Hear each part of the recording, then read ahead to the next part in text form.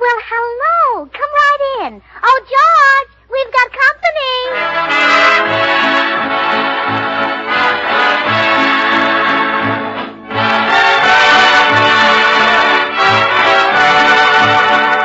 This is Bill Goodwin speaking for Lever Brothers, makers of Swan, the new white floating soap. Well, it's Tuesday night again. Time for another pleasant visit with George Burns and Gracie Allen, Jimmy Cash, and Paul Whiteman and his music. But first, here are the 6 hits and a miss, singing Hip Hip Hooray. Hip, hip, hooray, we're living in the USA. Come on, you Yanko, holler thing. Hip, hip, hooray, hip, hip, hooray. Americans will always say, we like it here, stand up and cheer. Hooray, hooray, every girl and boy can find romance beneath the spangled skies. There's lots of fun for everyone in our land of paradise. Hip, hip, hooray, we live in the USA. Let freedom ring, come on, sing. Hip, hip, hooray, hooray.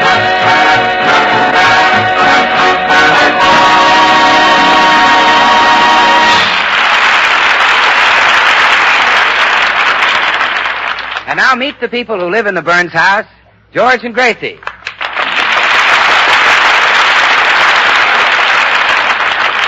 Well, it's early morning at the Burns home, and all 3 of the Burnses are still sound asleep. There's Papa Burns.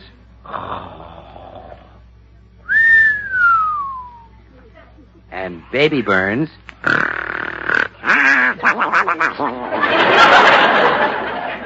And Mama Burns. Oh, Tyrone, do you really think so?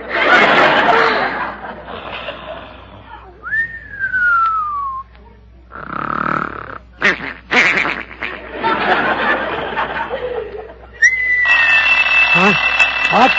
What? Oh. Gosh, it's cold. Every morning since our maid quit, it's the same thing.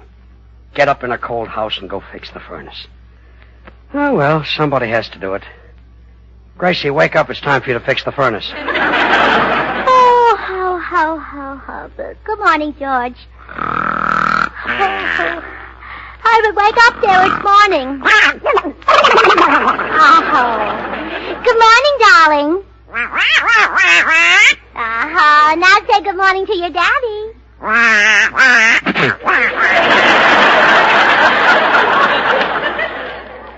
Gee, he's cute. I could just eat him up. In fact, I think I'm going to eat him. That's no way to talk. All right. Well, you better get up and fix the furnace there. Oh, I don't have to this morning. We have a maid to do that. A maid? You mean Minnie is back? Oh, no. I thought maybe Lockie dropped her option. Imagine having a maid again. Oh, yes, isn't it wonderful? We're going to have breakfast in bed this morning. Really? Yes. You know, when I was a girl, I went to a hospital once for 3 weeks just so I could have breakfast in bed every morning. And you weren't sick? No, but I kept insisting I had a pain in my side. And did the doctors fall for it? Imagine, they even took out my appendix. Well, you sure put one over on them. I know. Well, ring for the maid, dear. The bell's right alongside your bed. Okay. Gee. I can't believe we finally got a maid. Yeah, and you'll be surprised when you see her. Oh, good morning, Tootsie. Oh, did Madam ring? Oh, no. Don't tell me Tootsie Sagwell is the maid. Sure. Is breakfast ready, Tootsie? Uh-huh. I'll bring it up as soon as the coffee cools off.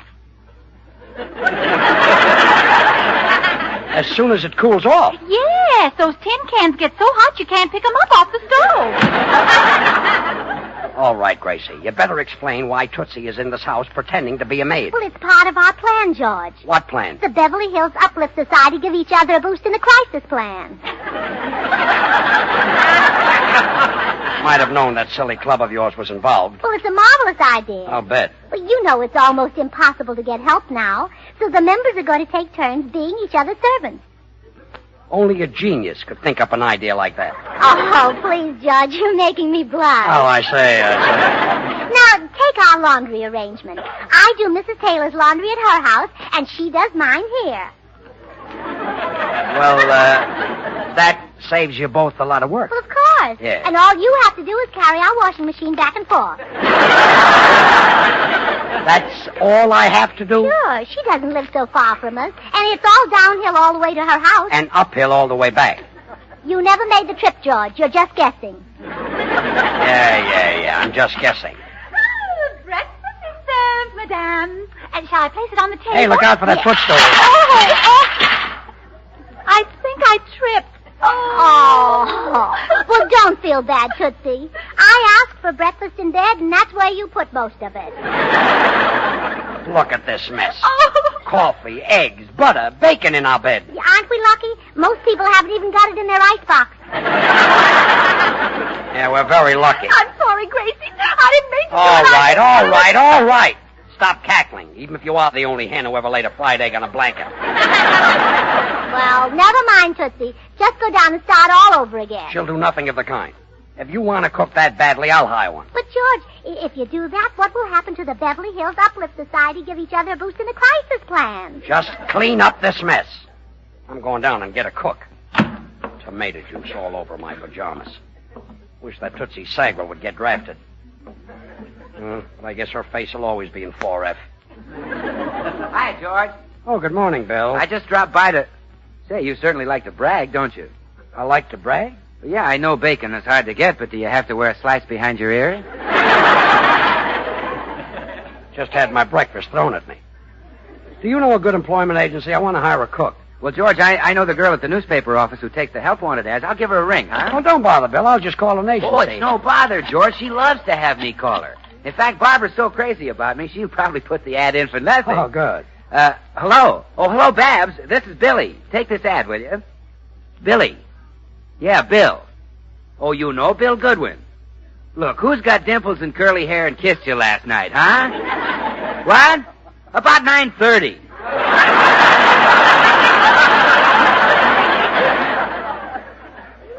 Oh, he did? Well, maybe I was there at 9:15. Look, Dimples, just give her the ad. Maid wanted, good salary. Oh, you remember me, Babs. We had a wonderful conversation.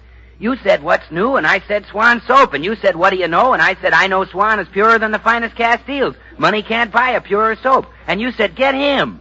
Gee, it was such a romantic conversation.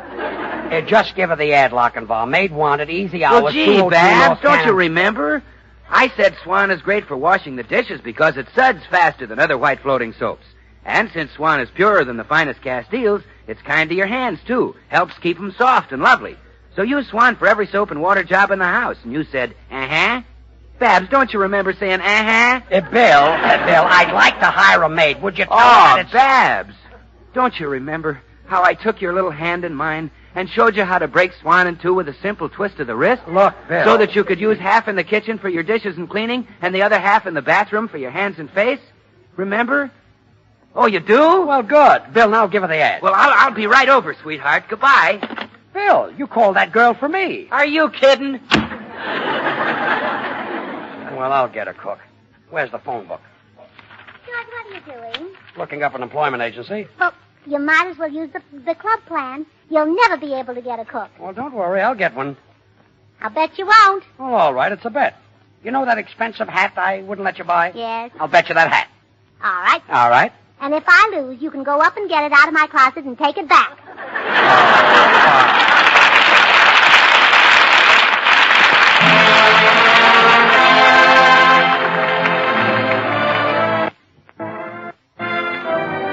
This is Paul Whiteman. The boys and I would like to pay a little tribute to a good neighbor with our arrangement of Brazil.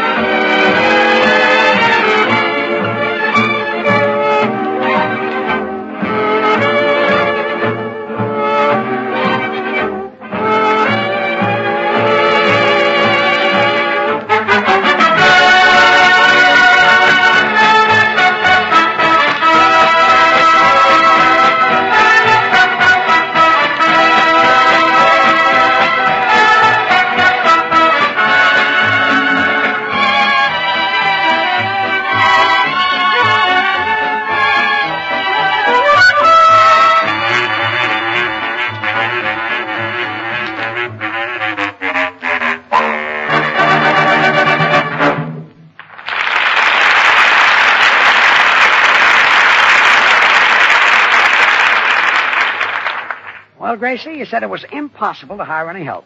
But just look in the other room. There are 4 or 5 women waiting to be interviewed. Oh, George, you're making a big mistake. You ought to use our Beverly Hills Uplift Society to give each other a boost in the crisis plan. Gracie, I don't want to hear any more Well, about it's a wonderful plan, George. They boost you today, and you boost them tomorrow. I can't wait till tomorrow. I'd like to boost them right George. out. Well, forget the plan, Gracie. Forget the club plan. I'll show you how to handle the help situation. Okay, I'll see the first applicant. Now, madam, I'm going to be businesslike about this and not waste any time. The pay is $20 a week, and you get Thursdays off, and there's no use asking any questions because that covers everything. Do you want the job? No.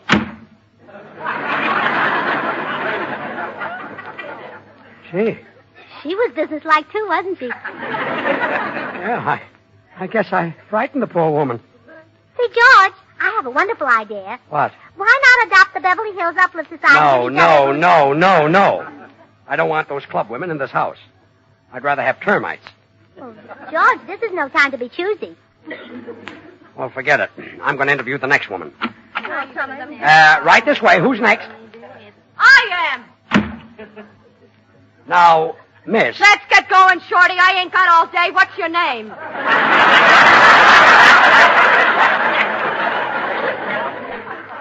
Huh?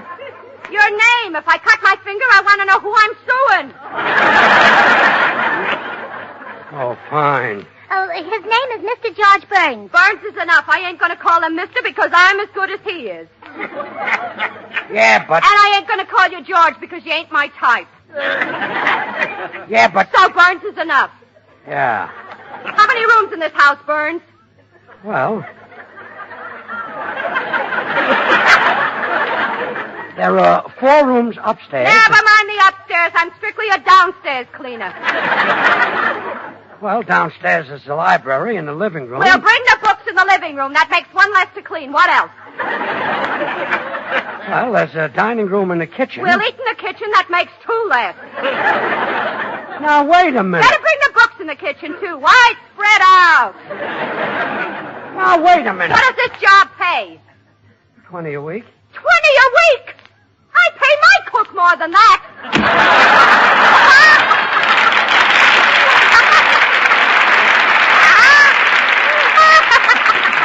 All right. What's so funny? What are you laughing at? You frightened that poor woman, too. Oh, George, if you'd only adopt... Gracie, I don't want those silly club women in this house. But, George, they only want to help you. And you know what I always say, love laughs at locksmiths. Well, what is that? That proverb doesn't fit. Well, maybe not, but that's what I always say. Yeah, and I always have to listen to it. Next girl. You mean me?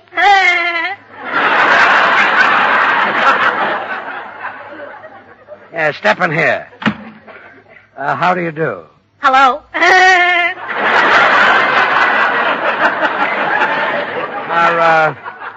Are you an experienced cook? Oh, sure. I've had 10 jobs in the last month. Well, why did you leave all those positions? I didn't leave. They fired me. Wasn't your work satisfactory? Oh, sure. Well, then, why did they fire you? I haven't the slightest idea. Well, I have, and good day.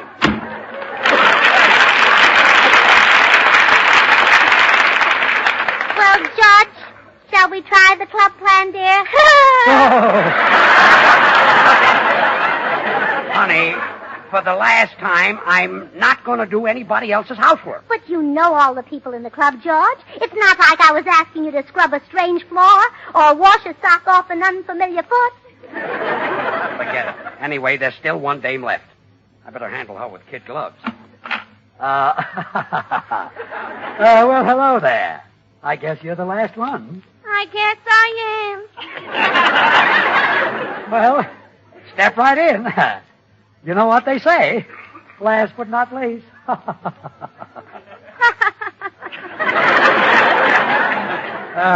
This is my wife. I'm sure you'll find me satisfactory, madam. I'm an excellent all-round worker. Well, the work is very simple. In the morning, you dust the... No dusting. No dusting? Just as bad for my sinuses. Well, my wife will be glad to do the dusting. And the laundry. No laundry? I'm allergic to water. Well, don't you ever wash yourself? Oh, sure. With olive oil. Well, maybe she can do the laundry in olive oil. Gracie, if you don't... Well, it would make it easier for you to slip into your clothes. Very hilarious.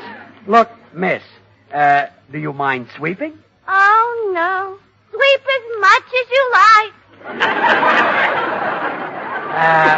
No sweeping? Rheumatism. Well, can you cook? Oh, I'm a wonderful cook. But? The smell of food makes me bilious. Lady, is there anything wrong with your legs? No, my legs are fine. Then run out the door. Out! Out!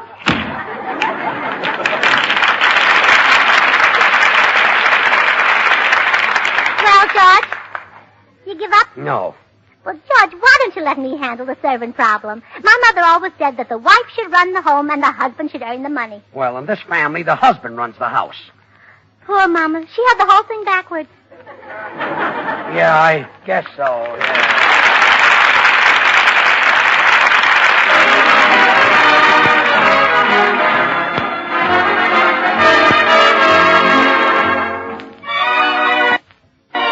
Here's Jimmy Cash with a mighty attractive proposition. Why don't you fall in love with me? And okay, Jimmy. I'm tired of feeling blue. I want to know just how I stand with you. And now that you're in my embrace, this is the time, this is the place. As long as you're not in love with anyone else, why don't you fall in love with me? You're driving me crazy, baby, trying to guess. Will you tell me no, or will you tell me yes? You gotta go overboard for someone someday. Believe it or not, it's bound to be. As long as you're not in love with anyone else, why don't you fall in love with me?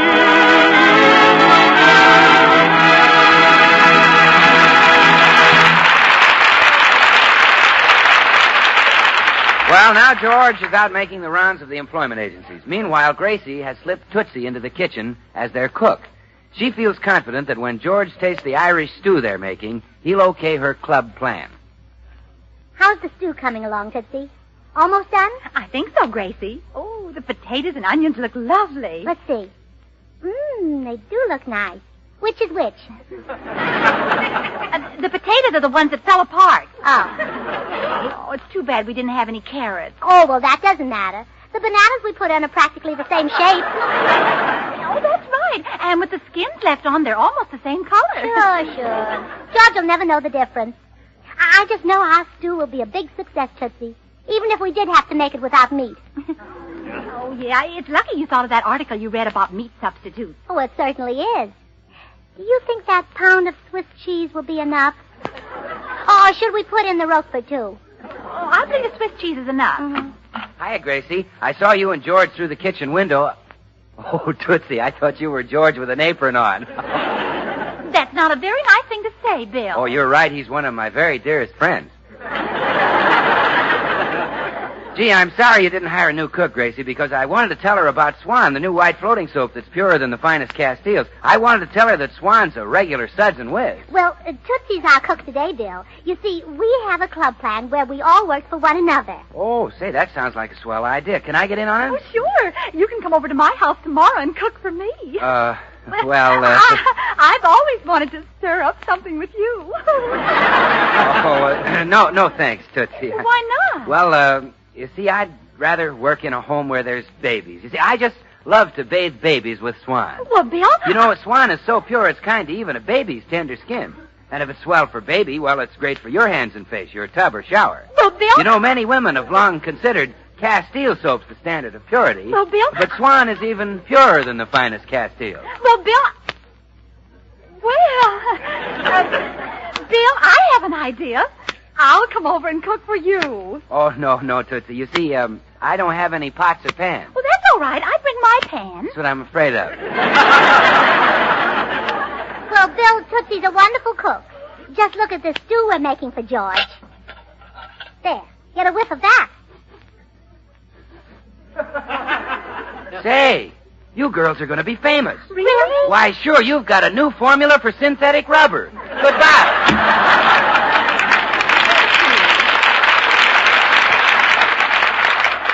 Did you hear what he called our stew? He doesn't know what he's talking about. It might look like rubber and smell like rubber and stretch like rubber, but whoever saw rubber with bananas in it? Oh, Gracie, where are you? Oh, my goodness, George is back. He mustn't find me here. Well, don't worry, I'll keep him out of the kitchen. Oh, hello, dear. Back so soon? Yeah. I went to 12 employment agencies. 11 of them are out of business, and the other one's a bookie. Oh, well, cheer up, darling. While you were gone, I got a cook. You did? Where'd you get her? Where? Yeah. Oh, I got her from the Baylesses across the street. Well, why did they give her up? Why? Yeah. Well, they went away for a rest.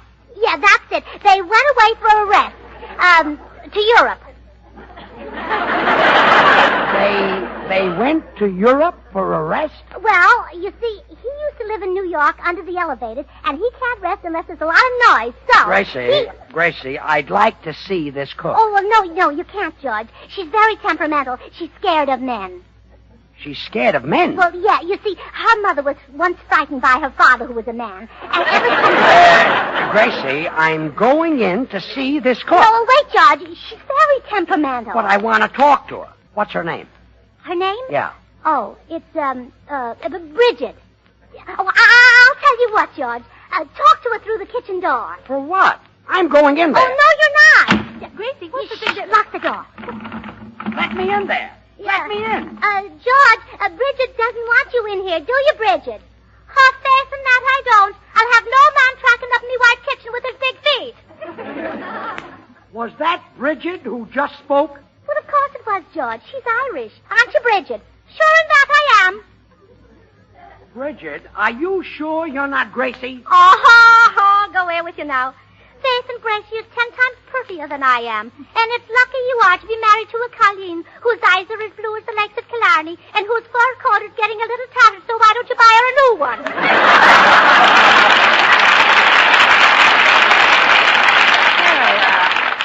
Now I'm convinced you're not Gracie. But, but from the sound of your voice, Bridget, me darling, I'll bet you're every bit as pretty. George Burns, you stop flirting with me. What did you say? Faith and I mean you stop flirting with your wife. Enough is enough. Unlock this door. Oh, Gracie, I think the stew is ready. It just collapsed. Oh, good. I'm coming right out, dear. Dinner is ready. Well, here you are. Just tuck your napkin around your neck. Does that smell come from this food? Yes. Doesn't it smell delicious? Bridget says it's an old family recipe. This stew has been handed down from mother to daughter. Looks like one of them dropped it. Look, Bridget, I heard you whispering to somebody in there. Which one of your club members is out there in the kitchen? Why, George Burns, how did I'll be right back. I see. Tootsie! Oh, hello, George. My, you look handsome today. New suit, well, goodbye. Tootsie, you come in here. Yes, George? Sit down and eat that stew. Well, I'd love to, but I'm really not hungry. I had a glass of water this morning. Eat it! Well, go on, Tootsie. Tootsie, eat it.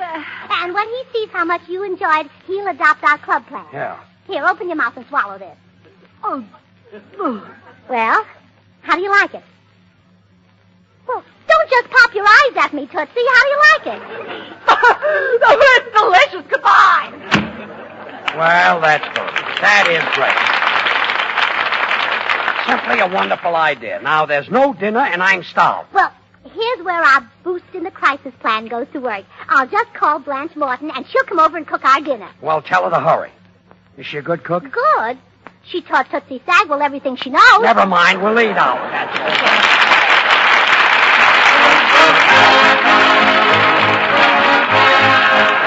George and Gracie will be right back, so I'm going to make a brief suggestion. Instead of buying lots of different kinds of soaps, try Swan for every soap and water job in the house.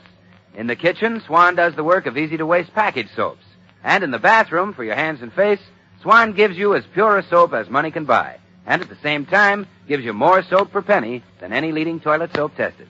So be kind to your budget, and be kind to your hands with Swan, the soap that's purer than the finest Castile. Well, here they are again, George and Gracie. Well, George, our stew might have looked and tasted like synthetic rubber, but I got a pound of waste fat out of it, and I took it down to the butcher's. Oh. The government can use it to make bombs and bullets. Good. And what did you do with the rest of the stew? Oh. How do you like my new galoshes? The makers of Swan, the new white floating soap, join George and Gracie in inviting you to tune in to your CBS station again next week, same time, when their guest will be Charles Lawton. Remember, George Burns and Gracie Allen, CBS next Tuesday night. And don't forget to listen to Swan's other comedy show, Tommy Riggs and Betty Lou, over another network every Friday night. And now till next week, this is Bill Goodwin saying, well, Swan, how about you? This is the Columbia Broadcasting System. This is the Columbia Broadcasting System. This is the Columbia Broadcasting System. This is the Columbia Broadcasting System.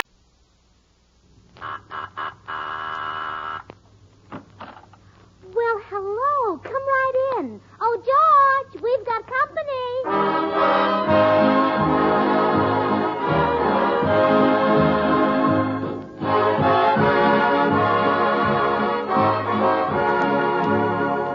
This is Bill Goodwin speaking for Lever Brothers, makers of Swan, the new white floating soap.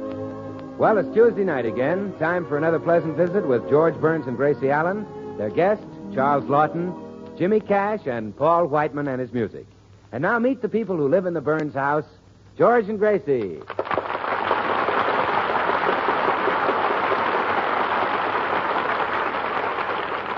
Well, this is a time of important meetings. In Casablanca, Roosevelt and Churchill. In Washington, the 78th Congress. And in the library of the Burns home, the Beverly Hills Uplift Society. And here comes George, blissfully unaware of what's going on, and Gracie waiting to make sure he doesn't find out. Good morning, sweetheart. Oh, good morning, dear. My, you're up bright and early this morning. Yeah, I woke up and couldn't get back to sleep, so I figured I might as well get up. Oh, so that's it. I was wondering what you were doing up at this hour. It's only 11:30. Well, some mornings I just can't sleep. I'm going into the library and look at the paper. Oh, wait, George, wait. Yes? Look, it's such a beautiful day. Why don't you take a walk? A walk? What for? Well, it would be fun. Why don't you walk down to the corner cigar store and whistle at the girls for a while? Gracie, I haven't... Have you gone out of your mind? I haven't done that in all my life. Well, you're not getting any younger, dear. Look, I'm going into the Oh, library no, wait. I've got it. Why don't you go fishing? Go fishing? Well, sure. Go out to the lake and catch a fish and broil it right there. It'll be delicious. I'll go and get your fishing pole and a slice of lemon. Gracie, I'm not leaving the house. I'm going into the library right now.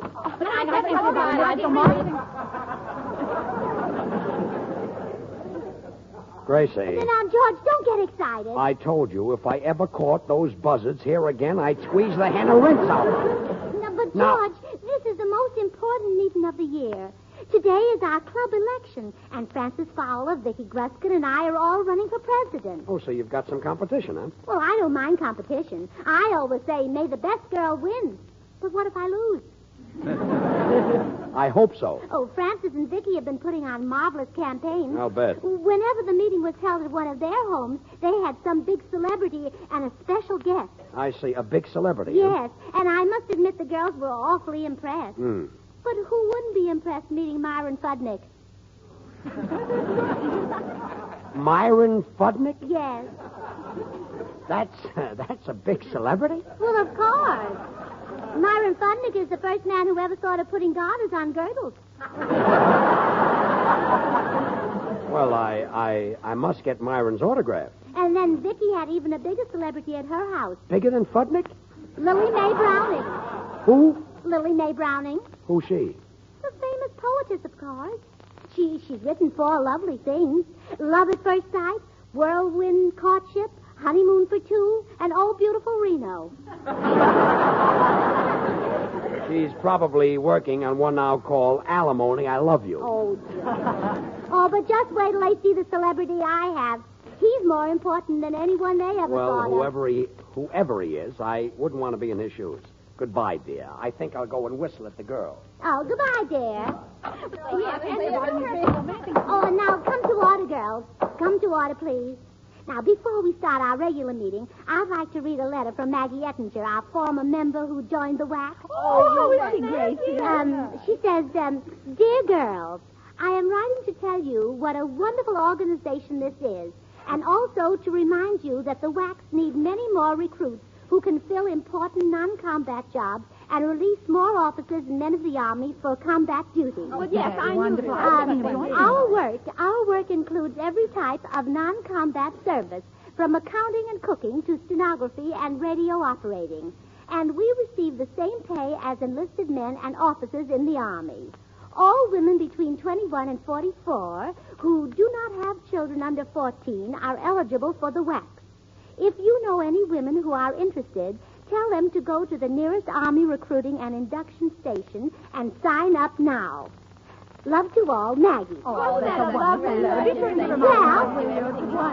you know, girls, I might sign up myself. Oh, you couldn't, Gracie. You're married. Well, that doesn't make any difference, Blanche. It does if you have someone financially dependent on you.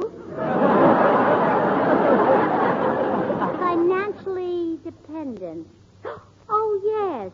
I forgot the May Company. Hi, Gracie. I was looking for George. Oh, I beg your pardon. I didn't know a meeting was going on. Oh, it's all right, Bill. Girls, you remember Bill Goodwin, don't you? Bill, we've been talking about the WAC. We'd all like to join, but most of us aren't eligible. I'm eligible, Bill. Do you think I'd make a good WAC?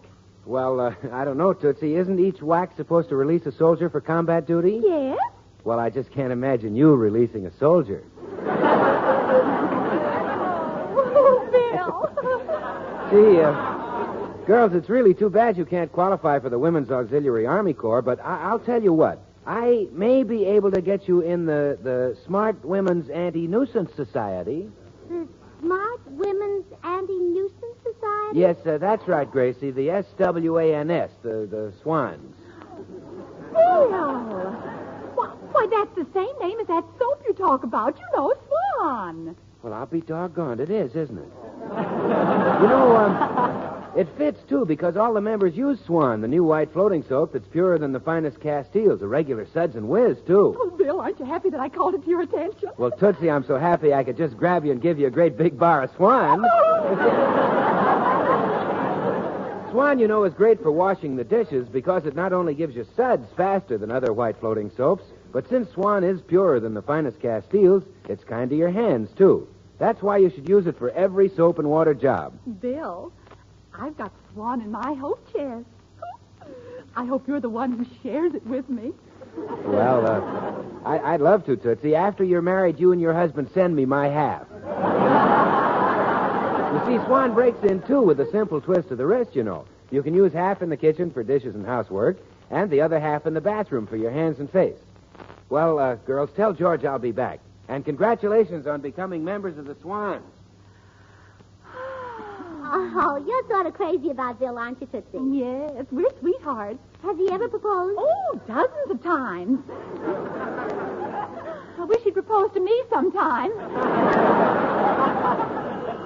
Oh, dear, someone's at the door and George isn't here. Will you excuse me, girls? Oh, right, certainly. All right, go ahead, Gracie. Oh, my, I hope this is my important celebrity. Oh, the girls will be so thrilled. Good morning, Mrs. Burns. Oh, it's the postman. How are you, Mr. Postman? Never better, Mrs. Burns. I've been drinking in the fresh air through every pore. Gee, it's great to be alive. Well, you always enjoy life, don't you, Mr. Postman? I should say I do, and perfect health is the answer. I've got the constitution of an ox. Oh, how nice. Is there any mail for me? Yes, a special delivery letter. Oh, let me see it. Oh, it's from my celebrity. Dear Mrs. Burns. But he regrets that he cannot appear at the meeting of the Beverly Hills Uplift Society as he has been very busy at the White House since his return from Casablanca. Therefore, he cannot address your club on the subject you chose for him, Africa, the land of enchantment. Oh, dear, and I was counting on him. I'm sorry about the bad news, Mrs. Burns, but I've got to be running along now. I've got lots of fan mail to deliver down the street to Charles Lawton. Charles Lawton. Charles Lawton. He's a celebrity, and I know him, too. Oh, Mr. Postman, you've given me a wonderful idea. Now I'll be elected after all. That's me, always scattering sunshine. Oh, goodbye, Mr. Postman. Well, goodbye, Mrs. Burns. And remember, keep smiling.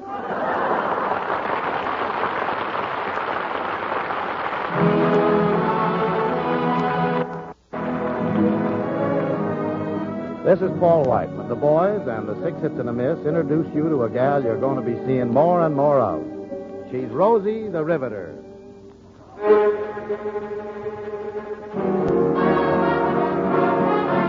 All the day long, whether rain or shine, she's a part of the assembly line. She's making history, working for victory. Rosie, the Riveter, keeps a sharp lookout for sabotage. Sitting up there on the fuselage, that little frail can do more than the male can do. Rosie, the Riveter, Rosie's got a boyfriend, Charlie. Charlie, he's a Marine. Rosie is protecting Charlie, working overtime on the riveting machine. When they gave her a production E, she was as proud as a girl could be. Said something true about red, white, and blue about Rosie. She got the fellas going.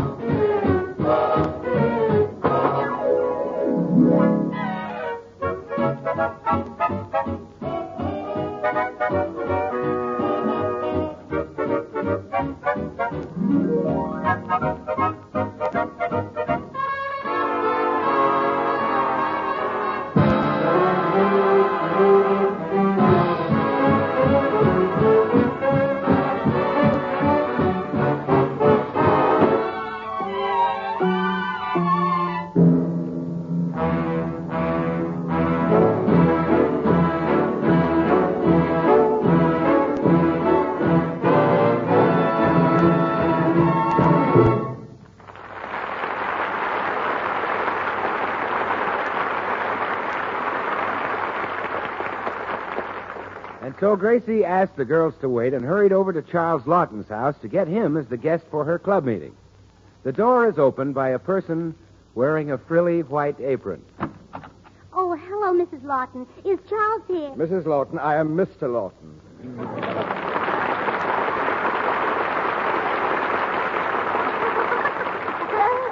Oh, my goodness, Charles. What a silly mistake. I'd forgotten that your wife is small and thin. Yes, and furthermore, her pants never show beneath the bottom of her apron. Would you mind telling me what you're doing with that apron on? Not at all. I'm dusting, sweeping, cooking dinner, and in my spare moments cursing the day I was born. Oh. Helping your wife, huh? My wife isn't here. In fact, she hasn't been home for 5 minutes since she joined some infernal, idiotic woman's club. You don't like women's clubs? No. Do you know what I'd like to do to all wives who belong to clubs? No. I'd like to make them run between two long lines of husbands. And as they ran, the husbands would beat them over the head with the minutes of the last meeting. Oh. Well, what did you want to see me about, Gracie? Oh, who? Me? Yeah, come along, out with it. Oh, well, I want you to come over to my house. Why? Well, it's George. Yeah, that's it. Something's wrong with George. But everyone knows that. Can't you be more definite? Well, yes. George is stage struck. Stage struck? At his age? Yes, he goes around all day reciting Shakespeare. How revolting.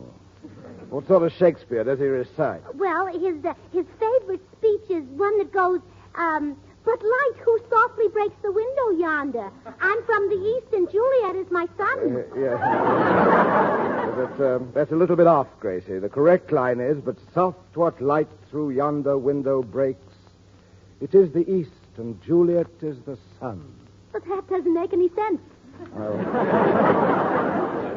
Would you mind just taking my word for it, mine and Shakespeare's?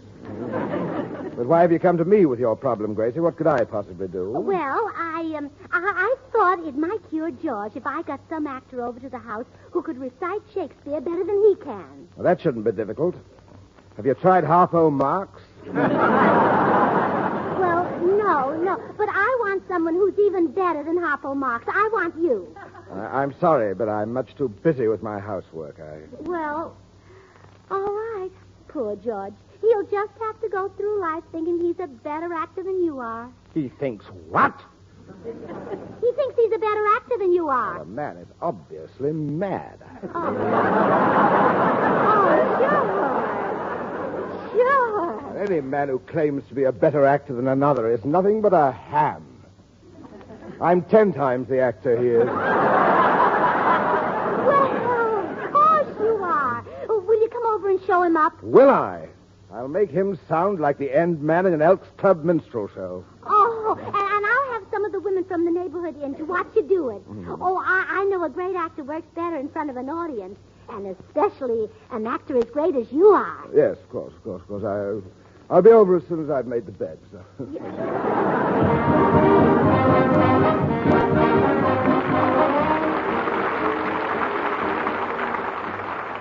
Gracie, Charles Lawton is coming over here?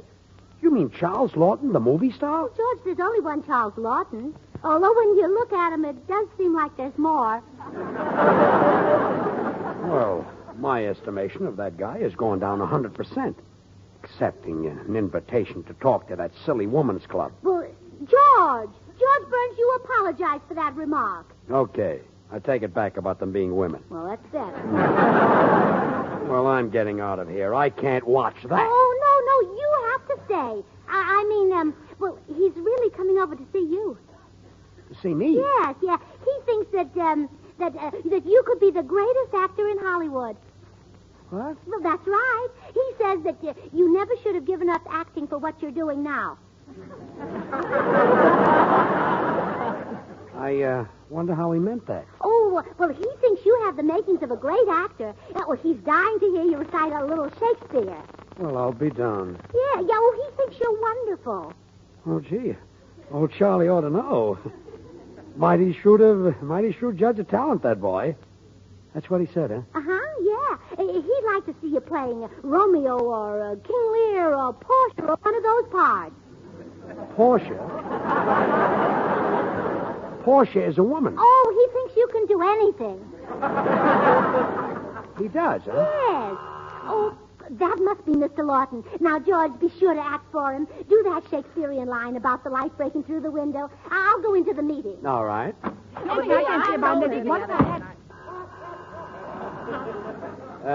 Come in.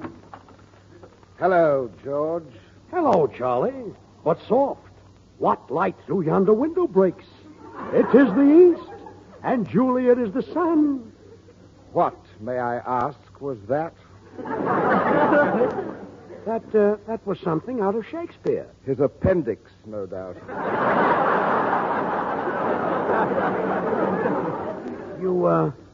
You didn't think I did it well? George, I think you have all the fire, all the feeling, all the emotional intensity of a plate of tapioca pudding. Oh, gee. Don't you think I'm a great actor? Yes, you're the new Porky Pig. Oh.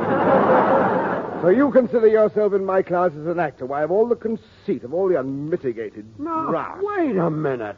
Burns, you're an idiot. If there's one thing I can't stomach, it's an idiot. Well, brother, if you can't stomach it with what you've got, nobody can. My stomach happens to be my business. Well, you happen to have a mighty big business. Is that so? Yeah, that's so in spades. You don't say. I do say. Yes, you. Yes, that's all.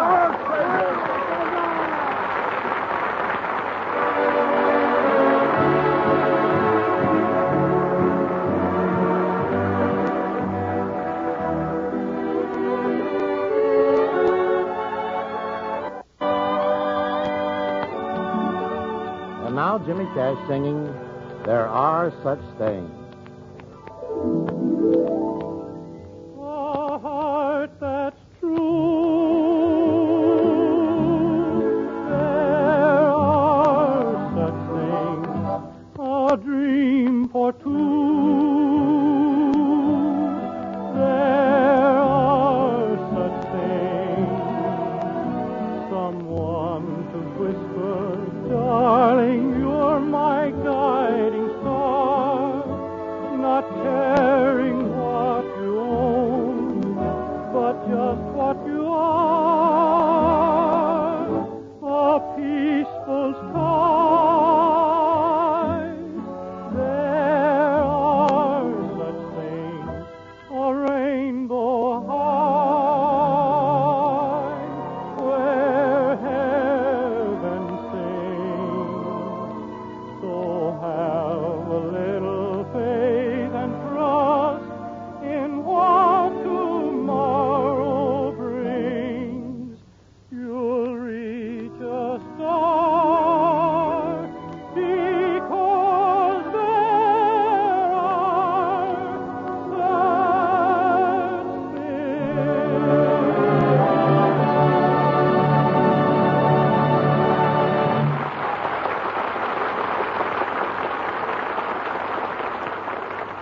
Charlie, will you listen to me? I'm telling you for the 50th time, I never said I was a better actor than you are. I'm a modest man, George. I'm a very modest man, but I'm honest. And I'm forced to admit there just isn't a better actor than I am.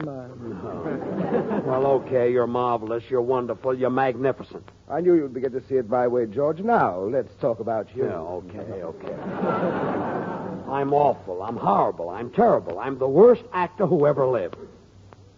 Well, go on. You're on the right track. Look, Charlie. Hey, George, I dropped by before, but you... Gee, Charles Lawton in the flesh. What else would you expect me to be? Who are you? Well, I'm Bill Goodwin, Mr. Lawton. I'm in pictures, an actor, just like you. Another one. What is this? A house or a branch of Swift and Company?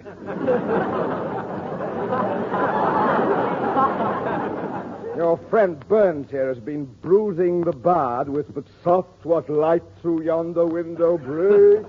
Well, you see, George doesn't know how to do it, Mr. Lawton. Now, just get a load of this. But soft. What sud through yonder bathtub break? Ah, 'tis Swan, the new white floating soap that's purer than the finest Castiles. Money can't not buy a purer soap. Youch. Romeo, Romeo, wherefore art thou Romeo? Art thou bathing the baby with Swan? Swan, you know, art great for bathing the baby. It's so pure that it's kind to even a baby's tender skin. So naturally it must be swell for your hands and face. Your tub or shower, Romeo. This will set the theater back 500 years. So, friends, mothers, and housewives, lend me your ears. Women have long considered Castile soaps the standard of purity, but Swan is even purer than the finest Castiles. And now, farewell. Farewell.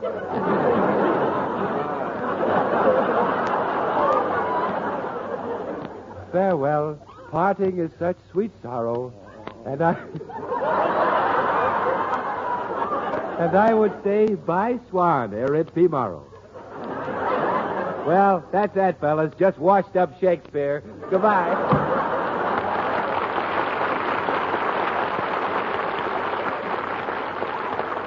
What a ham. You're a fine one to talk about hams, coming over here to talk to that silly woman's club. Woman's club? Are you mad? I wouldn't address a woman's club for the entire output of the Florsheim factory. I detest women's clubs. Then why did you come over? Because your wife told me you were stage-struck. Stage-struck? Charlie, Gracie brought you over here to make a speech for her club so that she could be elected president. She did that after all I've been through at home. George, I'll make that speech, and when I get through, there'll be one less woman's club. Well, do you think you can? Can I? I'll make a speech so hot it'll melt the rubber out of their girdles. Well, I'll tell them you're ready. Oh, boy, no more Beverly Hills Uplift Society. Gracie, your guest, Charles Lawton, is ready. Oh, yes, girls, I knew you'd be thrilled. George, tell him we'll be ready in a minute. Now, you're going to see some marvelous acting, girls, because Mr. Lawton is one of the finest actors ever to board the trod, or whatever they do. He'll probably recite one of Shakespeare's beautiful poems like The Shooting of Dan Macbeth. Mr. Lawton is English, isn't he, Gracie? Oh, yes. And let's try to make him feel at home, girls. We'll serve him his tea with a trumpet. You know, like they do in England. Unless, of course, he'd prefer it with a tram. Oh, that's a wonderful idea. You're so fine. All right, we're ready now. I'll call him. Oh, Mr. Lawton, right this way, please. Coming. Now, girls, I want you to meet a man who is much more important than Myron Fudnick. My celebrity. Mr. Charles Lawton, who will perform for us. My dear Bats.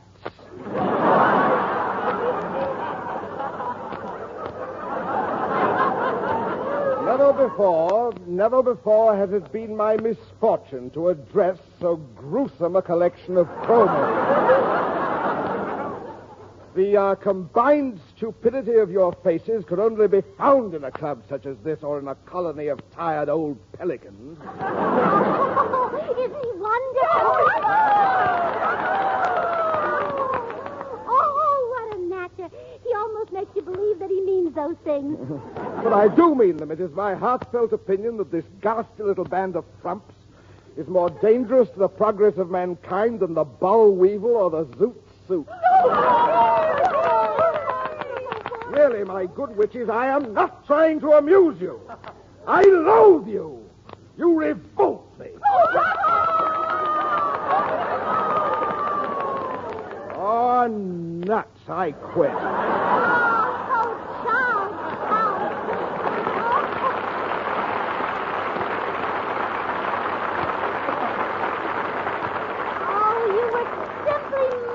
You were wonderful.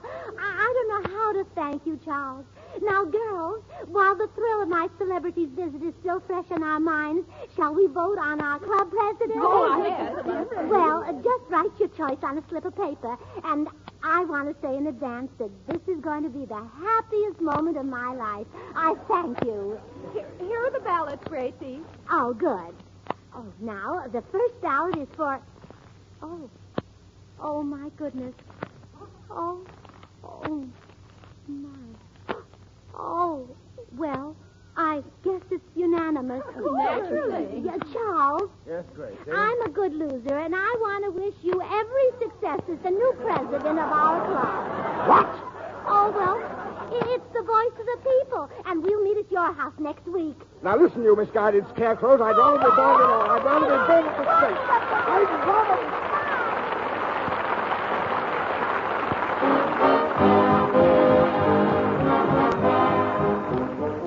George and Gracie will be right back, so I've just time to remind you that you save money with Swan because when you use Swan, you don't have to buy any other soap at all. In the kitchen, for dishes, and for general cleaning, Swan does the work of easily wasted package soaps. And in the bathroom for your face and hands, Swan gives you more soap per penny than any leading toilet soap tested. And at the same time, gives you a soap that's purer than the finest Castiles. So get help, get Swan. Well, here they are again, George and Gracie. Well, Gracie, who's going to be the president of your club now that Charles Lawton walked out on you? Oh, well, I will, dear. I'm bringing a celebrity to the next meeting who's sure to win the election for me. George, I've got Winston. Winston Churchill? No, Winston Fudnick. Myron's brother. Oh, the tall...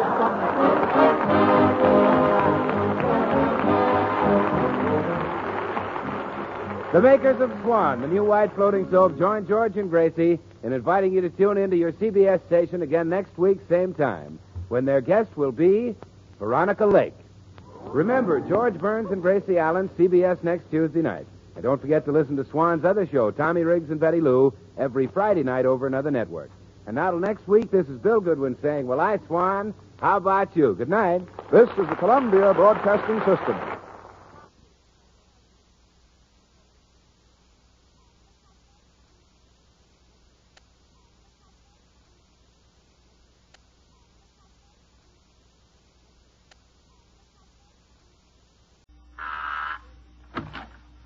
Well, hello. Come right in. Oh, George, we've got company.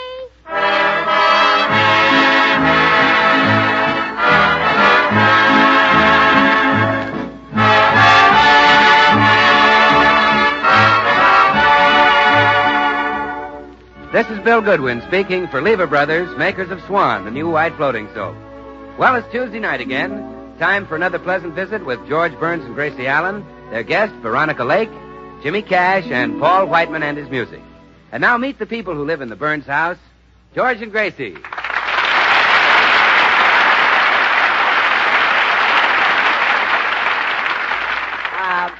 What are you doing, sweetheart? Writing a letter to your mother? No, I'm writing a wedding announcement. A wedding announcement? Mm-hmm. Listen and see if it sounds right. Mr. and Mrs. Samuel J. Stagwell take pleasure in announcing the forthcoming marriage of their daughter, Tootsie, to Mr. William Goodwin. The ceremony will be held... Wait a minute. Bill Goodwin is going to marry Tootsie Sagwell? That's right. I don't believe it. But it's true, George. Of course, it's a secret. Very few people know about it yet. Not even Bill. I thought so. What horrible thing are you cooking up for that poor guy? Is it so horrible to marry a girl who looks exactly like Veronica Lake? Gracie, Tootsie has a face like a New England boiled dinner. She doesn't look like Veronica Lake. But she will, dear. Professor Robinson will fix that. Who? Professor Hubble Robinson. Hubble Robinson? Yes. The beauty expert. He sells a beauty kit that's guaranteed to make people look like their favorite movie stars. Oh, for Pete's sake. So, Tootsie decided on Veronica Lake, and we're going to get started today. How long do you expect it will take? Oh, just a couple of hours. Veronica's a very small girl, you know. Gracie, you're wasting your time. This Professor Robinson must be a quack. He's nothing of the sort, George. Mr. Carroll Nye of Burbank wanted to be like Clark Gable, and after the professor's treatment, he not only looked like Gable, but he had gorgeous legs. He had gorgeous legs? Yes. You see, his handwriting was hard to read, and the professor wasn't sure whether he wanted Gable or Grable. So he gave him both. Yes. I see what you mean. That's really an amazing professor. Yes. And then another customer got to look so much like Gene Autry that his wife left him. Horses kept following him home. Gracie, Bill Goodwin will never marry Tootsie Sagwell. I'll answer it, dear. Maybe Tootsie. Oh, hello, Mr. Postman. Good morning, Mrs. Burns. How are you this lovely, lovely morning? Oh, I'm fine, thanks. And you're looking well, too. Yes, this is the kind of weather that brings the roses to my cheeks. You know, I envy you, Mr. Postman. You're always so healthy. I take no credit, Mrs. Burns.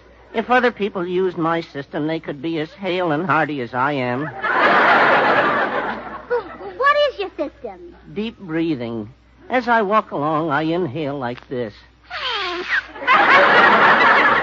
And then I exhale like this. Oh, how wonderful. Well, what mail did you bring me today? A package, Mrs. Burns. Here you are. Oh, it's just what I've been waiting for. Tootsie's beauty kit from the professor. Thanks and goodbye, Mr. Postman. Goodbye, Mrs. Burns. Remember, keep smiling.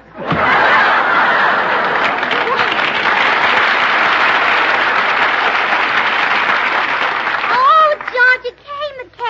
Professor Robinson's beauty kit. It's here. Great. Tomorrow I won't be able to tell Tootsie from Veronica. Oh, yes, you will. I thought of that. You see, Veronica Lake uses a certain perfume, so Tootsie is going to just douse herself with that perfume. Well? Well, if she smells a little like Veronica Lake, she is Veronica Lake. But if she smells a lot like Veronica Lake, she's Tootsie. Suppose she smells like Tootsie. Well, in that case, ignore her. She's a stranger. I'll cut her dead. Oh, I just can't wait for the wedding. Tootsie and Bill are going to be... Come in. Gracie, did it come? Is it here? Yes, Tootsie, it just came. Oh, wonderful. Glamour, you shall be mine. Oh, this is murder. I'm getting out of here. Oh, Tootsie, don't mind him. He's just a cynic. But you know what they say, live and learn. Oh, who cares about learning? I want to live. Open the box, Gracie. Oh, all right. Oh, God, I just can't wait to see what's in it. Oh, me either. I'm so excited. Oh, my goodness. Just look at all these things. Oh, what are those bottles of brown stuff? Oh, that's mud for mud packs, Tootsie. See what it says in the label? Procured from a ditch in Veronica Lake's own hometown. Isn't that wonderful? I wonder what that funny-looking gadget is. Oh, that's a no shortener. You see, where Veronica's turns up, yours keeps right on going. Oh, we'll have to fix that.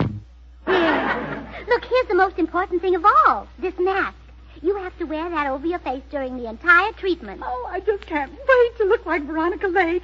I've looked like me for so long. Yes, I know. Hello, Gracie.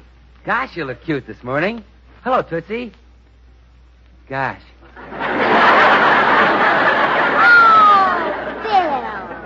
Bill, you're not supposed to see the bride just before the wedding. Really? Well, who's having a wedding?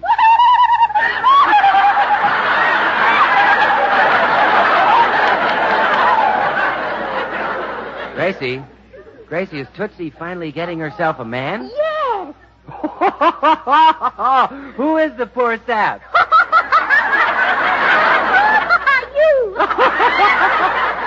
Me? I wouldn't marry Tootsie Sagwell if they threw rice and new shoes at the wedding. But, Bill, you'd marry Veronica Lake, wouldn't you? Veronica Lake? Well, who wouldn't? Gee, that lake. Bill, why do you like her? Well, I'll tell you, Tootsie, whenever I think of a lake, I think of a swan. And swan, you know, is the new white floating soap. Purer than the finest cast seals, a regular suds and whiz. Bill, Professor Robinson, the beauty expert, is going to make me look just like Veronica Lake. Professor Robinson should be with the camouflage corps. Listen, if he can do that, he can make a 20-ton tank look like a bar of swan. But don't try to wash the dishes with a tank. Use Swan. Swan is great for washing the dishes because it suds faster than other white floating soaps. And since Swan is purer than the finest cast seals, it's kind to your hands. So use Swan for every soap and water job in the house. Now, Bill, you come back in exactly 2 hours and propose to Tootsie. By then, she'll look like Veronica. Yeah. Oh, poor Tootsie. She has to wear that terrible old mask for 2 hours. Yeah, it is ugly. I haven't got it on yet. You haven't? Well, break me in two and call me Swan. By the way, Swan breaks in two with an easy twist of the wrist, you know. So you can use half in the kitchen for dishes and cleaning and the other half in the bathroom for your hands and face. Gracie, we better get started with the treatment. You come back in 2 hours, Bill, and I'll be a glamour girl. I'll be back, Tootsie. That I've got to see. Oh, Bill, when you marry Tootsie, George and I will want to give you something. What would you like? Novocaine.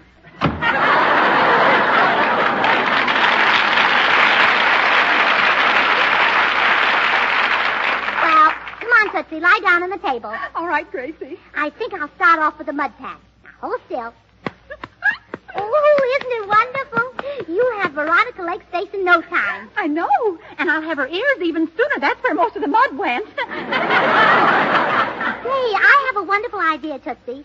I'll call Veronica and tell her to come right over. What for? Well, so we can tell how we're doing.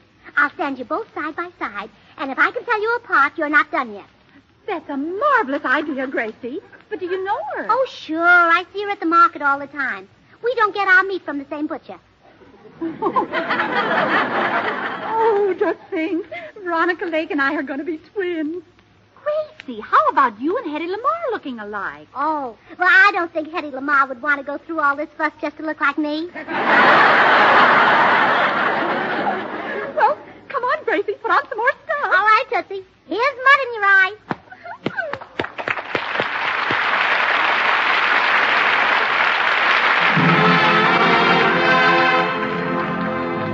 This is Paul Whiteman. The boys and the Six Hits and a Miss come up with a song that was a sensational hit back in the days when vaudeville was more than just a name. Now it's a big hit all over again. For Me and My Gal.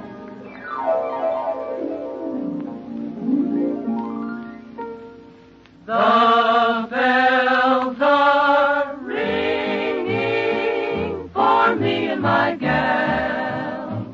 The birds are singing for me and my gal.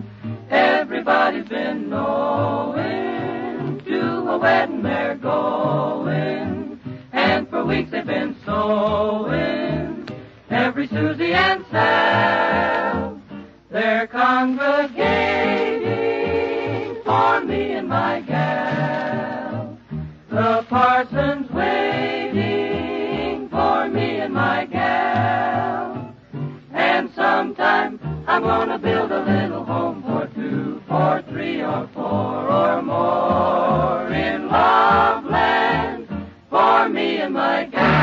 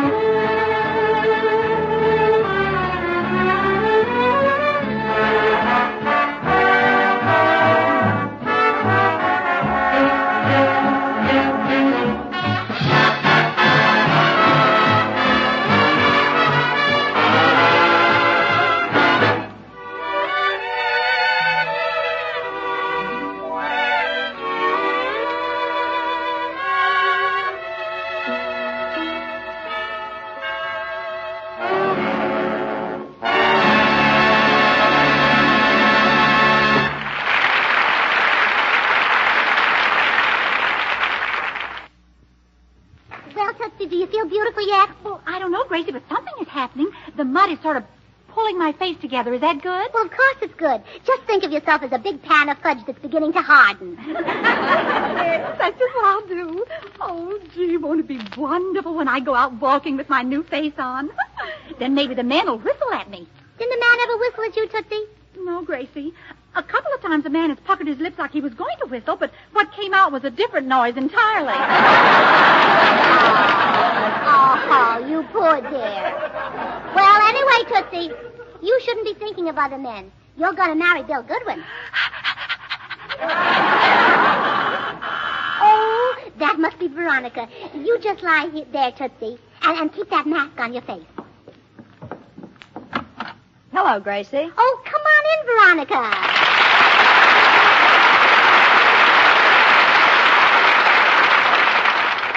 You sounded awfully excited on the phone, Gracie. What's up? Well, I'm making my friend Tootsie Sagwell beautiful, and I need your help. Tootsie Sagwell? Oh, yeah, she's that tall person who looks something like a woman. Yes, that's Tootsie. She's taking Professor Robinson's beauty treatment that's guaranteed to make her look exactly like a movie star in 2 hours. Any particular movie star? Yes, you. Good heavens. Yeah, and that's why I need your help. I want you to stand beside Tootsie so we can see if there are any places where a little Sagwell still shows through the lake. Come on, Veronica, she's in here. Wait, before we go in, I'd better tie a string around my finger. What for? I don't want to get mixed up and forget which one is me. Oh, well, don't bother. I'll try to remember. Come on. Tootsie, this is Veronica Lake. Oh, Miss Lake, I hope you don't mind that I picked you for a model. I'm very flattered, Tootsie. You know, Veronica, I've always wanted to swap beauty secrets with you. Well, let's not swap. I'll just tell you what I know. Oh, good. Oh, dear, if Bill doesn't marry me this time, I'll just give up. You're counting on this experiment to get a husband? Yes, I've tried everything else. Well, she certainly has. Remember when they took away your permit to carry a gun, Tootsie? Yes, the old meanies. Oh, I failed so many times, Veronica. You know, they say that the bridesmaid who catches the bride's bouquet will be the next to get married. But it never worked for me. What a shame. I've been a bridesmaid 20 times. Every time I jump way up in the air and catch the bouquet, and it's gotten me nothing. Oh, well, I wouldn't say that, Tootsie. It got you an offer to play second base for the Washington Senators. I almost wish I'd taken it. Oh, Gracie, where are you, dear? Oh, George is home. Veronica, you stay here with Tootsie. I'll be right back. Hello. Oh, George, you're just in time. In a few minutes, we're going to unveil Tootsie. Gracie, this idea is ridiculous. If people could get to look like movie stars, don't you think a lot more would be doing it? Don't you think I'd like to look like Charles Boyer? Well, certainly. Well, you don't have to be so definite about it. But, George, if you want to look like him, you can. Professor Robinson has Charles Boyer's face marked down to $27.50 this month. It's a special. Only $27.50. Yeah, of course, that's not including the eyes. Oh, no eyes. No, those big soulful Boyer eyes are extra. How much does he get for those? Well, how many would you want? 1 or 2? Well, I'm no piker. Make it 2. Make it 3. When I go, I go. George Burns, I don't like your attitude. You'll be sorry you acted like this when I walk out of that library with a new Tootsie Sagwell. You just stay here. I'll be right back. Gracie, I can tell by the look on your face that George doesn't believe in Professor Robinson. Well, no, he doesn't. Oh, I get so mad at him sometimes. Honestly, if he wasn't my husband, I'd divorce him. Gracie, is it almost time to take the mask off? Yeah, Tootsie, in a second or two. How does your face feel? Does it feel like Veronica Lake's face? Well, I don't know how Veronica Lake's face feels. Oh, how does it feel, Veronica? Oh, I don't know. I've had it so long it almost seems like part of me. Oh. Tootsie, it's 2 o'clock. Time to take the mask off. Oh, hurry. Oh, well, hold still. There. Well, how do I look? Oh, dear. I shouldn't have used that witch hazel. Why not? I'm afraid the bottle had too much witch and not enough hazel. Oh, dear.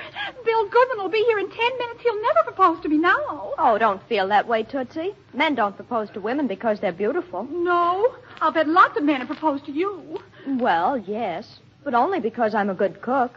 I can't even cook. Well, wait. I've got an idea. Veronica, you've got to help us. You've got to pretend that you're Tootsie Sagwell. Me? Yes. After she's worn the mask a little longer, Tootsie will look like you anyway. So you just pretend you're Tootsie long enough for Bill Goodwin to propose to you. Yes, Veronica. Just accept him and I'll take it from there.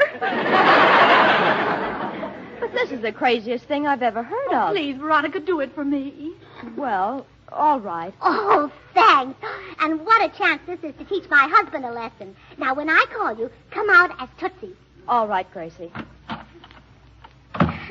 Well, George, we took the mask off Tootsie. You did, huh? Yeah. Now I want you to see her. Oh, Tootsie. Yes, Gracie, did you call me? Yes, I did, Tootsie. Well, dear? Are you kidding? She doesn't look anything like Veronica Lake.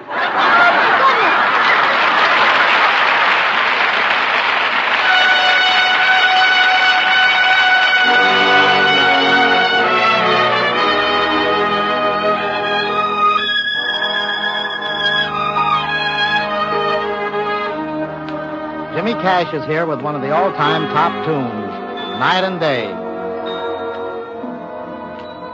Night and day, you are the one. Only you beneath the moon and under the sun. Whether near to me or far, it's no matter, darling, where you are. I think of you.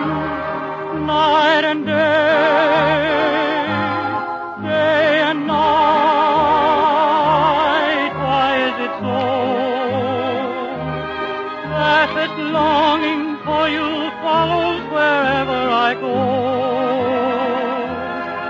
In the roaring traffic's boom, in the silence of my lonely room, I think of you night and day,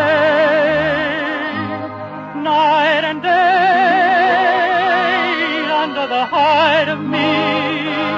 There's an oh, such a hungry yearning burning inside of me, and its torment won't be through till you let me spend my life making love to you, day and night, night and day.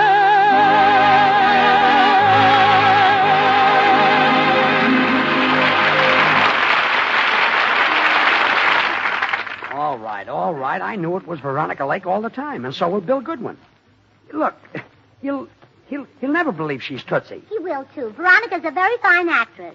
All you have to do, Veronica, is imagine you are Tootsie Sagwell. I don't believe I have quite that much imagination. Oh, you can do it. Just get that look of hers in your eye. You mean that come-hither look? Well, it's really stronger than that. It's more of a come hither, stay hither, and don't go thither look. I see.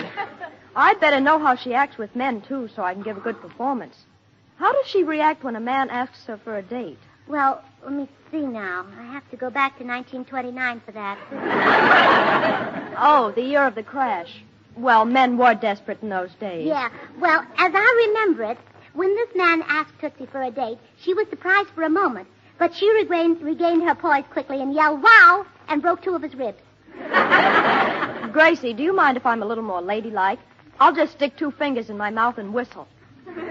Yes, give it that bass a touch. Here's Bill now. Well, here I go. You promise I can leave the minute he proposes to me, Gracie? Oh, absolutely. Oh, don't worry. You'll be able to leave right away. The biggest dope in America would know that you are Veronica Lake and not Tootsie Sagwell. He will not. Come in. Hi, Gracie. Hi, George. Bill, look. Why, Tootsie! Oh, no. Tootsie, I can't believe it. You're gorgeous. You're beautiful. I couldn't tell you from Veronica Lake in 1,000 years. Really, Bill? Oh, really? Tootsie, when you asked me for a kiss last week, did I say no? I ought to have my head examined. Come here, babe. Hey, now, wait a minute. And here's one for the week before. And the week before that. And remember the day you chased me 6 blocks? Well, I'm standing still now. And remember the time... Bill.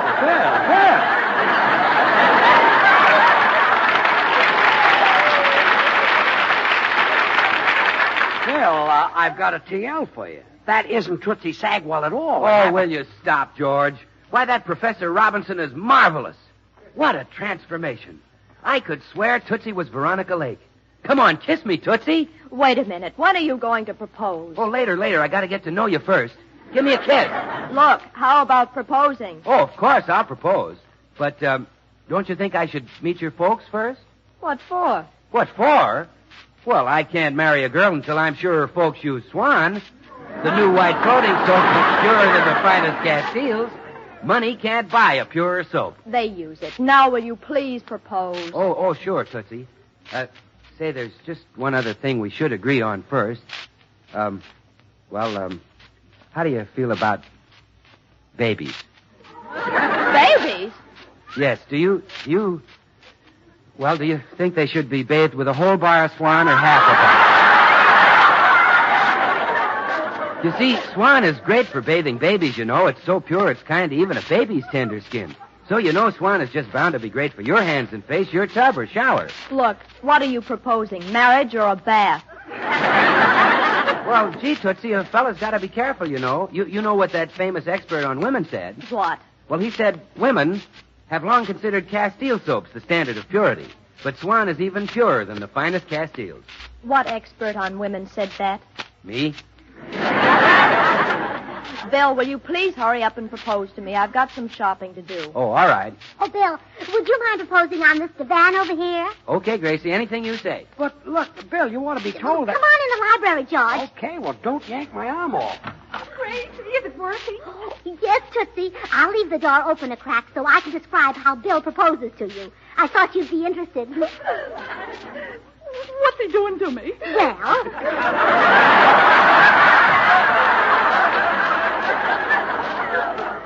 You're both on a divan. And Bill is moving closer to you. Closer and closer. Yes? He leans forward to kiss you. Oh, Tootsie Sagwell, you're a big dope. Why? You turned your head away. Oh, I guess I got so excited I didn't know what I was doing. Oh, well, now he's taking your hand in his. He's stroking it with his fingers. Which hand, Gracie? Your right hand. Why? I want to know which one to have goose pimples on. And now he slips his arm around your waist.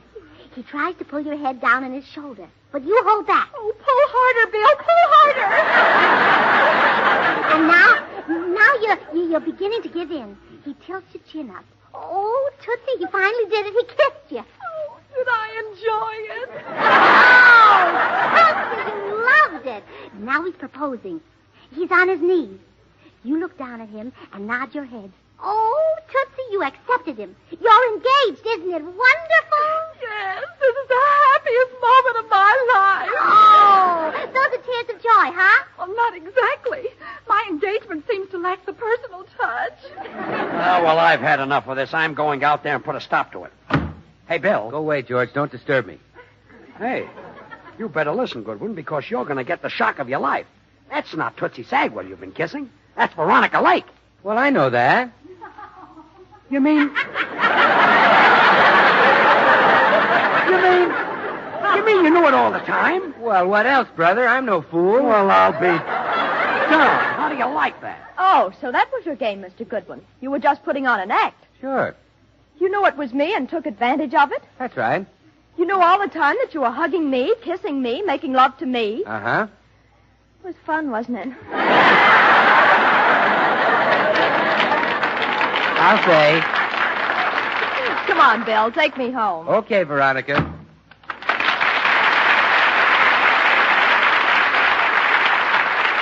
Well, so help me, that's the last time I'll ever stick my neck out. Wait. George, stop them. Oh, you're too late. They're gone. Oh, well, that's a man for you. He just got engaged to Tootsie Sagwell, and he's already running around with another woman. Now, look, Gracie. Oh, men are all alike. They're all beasts. You just can't trust one of them. George Burns, I'm going home to my mother. Me? What did I have to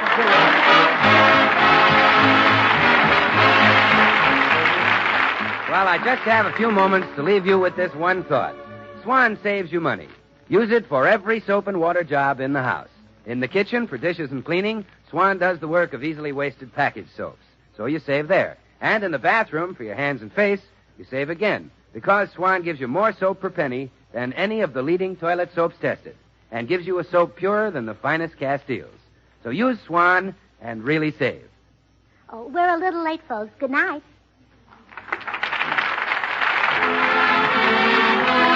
The makers of Swan, the new white floating soap, join George and Gracie in inviting you to tune in to your CBS station again next week, same time, when their special guest will be that famous Arkansas traveler, Bob Burns.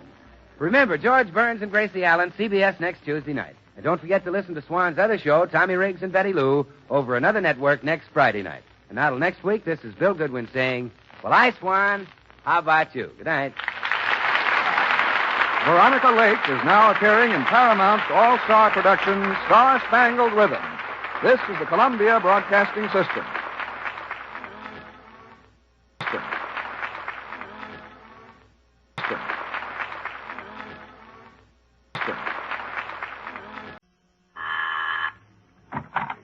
Well, hello. Come right in. Oh, George, we've got company.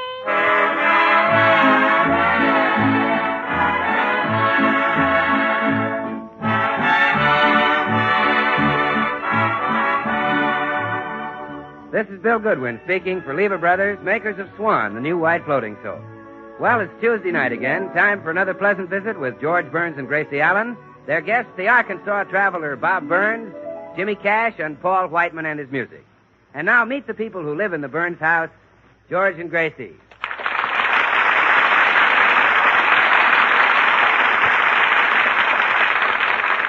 Well, the Burnses are getting ready to leave for New York to entertain the soldiers in some of our Eastern Army camps. Right now, they're in the middle of packing, and suitcases are scattered everywhere. In fact, George hasn't seen so many bags since the last meeting of the Beverly Hills Uplift Society. Gracie, we're only going to be in New York 3 weeks. Do we need all these suitcases? Yes, dear. Now, this little bag has things we'll need on the train, like toothbrushes, your razor, my cold cream and perfume, your long underwear, my hand lotion. Wait a minute. I won't need my long underwear on the train. Oh, well, I just put that on top so the bottles won't rattle around and get broken. Look, honey, I'll be embarrassed. Every time we want to get something out of the bag, we'll have to drag out my long underwear. No, we won't. Your underwear has the cutest little drawer right in the back. Never mind. Gracie, the long underwear, out. Take it out. Out? Out. Now, what did you pack in the trunk? Oh, let's see now. In the trunk, I have your suit, my dresses, Blanche Morton's trombone, your shoes. Blanche Morton's trombone? Yes. We're taking that to New York? Uh-huh. Blanche gave it to me along with a book of instructions. Oh, fine. I can't sleep on the train anyway, so at night I'll just practice on the trombone. And envy all you lucky people who can sleep. Oh, yes. I must thank Blanche for that. Oh, don't thank Blanche. Thank her husband. He made her get rid of it. It almost gave him pneumonia. How could a trombone give pneumonia? Well, Blanche likes to practice in bed, and when she stretches it out, it keeps pushing the covers off him. The trombone comes out of the bag. Out? Out. Oh,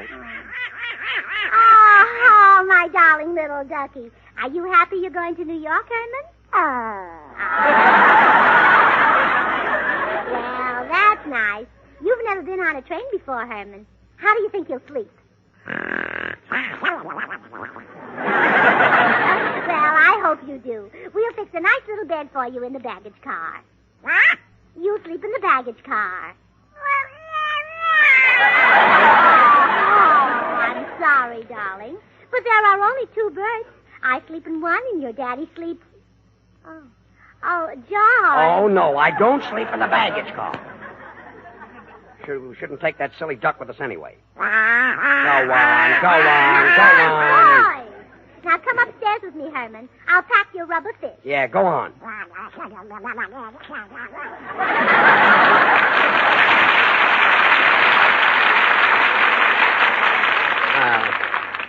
I'd like to see that Don Duck ride in the dining car under a blanket of wild rice and sweet potatoes. Hiya, George. Boy, the suitcase is heavy. Phew, say, what have you got in there? Well, just a pair of socks. That's a pair of socks? Well, that's all the clothes.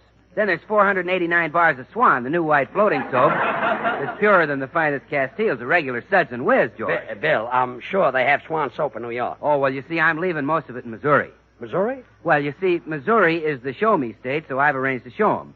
When we get to Kansas City, we'll be met by 6 beautiful girls carrying 6 beautiful dishpans of warm water. Oh, no. Now, quick as a flash, I drop a bar of Swan into each pan, and I invite the passers-by to step up and wash their dishes. Oh, yes. Everybody in Kansas City carries dirty dishes with them. Well, now, George... Can't walk down the street without bumping into a fellow with a casserole on his head. George... You feel naked unless you've got a soup plate under your arm. Well, you see, George, I've arranged for that. Ben Barth, who runs the cafe across from the station, is sending the dishpans and the dishes. So then we show him how great Swan is for washing the dishes. Show him how it suds faster than other white floating soaps, and tell him that since Swan is purer than the finest Castiles, it's kind to your hands. So it's great for every soap and water job in the house. Look, the demonstration is out. We won't have time to get off the train in Kansas City. Oh, George. Gee, Ben Barth will bring all those pans down from his cafe.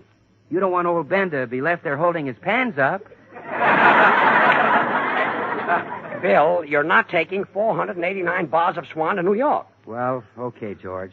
Oh, listen, I've got it. We'll break them all in 2, and you can take half. Swan breaks in 2 with an easy twist of the wrist, you know. So you can use half in the kitchen for dishes and cleaning, and the other half in the bathroom for your hands and face. Look, Bill. Oh, hello, Bill. Oh, will you drop by and pick up Tootsie Sagwell's suitcases? She's all packed.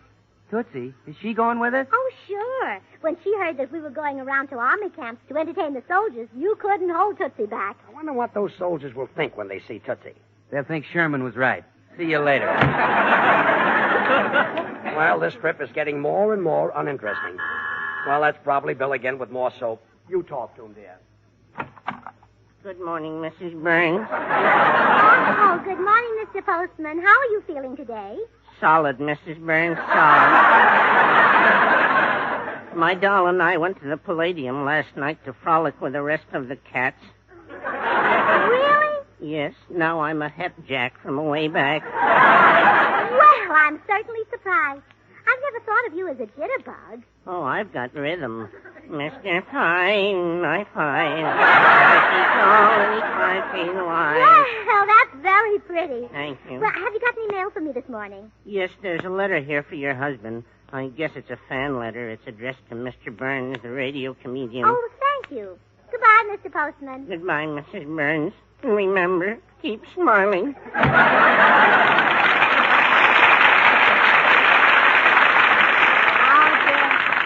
George will be thrilled to get a fan letter. I was when I got my first one. Oh, George! I guess he's busy. I'll open it and see what it says. Van Buren, Arkansas. Dear Mr. Burns, I have sold an egg and a pound of butter from the farm, and it bring me enough money to come to California. When I get there, we will be married. A 20-year engagement is long enough. Yours very true, Zelda Swineley. Zelda, engaged? Why? The nerve of that George Burns. All the time he's been married to me, he's been going steady. Why, if I thought for 1 minute... Well, sweetheart, we're all set for New York, honey. Everything is packed. Don't you honey me, you wolf. Huh? What? Yeah, I know all about you and Zelda Swineley. Zelda Swineley? I never heard of her. Oh, how can you lie like that? I have a letter from her right here. She says she's coming to California to marry you. To marry me? Zelda Swineley? Oh, let me tell you something, George Burns. You are a beast. If I had to do over again, I wouldn't marry you if my life depended on it. You're the worst husband in the whole world. And if that Zelda Swineley thinks I'm going to give you up without a fight, she's crazy.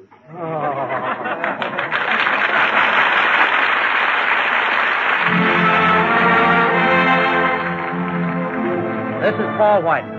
A dozen years ago, everyone was singing a tune called As Time Goes By. And now it's the theme song of Warner Brothers' great picture, Casablanca. And everyone's singing it again, including the 6 hits and a miss.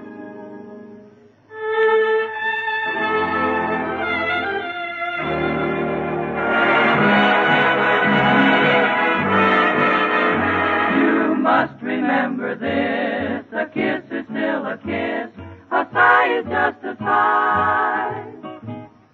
The fundamental things apply as time goes by. And when two lovers woo, they still say I love you. On that you can rely. No matter what the future brings as time goes by. Moonlight and love songs never out of date. Heart full of passion, jealousy and hate. Woman needs man and man must have his mate. That no one can deny. It's still the same old story, a fight for love and glory, a case of do or die. The world will always welcome lovers as time goes by.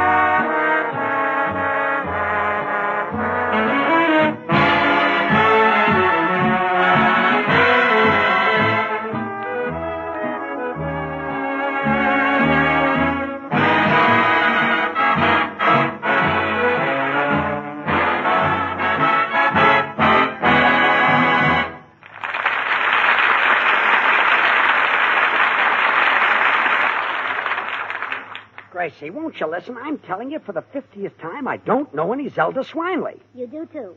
I don't. You do, too. I don't. You do, too. Gracie, I give you my word of honor. I swear I don't know Zelda Swineley. Honest? Honest. You do, too. Oh. Gracie, I'm telling you. No use, George. We've come to the parting of the ways. I'm leaving your bread and beard, or whatever they call it. Gracie, if you No, only... George, no. This is the end. I'm going up to my room. Oh, by the way, here's the letter from your girlfriend. I opened it by mistake. Goodbye, George. Gracie, will you please? Well, say, wait a minute. This letter is postmarked Van Buren, Arkansas. This is Bob Burns. Gracie! Oh, Gracie! Oh, she wouldn't believe me anyway. I'm going over and get that Bob Burns and have him straighten this out.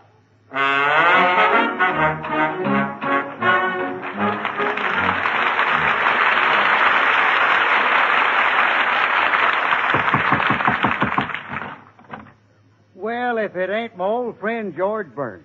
Gee, I'm glad you're home, Bob. Come on in, George. What's on your mind? Well, I'm in trouble, Bob. Gracie thinks another woman wants to marry me. Oh, doggone if that ain't the funniest thing I ever heard. Now, if that was me the gal was after. It is you. Huh? Yeah, she got our names mixed up. She's after you. Oh, now, wait a minute. This is serious. I thought you'd change your tune. Who is this here misguided female, George? Her name is Zelda Swineley. Zelda Swineley? Gosh, I ain't thought of her in years. Oh, then you know her, huh? Yeah. Zelda come from one of the finest families in Van Buren. Her mama was a social climber. She was always holding coming-out parties for Zelda. I remember Zelda come out 3 times, but public opinion always forced her back in. Bob, all I want to know is, were you engaged to Zelda Swineley? Well, now, there was a kind of a romantic custom down home. You know, during huckleberry season, everybody went out picking, and if a fella dropped a huckleberry in a girl's bucket, that meant they was engaged. Well, what I want to know is, Bob... but I was pretty sophisticated in them days, and, well, I was what you might call Van Buren's Adolph Monju. You know, I was the only one in town that ever done much traveling. You see, one cold winter morning, my hands froze while I was milking the cow. And you know, that cow run away and dragged me clean to the outskirts of Little Rock. All the way to Little Rock, huh? Oh, I've traveled all over the country that way. Now, Bob. That's the truth, George. Why, to this day, I don't feel at home on a streetcar unless I'm hanging on 4 straps. Look, Bob, what about Zelda Swineley? Now, about Zelda. I figured a man of the world like me didn't have to pay no attention to that romantic custom, so I went right ahead and dropped a huckleberry in her bucket anyhow. That's all there ever was between us. Well, okay. Now listen to me. Gracie thinks Zelda is my girl, and you've got to come over and straighten me out. Well, gosh, George, why didn't you say so sooner? You've just been standing there like a dummy. Yeah, I'm a big tongue-tied dope. Well, get your hat, Bob. Poor Gracie is probably having hysterics by now all alone in that house.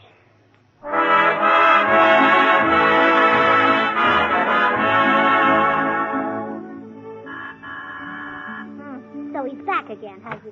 Well, yes, miss? Is this here the place where Mr. Burns lives at? Well, yes. Won't you come in? Well, I guess I better introduce myself to you, ma'am. My name is Zelda Swineley. You see, Yes. I know who you are. You are the other woman. No, I ain't, lady. I'm me. I mean that you and I are rivals, Zelda. You see, we both want the same man. You mean you're fixing to marry Mr. Burns, too? Oh, I'm not fixing. I'm fixed.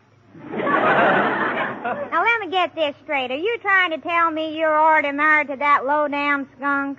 Please, Zelda. You're speaking of the skunk I love. Maybe so, ma'am, but I seen him first. Well, you may have seen him first, but I'm married to him. Won't you give him up, Zelda? No, ma'am. I made up my mind to marry Robin, and you can't talk me out of it. Robin? Well, my husband's name is George. Isn't your husband the fella on the radio they call Bob Burns? Oh, my goodness, no. We're talking about 2 different people. Oh, I'll certainly have to apologize to George. How could I think that another woman wanted him? Then your husband ain't the Burns I'm marrying? That's right. You're getting the Burns, but not mine. Mine is the good-looking one. Yours is the clever one.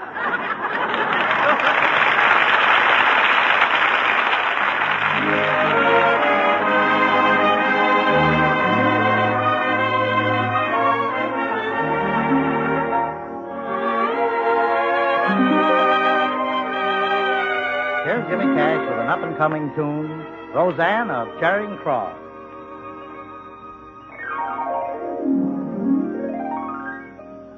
This is a story of London town. Love is the principal theme. All of the story revolves around a girl, myself and my dream. Roseanne of Charing Cross, I keep your memory ever bright. Roseanne of Charing Cross, dressed in your uniform of white, there by my lonely bed, a lovely angel stopped and said, that's only thunder overhead, and that's how we met. Roseanne of Charing Cross, the rose you gave me never died. Roseanne of Charing Cross, it knows one day you'll be my bride, and it will live till then, until that happy moment when I know our paths will cross at Charing Cross again.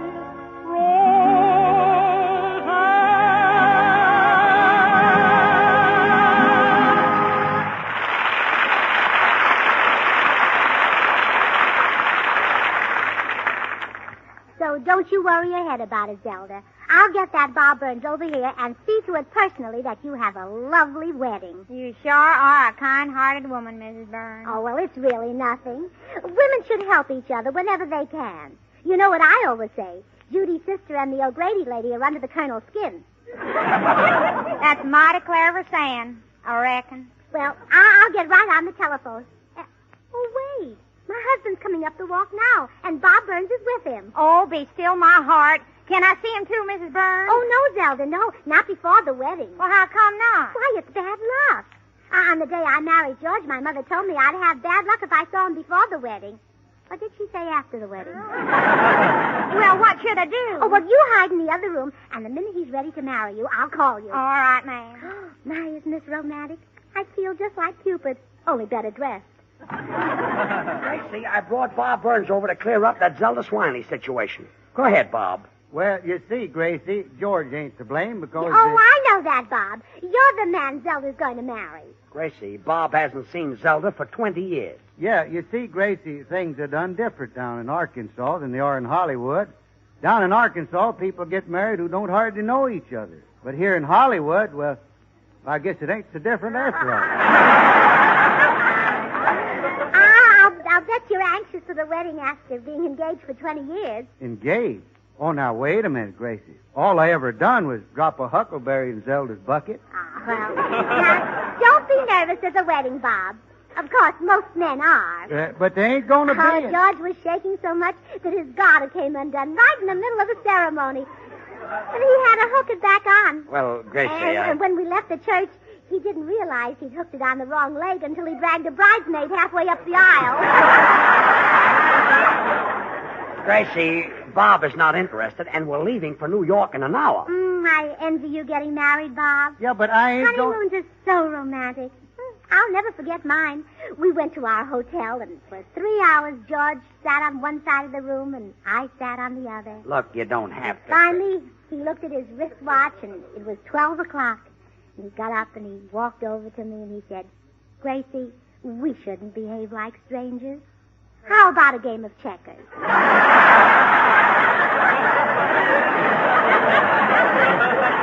Yeah, that's mighty romantic, but... And I want to be the first to give the happy couple a present. You wait here, Bob. I've got something upstairs you'll adore. George, if they ever ration talk, you got to get Gracie a C card. Yeah, she gets kind of wound up. Yeah, I guess there's only one person in the world can out-talk Gracie. That's my Aunt Gabby Hink. That's my talking aunt. But she has an advantage. She could carry on 2 conversations at once. Well, how could she do that? Well, Aunt Gabby had a loose upper plate that clicked when she talked. You know, George, she could recite the Gettysburg Address while her teeth clicked out. The boy stood on the burning deck in Morse code. Yeah, but here I am talking when this is my chance to get out of here. So long, George. Goodbye, Bob, and thanks for everything. Hello, George. Well, Bob Burns. Hello, Bob. How are you? Fine, Bill. Say, look, I'm in kind of a hurry. Say, I've been wanting to see you, Bob, to talk over old times down in Van Buren. Yeah, well, right now, you see, I got... Well, Bob, do you remember old Hank Borum down there in Van Buren? Bill, some remember other he time. lived in a white house, Bob? Yes, sir, that house was as white as a bar of swan, Bob. The new white floating soap that's purer than the finest Castiles. Money can't buy a purer soap. Yeah, but I don't recall him, Bill, but... Bob, you remember Hank Borum. No, Oh, he's married to Nellie Gooch, the crouch stomper from Bixby. Remember? They have 17 children, and they bathe every single one of them with Swan, Bob. Oh, no. Swan is great for bathing babies, you know. It's kind even to a baby's tender skin. So you know it must be great for your hands and face, your tub or shower. Bill, Bob has got to get out of here. Gracie's trying to get him married to a woman from Arkansas. Oh, a woman, huh? Well, let me tell you something about women, Bob. Women have long considered Castile soaps the standard of purity, but Swan is even purer than the finest Castile. Bob, you grab him by the head and I'll grab him by the feet. Hey, let go of me, fellas. Let me down. Oh. Hey! Well, that's that. So long, George. Oh, Bob, wait. Well, here we go again. Look, Bob, I said I was going to give you and Zelda a wedding present, and I am. Here, Bob, and our best wishes to you both. Well, now, Gracie, if that ain't the prettiest present. Yes, sir, I always did want one of those. This one sure is a beauty. What is it? Well, I don't know. Mama gave it to us for our wedding present. Well, thank you, Gracie. Whenever I eat off of it or wear it or whatever you're supposed to do with it, I'll think of you. Say, what are them things rattling around in the bottom of it? Oh, well, just some slices of stale bread. I thought for a few days it might be a toaster. Well, whatever it is, I wouldn't be without it. And now I think I'll be running along. Oh, no, Bob. You can't go until you've said you'll marry Zelda. But, Gracie, I couldn't marry her. Bob, could I speak to you a minute? Well, sure, George. Pardon us, Gracie. Look, Bob, that Zelda is in Arkansas, and you'll never see her. Now, if you want to get out of here, you better tell Gracie you'll marry her. Well, I guess you're right. Okay, it's a deal. Swell. Hey, Gracie, I guess I've been acting kind of silly. My love for Zelda was buried so deep in my heart, I didn't know it was there, but George just brought it out with a kind of a verbal Alka-Seltzer. Oh, really? How wonderful. Why, I'd marry little Zelda right now if she was here. Well, she is. Oh, Zelda. I'm coming, ma'am. Doggone that Huckleberry. Zelda, Mr. Burns agreed to marry you. Aren't you happy? I don't know. I never dreamed that 20 years would change Robert Burns from a nice-looking young feller until this here broken-down critter. Oh, no. No, Zelda, that isn't Robin. That's my husband. You mean to tell me that this other feller's Bob Burns? Well, yes, of course. Well, in that case, I'd rather have your husband. Oh, Zelda.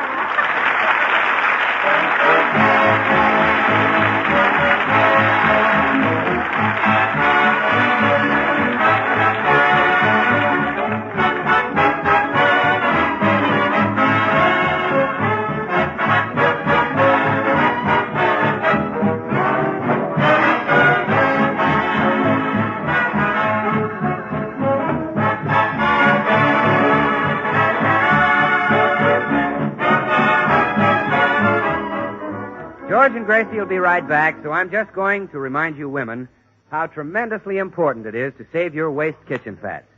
You should be able to collect at least a tablespoonful of waste fats and grease drippings every day from your baking, roasting, and frying.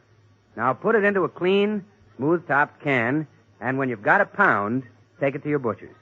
Within 21 days, your waste fats will start going into munitions. Remember, when you throw away 1 tablespoonful of waste fat, you're throwing away 2 rounds of anti-aircraft ammunition. So don't help Hitler. Save your waste kitchen fats. Well, here they are. George, Gracie, and Paul Whiteman. Well, kids, thrilled about going to New York? You bet, Paul, and we're especially thrilled about the concert you're going to give at Carnegie Hall March 16th. Oh, and we're especially thrilled because I'm going to play the piano in your concert. Gracie, you're not going to do any such thing. The idea is ridiculous. But, George, I wrote a wonderful slogan to advertise my appearance. You wrote a slogan, Gracie? Well, yes. The best tunes of all moved to Carnegie Hall.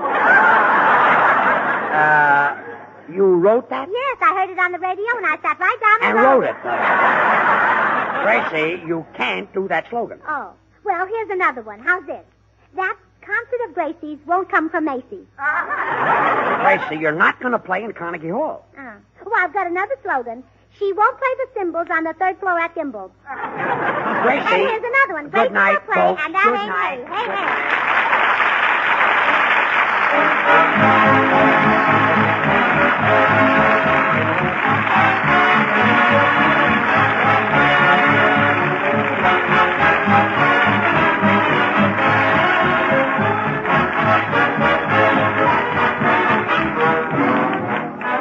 The makers of Swan, the new white floating soap, join George and Gracie in inviting you to tune in to your CBS station again next week, same time, when we'll be in New York with our special guest, the lovely Madeline Carroll.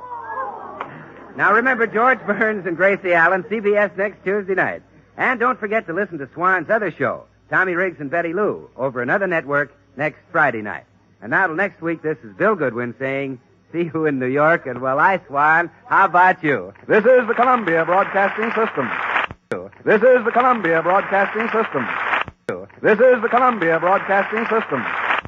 This is the Columbia Broadcasting...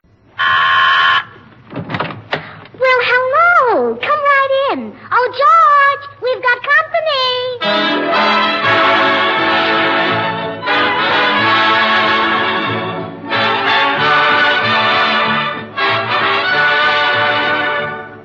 Good evening. This is Bill Goodwin speaking for Lever Brothers, makers of Swan, the new white floating soap.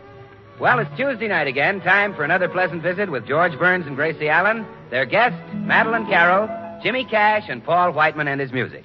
And now meet the people who live in the Burns house, George and Gracie.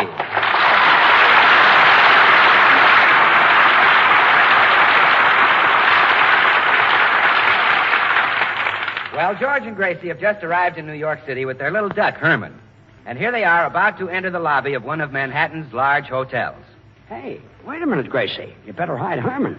They'll never allow a duck in a hotel like this. Oh, yes. Herman, you jump into Mama's hat box.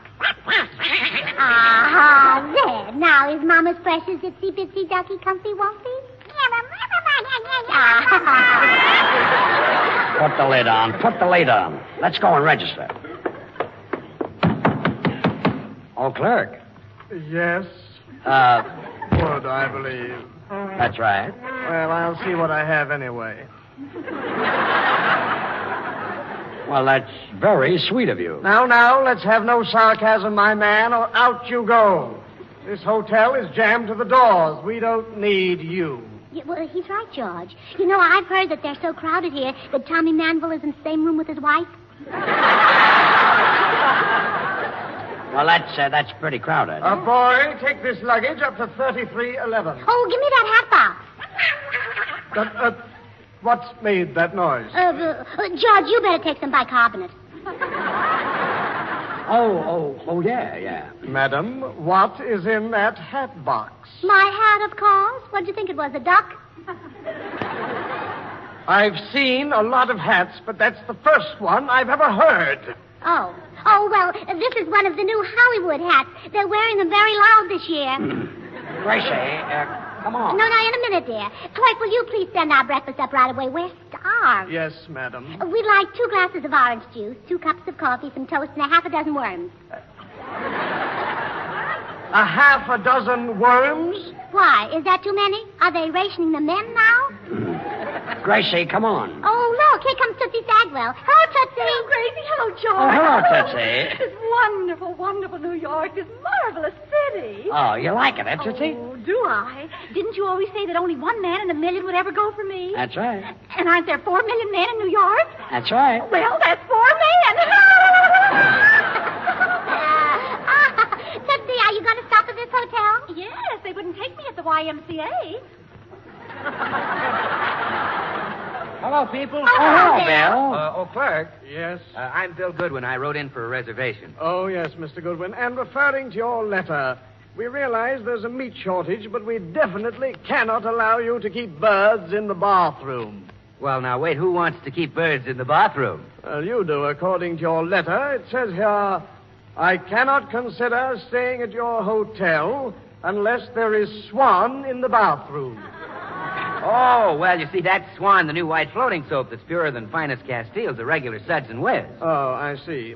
Well, Mr. Goodwin, we're rather crowded, so if you're going to be with us a while, I'd suggest you reserve a table in our dining room. Oh, no, thank you. I want every meal sent up to my room. Every meal? Oh, yes. You see, the minute I finish eating, I like to jump right up and wash the dishes with Swan.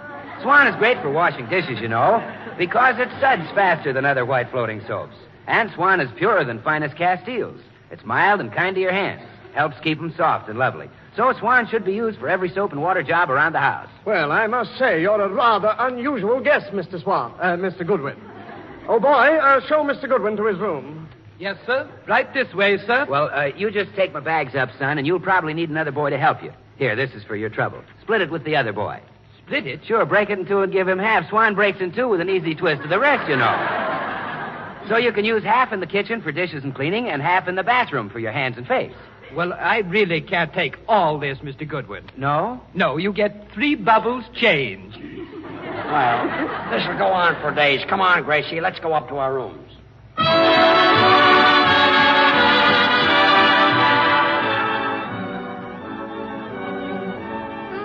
George, isn't this a lovely suite? Just look at that view. Yeah, isn't it pretty? Herman, jump up on the windowsill, and Mama will show you New York. There, that's a good boy. Now, see that great big building over there? Uh-huh. Well, that's the Empire State Building. It was built by a governor of New York named Al Smith, an old Dutchman who had a wooden leg. Gracie, Peter Stuyvesant had a wooden leg. Oh, him too, huh? There, he kept it in his brown derby. Oh. It was cold. Well, now New York stops right at that river, Herman. Yes, really. And beyond the river is the Bronx, a very wild place where the Indians live. Gracie, there are no Indians in the Bronx. Okay. The Bronx is full of Indians, and they wear feathers. Turkey feathers. Some wear chicken feathers. But most of them wear duck feathers. Yes, and they sneak up behind little ducks and pull the feathers out of their tails. Oh, now, George, that was me. Yeah, I feel awful there. Come in. Mr. Burns? That's right, boy. I have an epistle for you. Epistle? Yes, that means a letter. Well, thanks. Gracie, here's a letter for you. Yes, boy? Oh, I suppose you're waiting for a tip. Quite. The $1 is the usual amount. Well, here's a dime. You've just had an unusual experience. Oh, dear. Sometimes I wish I'd never left Dartmouth. Oh, George, this is a note from Madeline Carroll. She has a room right next to us, and she's coming in to say hello. Oh, good. Oh, Madeline Carroll is awfully pretty, isn't she, George? Uh-huh, yes. Prettier than I am. Huh? Oh, no. You're much prettier than she is. Oh, no, I'm not. Huh? Oh, yes, you are. No, I'm not. Oh, yes, you are. I know, but I'm too modest to blow my own horn.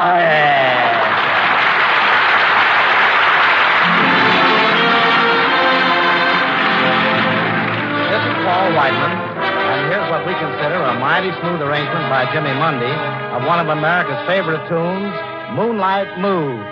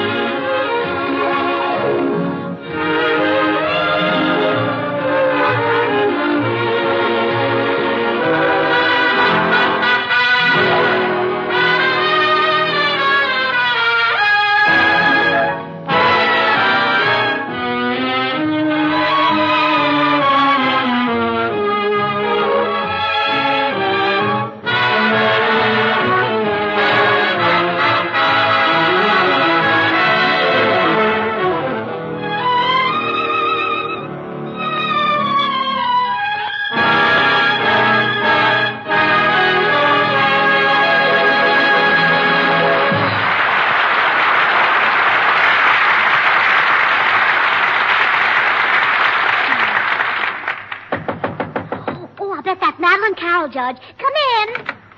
Well, hello, Gracie. Hello, George.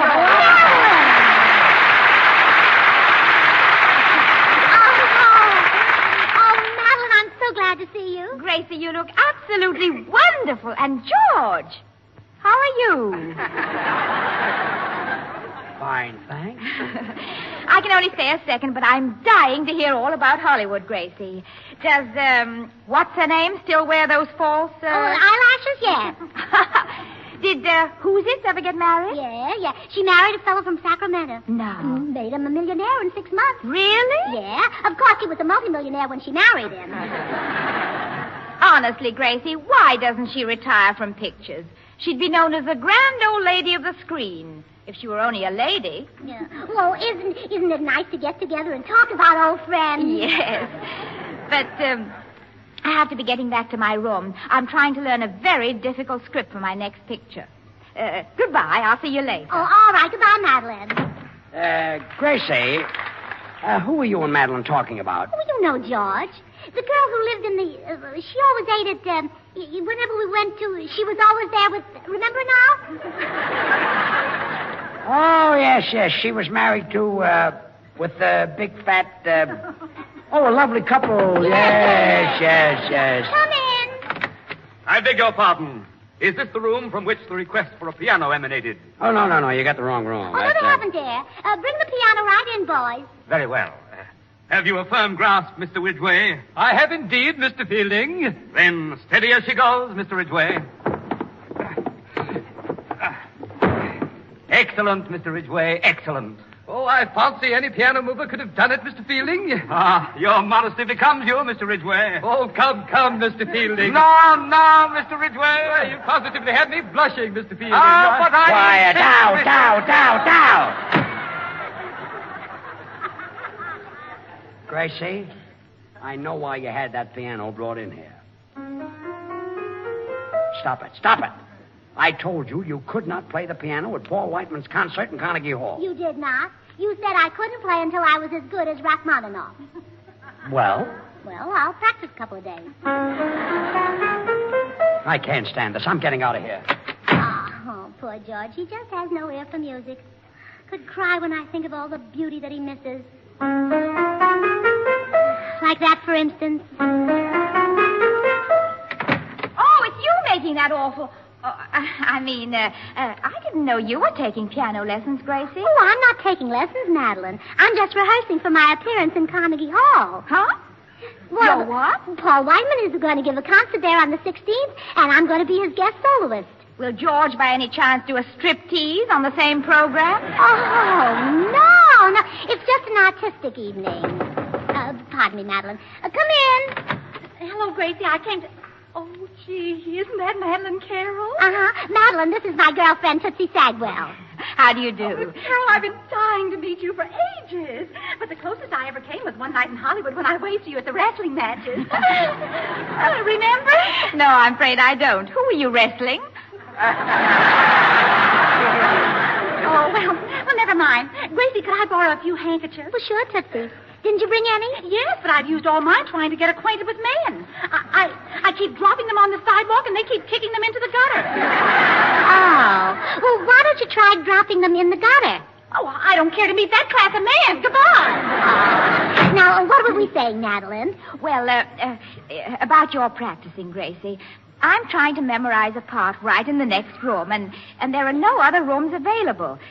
You understand, don't you? Oh, yes. You can't help listening when I pour my soul out on the keyboard. I knew you'd understand. You know, I'd stop in a minute if George wasn't so stubborn. George? Yes. He doesn't want me to give the concert until I'm as good as Rachmaninoff. So I have to practice. Gracie, please don't practice anymore. I mean, really, you're as good as Rachmaninoff right now. Well, you know that, and I know it, and Rachmaninoff knows it, but George is so stubborn. Gracie, there must be some way you could persuade George to let you play the concert without practicing. Have you any ideas? Well, one of my friends can make her husband do anything because she once caught him flirting. Did you ever catch George? Oh, no. He never looks at another woman, and it's mutual. But I've got to learn my part for that picture. Well, wait, I've got it. We can help each other. How? Well, let me catch you, Freddie, with George. Oh, no. George isn't exactly my type. Oh, well, it's too bad. So, Madeline, I know you want to concentrate on your part, and I do get tired of this. On second thought, George isn't so bad. In fact, he's becoming more attractive every minute. So I'll do it. I'll make love to George. Oh, wonderful. That solves both our problems. Yes, and someday Hollywood will erect a monument, and the inscription will say, "To the memory of Madeleine Carroll, no actress can ever equal the sacrifice she made for the sake of the theater."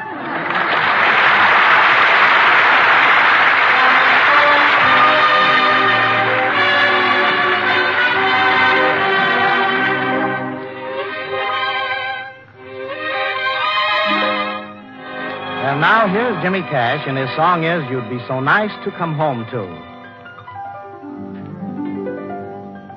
You'd be so nice to come home to. You'd be so nice by the fire, while the breeze on high sang a lullaby.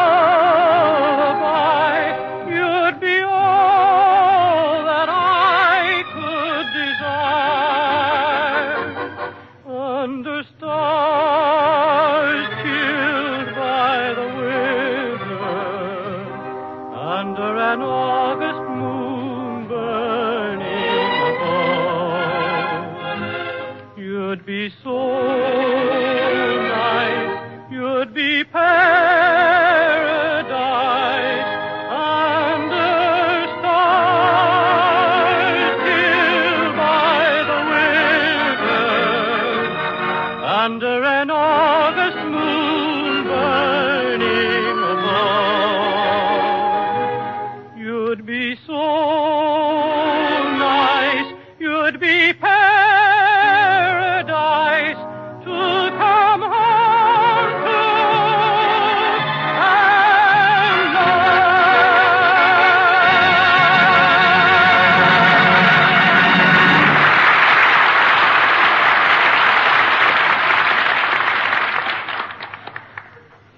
Gracie, I've been thinking this over, and honestly, I don't believe I can go through with it. Why not, Madeline? What's wrong? Well, the idea of making love to George is a little too much for me. I've got cold feet. Oh, well, he'll never notice that. Just keep your shoes on.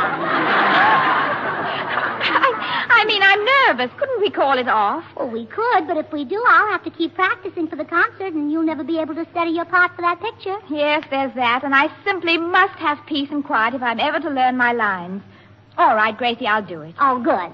But, Madeline, before we go on, I want to ask you, well, it's rather a personal question. Well, what is it? Well, do you know how to make love? My dear girl. Well, you see, you said you were nervous, and I suppose that means you haven't had any experience. And, well, maybe we better have a talk. Are you suggesting that before I play this scene with your husband, I should be told about the birds and the bees? Oh, no. I don't want you to chirp at him or buzz for him. I just want you to be convincing. Can you make your voice low and quivery? Don't worry about my voice. I guarantee to make every syllable sound like it was wearing a sweater. Oh, good. We've just got to put this over. Now, when George comes in, you'll be reclining on the divan. Would you like a rose to hold in your teeth? No, I believe not. It might confuse George. He wouldn't know whether I was luring him or eating a salad. Oh, there's George. Now, lean back, Madeline. Close your eyes. Yeah, that's right. Quick, Gracie, run and hide. Yeah, all right. Come in. Oh, my beloved, at last you are here. Huh? What? My goodness, you're not the man I thought you were. Oh, well, give me time, gorgeous. I just got here. Please, you must go. Go? Oh, gee, we just met. Ah, Maddie, you're beautiful. Your skin is like peaches and cream. Your lips are like cherries. Your hair... Hadn't you better stop with just peaches and cherries? You've already used up 48 points.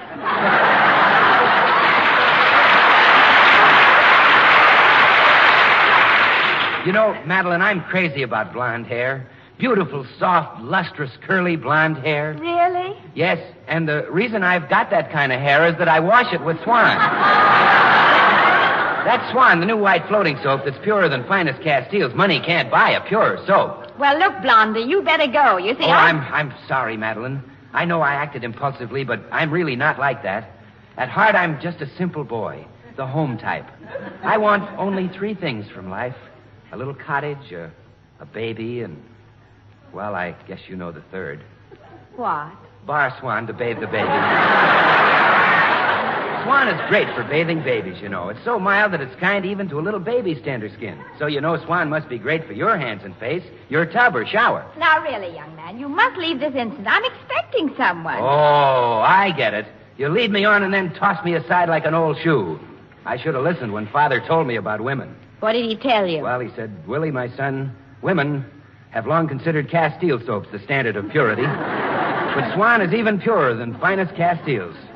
That's what my pop said. Oh, Bill, if you don't hurry up and leave, you'll spoil everything. Oh, really? Well, say, what are you girls up to, Gracie? Well, I'm trying to catch George, and Madeline Carroll is the bait. Madeline Carroll is the bait? Well, gee, what a sucker I am. You know, all my life I've gone fishing with worms. So long. Oh.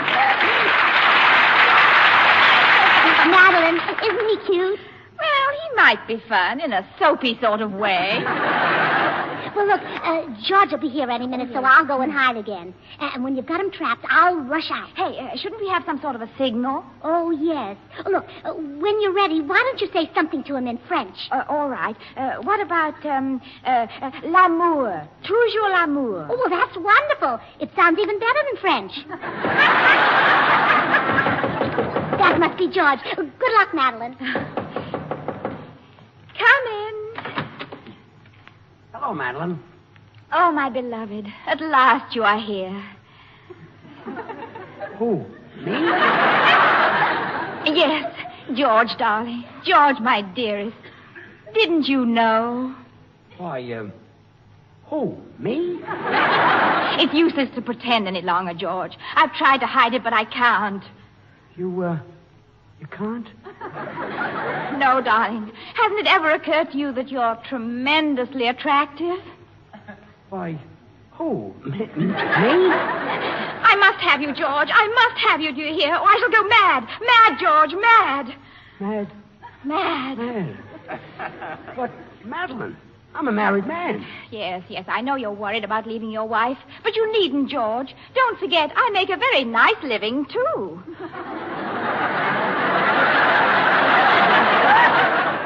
But I love my wife, Madeline. No one shall stand in my way. Come here, to my arms. Hey, cut it out, Madeline. Let go, don't do that. L'amour, toujours l'amour. Huh? L'amour, toujours l'amour. You just said that.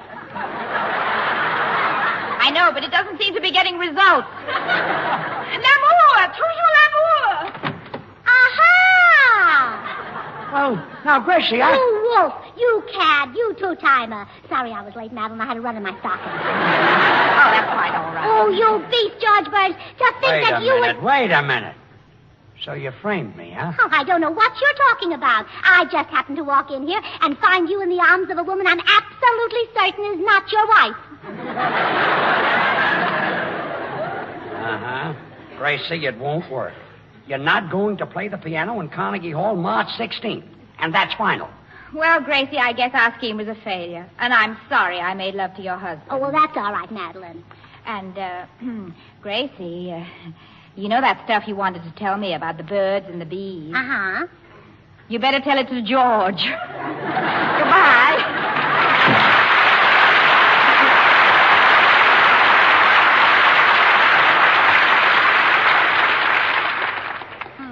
You know something, George Burns? What? Oh, I didn't like that look in your eye while Madeline was hugging you. Oh, go on. The only look I had was surprise. In one eye. The other eye looked very happy. You mean it was smiling? No. I don't know. It seems to me that Madeline Carroll is a very dangerous woman to have in the next room to you. I'll fix that. Still there. That's worthless. I'll get her.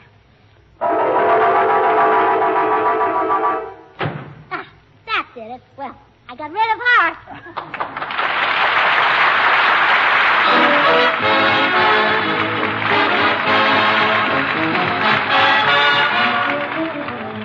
George and Gracie will be right back, so I'm just going to take a second to say that I'll bet you've got at least 3 or 4 different kinds of soap in your house. Laundry bar soap, package soap, toilet soap. But look, you don't need any of them with Swan in the house. That's why Swan saves you money. In the kitchen for dishes and cleaning, Swan does the work of easily wasted package soaps. And in the bathroom, well, Swan gives you more soap per penny than any leading toilet soap tested. And gives you a soap that's purer than finest Castiles. So look, get Hep, get Swan. Well, here they are again, George and Gracie. Oh. Look, Gracie, will you please forget the concert? I don't want you to get up in Carnegie Hall and make a fool of yourself. Oh, don't worry, George. They laughed at all great musicians. They even laughed at Franz Schubert. But look at all the theaters named after him. Yeah, that Paramount was a great musician, too. Yeah. Sam, oh, good night, everybody.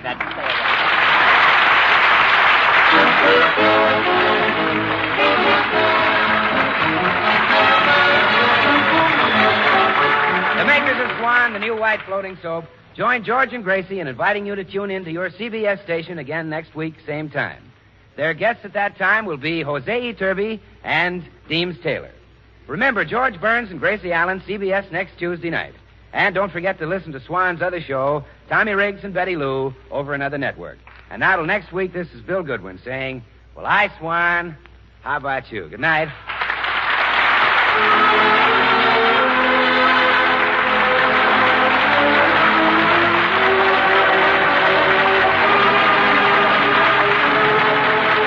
This is the Columbia Broadcasting System.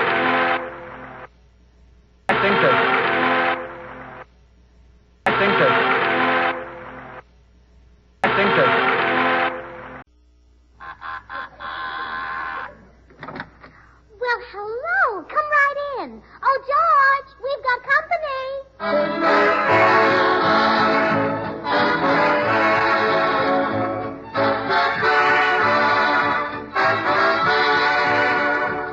This is Bill Goodwin speaking for Lever Brothers, makers of Swan, the new white floating soap. Well, it's Tuesday night again, time for another pleasant visit with George Burns and Gracie Allen, their 2 distinguished guests, Jose Iturbe and Deems Taylor, Jimmy Cash, and Paul Whiteman and his music. And now meet the people who live in the Burns house, George and Gracie.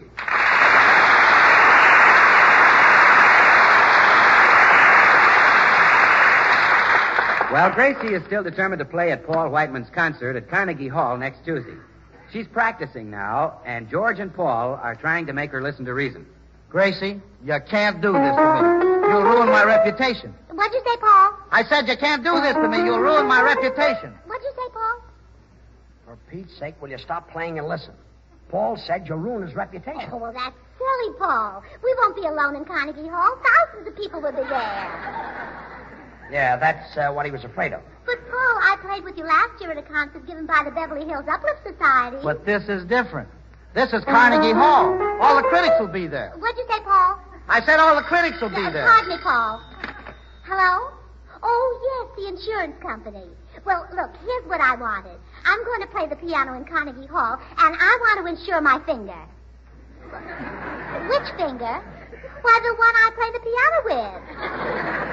What? Oh, my, that's a lot of money. Well, I'll tell you what. Just insure it up to the first knuckle. Goodbye. Gracie, we've been friends for a long time. Why don't you forget the concert? What'd you say, Paul? I said forget this concert. Pardon me, Paul. Hello? Oh, hello, Mr. Steinway. No, I haven't decided yet. I may use yours or I may use somebody else's. Yes, I understand that you're willing to pay me. Well, I'll let you know later. Goodbye, Mr. Steinway. You mean Mr. Steinway is willing to pay you? Steinway, the piano maker? No, this Mr. Steinway makes celery tonic. Celery tonic? Yes, he wants me to have a bottle of it on the piano when I appear at Carnegie Hall. Oh, Max Steinway celery tonic. Yes. Well, that's a real artistic touch. Gracie, you've got to call this off. I won't stand for What'd it. you say, Paul? He said he won't stand for it. Oh, persecute me as much as you like. I don't mind. Life has never been kind to great musicians. Look at Rimsky-Korsakov. Life must have been very difficult for him, especially if he liked to drink. If he liked to drink? Yes. Suppose he had a few drinks and somebody said, "Who are you?" And he had to say, "I'm Rimsky-Korsakov." Yes, that's even hard to say when you're sober. Yes. Look, Gracie, you can't go through with this. It's musical suicide. Oh, pardon me, Critics Paul, will pan pardon me. me. I'm They'll gonna be on see my my little ear. darling I duck. can't begin to tell you what to... Well, it looks like we can't stop her, Paul. Yes, sir, that's what it looks like. We can't stop her.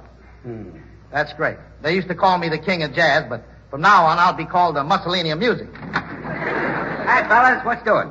Bill, look, we can't make Gracie give up the concert. Have you any ideas? Well, let me see, George. Have you tried threatening her? Bill, I told her that if she went through with this concert, she could start looking for a new husband. Uh-huh. Well, why don't you try threatening her?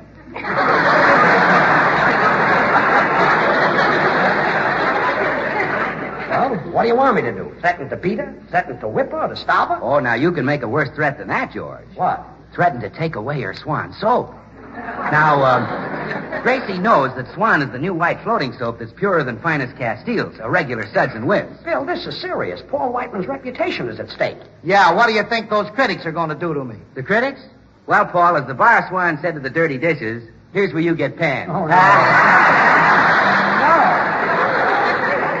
You know, George, Swan is really great in that dishpan because it's purer than finest Castiles, and because it suds faster than other white floating soaps. And because it's purer than finest Castiles, it's kind to your hands. Helps keep them soft and lovely. So use Swan for every soap and water job around the house. Bill, if you can think of a way to keep Gracie from playing the piano when Carnegie Hall say so. And if you can't... Wait, George, I've got it. Listen, I'll have a microphone in the wings, and every time Gracie starts to play, I'll start to sing and drown her out, huh? You'll sing? Oh, sure, Paul. Something popular like, break it off, break your bar, Swan, in two. Break it off, break it off. That's an easy thing to do. Break it off. Well, George, you get the idea. I sing about Swan breaking in two with a simple twist of the wrist, so you can use half in the kitchen for dishes and cleaning and the other half in the bathroom for your hands and face. Bill, I've got enough trouble. You're not going to sing about Swan at my concert. Oh, well, Paul, if Gracie plays the piano, the whole concert will be your Swan song. Goodbye. Well, he was a big help. I wish I knew someone who could just talk Gracie out of this. Say, wait a minute. What about Deems Taylor? Deems Taylor? Yeah, you know that big shot with the Allegro and Donny mob? Do you really think he can help us? Sure. If Deems tells Gracie not to play, she won't play. Nobody in music packs more weight than he does. Well, I wouldn't say that, Paul. Slip of the tongue, George. Slip of the tongue. Oh, Gracie. In here. Gracie, I'd like to talk. Later, dear. Herman and I are busy discussing the opera, aren't we, darling? Well, that's fine. Discussing opera with a silly duck. Oh, yeah? Well, you're one with feathers. Well, I don't blame Herman a bit. He thinks we don't know anything about opera, Herman. Well, come on, darling. Let's show him. Ready? Da da da da da da da da. Oh, no. Da da da da da da. This is awful. It is not. Don't mind him, Herman. I think you're wonderful. Come on. Da da da da da da da.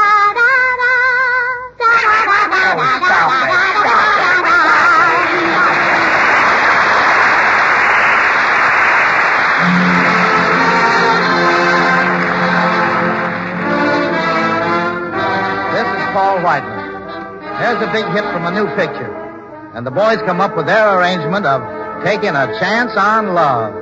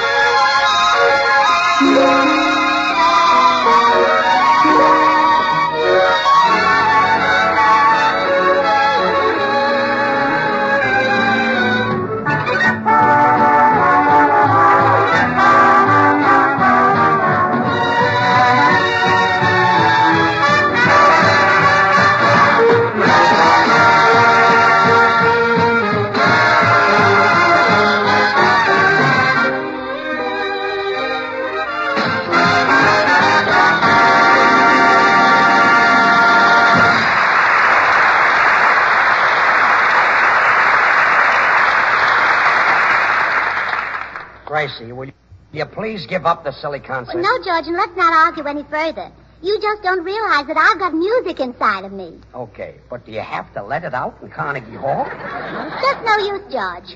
Well, maybe I can't talk you out of it, but I'm expecting someone here any minute who can. Deems Taylor. Who? Deems Taylor.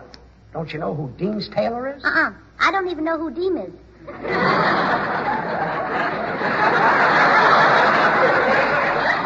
Gracie, Deems Taylor is one of the finest musicians in America. I don't care. He can't talk me out of it. But he's important.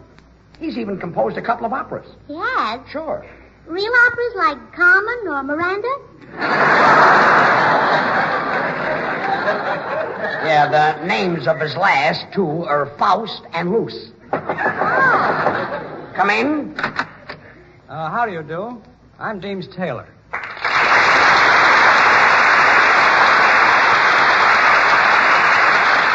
Well, come right in, Mr. Taylor. I'm George Burns, and this is Gracie. Hello, and you can't talk me out of it. Well, Gracie, in fairness to you, I think I ought to hear you play before we begin this discussion. Would you? Oh, well, gladly. This is the piece I'm going to present in Carnegie Hall. That's all of it? Well, yes. Didn't it do something to you? Certainly did. I'm sure it did something to Chopin, too, and he's not even here. You see, George, Mr. Taylor thinks I'm wonderful. You'd better straighten this out fast, Deems. Right. Gracie, I'm a man who has devoted his life to the classical traditions of music. In fact, well, many people refer to me as a long-haired musician. Oh, well, that's not nice. They shouldn't make fun of you just because you haven't... Gracie. Well, he hasn't. Never mind. No, I mean that I'm qualified to defend those traditions. Really, Gracie, you shouldn't play in Carnegie Hall. Why not? Well, may I tell you a little story? Well, can George hear it, too, or is it, you know? Well, no, this story hasn't even a trace of, you know. It concerns a young man of my acquaintance, a real virtuoso. Oh, doesn't drink or smoke, huh? As far as I know, he doesn't even chew gum. But that's beside the point. For years, this young man has been trying to get into Carnegie Hall. 12 hours every day he sits at the piano. No food, no rest. But he doesn't mind that. Only one thing bothers him. No cushion. He doesn't need a cushion. Gracie, don't you understand why I told you that story? Well, of course I do. Good. You want me to give the poor man a ticket to my concert? George. I know, Deems. That's Gracie. She must be so confusing to come home to.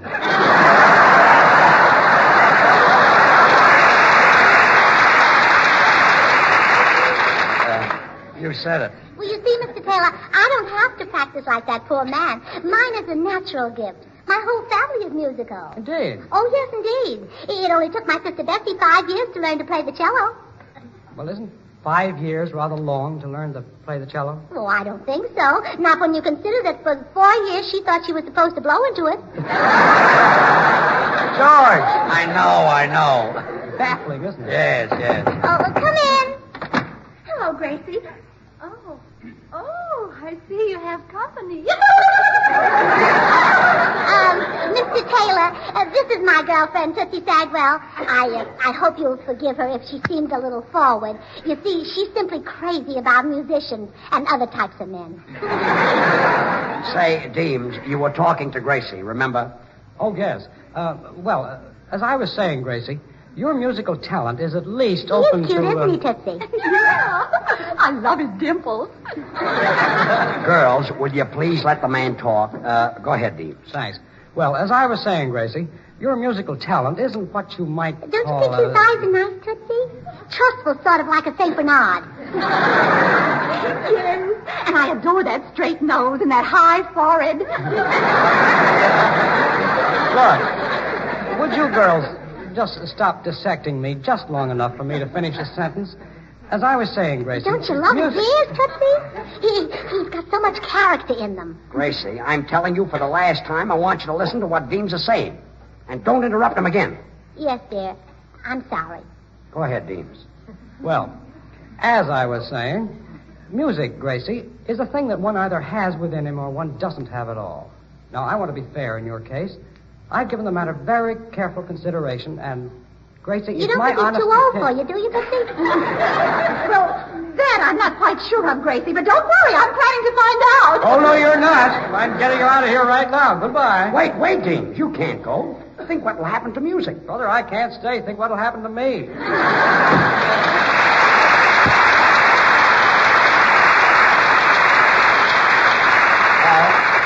That's fine. Now look what you've done. Chase Deems Taylor right out of the place. Well, George, this time I don't blame you for being upset. I know you feel awful about it, and I do too. Really, I do. Well, you ought to feel awful. Oh, I do. He was the nicest fiancé Tootsie ever had. Oh, don't cry, Tootsie. I'd do anything to get you a fella. Anything. I'd even give up my musical career. Oh, Gracie. Oh, Tootsie. Oh, nuts. Cut it out.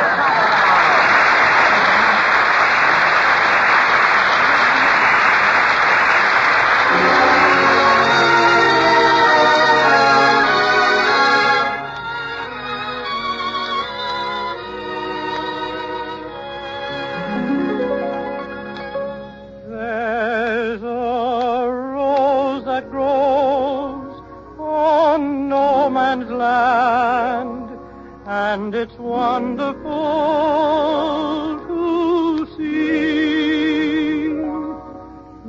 The rose Jimmy Cash is singing of is the girl who walks through the heat of gunfire, through the fog of shell smoke, who stops her march only to help the wounded. The girl who wears the Red Cross. It's the Red Cross which comes to the boys to heal their wounds. The men and women of the Red Cross stand beside our boys, beside your boy, in every battle zone. But they may stand there with empty hands, with no way to give help now that the need is greatest, if they are not supplied with the weapons of mercy. Give. Give to the Red Cross so that it may continue to give to the fighting men it serves. Mid the war's great curse and the Red Cross nurse, she's the rose of no man's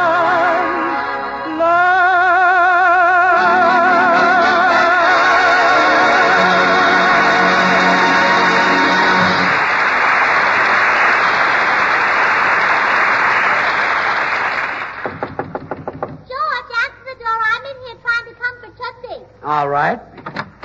How do you do? I'm for security.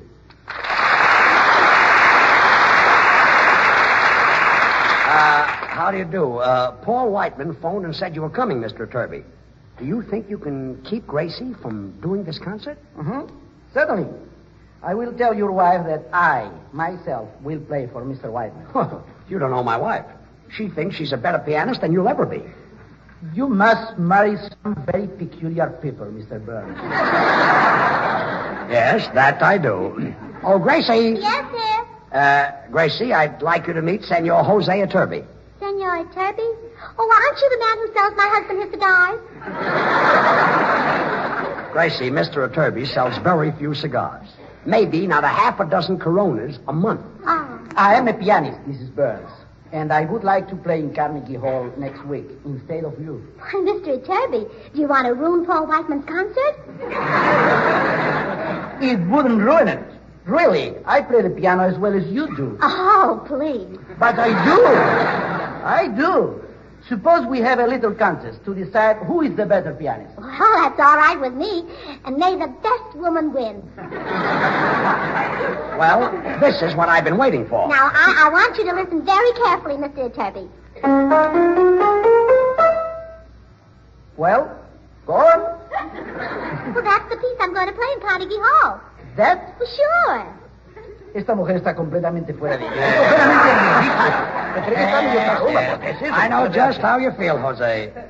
Now, I want you to listen very carefully, Mrs. Burns, while I play. Oh, come in. Hello, people. What goes on? Shh, Bill. Mr. Turby is just about to play something on the piano. Oh, gee, it's Jose Turby, the maestro himself. Oh, Mr. Turvey, this is a great thrill for me. Well, thank you. Yes, you see, I'm studying the piano myself, and, well, I know you great artists don't usually divulge your professional secrets, but, would you tell me something? Certainly. What is it? Well, Mr. Turvey, do you wash your hands with Swan? Swan, the new white floating soap that's purer than finest Castiles. You know, money can't buy a purer soap. Bill, for heaven's sake, Mr. Turvey is just about to play. Really? Oh, well, I want to hear this. I wouldn't stop Jose Turvey from playing. Thank you. Oh, wow! You're a murder maestro. Murder! How long have you been playing the piano? I started to play when I was 3. Get that, George. 3 years old, an infant prodigy, a baby. Did your mother bathe you with Swan, Mr. Turvey? Bill! Swan is great for bathing the baby, you know. It's so pure that it's kind even to a little baby's tender skin. So you know it must be great for your hands and face, your tub or shower. Well, go ahead, play. Thank you. Oh, Mr. Turvey. What now? You're from Spain, aren't you? Yes. Of course you've visited Castile. Certainly. Well, you know, Jose, women have long considered Castile soap the standard of purity. But Swan is even purer than finest Castile. All right, Bill, that's the last straw. Out. Well, okay, George, I'm going. Well, so long, Mr. Turvey. Certainly was a thrill to hear you play. Well, I'm sorry about the interruption, Jose. Oh, that's all right. I understand. Oh, good. Well, go right ahead and play. Oh, yes, by all means, Mr. Turvey. Now, quiet, Gracie.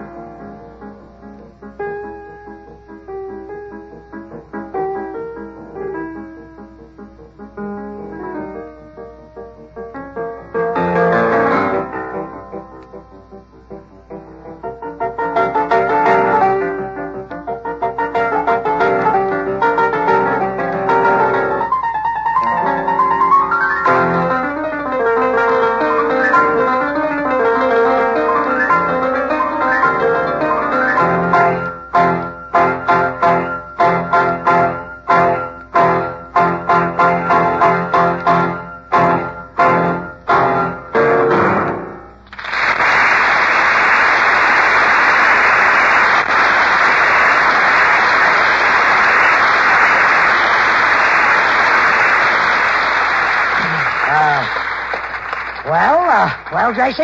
Well, it was nice, but of course I'm a concert artist and I don't know anything about that boogie-woogie.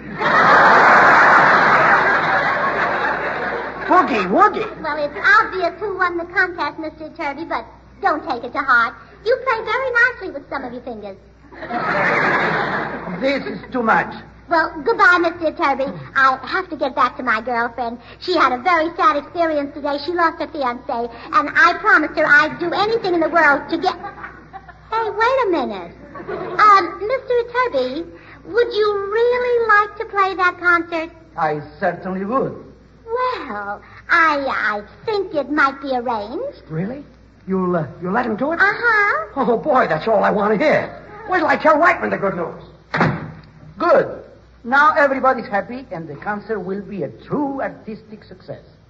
I will lay them in the aisles. Well, so long. Oh, wait, Mr. Turvey, that isn't all. Have you heard the expression, you scratch my back and I'll scratch yours? No, but it sounds like fun.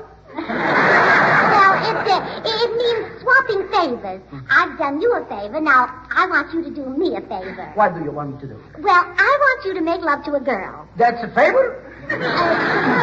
Yes. What sort of a girl is she? Well, what sort of a girl do you like? Mm-hmm. Well, I like them blonde. I like them brunette. I like them tall. I like them short. See what I mean? Well, how wonderful. I found a man for Tootsie. Tootsie? Yeah, and just wait until you see her. She's so different. She's right in the other room. I must feast my eyes on this little tomato. Ask her to come out. Oh, Tootsie. Yes, Gracie? Mr. Jose Turby, a piano player, is out here. He'd like to meet you. Yes, Tootsie, please come out. Well, all right. Here I am.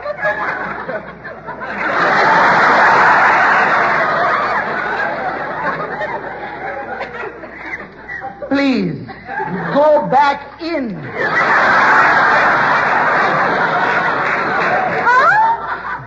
Mrs. Burns, may I ask you a question? Yes, Mr. Turby.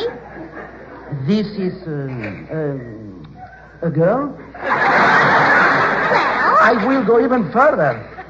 This is, a woman? Well, she's my very dearest friend. And don't forget, either you make love to Tootsie or I'll play the concert. You are a very tough character, Mrs. Burns. Well, what do you say? This is the most difficult decision. If I don't make love to Tootsie, you will play the concert. Yes. If that happens, I will never be able to hold up my head again. Everyone will say, Jose Turby is a traitor to music. Oh, come, Mr. Turby. Are you a coward? Enough. I have made up my mind. Well, here's Paul, Jose. I told him the good news. Yes, Jose, and I can't thank you enough. Well, you saved my life. Mine, too. For the first time in 3 weeks, I can relax. Oh, what a wonderful feeling. Now, Jose, how about playing the number we'll hear at my concert? Okay, boys. This is the number you will hear at Carnegie Hall next Tuesday night. Shh. Quiet, everybody. Go ahead, Jose.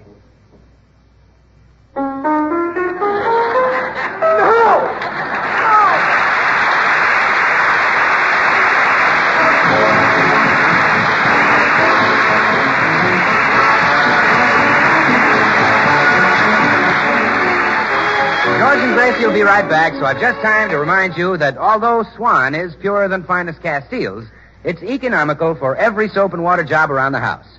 In the bath, Swan gives more soap per penny than any leading toilet soap tested.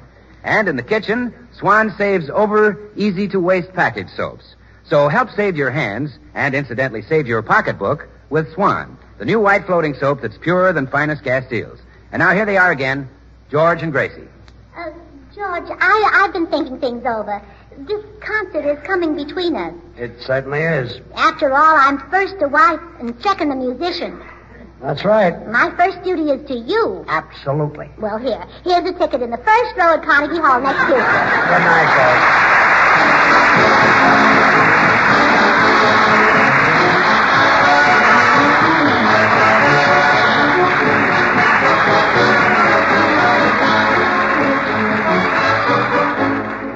The makers of Swan, the new white floating soap, join George and Gracie in inviting you to tune in to your CBS station at the same time again next week, when Gracie will be guest soloist in Paul Whiteman's concert at Carnegie Hall.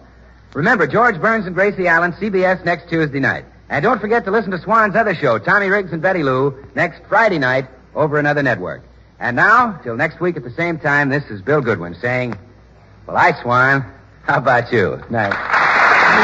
This is the Columbia Broadcasting System. KNX Los Angeles, the voice of Hollywood. KNX Los Angeles, the voice of Hollywood. KNX Los Angeles, the voice of Hollywood. KNX Los Angeles. Sorry, only a quarter pound of butter to a customer. Sorry, lady, I haven't any steak today. No matter what foods are short, you've got to get enough vitamins. But when you buy vitamins, follow these two simple rules. Rule 1. Get all the vitamins government experts say are essential. Rule 2. Get them in the balanced formula doctors endorse. Get Vims. Vims supply all the essential vitamins and all the minerals commonly lacking. VI for vitamins, double MS for minerals. Vims.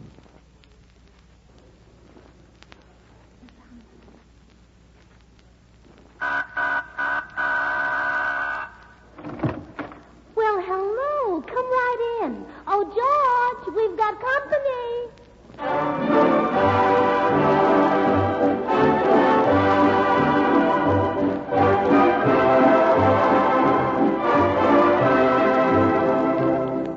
This is Bill Goodwin speaking for Lever Brothers, makers of Swan, the new white floating soap.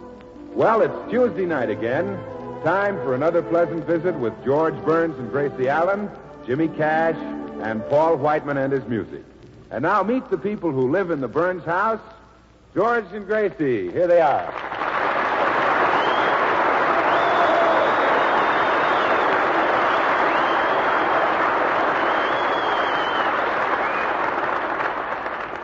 Well, folks, this is the night. The night on which Gracie has sworn to play the piano at Paul Whiteman's concert in Carnegie Hall.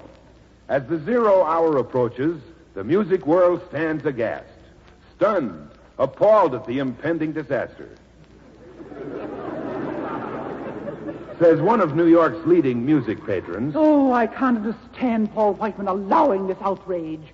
After all, Mr. Whiteman has one of the widest backgrounds in music.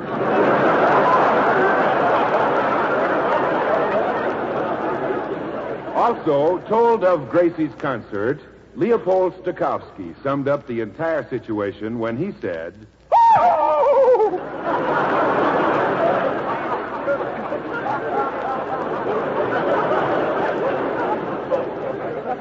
Meanwhile, in her New York hotel room, Gracie is getting ready to leave for Carnegie Hall, while George, exhausted but still game, tries to reason with her. Gracie, listen to me. If you give up this concert, I'll do anything in the world you want me to do. Anything at all. Anything? Anything. Can my mother come and live with us? Well, Gracie, I'll be happy to have your mother come and live with us. Oh, I'm awfully glad you feel that way, dear, because the trunks arrived today. Oh, well. Anyway, you're going to call the concert off. Oh, no, dear. My concert tonight is dearer to me than anything in this world. Dearer to you than me? Yes, George. It's even dearer to me than Herman. Well, I give up. Oh, just think. All the celebrities will be in Carnegie Hall tonight. The mayor, the governor, the 400. Maybe even the big business tycoons like Mr. Black. And also Mr. Black? Yes. He's a business tycoon? Oh, he must be. I've heard so much about his famous chain of markets. Oh, the black market. See what you mean. Oh, dear. And there in the middle of the stage, under a brilliant spotlight, will be a white piano. Now, I walk from the wings and sit down at the piano. The house falls down. Just in time. I lift my hand above the keyboard like this. A dramatic pause. And then a flood of golden melody pours from my finger.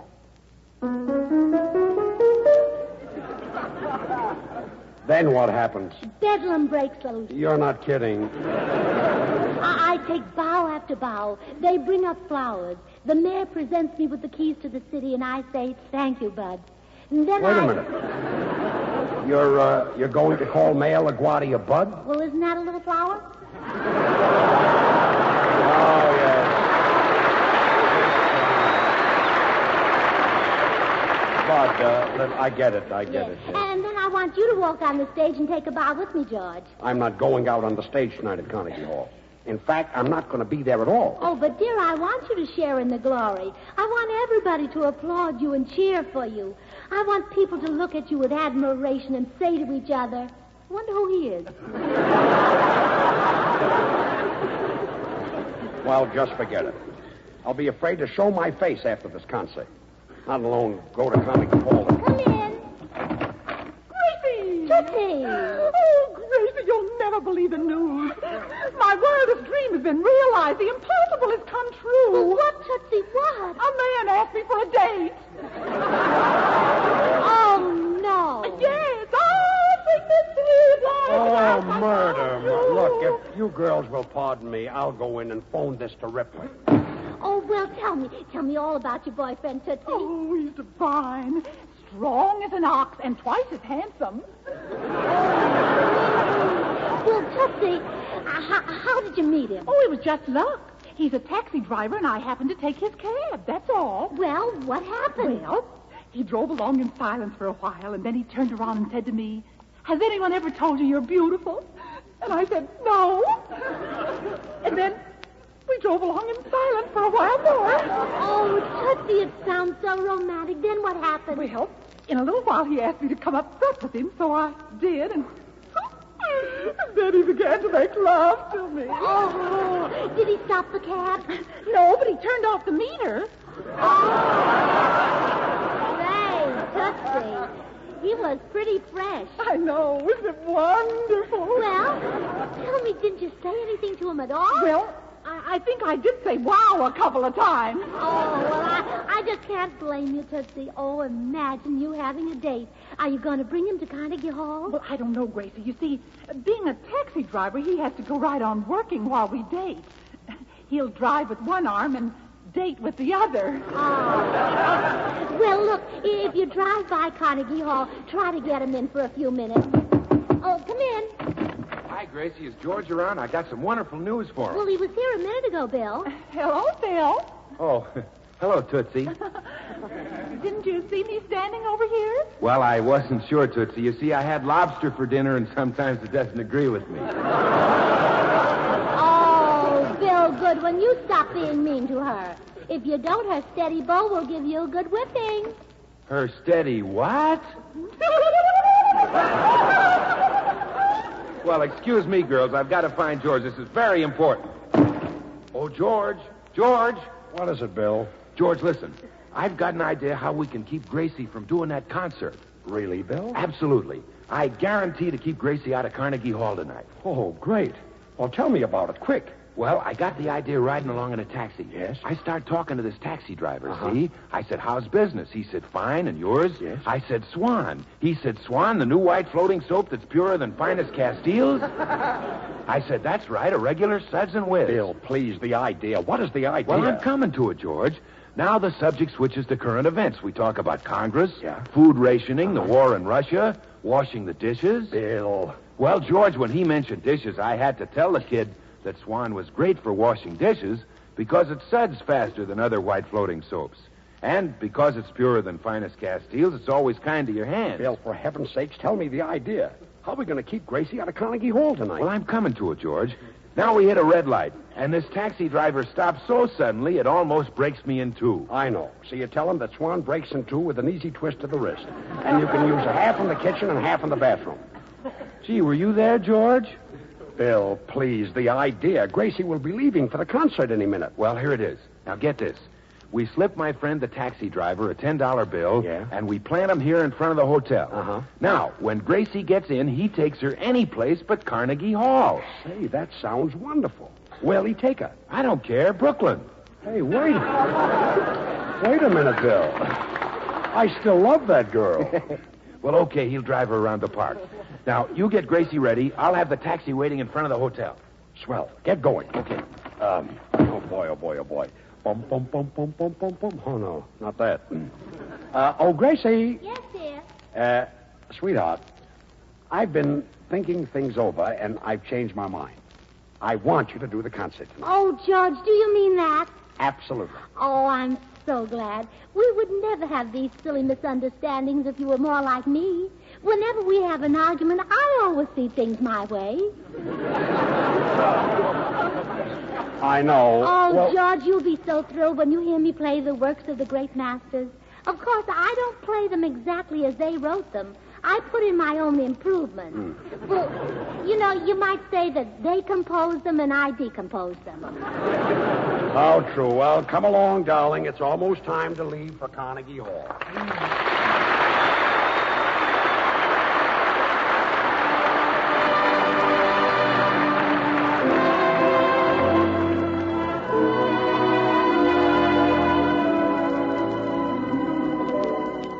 And now, here's Jimmy Cash with a song that's going places.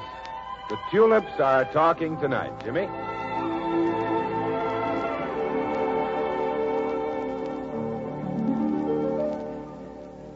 Clouds are gray in the skies over Holland, but I hear that the clouds in the skies over Holland soon will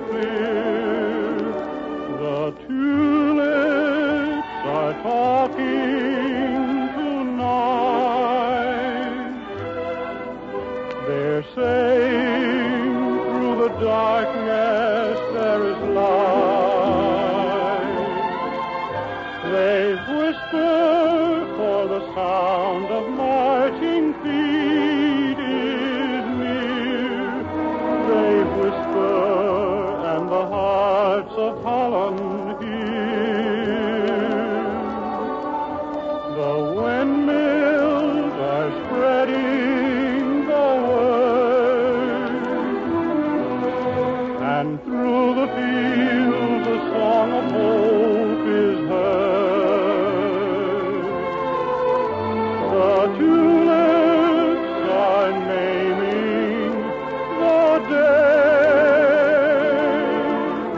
and Holland's children believe what the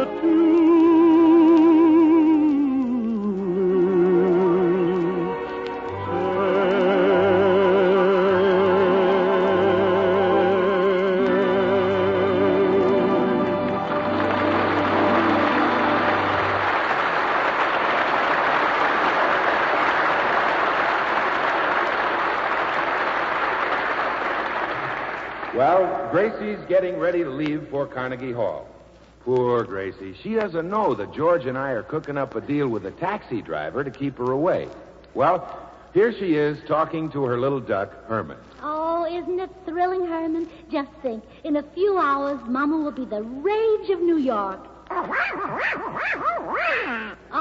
I just can't wait for the big moment. Are you as excited as I am, Herman? Oh. And darling, while Mama's at Carnegie Hall, don't you leave this room. Herman,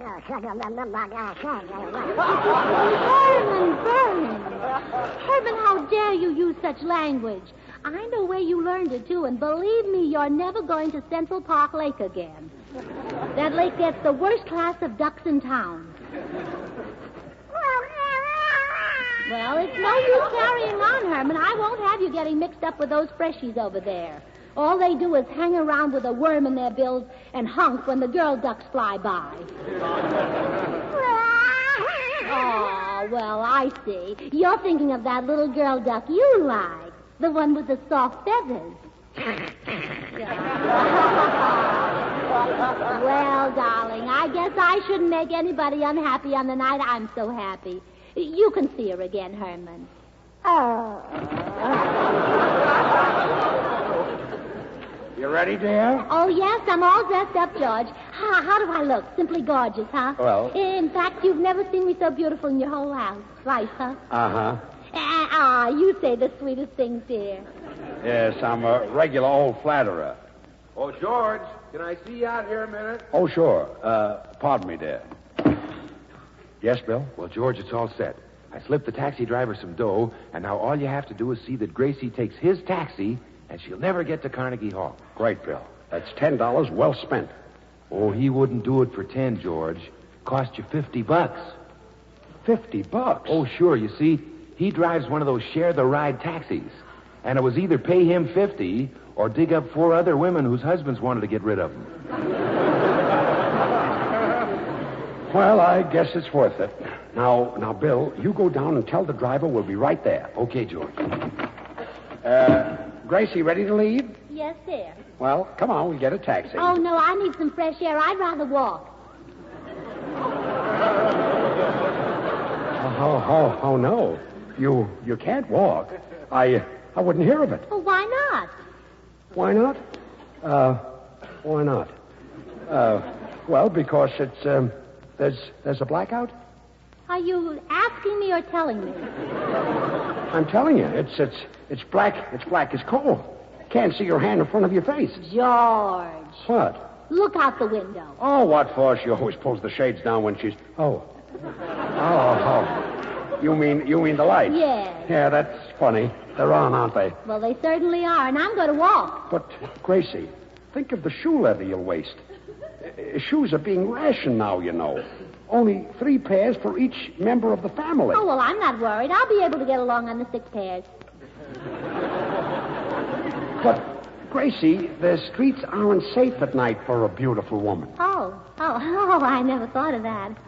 Well, all right, dear, I'll ride. Good. I'll take the bus. Oh, no. Let's take a taxi. Oh, now that's funny. When I want to take a taxi, you always say, for goodness sake, why can't you take that bus? Yeah, but not this time. Come on, let's get going. Well, all right, dear.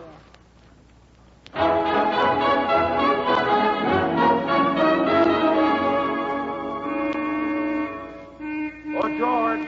George, this is the taxi right here. All right. Come on, sweetheart. Hop in. But aren't you coming with me, dear? No. I'll be along later. I want you to have the spotlight all to yourself. I'd just be in the way. Oh, well, I understand, George. It's hard for a man to be the husband of a great concert artist. Yes. People make fun of him. That's why I asked the hotel clerk to let me change our registration. You changed our registration? Yes. Instead of George Burns and wife, I made it Gracie Allen and friend.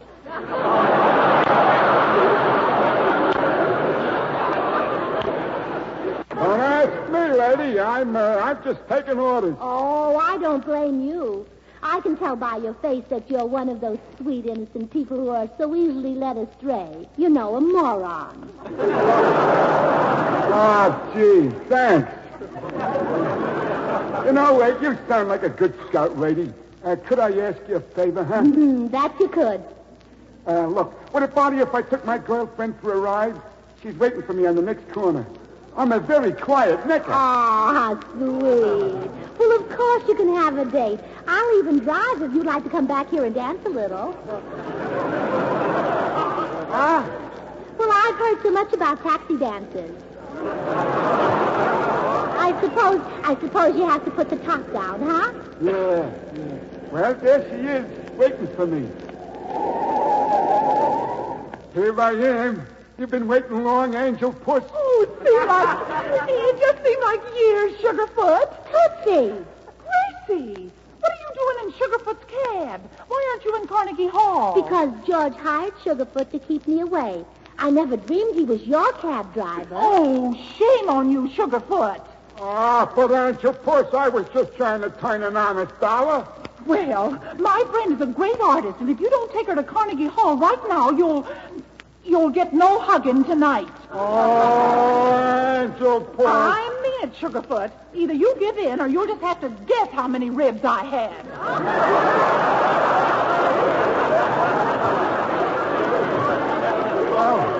Just got me, Angel Puss. I'll do it for you. What is this strange power I have, and where has it been all my life? Next stop, Carnegie Hall.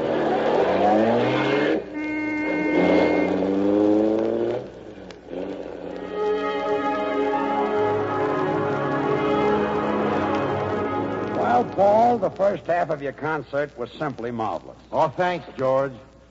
Gee, I'm sure happy you got rid of Gracie. Oh, yes. Well, you don't have to worry about Gracie. She's somewhere in Brooklyn by now. You see, I had a cab... Hello, dear. Hello, sweetheart. You see, I had a cab... Gracie. Surprise? The cab driver changed his mind. Yeah, love conquered all. Why, you double-crossing gorilla. For 2 cents, I would just... You'd what? Well, I guess there's not much a fella can do with 2 cents. Paul, shall I go out and do my number now? Gracie, it's impossible. There's no arrangement for you. The boys won't know what to play. That don't matter. Just tell them to blow while they still got a neck to blow through. But all Gracie can play is a scale. And she gets the last note of that wrong. Stop moving, fatso. Yes, sir. Oh, you're so masterful, Sugarfoot.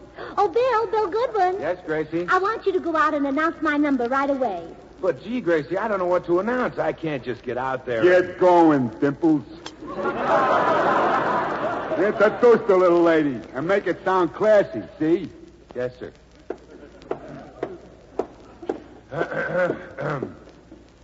Well, ladies and gentlemen, we now come to the feature attraction of our concert, the eminent piano virtuoso, Miss Gracie Allen.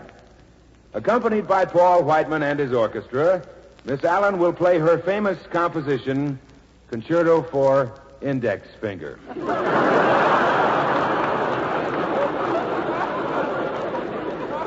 This beautiful selection tells the melodic story of a boy and girl who fall in love beside a lake upon which floats a graceful white swan.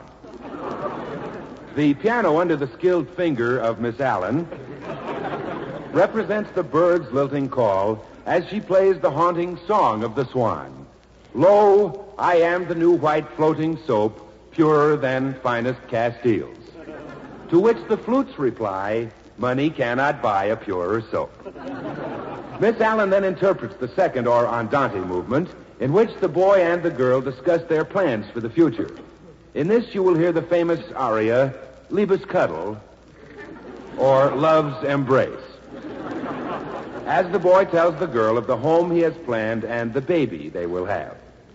In this passage, listen for the piccolos, which represent the delighted gurgles of the baby as it is bathed with swan. Of course, you folks know that swan is great for bathing the baby because it's so pure it's kind even to a little baby's tender skin. So you know it must be great for your hands and face, your tub or shower. Miss Allen will then conclude with the spirited Allegro movement, which represents the women of the village dancing gaily around the bridal couple as they sing the joyous finale. Hark, hark, we women of the village have long considered Castile soaps the standard of purity. But behold, swan is even purer than finest Castiles. And now, ladies and gentlemen, it is my very great pleasure and privilege to present for her concert debut in Carnegie Hall, Miss Gracie Allen.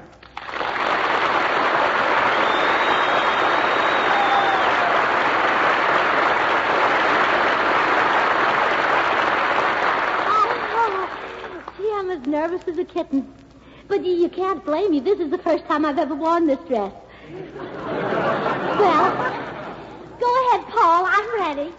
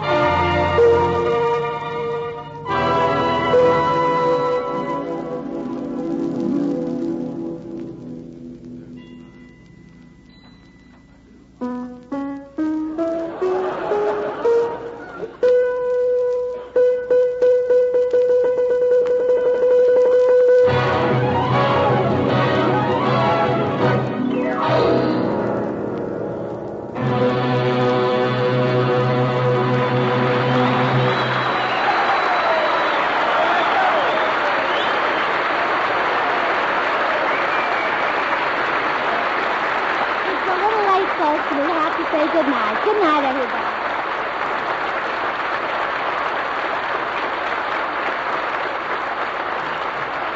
The makers of Swan, the new white floating soap, join George and Gracie in inviting you to tune in to your CBS station at the same time again next week.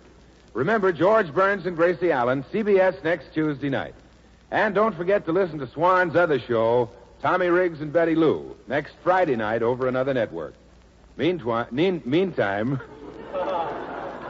don't forget Swan, the new white floating soap, purer than finest Castiles. And now, till next week, this is Bill Goodwin saying, well, I Swan, how about you? Good night. This is the Columbia Broadcasting System. KNX Columbia Square, Los Angeles. Brock and Company time, 6:30. Brides and bridegrooms for generations have come to Brock and Company for engagement and wedding rings. And today, the Brock guarantee of perfection and value is your assurance of a lifetime of pride and pleasure in all wedding jewelry.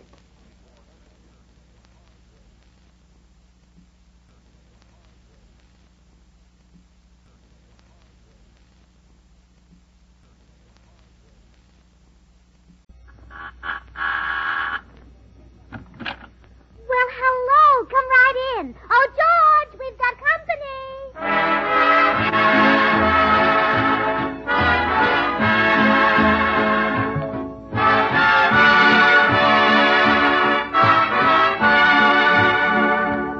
This is Bill Goodwin speaking for Lever Brothers, makers of Swan, the new white floating soap that's purer than finest Castile.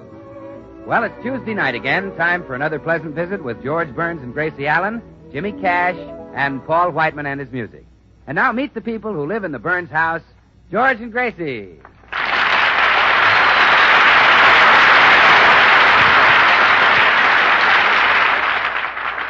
Well, this is the Burns' first morning back home after a brief visit to the east.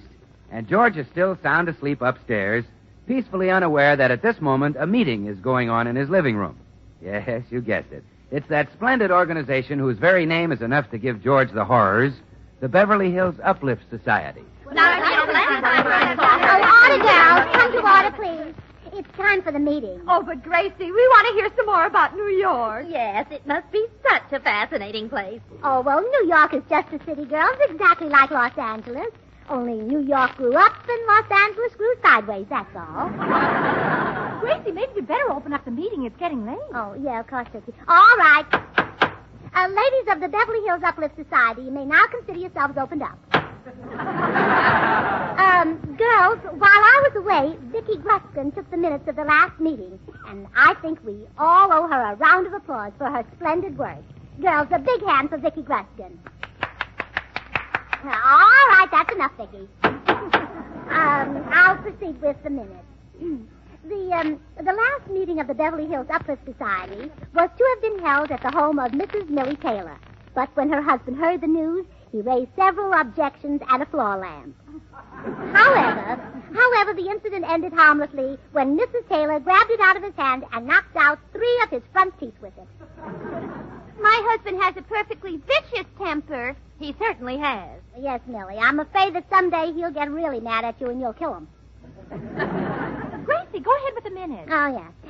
We then decided to hold the meeting at the home of Mrs. George Burns, who was away in the east. So we entered through a second-story window. It was such fun, Gracie. I hadn't shinnied up a drain pipe since I was a little girl. Really, Blanche? Yes, and that was easily 10 years ago. Oh, easily.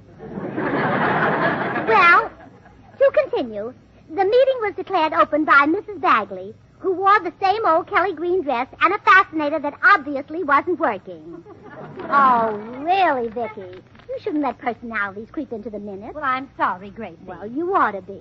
There's no need to say things like that about our members. They know how badly they dress. Well, I didn't mean it. Oh, my, there's the door. Excuse me, girls. Yes, Oh, hello, Mr. Postman. Good morning, Mrs. Burns. Gosh, it's wonderful to see you again. Oh, did you really miss me? I should say I did. I missed your sparkling wit and your madcap gaiety, which is so similar to my own. Oh, you're sweet. Honestly, I haven't had a good laugh since you left. May I have one now? Well, of course. Go right ahead. Now I feel better. Oh. Well, did you ever make a trip to New York, Mr. Postman? No, but I do correspond with a man who lives there, a Mr. Charles Atlas. He gives a course in bodybuilding. Oh. And, you take it? Oh, no, I just write in and give him helpful hints. My body doesn't need improvement. It would be gilding the lily. Oh, I'm sorry. I just forgot how strong you are. No offense, Mrs. Burns. This uniform hides my physique. But in the gymnasium, all my friends say that I'm built like a brick chimney.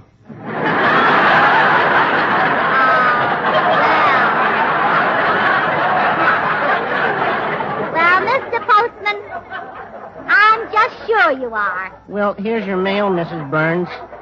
A little package from New York. Oh, a package. Oh, good. I'm so glad it came in time for the meeting. Goodbye, Mr. Postman. Goodbye, Mrs. Burns. And remember, keep smiling. Come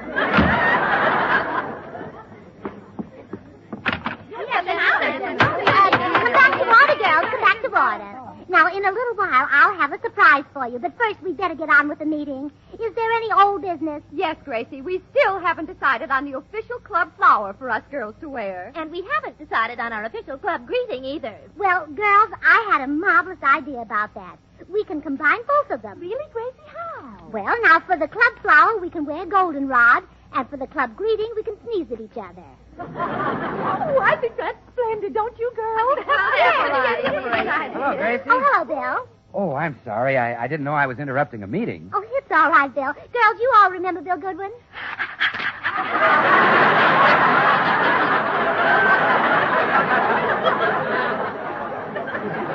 Gracie, look. Don't ever have Charles Boyer over here. You know, if they do that for me, for him, they'd blow the walls down. Well, I really came over to see George. Where is he, Gracie? Oh, he's still in bed, Bill. You see, he couldn't get any sleep on the train last night. He just laughed all night long. He laughed? Yes, he shared his berth with my darling little duck. And you know how ticklish George is. Yes, Grace. Well, I'll go wake him up. Oh, now that you're here, Mr. Goodwin, we simply must take advantage of this opportunity. Must we? Yes. We know that you and Tootsie were in New York together, and we're dying to know whether you two lovebirds became more intimate. Oh, now, wait a minute, Tootsie. I hardly saw you in New York, except when I happened to pass in front of the YMCA. But you gave me a cake for my birthday, Bill. Well, Tootsie, I give all my friends a cake for their birthday. Gee, it's a wonderful soap, isn't it? Yes, sir, there's nothing like a cake of Swan, the new white floating soap. It's purer than finest Castiles and a regular Suds and Whiz. Bill, I've got a new use for Swan soap. You have, Tootsie? Uh-huh. I put it under my pillow so I'll dream of you. Well, gee, thanks, Tootsie. You know, I dreamed about you last night. Really? Oh, yes, I dreamed that you were Mrs. Goodwin. Oh, how wonderful. Bill, what were we doing? Washing the dishes with Swan. But I was Mrs. Goodwin, huh? Oh, yes, Tootsie, you were Mrs. Goodwin. You were washing the dishes, and I put my arms around you, and I said, "Let me help you, Mother."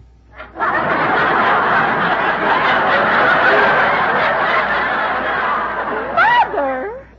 Well, sure. And you said, "No, son, with Swan in the dishpan, I don't need any help. Tests show that Swan suds faster than other white floating soaps, and it's so mild. And just look how it helps keep my hands soft and lovely." And I said, "That's right, Mom. Use Swan for every soap and water job around the house." Bill, how could you dream that I was your mother? Well, I'll tell you, you remind me of her a lot, Tootsie. The way your eyes light up when you break a bar of Swan in two. The way you walk as you put half of it in the kitchen for dishes and cleaning and the other half in the bathroom for your hands and face, tub or shower. Well, goodbye, girl. Oh, wait, Bill. You said I remind you of your mother. Well, don't you always kiss your mother goodbye? Oh, sure I do. Well, Tootsie, see me Mother's Day. So long, girl. goodbye. George. Hey, George. Oh, hello, Bill. I was just coming down. Gee, what a great sleep I had. Ah, home sweet home. Yeah. Gracie probably has a wonderful breakfast all fixed.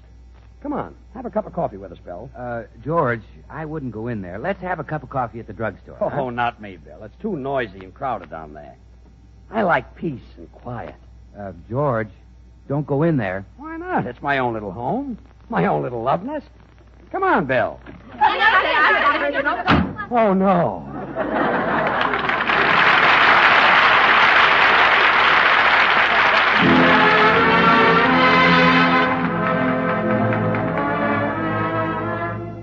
This is Paul Whiteman. Here's a song you've heard before and you'll hear again.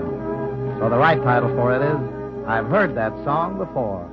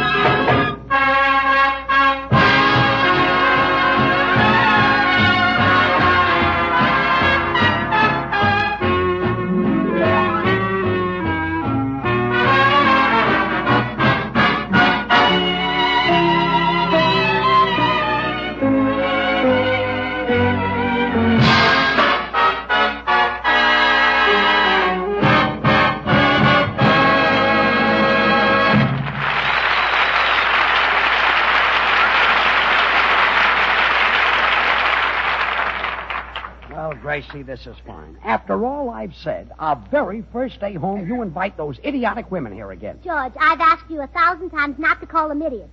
And I've asked you 1,000 times not to invite them here. Well, I'll tell you what. Let's compromise. You let me invite them here, and I'll let you call them idiots.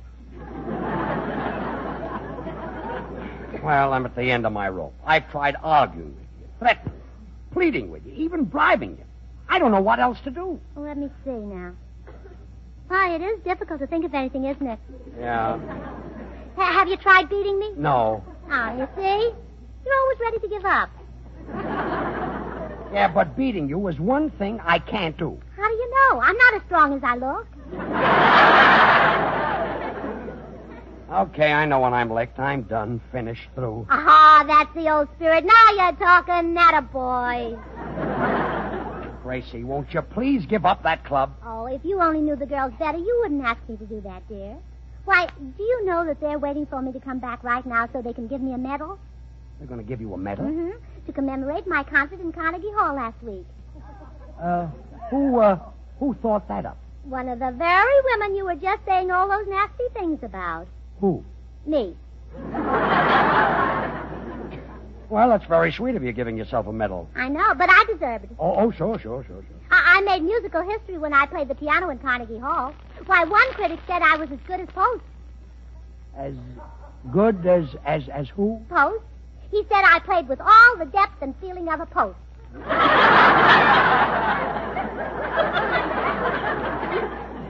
Oh, yeah, great musician, that Post. Mm-hmm. Tall, skinny fella. Well, I don't know it. No, I well. wish you'd come in with me and watch the ceremony, George.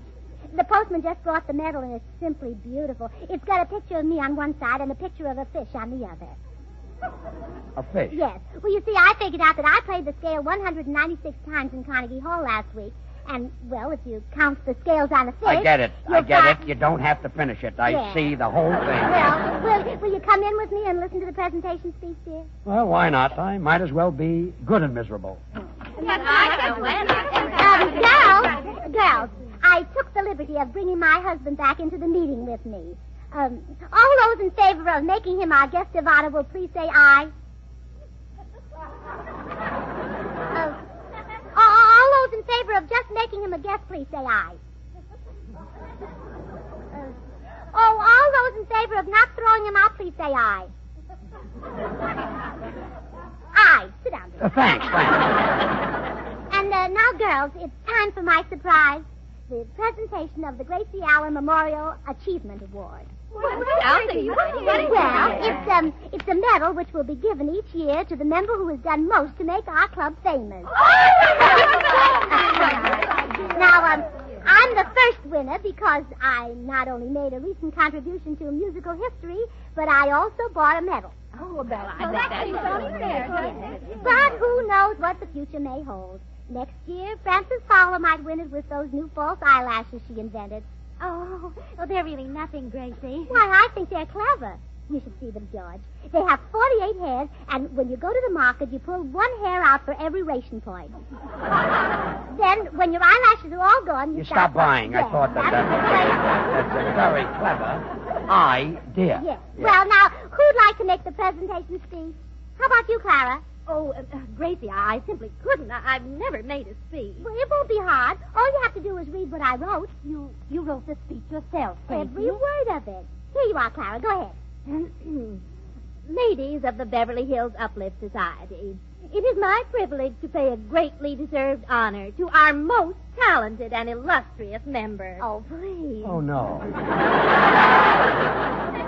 No artist of our time has done more to further the cause of music than this charming and lovely young woman. Oh, my goodness, you're making me blush. Her accomplishments have thrilled the nation, yet through it all she has remained modest and, what's this word, Gracie? Oh, let's see. Oh, unassuming. Oh, thanks. She has remained modest and unassuming. Oh, and don't think it's been easy. Oh, no. So I take pleasure in presenting the Gracie Allen Memorial Achievement Award to Gracie Allen. Well, girls, I just don't know what to say. Your wonderful tribute has caught me completely unprepared.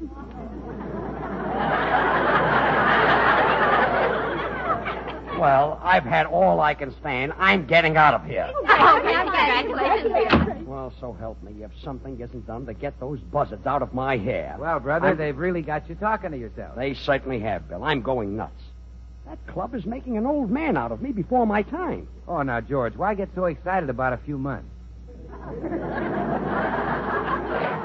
Well, no fooling, Bill. If Gracie doesn't get rid of that club, it's going to ruin my health. Say, wait a minute. George, if you pretend you're ill, maybe she'll throw him out. Oh, she'd know it was a phony. Well, she wouldn't if her own doctor told her you were sick. You mean that Dr. Lewis, that absent-minded crackpot? Well, now, wait. Gracie thinks he's a great doctor, even though in his case the MD does stand for mentally deficient. Now, you get him to tell her the club is ruining your health, and that's the end of it. Bill, you're wonderful. I love you. I could kiss you for this. Oh, George, please remember you're a married man. Oh, how could I forget it?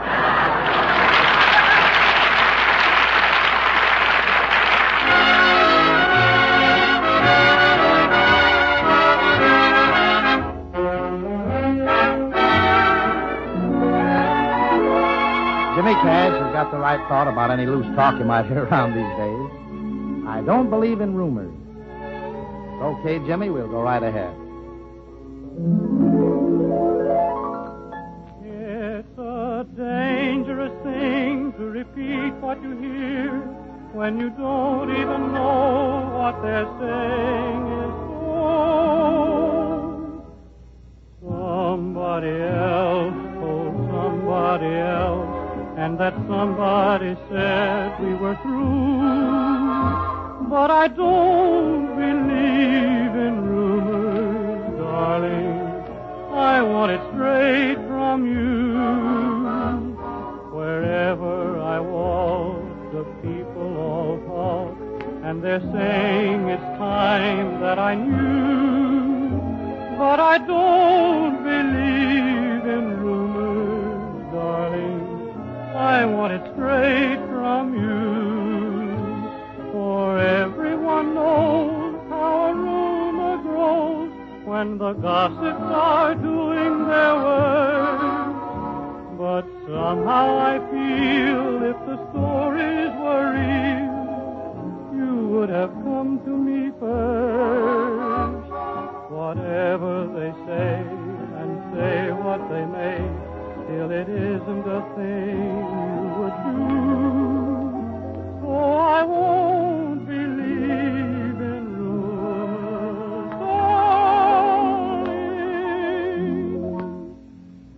I want it straight from you.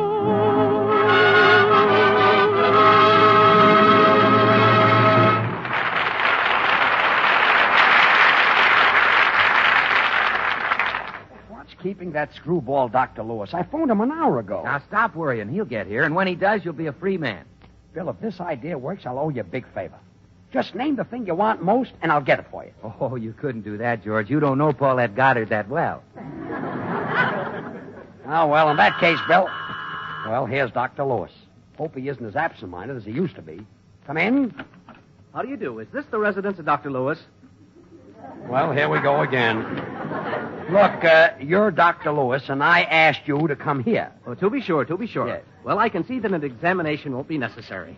You were mistaken, that's all, mistaken. Look, Doc, all I want you to do I'm is... sorry, but you're definitely not going to become a mother.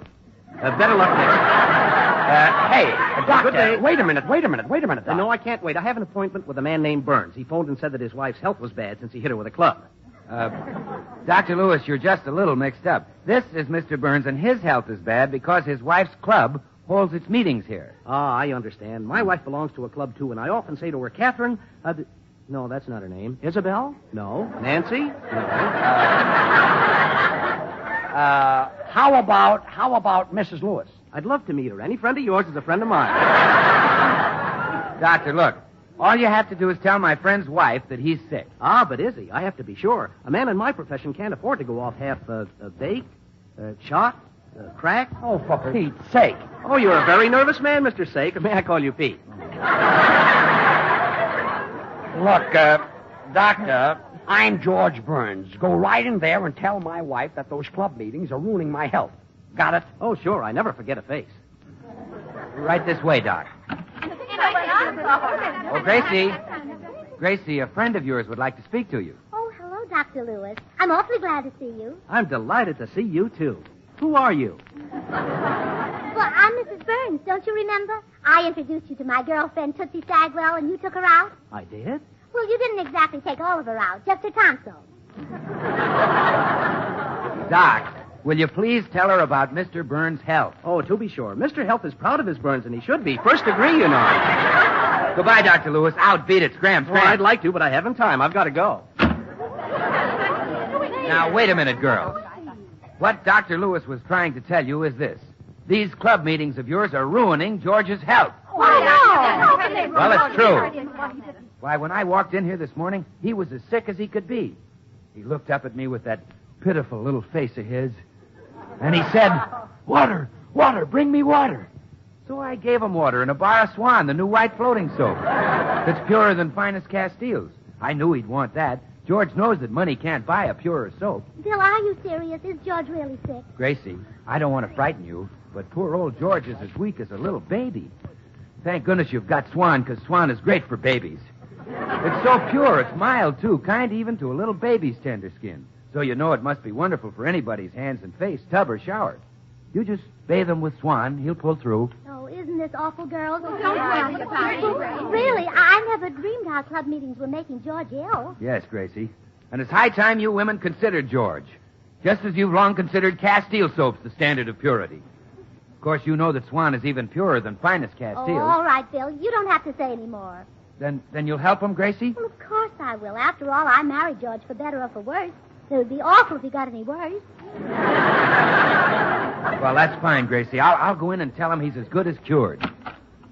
Hey, George. Yeah? It's all set. Come on, upstairs. You mean it worked? Yeah, hurry. All you have to do is get into bed and act sick and no more club. Oh, great. Here, give me your robe. Okay. I'll get into bed. Oh, come on. Get out of my bed, you silly-looking duck. Out. Oh, shut up. Now, remember, George, get a sad look on your face. We've got to make this good if we're going to fool Gracie into thinking you're sick. Now, wait a minute, Herman. Now, look, kid, it's sort of a game, that's all, a game. Quiet. For goodness sake, Herman, take it easy. Look, if you keep your big fat bill shut about this, I'll give you a nice sardine. What do you say?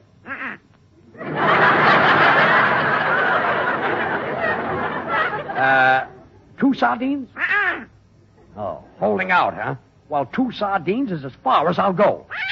Okay, quiet. I'll give you the whole can.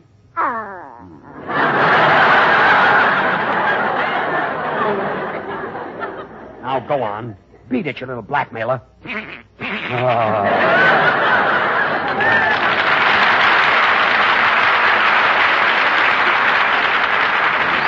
know what I'd like to do? I'd like to take that little duck. Hey, do I hear Gracie coming up the stairs? Yeah, I think so. Hurry, get sick. Groan. Oh, put something into it. You're supposed to be sick. Groan. oh. George, is that the best you can do? Think of your income tax. Oh. That's it. Now keep going. Oh. George, darling, I heard you were terribly sick, dying maybe. So I rushed right up here the minute we finished discussing Mrs. Pomtag's new hairdo. Oh, thanks, dear. Oh, what's the matter, dear? Where have you got a pain? All over. Oh, dear, you couldn't have it in a worse place. Oh. Stick out your tongue, George. Oh, my goodness. No wonder you're sick with a thing like that in your mouth. Oh. Gracie, come on. You're holding up the meat here. Yes, now, girls, please. My husband is desperately ill. How dare you think that I'd leave his side to go downstairs and attend a silly meeting? Oh. I love my husband, and I'm going to stay with him. Why, if anything happened to George and I wasn't here, I'd never forgive myself. Thank you, darling. So we'll hold our meeting right in this room. Oh, No, we're not going to hold it. Those women will have to leave this house.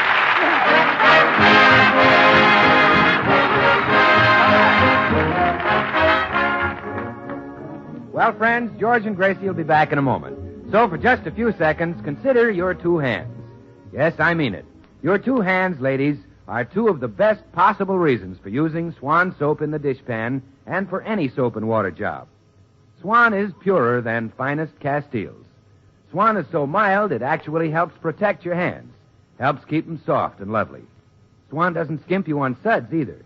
Tests show it gives twice as many suds in a minute as other white floating soaps. So why use strong soaps? Why spend money on easy-to-waste packaged soaps or costly toilet soaps? No need to when you can get Swan, the soap that's purer than finest Castiles. And now here they are again, George and Gracie. George, you shouldn't say mean things about our club. The girls are very patriotic. They are, huh? Well, yes. Today at the meeting, I was supposed to serve them pancakes and butter. But they were so patriotic, they refused to touch a single pancake. All they ate was our butter. Our butter? Gracie, haven't you been reading the paper? You can't get that anymore. Oh, was it butter? We thought it was batter. Oh.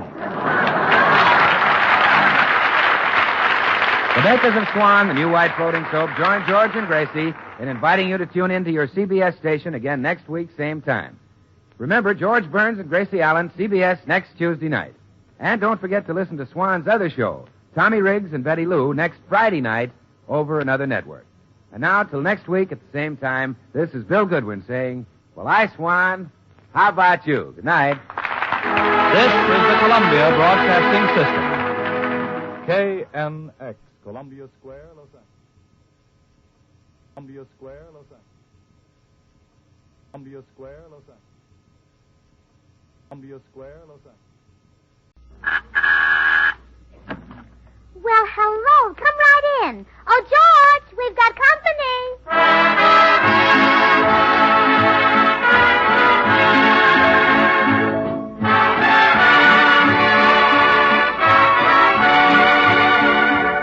This is Bill Goodwin speaking for Lever Brothers, makers of Swan, the new white floating soap that's purer than finest Castiles. Well, it's Tuesday night again. Time for another pleasant visit with George Burns and Gracie Allen, Jimmy Cash, and Paul Whiteman and his music. And now meet the people who live in the Burns house, George and Gracie.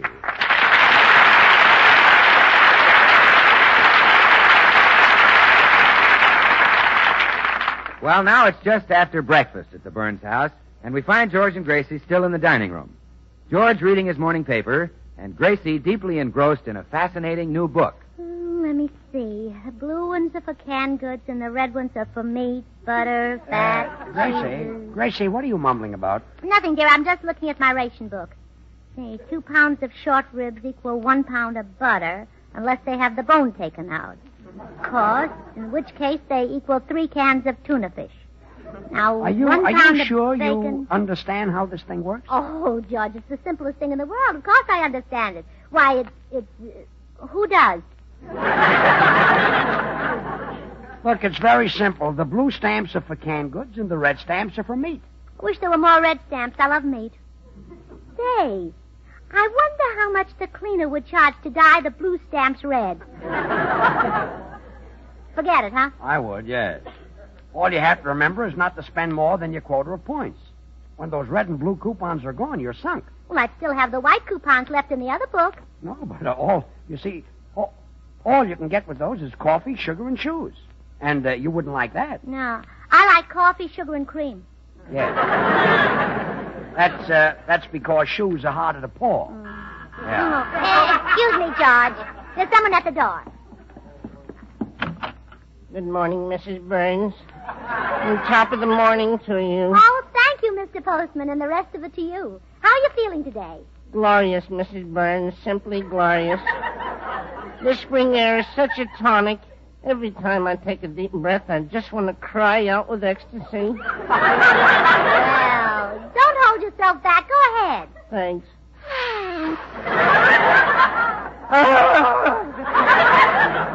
Oh, now I feel better. Well, I must try that sometime. Any mail first this morning, Mr. Postman? Yes, indeed. A whole raft of seeds and gardening magazines. Oh, yes, I sent away for those. I'm going to surprise George. We're going to have a victory garden in the backyard. Oh, your husband will love working in the garden. That's what keeps me the muscular, clear-eyed specimen of rugged manhood I am. Well, of course, our victory garden will just be on a small scale. A few radishes, onions, tomatoes, corn, wheat, barley, rye, oats, alfalfa, hay. All that? Well, the cow will have to have something to eat. Are you going to keep a cow in the backyard? Oh, well, I can't keep her in the house. You should have heard the fuss George raised when my mother stayed with us. Oh, goodness. You're going to have a regular farm. Yes, we're even going to raise chickens. In fact, George is inside sitting on the eggs right now. Your husband is going to hatch the chickens? Yeah, but he doesn't know it. You see, I hid the eggs under the cushion of his easy chair.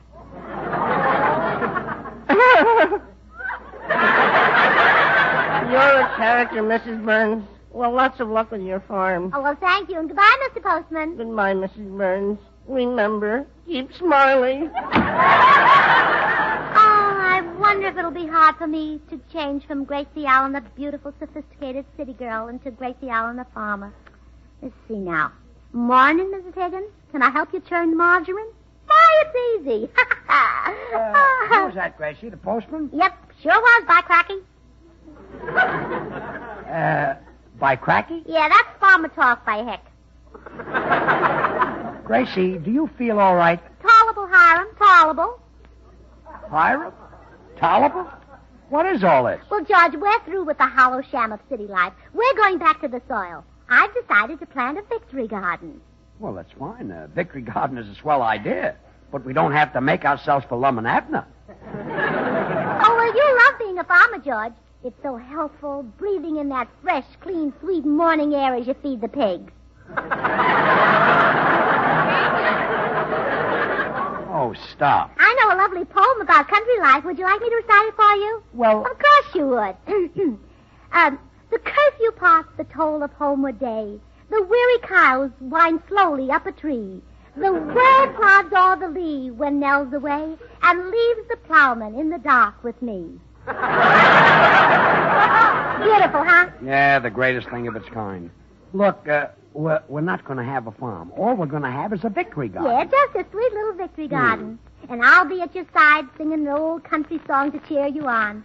We'll work together with a yo-ho-ho. You ho and I'll ho. We'll both ho? I thought maybe you'd like the yo and I'll ho. Don't you love getting up at 4 o'clock every morning to milk the cow? Yes, I'll yo and you'll yo, yeah. Look, if I had a cow, I couldn't milk it. Oh, you could, too. You squeeze oranges beautifully, and they don't even have a gadget on them.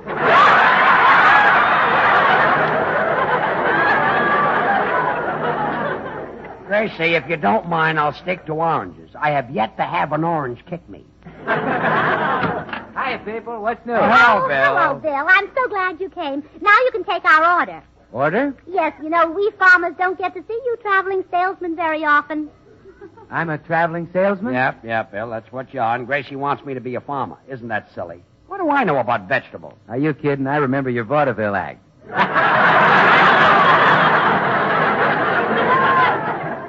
I don't see anything funny. Gee, Gracie, I wish I were a traveling salesman because I'd like to travel from one end of this country to the other and tell everybody about the wonderful offer the Swan people are making. Now, they'll send you a rainbow assortment of 8 gladiolus bulbs, including a special feature bulb called the Swan White for only 10 cents and the wrapper from any size cake of Swan soap. Really, Bill? Oh, yes. And these gladiolus bulbs are the kind florists use for their choicest cut flowers. And they'll grow in a few weeks into big, satiny blooms of all colors, with as many as 16 flowers to each stem, some of them as large as 4 inches across. Oh, Bill, can I get some to beautify our farm? How do you get them? Well, Gracie, we'd like to have the people write into you for the gladiolus bulbs. They just send a dime and 1 swan wrapper to Gracie Allen, Box 7, New York City. Gracie Allen, Box 7, New York City. Well, I'll have to sit right down and write myself a letter. Well, Gracie, I'll be running along now. Well, come back later, Bill. We may have a quilting party or something. A quilting party? Yeah, now that we're farmers, we'll have quilting parties, husking bees, square dances. Square dances? Uh-huh. Well, Gracie, that's my meat. You know, I love to call a good square dance. Oh, swing your partner, do-si-do, a promenade left, all in a row. To get gladiolus bulbs 8 at a time, send a swan wrapper and a dime. To Miss Gracie Allen, so sweet and pretty, care of Box 7, New York City. Now all join hands for the grand promenade. Best stern offer ever was made. So get those bulbs, the do-si-do. Bill, go.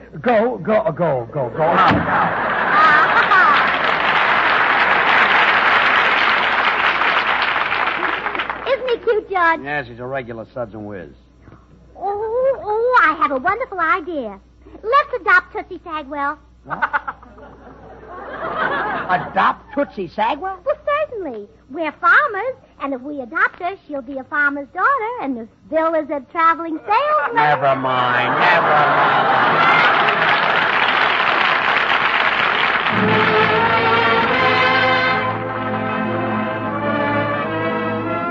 This is Paul Whiteman. Here's a tune that haunts you.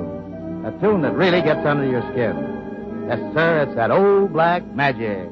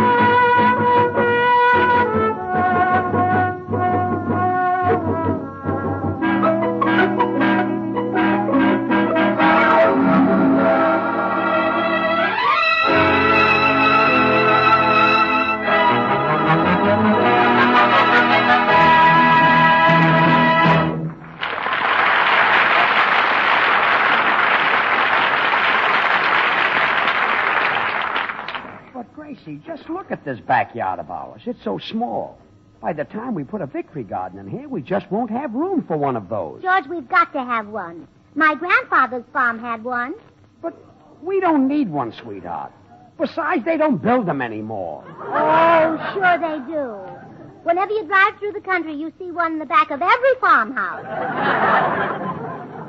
We have no use for one, sweetheart. Our house is modern. Oh, all right. But I still say a farm isn't a farm without a well.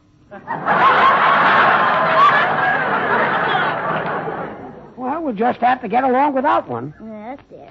Now listen to the way I've got everything arranged. Right over there, we'll plant one radish vine or bush or whatever it is. That'll give us enough radishes for years and years. From one plant? Oh, George, you don't know anything about farming. Haven't you ever heard that radishes repeat?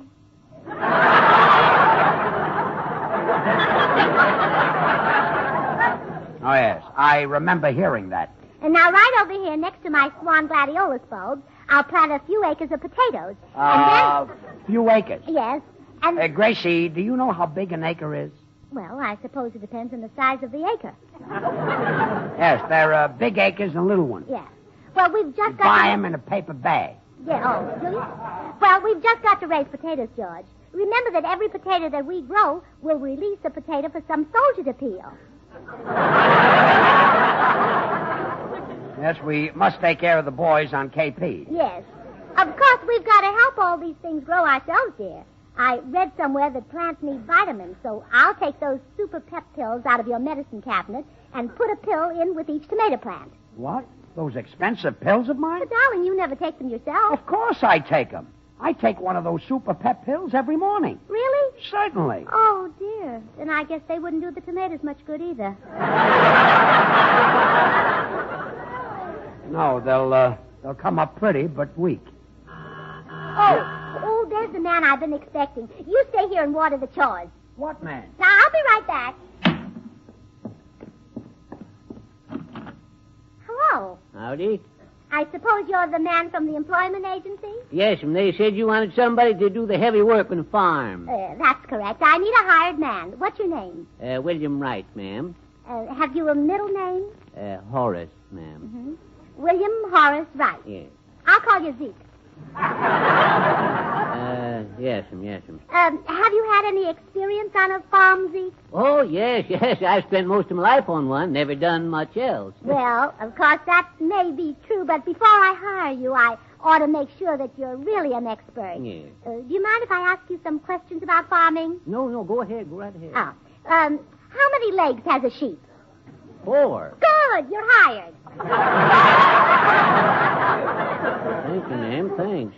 But where is this farm? Right out there, see? Where? There. The east pasture is in front of the barbecue pit. And you'll be able to see the west pasture after we move the garbage pail. Lady, maybe this ain't the job for me after all. Oh, you mustn't feel that way, Zeke. I always say, oh, wait. I've got an idea. Why don't we let my husband be the hired man so he can have muscles like yours and let you do his work? Well, that all depends, ma'am. What does your husband do? I said, what does your husband do? Just a minute, I'm trying to think. Oh. You have breakfast about 11, then read the morning paper until you've won the war, then you go into the den to work. What kind of work? Well, I'm not sure, but after a few hours, you come out and see if I bought another new hat. And I seldom disappoint you. Is that all I do? Oh, no. You've got to hate my mother, too. What? Oh, and I almost forgot. 2 nights a week, you fool me completely. How? Well, on Tuesday nights, you tell me you're going to a conference. That's a poker game. Yeah. And on Saturday nights, you tell me you're going to a lecture. That's a burlesque show. Well, lady, I'm just a farmhand. You might as well start to work right away. Just put your feet on the table, and I'll bring you some cigars. Oh, it ain't real. Stuff just like this just don't happen. Gracie, I finished the, Hey, who are you? I ain't sure, but I think I'm the hired man. Hired man? Hired to do what? Smoke cigars and go to burlesque shows? Are you a little bit nuts? No, but the lady who hired me might be. She wants her husband to do the farm work so he'll get to look like me. Well, I happen to be her husband. Oh, gosh, if I do your work, I might get to look like you. Goodbye.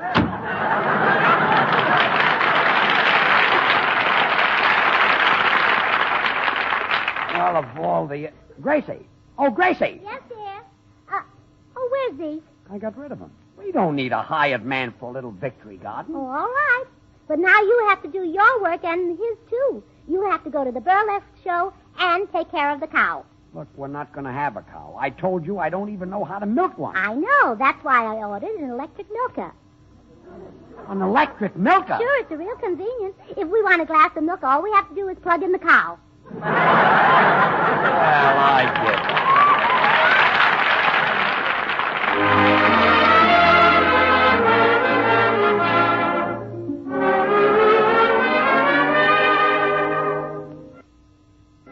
Jimmy Cash has a favorite tune, and maybe it's a favorite of yours, too. Can't you hear me calling Caroline? All right, Jimmy.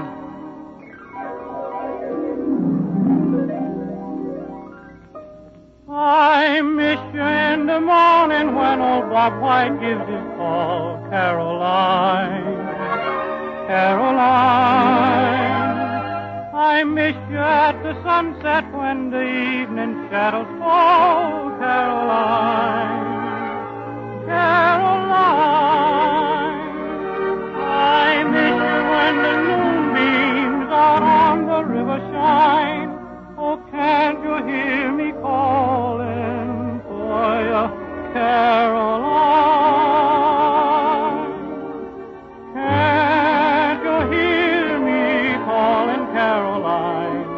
It's my heart a-calling time. Lordy, how I miss you, gal of mine. Wish that I could kiss you, Caroline. Ain't no use now for the sun to shine, Caroline, Caroline. Can't you hear my lips a-saying? Can't you hear my soul praying? Can't you hear me calling,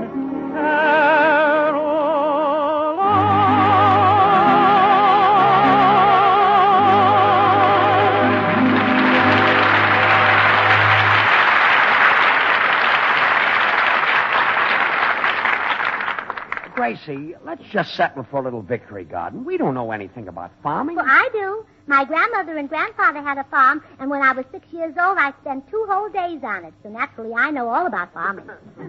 Oh, naturally. You're an authority. Yes. Yes. You see, dear, you just didn't marry an ordinary woman. You're telling me. And besides, dear, I want you to be a great man. And practically all of our great men came from farms. Look at our presidents. Thomas Jefferson, Abraham Lincoln, Floyd Bunce, Calvin Coolidge. Floyd Bunce? Yes. Floyd Bunce was a president? Sure, president of the Can't Creep Girdle Company. Oh, yes. He's been associated with some of our biggest national figures. Now, look, sweetheart. Oh, it's my darling little ducky. Oh, Mama has some wonderful news for you, Herman. We're going to be farmers just like my grandma and grandpa. Yes, really. The farmer in the dell. The farmer in the dell.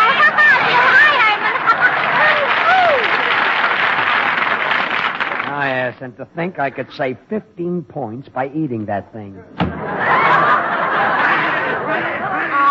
now, Herman, we mustn't blame Daddy for being upset. All farmers have big problems today. He has to worry about the cows and the chickens and... Oh, I just remembered. We'll have to get a rooster. A cute little rooster. Oh, Herman. Herman, you're jealous. Oh, well, don't worry, darling. We won't get one. Would you like to be Mama's little rooster? All right. Now, the first thing every morning when you get up, you ruffle your feathers, you spread out your wings, and lay an egg.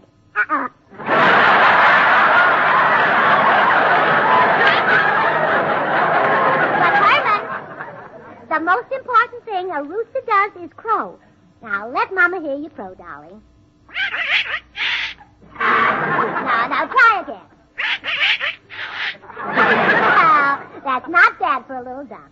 Now, let's show Daddy. Oh, George, come on in. Oh, Bill, are you back? Yes, Gracie. Oh, boys, Herman has just learned to do the cleverest thing. Herman, show your Daddy George how you got to greet him every morning. Oh, go on. Oh, no, Herman. That's the way you greet him now. He's learned to crow like a rooster, George. And he's going to wake you up at 4 o'clock every morning. No, wait a minute. He's not going to... Well, that's when Grandma and Grandpa always get up.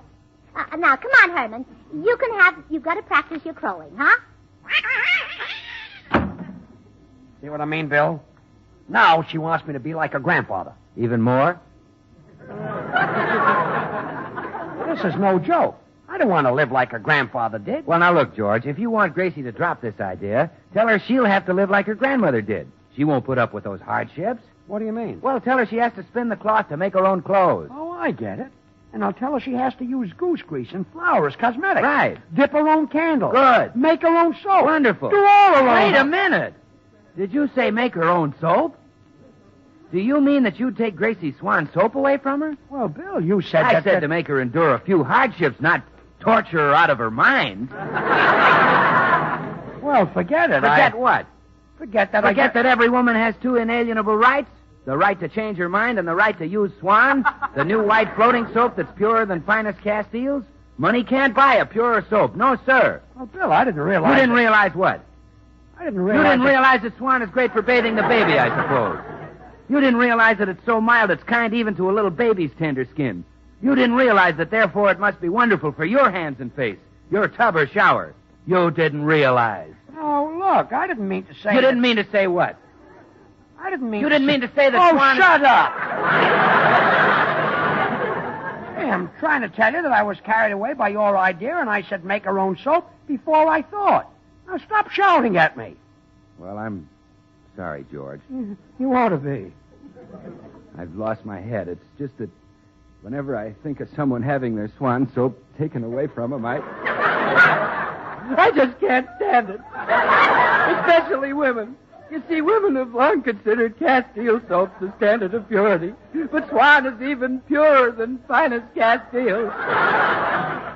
Give me your handkerchief, George. Oh, fine. All right, Bubble Boy, you wait here.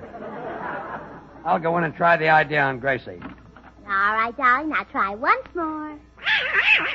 Why, that's wonderful. Mama's so proud of her clever little ducky. Oh. Gracie, can I talk to you a minute? Yes, dear. Look, sweetheart, I've changed my mind about the farm business. I've decided that we ought to live just like your grandma and your grandpa Why, did. George, that's marvelous. Yep. From now on, we'll just work on the farm. No more poker games, no more golf, no more beauty shops. Oh, I'm so thrilled. What was that last item again, dear? No more beauty shops. But, George... Your grandma never used powder or lipstick or nail polish in her life. And she didn't know what it was to have her hair done. My, she was a sloppy old girl, wasn't she?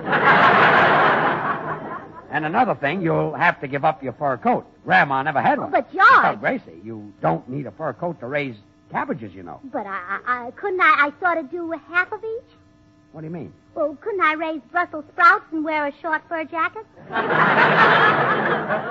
No, Gracie, you're going to live just like your grandma. But don't forget, Grandma was an older woman. Well, she was your age once. Oh, no, as far back as I can remember, she was older than I was. Well, anyway, it's your choice, Gracie. Either we have a victory garden and live like everybody else, or we have a farm and you live just like your grandma. Well, all right, George. I know I'll hate myself for it, but I've decided. Good. I'll take the farm and live like Grandma did. Oh, no. Yes. Goodbye, George. I'm going upstairs to pack. To pack? Certainly. Grandma hated the farm. She left for the city when she was 19. Goodbye, George. Come back, dear. Come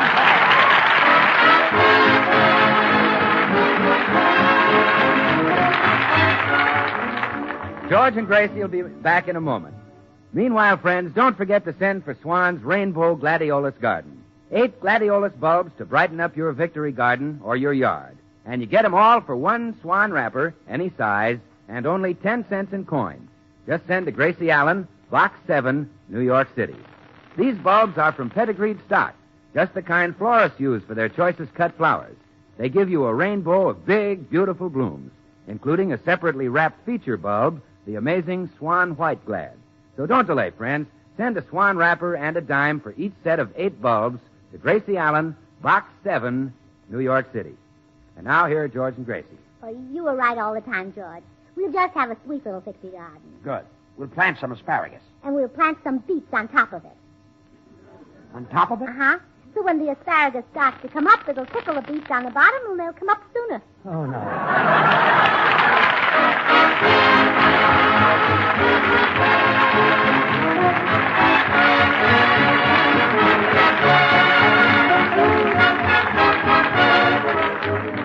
The makers of Swan, the new white floating soap, join George and Gracie in inviting you to tune in to your CBS station again next week, same time.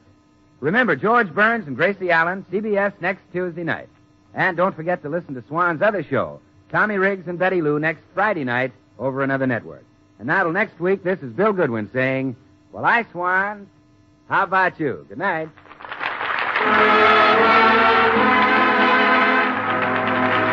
This is the Columbia Broadcasting System. Broadcasting System. Broadcasting System. Broadcasting System.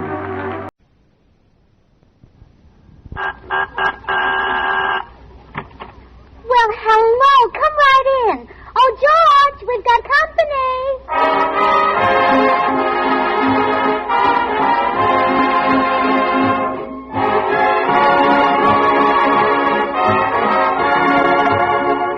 This is Bill Goodwin speaking for Lever Brothers, makers of Swan, the new white floating soap that's purer than finest Castiles. Well, it's Tuesday night again. Time for another pleasant visit with Jimmy Cash, Paul Whiteman and his music, and George and Gracie. Here they are. Well, while George is reading his morning paper in the front room, we find Gracie in the library. She's engaged in writing a letter when the library door opens and a man enters. He is tall, good-looking, and obviously very intelligent despite his youth. Hi, Gracie. Hello, Bill. Come on in. Well, I won't bother you, Gracie. I see you're writing a letter. Oh, I'll be through with it in a minute. Listen, how does this sound? I'm mad about you, sweetheart. I can't live without you. I must have you for my own. Did I get over the idea that I like him? Like him? For goodness sakes, who are you writing that to? Big Jake. Big Jake? Big Jake who? I don't know. I never met him. Well, then, Gracie, how do you know you can't live without him? Well, it says so in this letter I'm writing. I'm beginning to see why George always looks like he was just slugged by a commando. Hello, Gracie. Hello, Tootsie. Oh, hello, Bill. Hello, Tootsie. Gracie, did Big Jake write? Is there a letter for my sweetheart? Your sweetheart? I thought he was Gracie's. Oh, Bill, how could you think such a thing? Big Jake is going to marry Tootsie. Well, then how come Gracie was writing to him? Well, it's like this. You see, I joined this Lonely Hearts Club. Oh, a Lonely Hearts Club. Yes, and they told her about a man in Peoria who was crazy to get married. Uh-huh. And they advised me to send in my picture, so I did. Uh-huh. And what did the man do after he got the picture? He dropped out of the club. I see. Well, I was about to give up in despair when a letter came addressed to Miss 23. That's my Lonely Hearts number.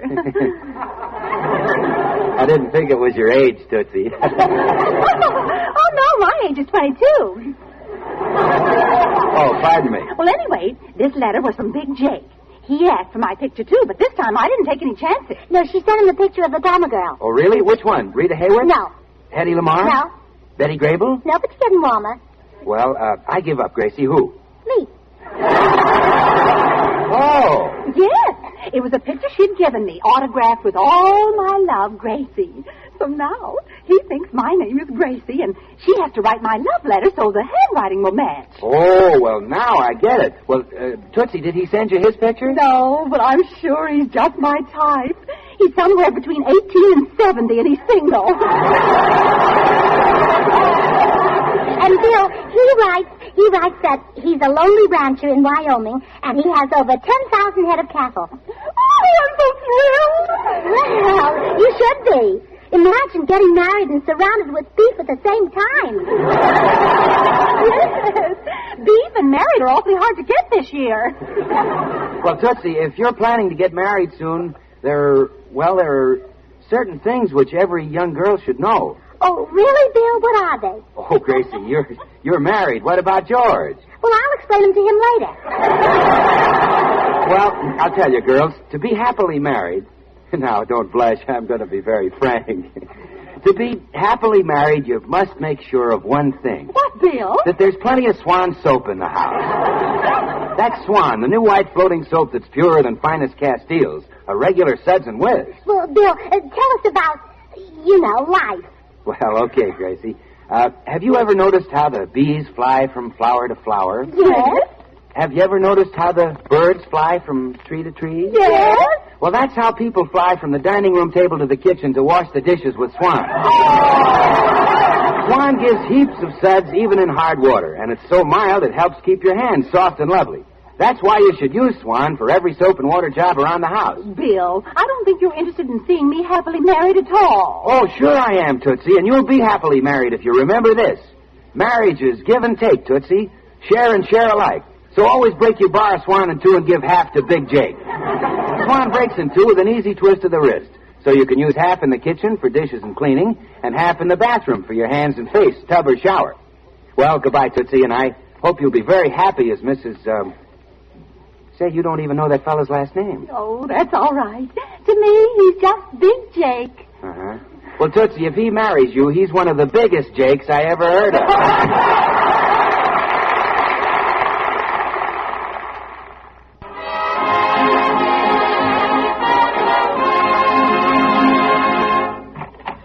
Oh, hello, Mr. Postman. Good morning, Mr. Burns. You're quite a stranger. Yeah, we don't see each other very often. Any mail this morning? Your wife usually greets me at the door. She's a wonderful woman. You lucky dog. Yeah, that she is. Any mail for me? She and I are kindred spirits. We have the same jolly devil-may-care outlook on life. Did you bring any mail? She's very thoughtful, too. She always inquires about my health. Look, Mr. Postman, is there any mail? Most people just ignore it, but I find my health very interesting. Okay. How's your health? Oh, nice of you to ask. Yes. My health is always superb, Mr. Burns. Superb, yes. I'll wager that a few men can equal me for sheer animal virility. Fine. Now, what kind of mail did you bring us? Just a letter for your wife. Here you are. Say, this must be a mistake. It's addressed to Gracie Allen, Lonely Hearts, number 23. It's no mistake, Mr. Burns. She gets lots of those Lonely Heart letters, and sends them, too. She does? Yes, a form of innocent amusement, I suppose. Innocent amusement? Women don't join those clubs unless they're looking for romance. Gosh, I never thought of that. But now that I look at you more closely... Never mind. Gee, this is terrible. What about this letter? Should I open it? I think you've got a right to open it. You're the one who made her lonesome. Yeah, I'll open it. My darling angel dream girl, I just can't stand it no longer. When I look at the picture you sent me, I tremble so bad that I spill my victuals all over myself. So, honey, I'm coming to take you away. Big Jake, the Lonesome Ranger. Oh, no. I can't believe it. Gracie wouldn't leave me. She's used to me. Well, I'll be going. Goodbye, Mr. Burns. And remember, keep smiling. Keep smiling, he says. Well, George was pretty upset by Big Jake's letter, so now he's on his way to the office of the Lonely Hearts Club to find out if Gracie is really a member. Good afternoon, Lonely Hearts. Oh, hello, number 39. What, another one? We just got your husband last week. Oh, I see. All right, goodbye. Is 39 getting rid of her husband already? Yeah, she used up all his ration points. Oh, gee, this racing is so confusing. Red stamps, blue stamps. What's it all about? You're such a dope, Delorma.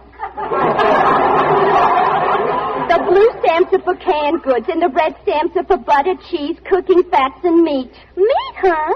You mean with these stamps, I don't have to let the butcher kiss me anymore? No. Now the government gives you the right to slap his face. Oh, well, what about all these letters on the stamps? Well, you see... I beg your pardon, miss. Is this the Lonely Hearts Club? Yeah, sit right down, Pop. We'll try to get you a wife. It won't be easy, but we'll try. Now, wait a minute. I didn't... We got a new customer, Delorma. Yeah, ain't he a pip? I'll say. You better fill out a practically impossible card. Oh, see here, miss. Careful, you didn't finish explaining to me about the letters on those red stamps. Look, miss. Look, Delorma, each letter stands for a different week. The first week, A's were good. This week, B's are good, plus any A's you have left over. Look, oh, well, Miss. I get it, and next week, C's are good. Sure, and whatever A's and B's you got left over. Look, Miss. Oh, well, that's simple. And then the fourth week, the D's are good, plus any of the others I've still got, huh? Yeah, but you better use them up by the end of the fourth week, because after that, they're canceled. The fifth week, you start with the E stamps. Oh, well, I give up. Don't give up, Pop. We'll get your wife. Say, how would you like a nice fat Indian squaw named Princess Moosejaw? Look, I don't want any Indians. Look who's being choosy. Girls, all I'm interested in is one woman. Well, at your age, that ought to be plenty. Do me a favor. Just look up number 23 in your file and tell me who she is. Okay, Pop. Number 23. Oh, here we are. Say, you really picked one. This is the man craziest female in the whole club. She is? Yeah. Her number ought to be P38. What a pursuit job. Is her name Gracie? No, it's Tootsie Sagwell. Oh, so that's it. Oh, boy. Then my wife does love me. So long, girls. Gee, Ethel, did you hear that? He's got a wife. Well, she wasn't our client. She can't sue us.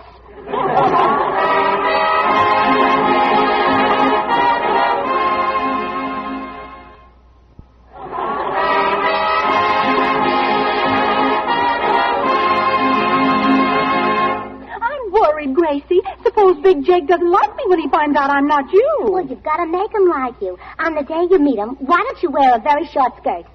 Oh, Gracie. Well, I mean it, Tootsie. Most Western men are bow-legged, and he'll see right away that you and he have something in common. Oh,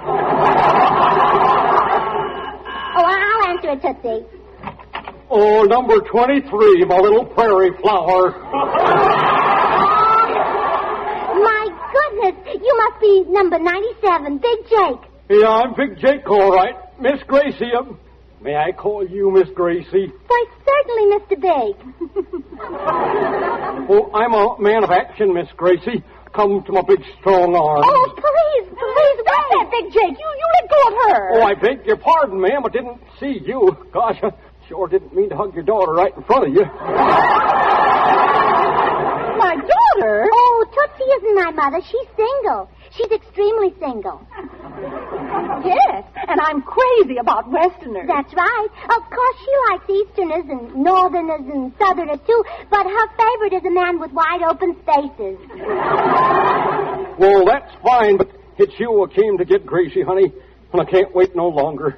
The doggie of desire is a frisking around in the corral of my heart. Oh, really? I'll bet it tickles. Come on, honey. Come on, get your duds packed and let's hit the trail. Well, Big Jake, you see, I'm not, oh, my goodness, Tootsie, look. What, Gracie? Oh, coming up the walk, my HUSDAND. I know what that was. You do? Yep, that was spelling. Big Jake, you better step in the next room. Oh, what for, honey? Well, there's a brush salesman coming up the walk, and, well, we're not married yet, and I like to try the brushes on before I buy them. Yeah, come on, Big Jake. Oh, thank goodness. Hello, George. Gracie, I have a confession to make. This morning, I thought you were in love with another man. In fact, I got so upset, I went right out to buy you a box of candy. Oh, really? Uh-huh. Then I discovered it was Tootsie, not you, so naturally I didn't buy the candy. Oh, naturally. That's the trouble with you husbands. You never buy candy for your wives unless you're jealous. Well, that's right. Oh, Big Jake. Come on in, Big Jake. Your little prairie flower is waiting. Oh, I know you couldn't wait no longer, honey. Come to my big, strong arms. Hey, what is this? Let go of her. George, make it assorted chocolate with plenty of nuts. Oh.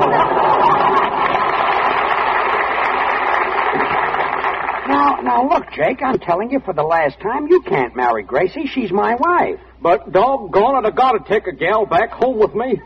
Them there hills are mighty lonely. Well, Tootsie's the girl you've been writing to. Take her.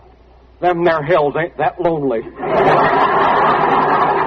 Jake, beauty is only skin deep, and Tootsie will lose most of hers the first time she rides a horse. Yes, it's bound to be an improvement. I ain't interested. Oh, Jake, don't you get tired of looking at the faces of those same old cows every day? I sure do. Well, then, Tootsie's just what you need, a new face. Yes, please marry me, Jake. Yes, please marry her, Jake. For Pete's sake, marry her, Jake. No, sir. I ain't going to do it.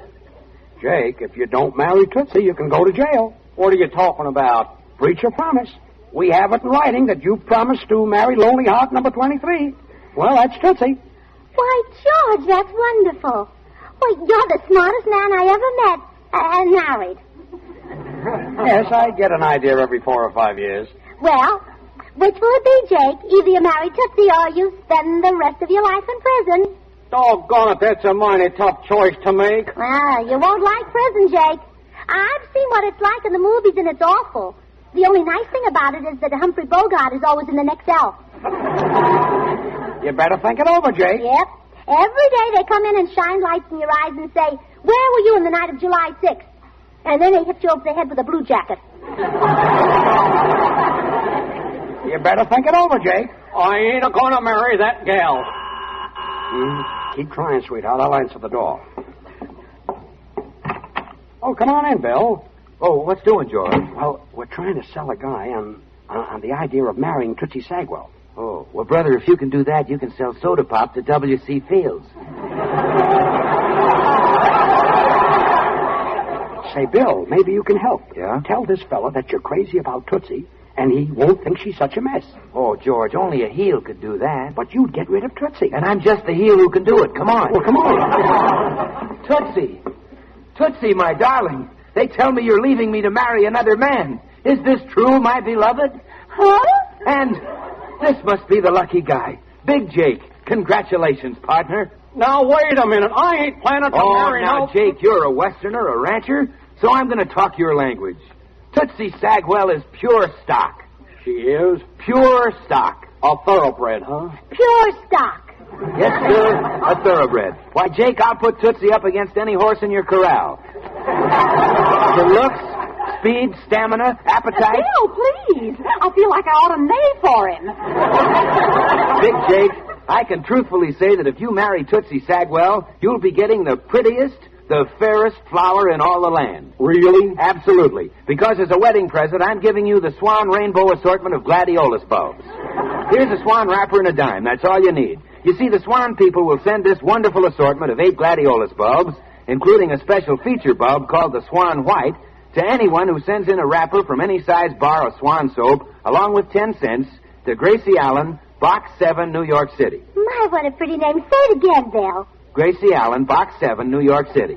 Bill, the man wants a wife. Of course he wants a wife.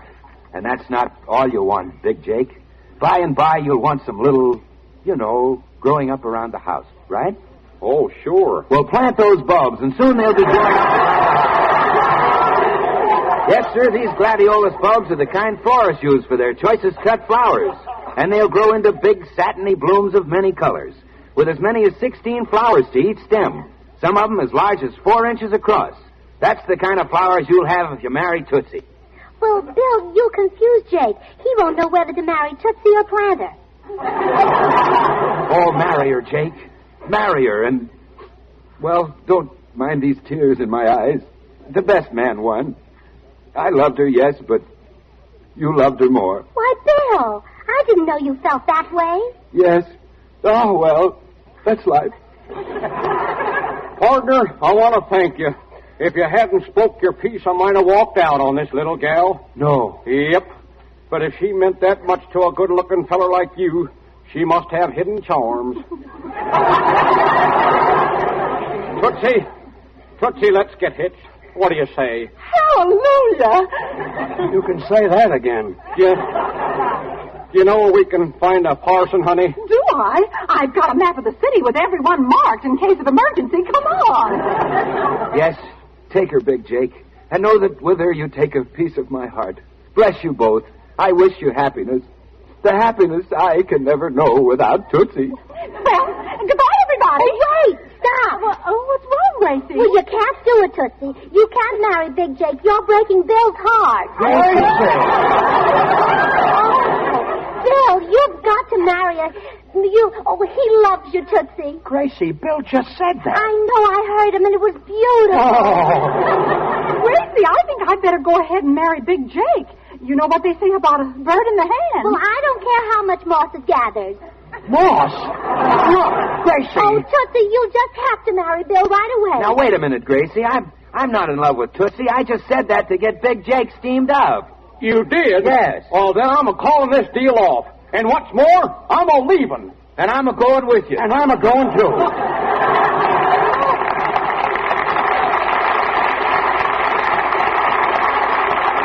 Oh, Gracie, there he goes. And now I'll never be a prairie flower.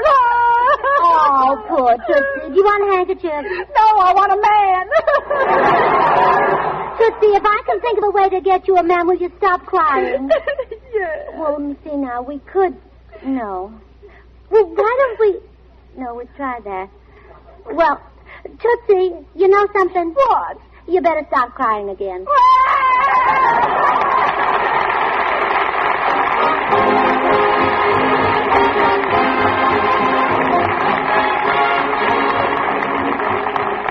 The makers of Swan, the new white floating soap, join George and Gracie in inviting you to tune in again next week, same time.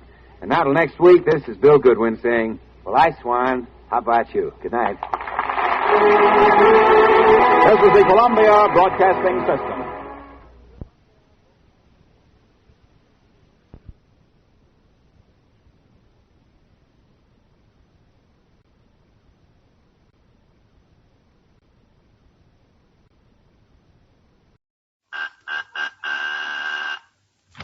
Well, hello. Come right in. Oh, George, we've got company.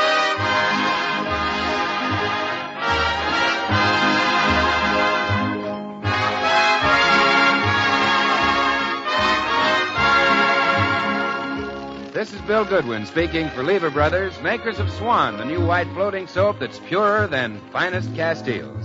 Well, it's Tuesday night again. Time for another pleasant visit with George Burns and Gracie Allen, Jimmy Cash, Paul Whiteman and his music, and the Swan Tet, who open our show with Hitch Old Dobbin to the Shay again. Hitch old Dobbin to the Shay again. You won't use the car anymore. Old Dobbin remembers each shady lane where Dad and Mom went swooning that led to honeymooning. Hitch old Dobbin to the Shay again, like Granddaddy did before. When Grandpa went courting with Grandma at night, We hitched up old Dobbin and we did all right. so hitch old Dobbin to the Shay again. You won't be using your car anymore.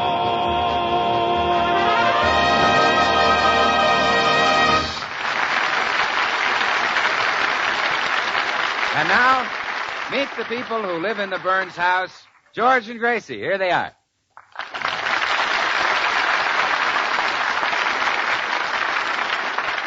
Well, spring is here, and like most other housewives, Gracie is in the attic of the Burns home, starting in on her spring cleaning. However, most other housewives would consider the feather duster she's using quite unusual, to say the least. Now, do you get the idea, Herman? Uh-huh. All right.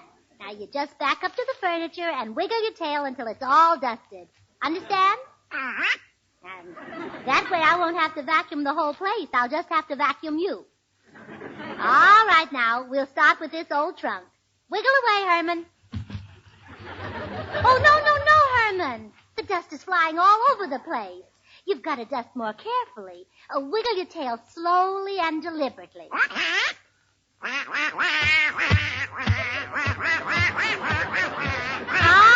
Herman, that's enough. That's fine. Herman, you can stop now. It's all dusted. Herman, burn! Oh, you like to do that, huh? Stop it. It isn't dignified. How do you think Mama would look doing a thing like that? Herman, I think you've been seeing entirely too many Dorothy L'Amour pictures. How are you getting on, dear? Oh, fine, George. Herman, you may go to your room now. Go on, Herman.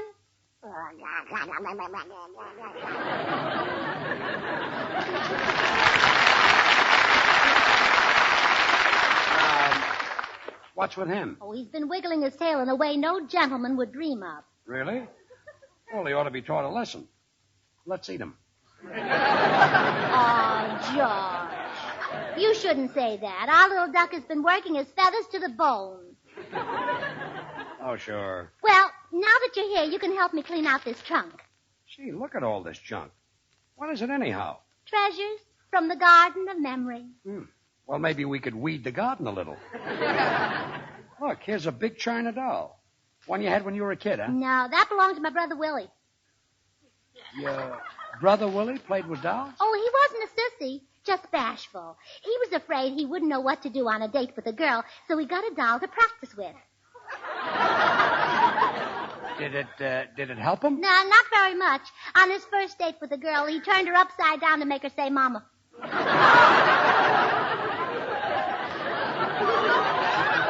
That's a very bright Willie. What's in this envelope? On the outside it says, my dearest memory. Oh, well, that's the very first note you ever wrote me. Really? We went to the drugstore, and we each had an ice cream soda, and after we finished the sodas, you wrote that note and gave it to me. Don't you remember what it said? I love you, baby. No. I owe you 20 cents. I really had the gift of expression in those days. Oh, George, Gracie, where are you? In the attic, Bill. Come on up. Okay. Say, can't we get rid of this trash, honey? I really don't see any reason for hanging on to this old tin dipper. Oh, I couldn't part with that dipper, George. It's a very intimate souvenir of the day we were married. Well, what do you mean? I filled it with cold water and threw it on my mother when she had hysterics. Dear old mother. Hiya, folks. Hey, George, where's Gracie? Right there with her head in the trunk. Her head in the trunk? Oh, murder, George. You shouldn't have done it. Oh, brother.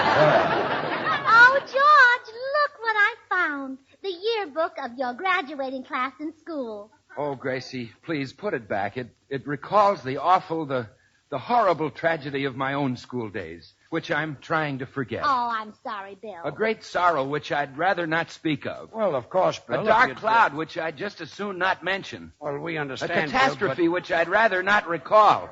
Well, Bill... A blight upon my childhood which I don't want to think of. Well, forget it. Forget it. All right, I'll tell you all about it. You see, when I went to school... Yes? Swan soap hadn't been invented. Oh, no. No. There was no such thing as Swan, the new white floating soap that's purer than finest Castiles, regular Suds and Whiz. Now, look, Bill. Thank goodness the children of today and their mothers can know the joy, the thrill, the ecstasy that comes from plunging their hands into a brimming dishpan and washing the dishes with Swan. Oh, and to know that those Swan Suds are so mild that they actually help protect your hands. Help keep them soft and lovely. That's why you should use Swan for every soap and water job around the house. Bill, you don't No have more to tell squabbles, no more quarrels among the children over their favorite soap, because Swan breaks in two with an easy twist of the wrist. Bill, you don't So that baby sister can toddle off to the kitchen with half for dishes and cleaning, and baby brother can toddle off to the bathroom with the other half for hands and face, shower, or tub. Well, I'm going to toddle off myself. Gracie, call me when the bubbles have cleared away. Oh, wait, George. Don't you want to see your class picture? Show it to Bill. Yeah, let's see it, Gracie. Which one is George? Oh, Bill, it's easy to find. Just pick out the handsome, most intelligent-looking boy in the picture. Well, let's see. I'd say this kid right here. Correct. And that's George right in back of him.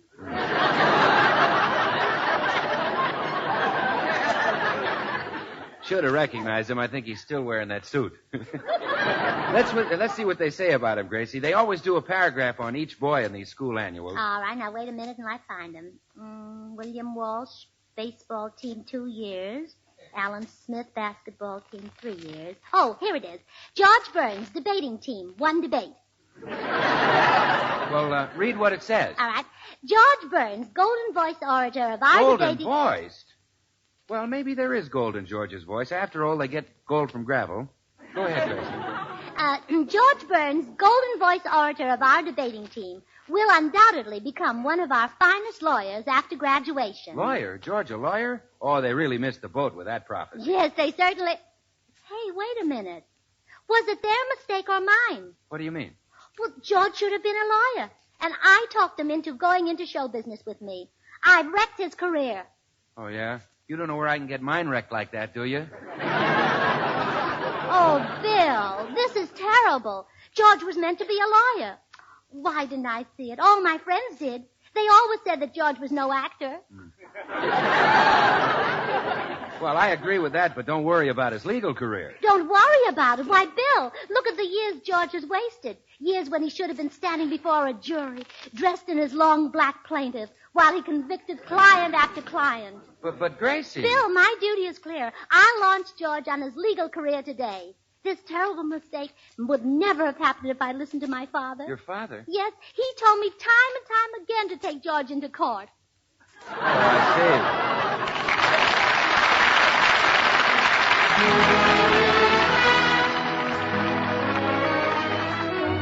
see. This is Paul Whiteman. Here's a real winner. There's a harbor of dreamboats.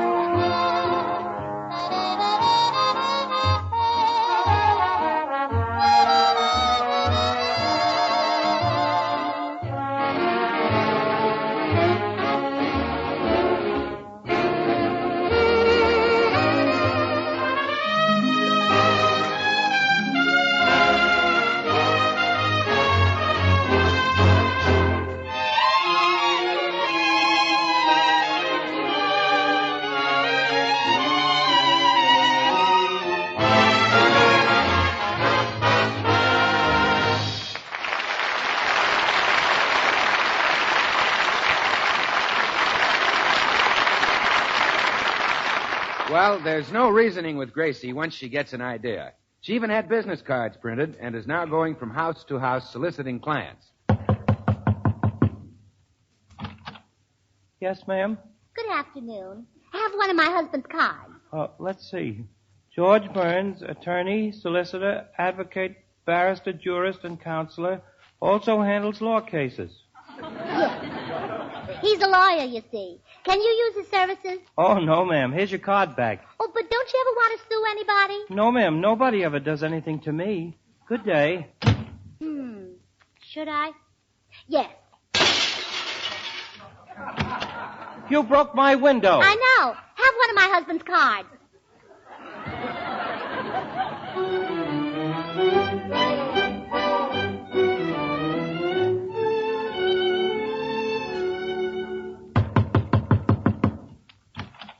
Yes. How do you do? Are you married? Yes. Would you like a divorce? No, I'm very happy. Oh, what a shame. Does your wife ever make you warm her side of the bed and then push you over on the cold side? Well, yes. Have one of my husband's cards. But really, I don't want a divorce. What is it, honey? Who are you talking to? Oh, this lady's husband's a lawyer, and she's trying to sell us a divorce to get him some business. Say, there's something screwy about this. Oh, what do you mean, baby? Well, people don't go from door to door peddling divorces. I've got a hunch your mother sent her here. Are you crazy? She wouldn't do a thing like that. Oh, no. That old biddy never did think I was good enough for you. Now, hold on, baby. You can't call my mother an old biddy. Yeah, hold on, baby. Don't get tough, honey. I'll say what I please.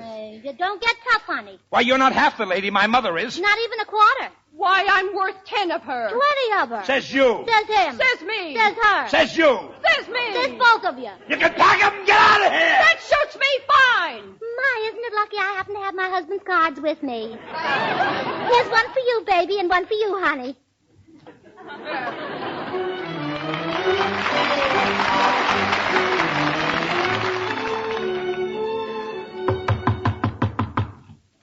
Yes?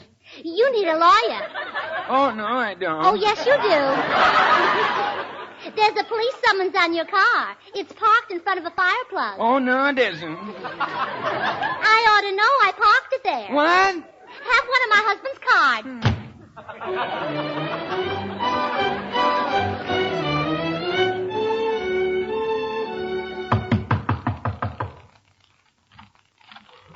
Yeah?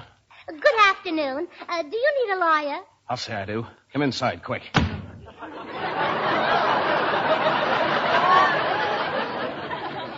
I can't leave that door open long, sister.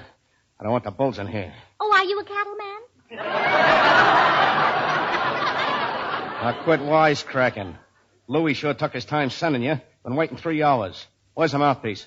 The mouthpiece? You heard me. Why, well, there it is, right on the telephone. What are you doing, playing dumb? Oh, no, I'm not playing. And where's the lawyer? Where is the lawyer? Oh, the lawyer. Oh, he's home. He's an awfully good lawyer, too. His name is George Burns. Burns, huh? Must be a new one. Guess Louis had to shoot the old one. Had to shoot him? Why? He knew too much. Oh, well, you don't have to worry about that with George. Well, he better be good. I'm in plenty of trouble. I've been sitting on a pile of hot rocks. Oh, my goodness, have you tried Ungantine? Ungantine? Say, wait a minute, sister. You're acting too dumb to be on the level. You're working for a flatfoot named Murphy. Oh, no, I'm not. I'm working for a knock-knee named Burns. Well, I guess I gotta trust you, chum. I got nobody else. Now, here's what you tell this lawyer. Strip it, chum. Huh? Drill it. What? Chill it? You mean spill it? You said it, chum. Okay. Me and Lefty was in a jug, see? And the day we got sprung, we put the finger on a jewelry joint. Now we're hot, and we can't find a fence to unload. You got it? Got it, chum. Say it back to me. You and Lefty were unloading jugs when you noticed a finger with some jewelry around the joint, so both of you sprang over a fence. Forget it, chum. I'll go see this lawyer myself. Oh, well, that's fine. Here's his address. Well, goodbye. Hey, wait a minute. I might be walking into a trap. Once and for all, are you sure you know Louis? Louis? Yeah, Louis. If I didn't know him, what would you do to me? They'd find your body in the river. Well, I guess I'd better tell the truth, mister. Yeah? Louis's my father. Goodbye.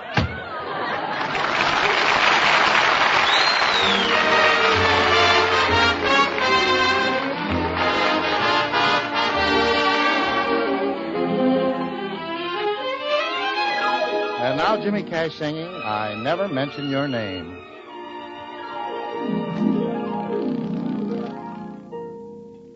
I never mention your name, oh no. I never dream of your eyes. I never go where we used to go to hear the echo of your sighs.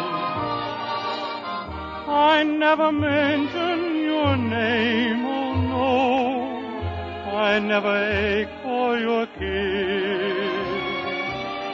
I never turn all the lights down low to let the shadows reminisce. I never wait by the fire, expecting you to call by 10. I never feel the slightest desire to hold you when it's light again. I never mention your name, oh no. I never know you're away, except for every minute of every hour of every night and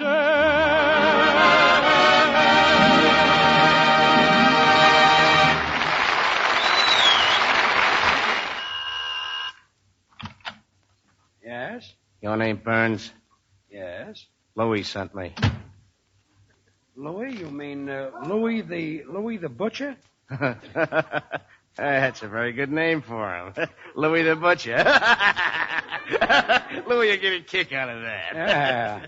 Butchers are getting easier to please. Yeah. Hey, listen, chum. Louis and me got some stuff to unload, and I think you can help us. I like your looks, Burns. You do? Yeah. You look like you'd stoop to anything. Now, just a minute. You tell Louis he can keep his black market meat. Meat? I ain't got nothing that valuable. Just diamonds and rubies. Aren't you from Louis' meat market? Are you kidding? I'm from Louis the Weasel. Louis the Weasel? You mean the gangster? Yeah.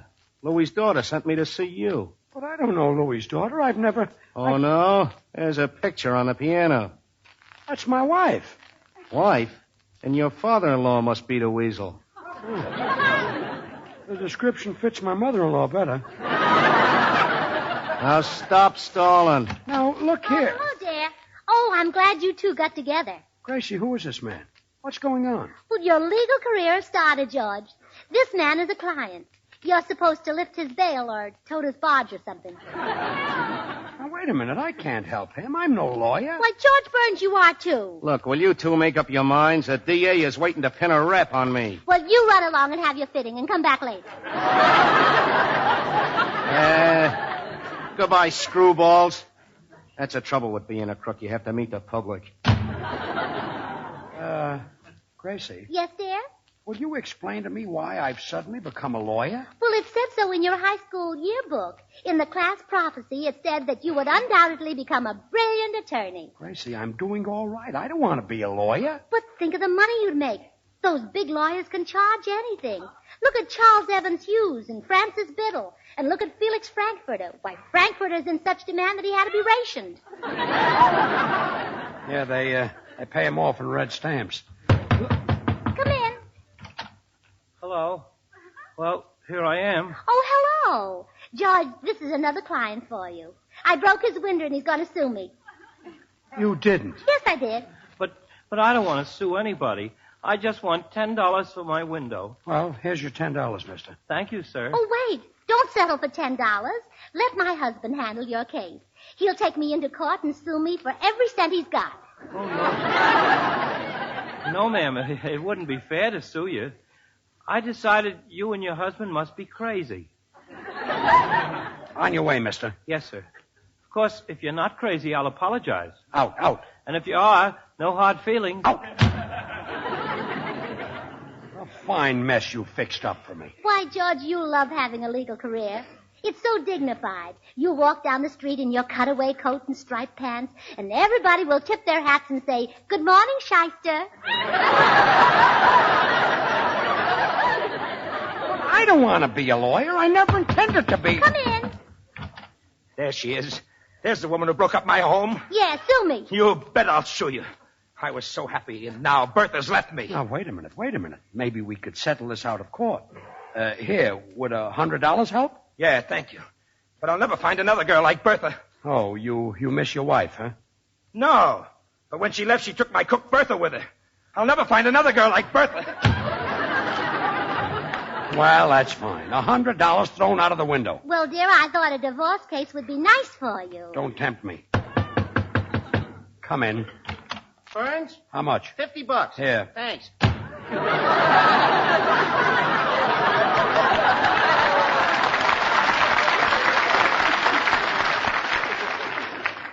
Well? I don't remember what I did to him. Oh. Say, George. How much? Oh, it's you, Bill. Yes. Oh, boy, am I in the clouds. Guess who I just saw walking down your street? Claudette Colbert. Really, Bill? How was she dressed? Oh, never mind, Gracie. I want to talk to you in the library Oh, right for now. heaven's sake, George, let me tell your wife how Claudette Colbert was dressed. Women are interested in those things. Yes. Well, she had on a cute little hat with shoes to match. My goodness, she'll freeze.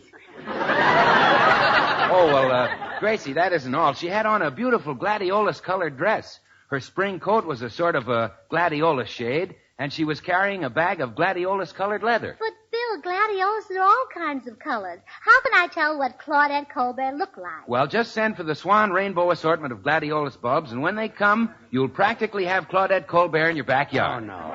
You see, these gladiolus bulbs are the kind florists use for their choicest cut flowers. They'll produce long, sturdy stalks, gleaming foliage, and spike after spike of big satiny blooms, with as many as 16 flowers to each stem. Some of them as large as 4 inches across. That's fine, Bill, The but Swan people will send this wonderful assortment of 8 gladiolus bulbs, including a special feature bulb called the Swan White, to anyone who sends in a wrapper from any size bar of Swan soap along with 10 cents to Gracie Allen, Box 7, New York City. We know. Now, Gracie. Allen, Box 7, New York City.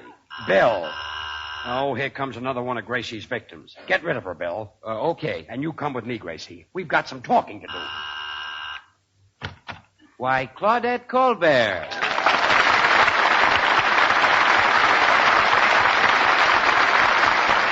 Mr. and Mrs. Burns at home? I want to talk to them about the $13 billion bond drive. Well, yes, they're in the library. Thank you. Come in. Hello, George and Gracie. I dropped in. I know. How much do you want? $13 billion. What? Well, honestly, Claudette, I don't think he has that much on him. I don't want it from him personally. I want to enlist your help in the second war loan drive. Oh. Well, how can we help? By passing on a message to the people you entertain. Remind them that it's nice to be entertained. Nice to be able to listen to what they please. Nice to think what they please. And to know that when the doorbell rings, it isn't the secret police. Nice to be free instead of slaves under a dictator. You bet it's nice. Tell them what France and Greece and Poland have learned. That defeat means torture, starvation, and death. Tell them that the Second War Loan needs $13 billion to start putting an end to the world's suffering. Yes, we'll tell them. And ask them how much they can give. Don't say, give till it hurts, because it hurts no one to invest in their future happiness and the future happiness of their children. Just ask them how much they can give to endow themselves with freedom forever. You can count on us, Claudette. Oh, we'll do everything we can. I know you will. Thank you, and goodbye.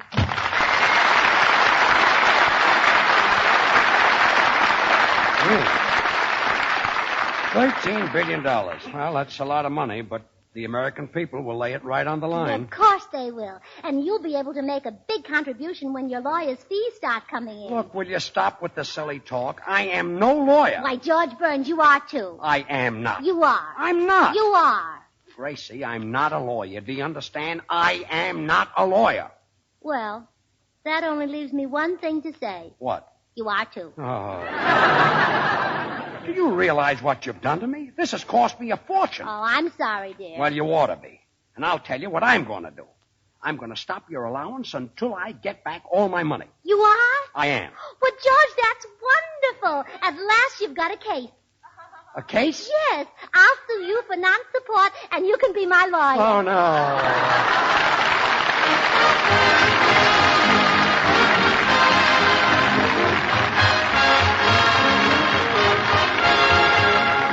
George and Gracie will be right back. Meanwhile, lots of families are finding that under wartime restrictions, life has to be a lot simpler. Well, one of the things that helps is Swan soap. Swan does every soap and water job. It's purer than finest Castile soaps, and it suds like 60, even in hard water. It's grand for your shower or tub, for your face or hands, for baby, and for dishes or light laundry. And by the way, don't forget that Swan Glad offer. 8 rainbow Glad bulbs, including a separately wrapped feature bulb of purest white color, the amazing Swan White Glad. You get them all for a Swan wrapper and only 10 cents in coin. Send now to Gracie Allen, Box 7, New York City. Now remember, that's Gracie Allen, Box 7, New York City. And now here are George and Gracie. Well, I guess you're right, George. But I did want you to be a lawyer so I could come to your office and read those beautiful verses in your law book. Verses in law books? Sure. Smith versus Jones, Jones versus Smith, Jones versus Jones.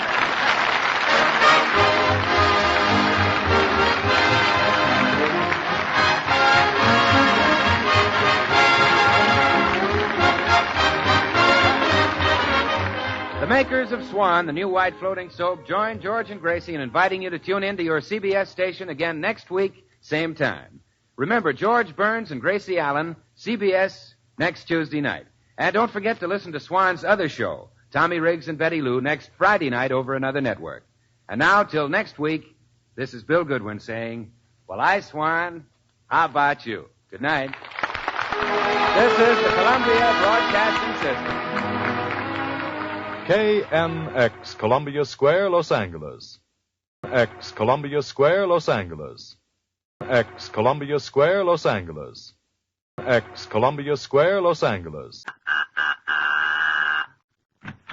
Well, hello. Come right in. Oh, George, we've got company.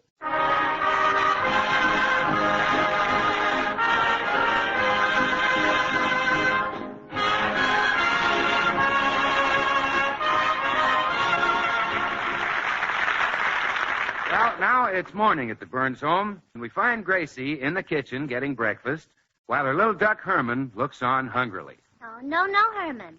I know the bacon smells good, but you can't have any. No, I'm sorry, darling, but bacon is rationed, and ducks don't get ration books. Oh, Herman! That's not a nice thing to call the OPA. Now, don't get under my feet. I want to empty this hot grease in that tin can so I can take it down to the butcher. What for? Well, because the government needs it to make bombs and bullets. Just think. This bacon grease might make the bullet that gets Hitler. Yes, really. I hope so, too. And if everyone saves every bit of waste kitchen fat and turns it over to their butcher, we'll have enough ammunition to make the Axis surrender. Oh, Herman, please, not so loud. We mustn't disturb Daddy George. I want him to be in the best of humor when he comes down to breakfast. You see, next Sunday is Easter, and Mama needs a new outfit. So when George comes down, we must be real nice to him. First, we'll greet him with a big hug and kiss. Herman, now you stop that. George happens to be very kissable. I'm sure he's even more kissable than Charles Boyer. Now, you stop laughing. I mean it. Really, he is. Now, stop.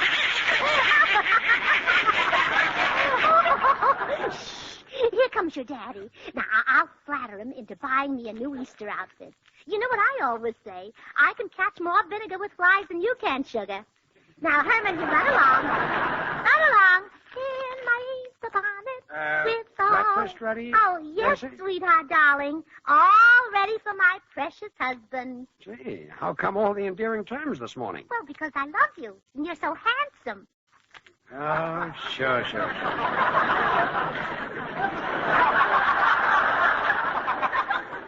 Sit down and let's eat. Oh, no, dear. You eat and I'll wait on you. After all, you're the master and I'm your slave. Gracie. Yes, boss? Look, let's just eat breakfast. Oh, all right. Do you notice something special about the toast this morning? What? I didn't burn it. How come? I didn't toast it. Well, congratulations. Oh, I want this to be a jolly breakfast. Would you like me to tell you a joke? No, I don't. Now, stop me if you've heard it. Two men met on a street corner, and one of the men was carrying a watermelon. Have you heard it? No. Oh, that's too bad because I've forgotten the rest of it. Yeah, well, now let's... In my Easter bonnet, with all the frills upon it, I'll be the grandest lady in the Easter parade. You know what that was I just sang? Easter parade. Say, that reminds me. Easter will soon be here. It will? Oh, my goodness, I hadn't even given it a thought.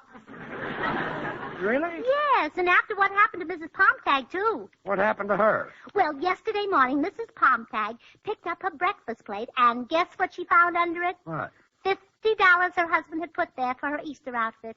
Well, that's nice, Well, but... I'm off to the kitchen, dear. That's my plate right over there. Gracie, come back here. Look, was all this build-up to get money for an Easter outfit? Why, George, whatever gave you that idea? Now, look, sweetheart, you don't have to go to all this trouble. Why don't you just come right out and ask me? It would be a lot simpler. Oh, all right. George, can I have a new Easter outfit? No. No? No, you have plenty of clothes, and we've got to cut down our spending. But, George... Forget it, darling. No new Easter outfit this year. I'm going into the den to finish my breakfast. Well, I like that. And believe me, George Burns, the next time you ask me to marry you, I'll listen to my mother. Come in. Hi, Gracie. Hello, Bill. Well, gee, why all the gloom? Who you mad at? Men. Oh, for a minute I thought it might concern George. Well, what do you got against men? They're beasts. Mean, hateful, contemptible beasts. That's what men are. Yeah, I agree with you. That's why I go out with women. Well,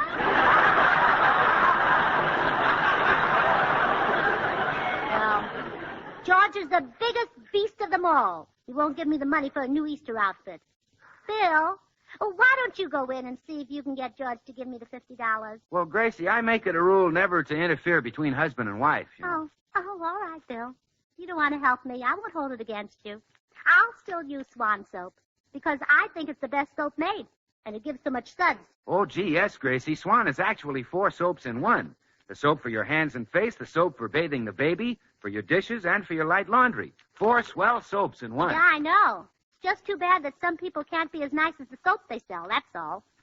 Well, Gracie, I'd like to help you. No, I don't want you to help me. There's no hard feelings. I'll still use Swan to wash out my nice things and for washing the dishes. Because Swan is so mild, it helps keep my hands soft and lovely. And it gives so much suds. Gee, Gracie, what you just said was beautiful. Maybe I can go in and talk to George. Oh, no, Bill. It's all right. Gracie, you've got to let me talk to George. He doesn't appreciate a wife who knows that Swan is her best wartime buy because it's 4 swell soaps in one. A toilet soap, a baby soap, and a soap for dishes and light laundry. Where is he? Oh, no, Bill. I wouldn't have you talk to George for anything in the world. You'll find him in the library. Oh, hello, Bill. Well, shame on you for not letting Gracie have an Easter outfit when it gives so much suds.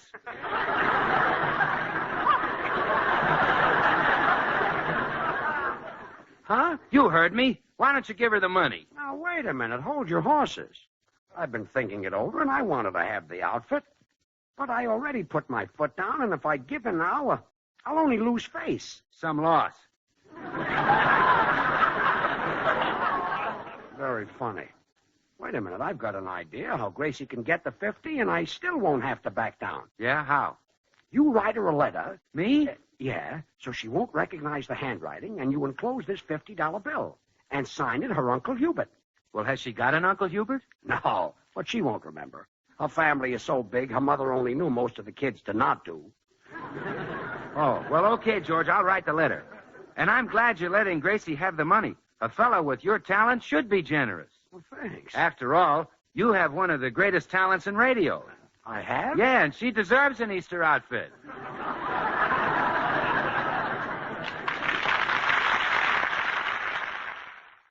Let's pause for a moment. We'll return to the Burns and Allen Show right after these messages. To find out more about old-time radio, old-time video, and the pleasures of listening to audiobooks, visit the Audiobook Club website, www.audiobookclub.com, where you can get 4 audiobooks for just 1 penny. MediaBay.com. And now, let's return to the Burns and Allen Show, starring our old friends George Burns and Gracie Allen. Hey, look, Bill, here comes the postman. Are you sure you mailed that letter to Gracie? Yeah, and I put the $50 in it. Now, don't worry. Well, tell me, what did you say in the letter? Oh, you'll find out. But I still don't know why you didn't just hand Gracie the money, George, instead of having me write a letter from a phony Uncle Hubert. Bill, I had my reasons. Someday You might marry a girl like Gracie. So just take it easy. Well, if I marry a girl like Gracie, I can afford to take it easy.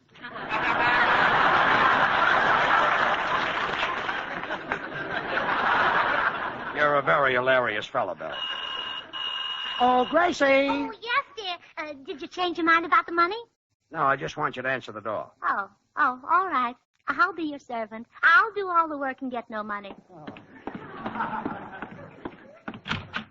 Good afternoon, Mrs. Burns. Hello, Mr. Postman. Oh, I'm so thrilled and excited I can hardly talk. Guess what? What? I got a new muscle. No. Yes, ma'am.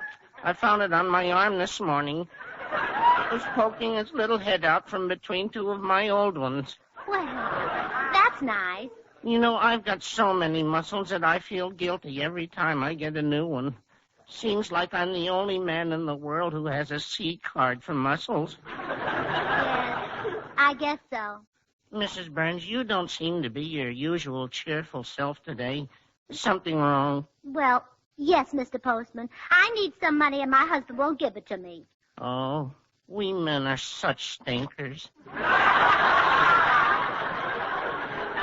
Well, here's a letter for you, Mrs. Burns. Oh, thanks. Goodbye, Mr. Postman. Goodbye, Mrs. Burns. And remember, keep smiling. Well,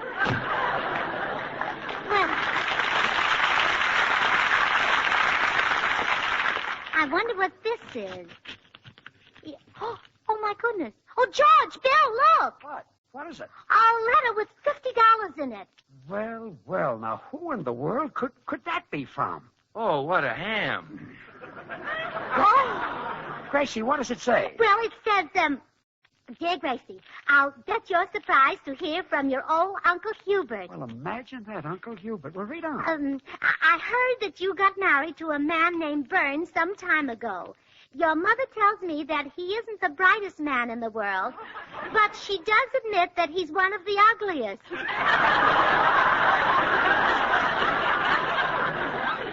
Bill, this Uncle Hubert is not a nice fellow. Oh, I don't know. I kind of like him. Go ahead, Gracie. Your mother also told me that your husband's fingers are completely covered with eagle feathers from squeezing every quarter he gets his hands on. Bill, this Uncle Hubert is going to get a punch in the nose. Well, why tell me, George? Tell Uncle Hubert. Well, what else does he say, Gracie? Therefore, my dear niece, I'm enclosing this $50, which you may spend in any way you see fit. Signed, your loving Uncle Hubert. Well, isn't that wonderful? Yeah.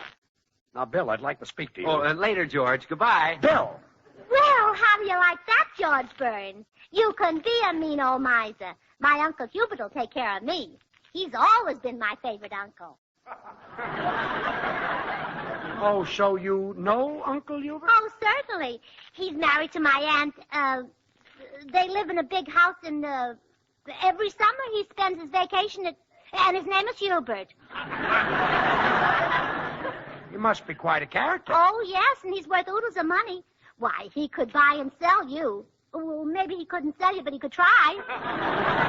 Oh, fine. My Uncle Hubert's a millionaire. That's what he is. Probably a billionaire. He's got hundreds of dollars. Look, Gracie. Well, George, if you'll excuse me, I'll get dressed and go shopping. See, now, I'll get a fur coat, maybe 2 fur coats, and Wait a minute. 3 or 4. Wait a minute. You're going to get that with $50? Oh, this 50 is just the start. Uncle Hubert will undoubtedly send me $50 every week. But, Gracie, maybe Uncle Hubert doesn't intend to send you any more money. George, who knows Uncle Hubert better, you or me? Me? I mean, you. Look, Gracie, don't spend more than $50, please. Oh, relax, dear. My goodness, a person would think it was your money.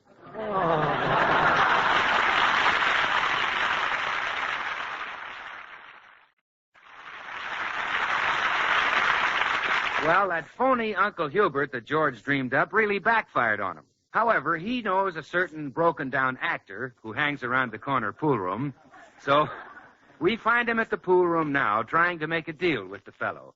Now, look, my good friend, I have a proposition for you. You were an actor, weren't you? We're an actor. My good man, I am an actor. I merely happen to be between engagements at the moment. When was your last engagement? Not quite 14 years ago. Well, here's my proposition. I am not interested. Begone, oaf. Time flies by on wings of light, and I wouldst a little snooker play. Well, I thought that What care I for the thoughts of fools? Well, okay. I thought you might like to make a little money. Money? Sit down, my charming friend. Sit down, sit down. Hang up the cue, Joe. Now, here's what I want you to do. Go to my wife and pretend that you're her Uncle Hubert. Oh, you haven't anything in the juvenile league, huh? No, not at the moment. Just tell her that you're Uncle Hubert and you've lost all your money. Oh, I see. I'm supposed to be destitute. Yes, an excellent character part.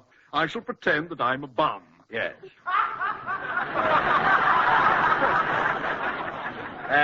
Try to make it believable. Now, have you got it straight? Oh, naturally. I enter left, a brave, pitiful figure in tatters, but chin up. I take her hands in mine. My dear, I say, I am your Uncle Hubert, and I've lost all my money. Fine, fine. And what will she say? Oh, she'll probably say, oh, really? She hasn't much of a part, has she?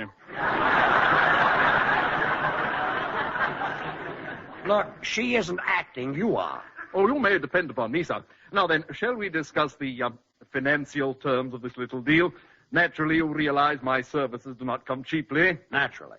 I'll give you $2. $2? Do you think that I would give my great histrionic talents for such a miserable pittance? Do you think that I, who trod the boards with Sir Henry Irving, would lower myself to such depth for a paltry $2? Okay, 2.5. It's a deal. Well, fine. Here's the address. Now get going. The house is right down the street. There you are, George. Well, who's your friend? I, sir, am a famous Shakespearean actor. Oh, why, sure. You're Mr. Oh, gee, I'll never forget the night you opened in Hamlet. What a thrill. Thank you. Get going, fella. Get going. Why, you know, that theater was so jammed I had to stand in line for 2 hours. But it was worth it, wasn't it? Oh, yeah. It was worth it. Well, I'll say it was. When I finally got into that washroom, there was Swan, the new white floating soap. Bill, let the man go. Gracie will spend the money. Just a moment, Mr. Burns. My dear character, do you mean to infer that the brand of soap in the washroom is a greater attraction than I? Well, how many roles did you play? 3. I was a messenger, a spear carrier, and an offstage mumble. Oh, well, there you are. Swan Soap plays 4 roles. It's 4 soaps in one. It's the soap for dishes, for light laundry, for bathing the baby, and it's the soap for your hands and face. You see, 4 great soaps in one. Bill, for heaven's sake, let the man Oh, go. comparing me to a soap. Why, it was sensational. I received a tremendous hand. Well, tremendous hands are important, but let's not forget that little hands deserve attention, too. What is more precious than a little baby? Oh. Yes, sir. That's why you should bathe that baby with Swan. Swan's extra mildness is just what the doctor ordered. And say that same extra mildness makes Swan great for anybody's complexion, anybody's tub or shower. Remember, Swan is purer than finest Castile. Well, look, Shakespeare. Huh? Do you want to earn the $250 or don't you? Oh, I do. Well, then get going. Do your stuff. Never fear. I'll give a performance that will break her heart in 2. Oh, I forgot to tell you. Swan breaks in 2, too. So you can use 1/2 for dishes and laundry. Out, both of you, out.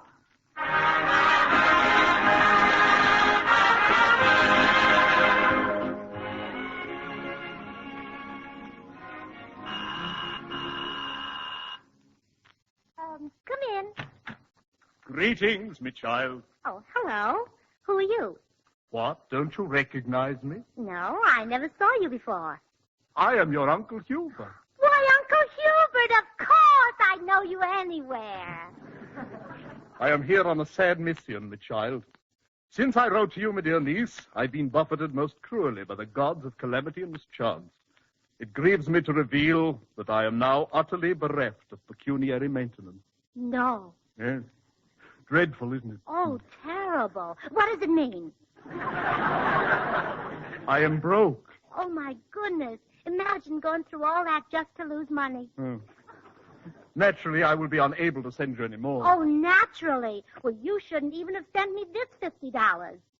Oh, is that the 50 I sent you? Why, yes. Ah, beautiful, isn't it? Beautiful. So green, so crisp, so folding. And I so destitute. Well, here, Uncle Hubert, you take it back. Oh, no, I couldn't think of Oh, it. please take it. Oh, no, really, I shouldn't. Well, if you don't think you should. Give it to me. Oh! Well, I must be on my way now. Oh, no, well. wait a minute, Uncle Hubert. You know I'm an expert on our family history, but I just can't seem to place you. Oh, it really doesn't matter. Oh, no, wait, I'm sure I can trace you down. But really, my Oh, dear... no, now, don't tell me. I'd rather figure this out for myself. Now, let's see. The first Allen came to America in 1683. His name was Jonathan, and he married Charity Barebones, the well-digger.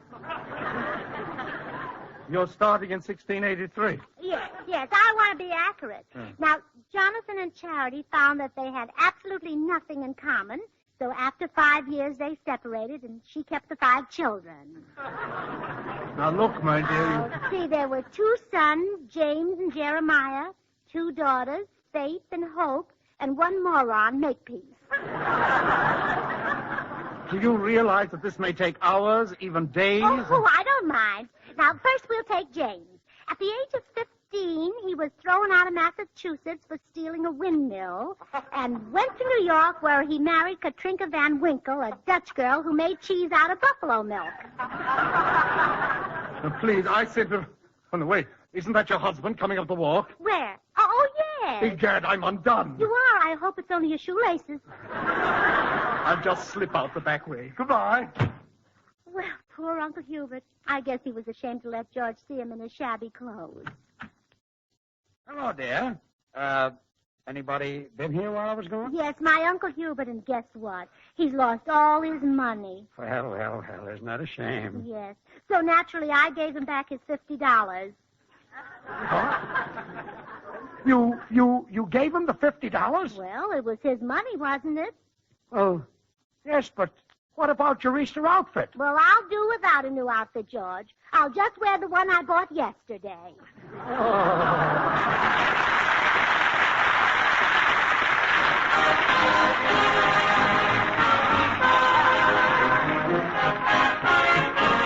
Well, George and Gracie will be right back. Meanwhile, I'd like to explain something.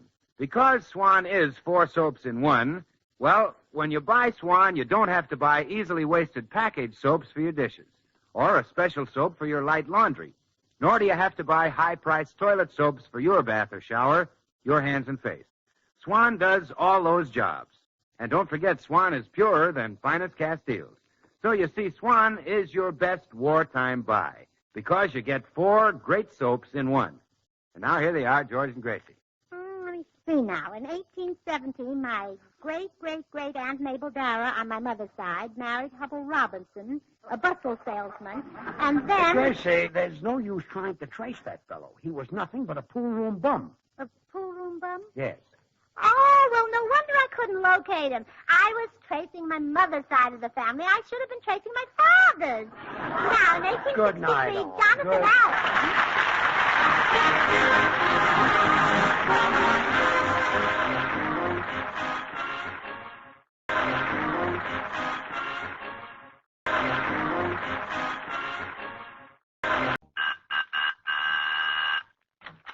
Well, hello. Come right in. Oh, George, we've got company.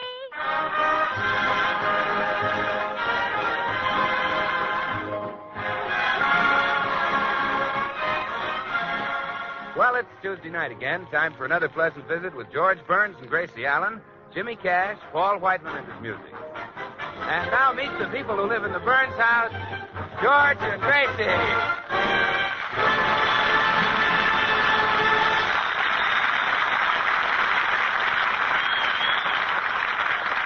Well, it seems there's great excitement at the Burns home this morning. George is being considered for public office. George, it's so thrilling. I just can't believe it. You, my own husband, a member of the school board of Beverly Hills.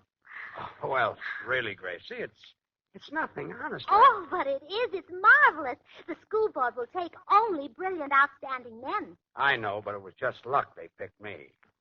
Might have been any one of a dozen other brilliant, outstanding men. Oh, just wait till my mother hears the news. That blockhead who married Gracie, she always called you. Oh, well, I forgive her. Oh, believe me, she'll have to change her tune. Yeah, I guess so. From now on, she'll have to call you that blockhead who's on the school board. Yeah, but don't forget I'm not elected yet, Gracie. Miss Pringle, the head of the board, said it's between me and this fellow Hutch. Oh, Mr. Hutch hasn't got a chance.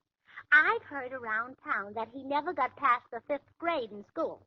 Really? Sure. And your personality will easily make up for the 2 grades he has on you.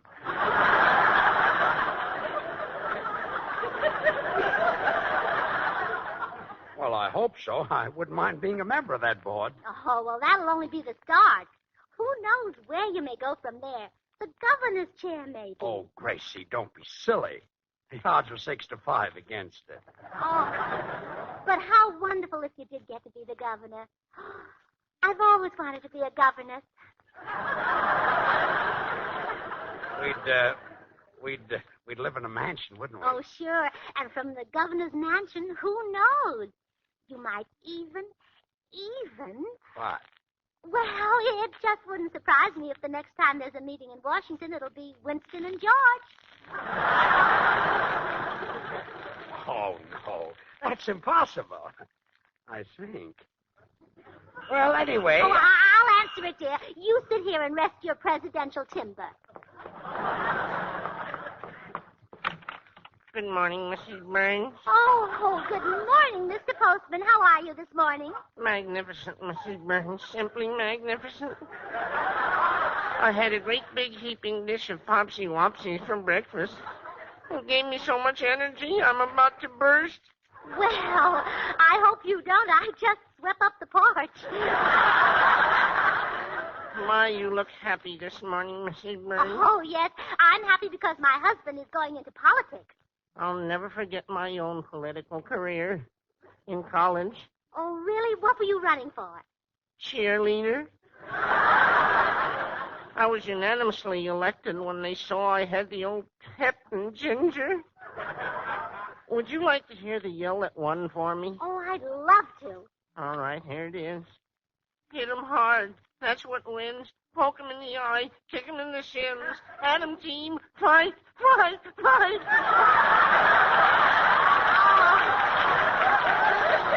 Oh, Mr. Postman, that just must have inspired the team. Oh, yes. When the boys heard me do that, they just felt like going out and dying. Oh, I'll bet they did. Yes, indeed. Oh, my goodness, I got so carried away with my collegiate memories, I almost forgot. Here's a letter for your husband. Thank you. Oh, it's from the school board. He'll be anxious to get this. Well, I'll be going. Goodbye, Mr. Postman. Goodbye, Mrs. Burns. Remember, keep smiling.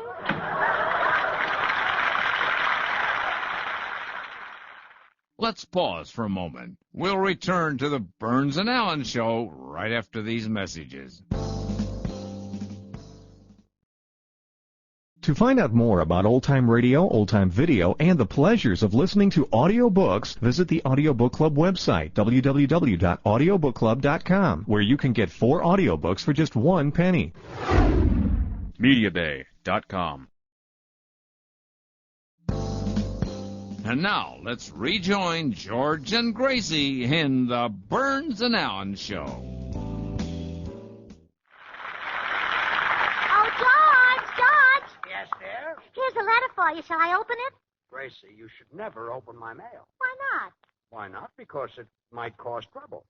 Suppose you opened a letter and it was from a girl who said that she was madly in love with me. Oh. Okay. All right. Don't get hysterical. Stop it. Oh, you have such a wonderful sense of humor, George. Yes. Okay, you can open the letter. Oh, George, it's from Miss Pringle, the school board president. She's going to call on us this afternoon. I might have known. That snoopy old maid wants to check up on me. I wonder what I should talk about. We'll talk about children. Say to her, I'm just crazy about children, Miss Pringle. How many have you got? But, Gracie, I said she was an old maid. Oh, don't mention that. It might hurt her feelings. I wouldn't want to insult her. Oh, I know. Miss Pringle is kind of intellectual. Oh, why don't you talk about books?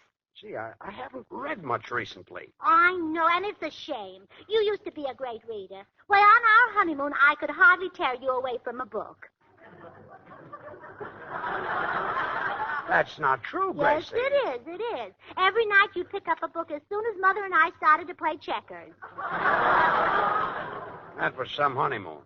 Believe me, our next honeymoon will be for two. Well, all right. But Mother and I will sure miss you. Yeah. Hi, people. Oh, hello, Bill. Oh, guess what, Bill? George is going into politics. Really? Sure. He'll be going around the neighborhood kissing all the babies and passing out his cigars to all the men. Well, gee, the women will be the only happy ones left, huh? Very, very funny, Bill. Look, I'm only being considered for a place on the school board. Oh, so that's it. Well, listen, George, if you get on the school board, promise me that you'll do something about those idiotic readers they make my kid brother study. What do you mean? I see the dog. The dog is Rover. Rover is a good dog. Now, isn't that ridiculous? Well, what should they give kids to read? Something like this. I see the soap. The soap is Swan. Swan is a good soap. Now, that makes sense. Yeah, that's better, yeah. Well, sure, Swan is not only a good soap, it's terrific. In fact, Swan is a great wartime buy because it's actually 4 soaps in one. The soap for your hands and face, the soap for bathing the baby, for the dishes, and for your light laundry. 4 swell soaps in one. Bill, if I get on the school board, I'm not going to change the readers, even if your kid brother fails. Oh, well, he won't fail. You see, I'm going out with his teacher. I hold her hand. She gives Johnny a passing grade of 75. Put my arm around her. She gives Johnny an 80. Yesterday, the kid came home with 100.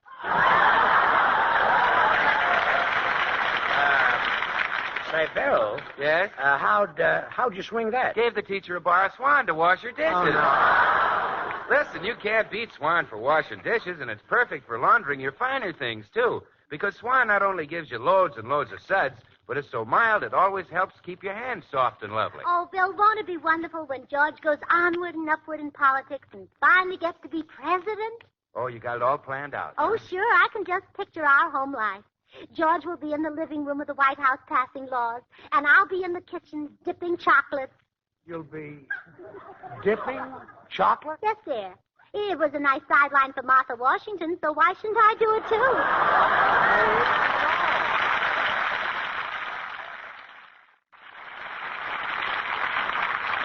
The possibility of George running in the school board election is not the kind of news Gracie can keep to herself.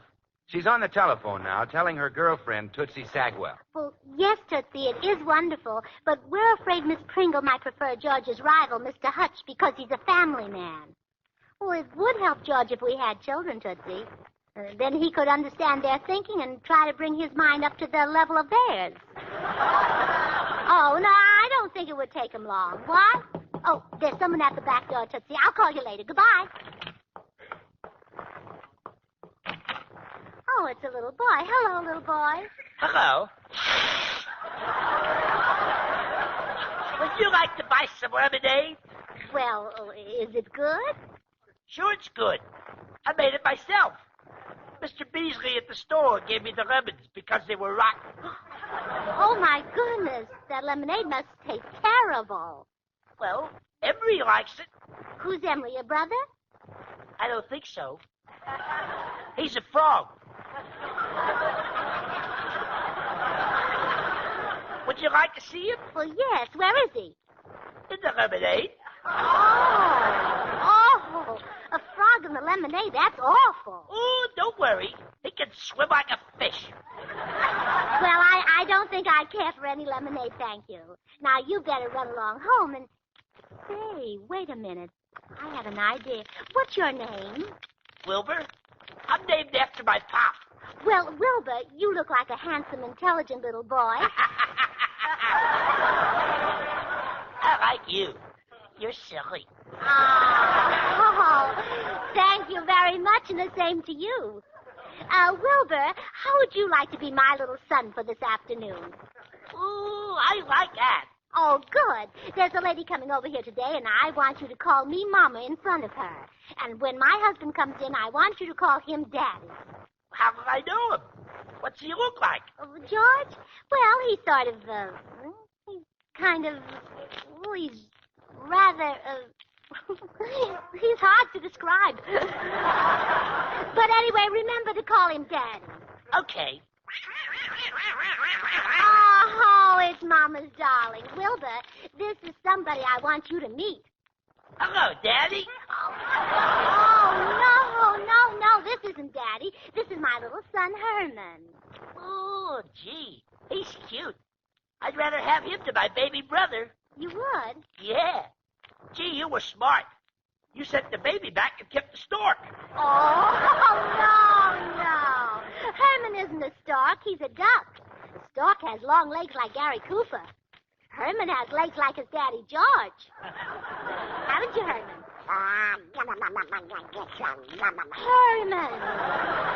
Herman, there's a child present. And I want you to be very nice to Wilbur because he's going to be Mama's new little son. What? I said this is Mama's new little son. Oh, Herman Burns, you're jealous, aren't you? Oh, you are too. But if you'll stop crying, Mama will do something nice for you. Yes, really. She'll let you go out in her rose garden and dig some of those nice big worms. Oh. But Herman, don't forget to give half of them to Wilbur. Oh, Herman, shame on you. Gee, little ducky, I like you. Let's be pals.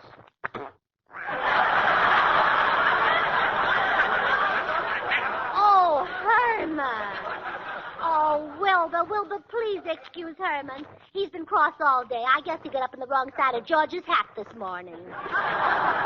Oh. Now, you better run home and ask your father if it's all right for you to be my little boy. Okay, but Pop won't mind. Now, if he can get somebody to take Mama, he'll really be happy. Well,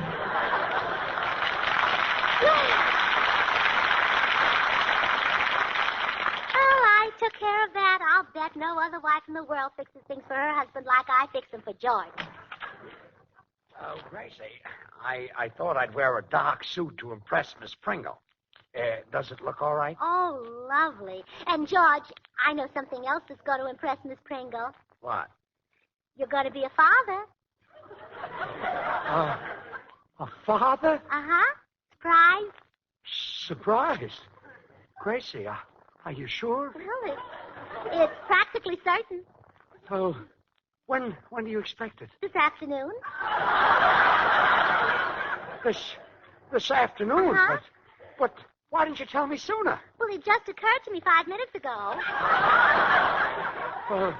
Well, gee, it's awfully sudden, but I'm tickled to death. Imagine having a child. Oh, I thought you'd be pleased. And to think we wouldn't have had the little fellow if it hadn't been for lemonade.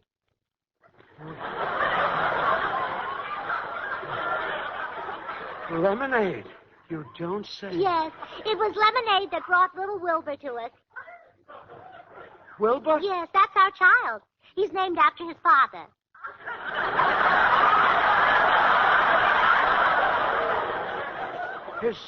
His father? Yes.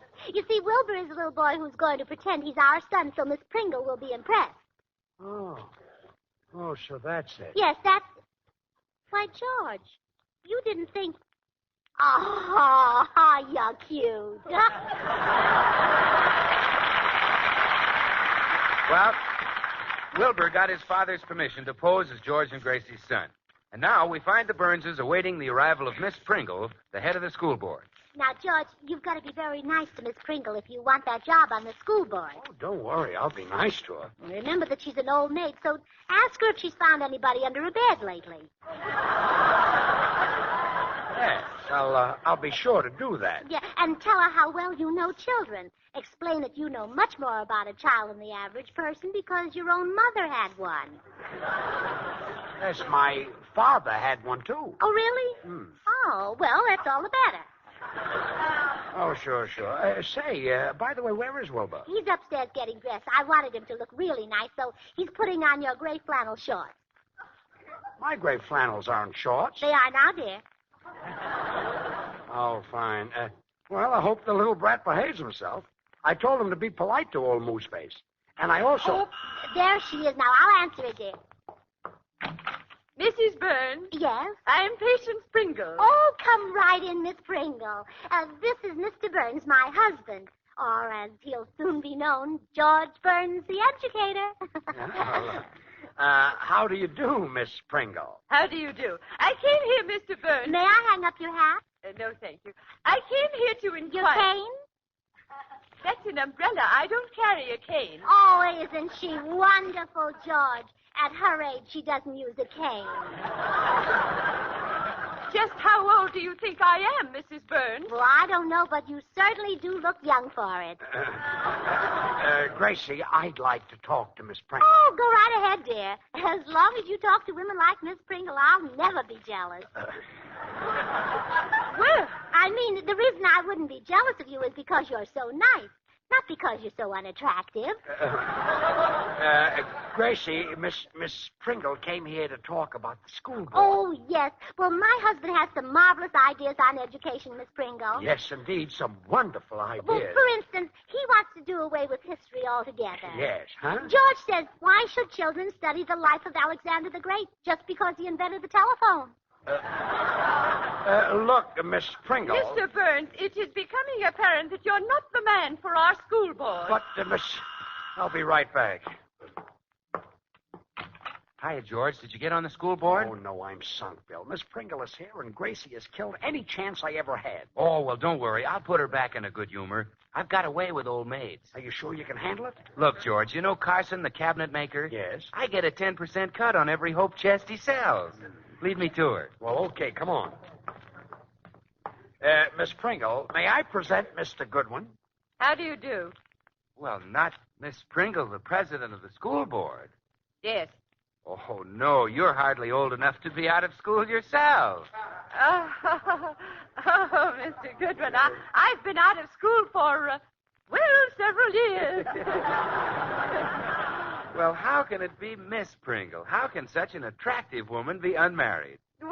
Oh, I know. You don't want people to call you a child bride.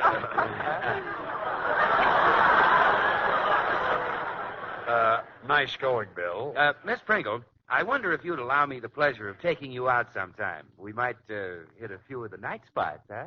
Well, it might be arranged. Oh, swell. Tell me, Miss Pringle, do you like bubble water? Well, perhaps a little. Oh, great. We'll drop a bar swan in our finger bowl. Swan? Yes, that's Swan, the new white floating soap that's 4 swell soaps in one. It's a soap for dishes, for light laundry, a baby soap, and a toilet soap. How about it, Miss Pringle? Shall we fill our pockets with Swan and make a night of it? Well, I don't know, Mr. Goodwin. People might say I was robbing the cradle. Oh, no, Pringy. You wouldn't be robbing the cradle.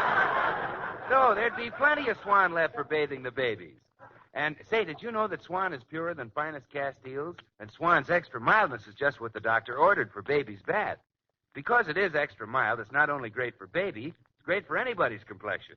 And remember, you can break Swan in two. Bill, what about me? Well, you can too, George. Even a weakling can break Swan in two. Use one half for dishes and light laundry and the other half for your tub or shower, or for bathing the baby. Bill, I thought you were going to put in a good word for me. Oh, I am, George. Miss Pringle, I understand you're looking for a man to be on the school board. That's right. Well, I know just the man. He's brilliant and charming. Thanks, Bill. He's had a wonderful education. Thanks. And he's an outstanding leader in the community. Really? Well, who is he? Me. But unfortunately, I can't accept the job, so why not take George? Thanks, chum. Oh, you're welcome, pal. Call on me anytime. Goodbye. Goodbye. Well, Mr. Burns, if that charming Mr. Goodwin says you're the man for our school board, the matter's closed. I will see that you're appointed immediately. Well, thanks very much, Miss Pringle. Oh, isn't that marvelous, George? Miss Pringle, you couldn't have made a wiser choice than my husband. And just so you'll be sure of it, I want you to meet our son. George, call Wilbur. Look, Gracie, the whole thing is settled. Don't you think Oh, Wilbur! Yes, Baba? Miss Pringle, this is Wilbur. How do you do, Sonny? I'm very pleased to make your acquaintance, Miss Pringle. Well, what a polite little boy. Sure. Ain't you the old moose face my daddy told me to be polite to? Moose face? Oh, Wilbur, shame on you. A moose has horns growing out of its head. Now, did you see the difference? Miss Pringle, let me explain. I have never been so insulted in my entire life. Oh, now, Miss Pringle, I'm sure you have. I am leaving here this instant. But look, Miss Pringle. I will recommend Mr. Hutch for the school board. And as for you, Mr. Burns, I hope the next board you sit on gives you a splinter. Good day.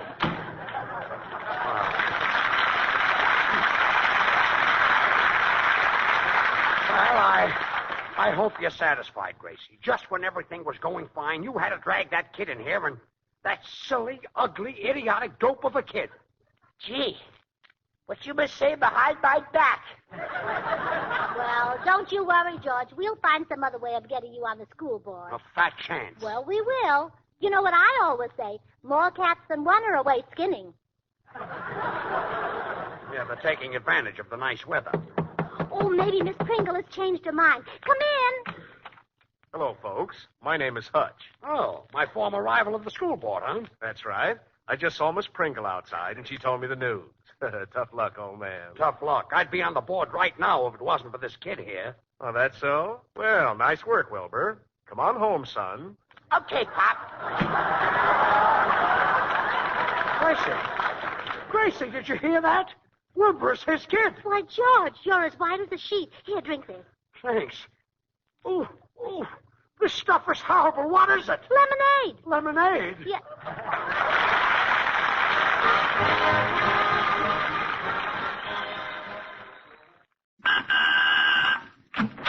Well, hello. Come right in. Oh, George, we've got company.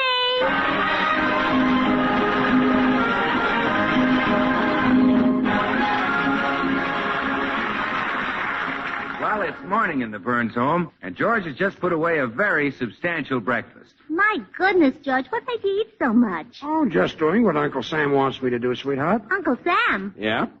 The government is asking all workers to eat bigger and better breakfasts so they'll have more energy and do a better job. Plenty of good food is essential for a worker. I see. But what made you eat so much? Well, all work isn't physical, Gracie. Brain work takes energy, too. Big thinkers usually are big eaters. Why, of course. I remember now. Mother said that about you. Really? Yes, the day I married you. She said, Gracie, I'm warning you. That big thinker will eat you out of house and home. Well, I'm glad your mother lisps. But anyway, the government is serious about wanting all workers to eat more nourishing breakfasts and lunches. They want to knock out a thing called hidden hunger. Do you know what hidden hunger is? Oh, sure. I've watched the soldiers at the Hollywood canteen. When they have their choice of eating a sandwich or dancing with Betty Grable, they always hide their hunger. No, that's different. You see, hidden hunger comes from not getting the right kinds of foods. You don't feel hungry, but you get tired very fast, and then you slow down war production. You see, Gracie, our bodies are like stoves. They burn food just like a stove burns coal. What's funny? Paul Whiteman carries around a furnace. I see what you were laughing at. I'll go, dear. You stay here and shovel some coal in your stove. Good morning, Mrs. Burns. Oh, good morning, Mr. Postman. How are you this morning? Glorious, Mrs. Burns. The corpuscles are just leaping and bounding through my veins. Oh, my. You certainly are virile. Oh, yes. I gave a pint of my blood to the Red Cross, and it was so strong the cork kept popping out of the bottle. Well, that sounds almost too strong. Maybe they should dilute it with some of my husband's blood. Yes, that would tone it down. Oh, you always feel so wonderful, Mr. Postman. Would you tell me the secret of your health? Nuts, Mrs. Burns. Well, really, Mr. Postman. Oh, I mean I eat nuts. Oh, you eat them. Oh. Yes. I find that eating nuts gives me many qualities that animals have. Like the squirrel, I'm gay and carefree. Like the beaver, I am industrious. Like the skunk, I have bright eyes. Oh, my, what a wonderful discovery. Yes, indeed. Well, here's your mail, Mrs. Burns. A letter for your husband. Thank you. And goodbye, Mr. Postman. Goodbye, Mrs. Burns. And remember, keep smiling.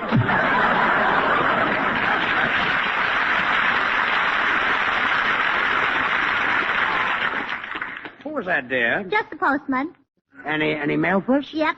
Another request for you to make an appearance. You're so popular, dear. Yeah, I know. These same people have been after you for months. I wrote them to get some other entertainer. Well, where do they want me to appear? In traffic court. In traffic court? Yes. Gracie, let me see that letter. Oh, my gosh. This says I'm in contempt of court, and if I don't appear this time, they'll throw me in jail. Oh, let them try it. We'll have the law on them. Gracie, they don't want me to entertain. Someone driving my car got a traffic ticket and ignored it. Really? Yeah. Now only two of us drive that car. You and me. And I didn't get the ticket. Well, let's see now. Who's that leave? Gracie, it says here the ticket was issued for parking next to a hydrant in front of Pierre's beauty shop. And I don't go to beauty shops. Judge, that's very obvious. But you do. Oh, thank you, Judge. You think I'm pretty. Gracie, you were parked next to that hydrant. Oh, now you sound just like that policeman. Oh, so there was a policeman. Yeah, and he accused me of being next to the hydrant, too. And you weren't? No, I was in the beauty shop. Only... the car was next to the hydrant. Oh, so that's why the ticket was made out to me. The cop got my name off the steering wheel. Yeah, and I tried to help you, George. I thought if I flirted with him just a little, he might take the ticket back. So I winked at him. What happened? He winked back at me, so I slapped his sassy face. Oh, no. Hi, citizens. Hello, Bill. Hello. Well, what's the matter, George? Oh, Gracie got a parking ticket with my name on it and never told me about it. So I didn't appear in court. Yeah, and now the court thinks he's contemptible. Oh, no, Gracie. You mean that the court... Say, it's possible at that. It's very funny. You make jokes and I'm going to court. What am I going to do? George, I'll tell you. There's only one thing to do. You walk into that court with a bar of swan. The bar of swan? Sure. Come clean. Oh, no.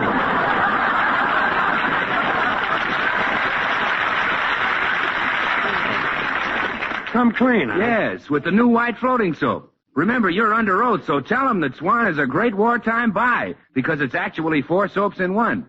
The soap for your hands and face, the soap for bathing the baby, for the dishes, and for your light laundry. 4 swell soaps in one. Bill, at a time like this, you might really try to help me.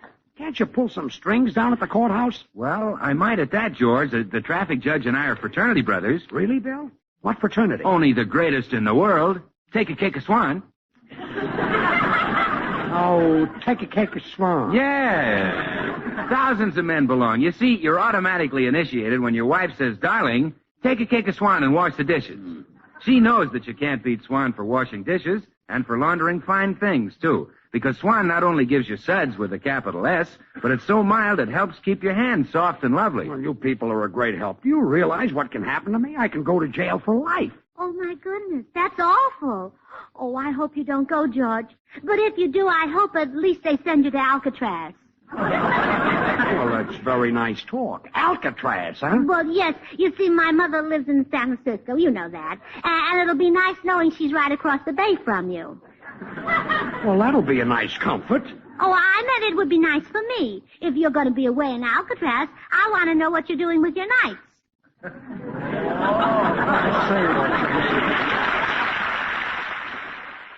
Let's pause for a moment. We'll return to the Burns and Allen Show right after these messages.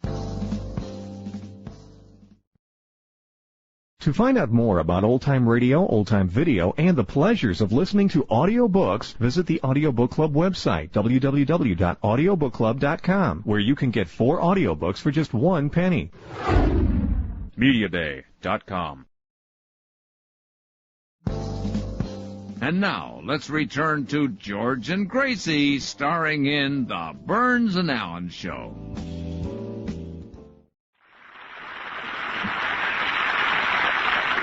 Did you keep the traffic ticket, Gracie? I'll need it in court. Oh, yes, I filed it right here in my desk. You see, I keep everything in alphabetical order. Want me to find a ticket for you? Oh, never mind. I'll get it. I suppose you filed it under T for ticket. I guess so. However, I may have filed it under T for traffic. Well, that's the chance I'll have to take, I guess. Say, here's a recipe for rhubarb shortcake. What's it doing under T? Oh, well, I tried it out and I didn't like it at all. T for terrible.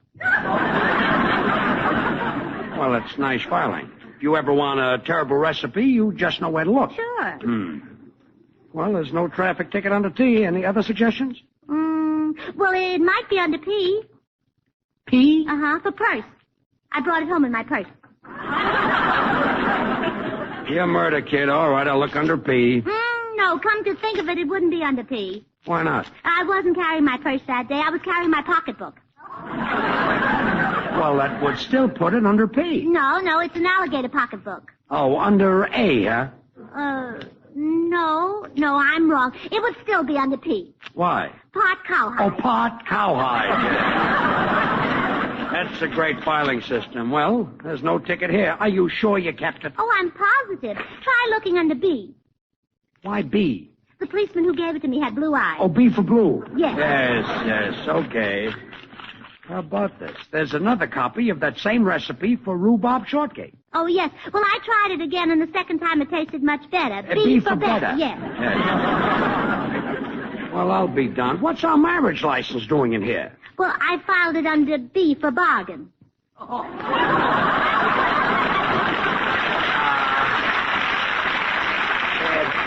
B for bargain? Yeah, well, you've been a wonderful husband. I've never gotten more value out of anything I paid $2 for. Well, thanks, kid. No fooling. Did you file that ticket? Well, of course I did. Oh, I remember now. Here it is, George, under W. He gave me the ticket on Tuesday. Well, I don't get it. Well, I didn't file it until Wednesday. Well, let me see the ticket. Oh, my gosh, this is almost 3 months old. The judge will throw the book at me. What book? It's just an expression. I don't think I've read that one. Gracie, try to understand. I'm really in serious trouble. I might be put in jail, and it's all your fault. Oh, really? Oh, I'm sorry, dear. I didn't realize how serious it is. Well, sure. Oh, hello, baby. I'm sorry, Herman, but Mama doesn't feel like playing with you today. Well, Mama's very sad because something terrible has happened. Well, you see, dear, your daddy might go to jail. Daddy George might go to jail. Stop it. Stop it before I beat the stuffing into you.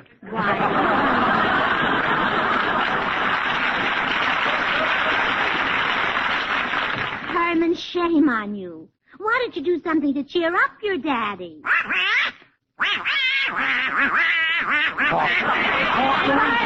Herman, stop it this instant.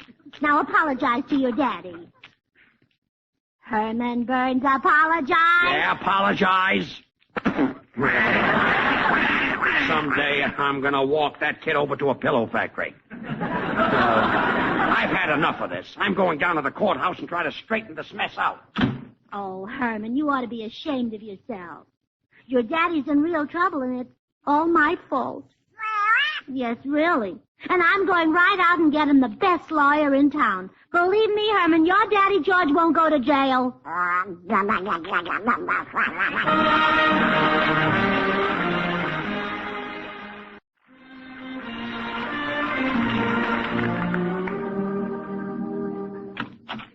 Pardon me, are you Frederick H. Beck, the attorney? Yes? I'm Mrs. George Burns, and I may want to hire you. Well, sit right down, Mrs. Burns. I'll be with you as soon as I finish these briefs. Oh, do you make your own shorts? No, I was using the term in its legal sense. Oh, I see. Well, Mr. Beck, are you a good lawyer? Well, most people think I'm an excellent lawyer. Well, I'm not interested in what most people think. If I were, I probably wouldn't be married today. Well, nevertheless, Mrs. Burns, I flatter myself that I am highly competent. Well, I'll just have to make sure. Do you mind if I ask you a few questions? Oh, not at all. Good. Now, what sort of law work do you specialize in? I mean, are you a criminal lawyer, a corporation lawyer, or a plain shyster? Shyster? Well, that answers that question. Now, are you a high school graduate, Mr. Beck? Well, my dear madam, I am a graduate of Yale, Princeton, and Harvard. Oh, 3 high schools. Mrs. Burns. Well, I guess your education's all right. Now, do you know how to draw up a writ of rigor mortis? Rigor mortis? Well, yes, it's one of those Latin phrases that lawyers are always using, you know, like la cucaracha. La cucaracha, my dear Mrs. Burns, happens to be Spanish. Well, the Spanish, my dear Mr. Beck, happens to be Latin. Mrs. Burns, my time is valuable. Do you wish to engage me as a counsel? Well, I do need a lawyer awfully badly. You see, my husband is in trouble. Oh? Well, yes. Now, if it was me, I'd just cross my legs in the witness chair and get acquitted. But if my husband does that, they might give him life. Well, what did your husband do? Well, it really wasn't his fault. You see, he's shielding a woman. A very beautiful woman. Oh? Now, what did this woman do? Commit a murder? No. Blackmail? No. Well, what did this woman do? You mean the beautiful woman? Yes. I parked next to a hydrant. Mrs. Burns, I can't waste my time on such an unimportant matter. Good day. Well, very well, Mr. Beck. But you haven't heard the last of this. I'll go to the California Medical Association about it. The Medical Association? I'm a lawyer. That's right. And I'll see that not another ambulance ever goes down this street. Goodbye. Well, Gracie has interviewed several lawyers, but with no success. And now, as she emerges from the last office, she runs across an old friend. None other than that great Shakespearean actor and pool-room bum, Nigel Bolingbroke. Why, Mr. Bolingbroke. Oh, my dear Mrs. Burns, this is charming. Oh, isn't it? Well, I see you've been consulting a solicitor, my dear. Divorcing your husband? Oh, no, nothing as trivial as that. My husband is in terrible trouble. He may go to jail. No. Oh, dear, the sight of your woebegone face robs me of all the pleasure I would otherwise derive from such news. Oh, it's awful, and I've been looking all over town for a lawyer. That reminds me of what was perhaps the greatest role of my brilliant histrionic career. I portrayed a silver-tongued barrister in that stirring courtroom drama, The Trial of Myron Fudnick. I'll bet you were great. Well, let's not say great. Let's just say I was magnificent. Why, the audience rose in their seats to cheer me during all 3 nights that the play ran. Oh, it must have been thrilling. Oh, I'll never forget that courtroom scene. The man on trial for his crime, his daughter, brave, tragic figure, pleading for him. Oh, how pitiful. And then suddenly, my voice rang out in that hushed courtroom. I am the voice of justice! To err is human, but to forgive is divine. This man made a mistake, yes. He did steal a few $100,000 from a bank. But only because his family needed bread. But in the sacred name of humanity, should he be sent to prison for that? Oh, no, not guilty, not guilty. Exactly what the jury said. The prisoner was freed, and I took 30 vows. Oh, how wonderful. If you were defending my husband, I wouldn't. Say, why couldn't we do that scene for the judge? I'll be the daughter, and you be the voice of justice. Splendid. I can teach you the daughter's lines on the way to the courtroom. Oh, thank you. Oh, not at all, Mrs. Burns. Why, I'd be glad to do it even if you weren't going to pay me. Oh, am I going to pay you? Well, the Actors Guild insists on a small fee. Not too small, of course. Well, shall we say $5? $5 for your husband's freedom. My dear Mrs. Burns, think what it means to hold him in your arms. All right, $5.50. Come on, let's go to the park.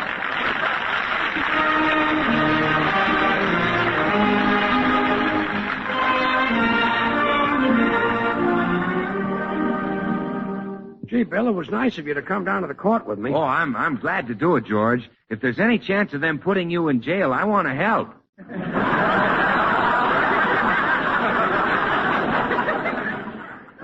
How did you mean that? Well, I mean I'll be your character witness. Just wait till that judge hears what I have to say. Now, Bill, don't start telling the judge about Swan Soap. George, I give you my word. I won't mention Swan Soap unless the judge himself brings it up. Well, Mr. Burns, His Honor will see you in his private chambers. oh, thanks. Come on, Bill. Oh, good afternoon, Your Honor. I'm George Burns. Oh, yes. You're the man who ignored my summons. Your Honor, this man is innocent. Who are you, an attorney? Well, sort of, yes. Sort of. Young man, have you passed the bar? Well, gee, no, I haven't, but I'll pass it right now. Here, Judge, have a bar of Swan. Oh, Bill! George, he asked for it. He probably knows that Swan, the new white floating soap, is 4 swell soaps in one. It's a soap for dishes, for light laundry, a baby soap, and a toilet soap. I tell you what, Judge, rustle up a pan of water, and I'll show you some real suds, mild suds. Young man, I could give you 30 days for that. Oh, I wouldn't need 30 days. I could show you in 1 minute. What a soap. Why, Swan is purer than finest Castiles. Great for suds, too. And Swan's extra mildness is just what the doctor ordered for baby's bath.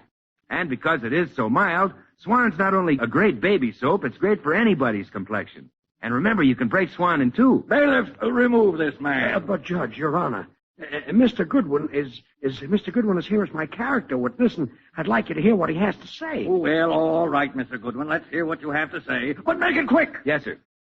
I'd like to say Swan breaks in two with an easy twist of the wrist so you can use one half for dishes and light laundry and the other half for your tub or shower for bathing the baby. And that's the soap, the whole soap, and nothing but the soap. So help me. Well, now that the bubbling barrister is gone, perhaps we can straighten this out. Now, just why did you ignore that traffic ticket and my summons? Well, Judge, I'll explain it to you. Are you married? Yes, but we're discussing your trouble, not mine. Oh. Well, you see, my wife's got a filing system, and she filed this traffic ticket under W because she got it on Tuesday from a policeman with blue eyes, and, oh, send me to jail. Hey! Oh, come, Mr. Burns. There's no question of going to jail. There isn't? Oh, of course not. You're not a criminal. You're just a bit of an imbecile. Gee, thanks, Your Honor. I'd place your fine at $20. Well, it's a pleasure. I'll make out the check right away. Stop the trial! Stop the trial! Yes, halt the proceedings. Gracie, what's this? I'll save your father. Father? Mr. Burns, who are these peculiar people? I'm his daughter, Your Honor. And I am the voice of justice. Gracie, what's going on? I'll save your father. Father? Your Honor, don't think of my father as he is today, a miserable, broken-down wreck. Huh? Think of him as he was 30 years ago, a well-preserved man of middle age. Oh.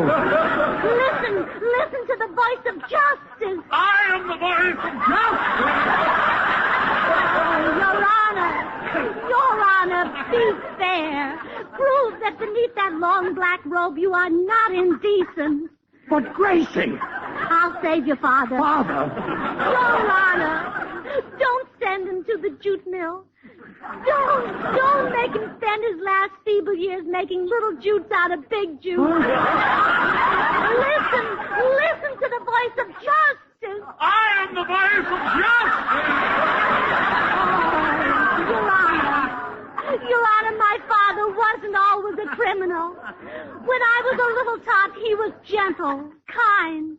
Then he carelessly committed a murder. A murder? Oh, I'll save your father. Father, what? Listen to the voice of justice. Stop this. But, George, that's only the first act of the play. We have 3 more acts before you. I thought so. Your Honor, this isn't my daughter. It's my wife.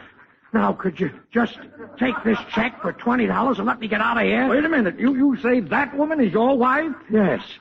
Keep the 20. You've got enough trouble. Come on.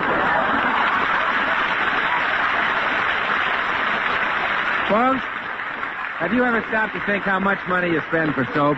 I'll bet much more than you have to, because there's no need to buy easily wasted packaged soaps for your dishes, strong bar soaps for your light laundry, expensive toilet soaps for yourself, or even high-priced cast-seal soaps for your baby. No, sir. One soap, Swan, will do all those jobs, because Swan is 4 soaps in one. And what a soap, a Suds and Whiz that's purer than finest cast-seals. So buy Swan, a great buy anytime, a greater buy than ever in wartime. The makers of Swan, the new white floating soap, join George and Gracie in inviting you to tune in next week, same time. Good night. Good night. Good night.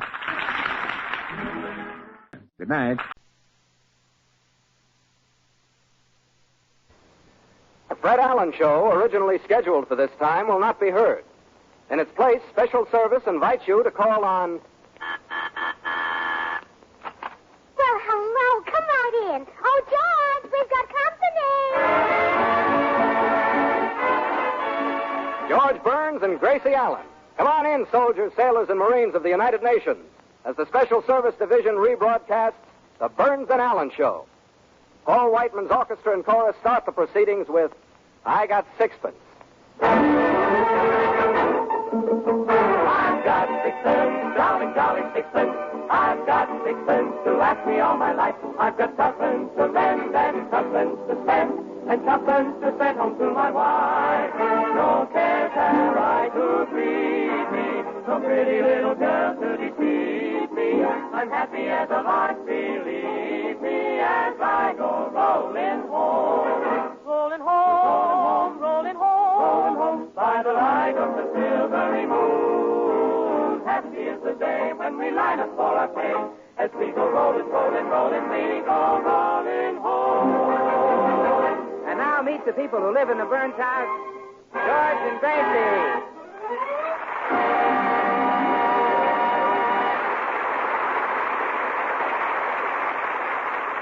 Now it's morning at the Burns house, and we find Gracie at the front door, talking to her good friend and daily visitor, the postman. So that's why I'm late this morning, Mrs. Burns.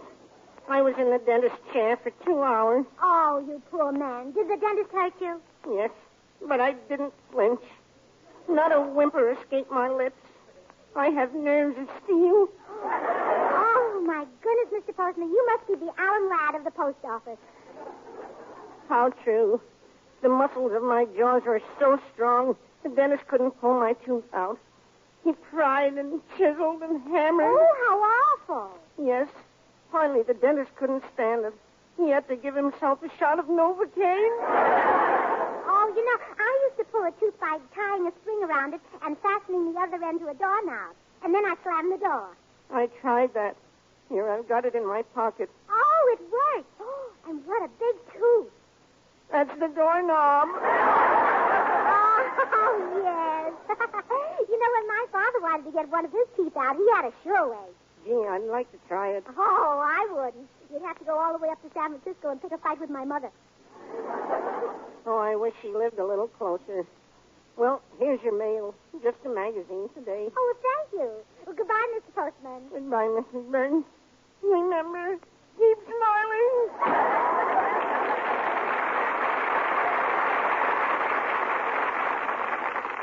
Oh, Gracie, what did the postman bring? My favorite magazine. Which is that? Life, Look, Tick, Click? Oh, no, none of those. This is a dignified magazine for the intelligent woman. It's full of interesting items about famous personalities. What's the name of it? Dirt.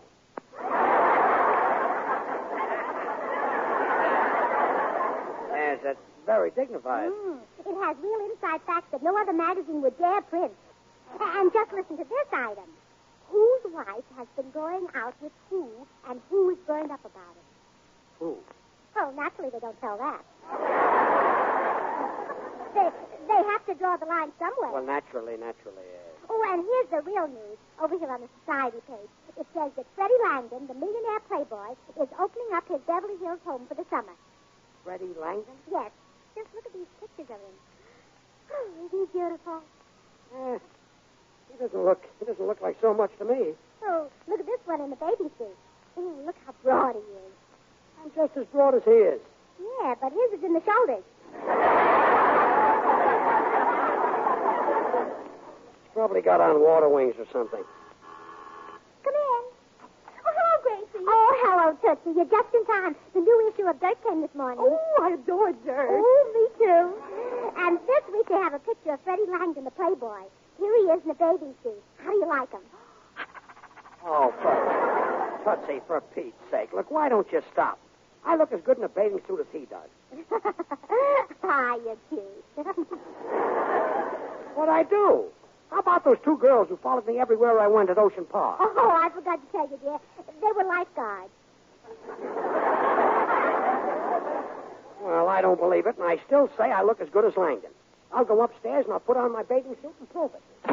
Gracie, what does Dirt say about Freddie Langdon? Well, it doesn't say much. Just that he's opening his summer home and needs a cook and a maid. Oh, gee, I envy the girls who get those jobs. Imagine being in the same house with him. Yeah, and he might even marry one of them. I read a story about a millionaire playboy who married his cook. Really? Yeah, he was wasting his life gambling for hours at the martini table and drinking one dry roulette after another. Oh, isn't that awful? But just in time, he looked at his cook and realized that he loved her for her loyalty and her simplicity and her pathos. Oh, Gracie, could that happen in real life? Well, of course it could. Why, I'll bet that... Say, Tootsie. Huh?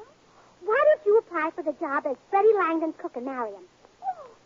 Oh, but it might not work. Mr. Langdon is hiring a maid, too, and he might prefer her to me. Well, why should he? Well, she might have a more well-rounded education. Oh, wait, I've got it. I'll take the job as maid. You? Yes, and as soon as you've landed him, I'll quit. That way you won't have any competition. Oh, Gracie, you're a real friend. Hiya, girls. What's new? Oh, hello, Bill. Bill, you can be the first to congratulate Tootsie. At last she's going to fulfill her destiny.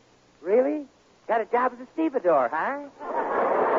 Oh, no, Bill. Tootsie's going to marry a millionaire. Bill, it's Tootsie. Well, girls, here I am. My bathing suit seems to have shrunk a little bit.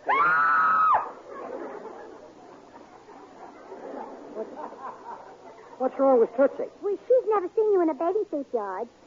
It doesn't affect me because I know, you're trying to rib me. Bill, you're an honest guy. Look at me.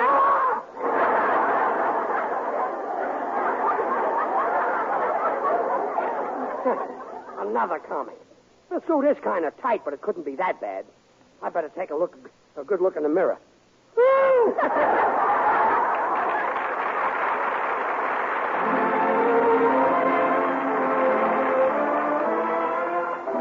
This is Paul Whiteman. New York is cheering a smash musical show. It's called Oklahoma. And here's one of its top tunes. People will say we're in love.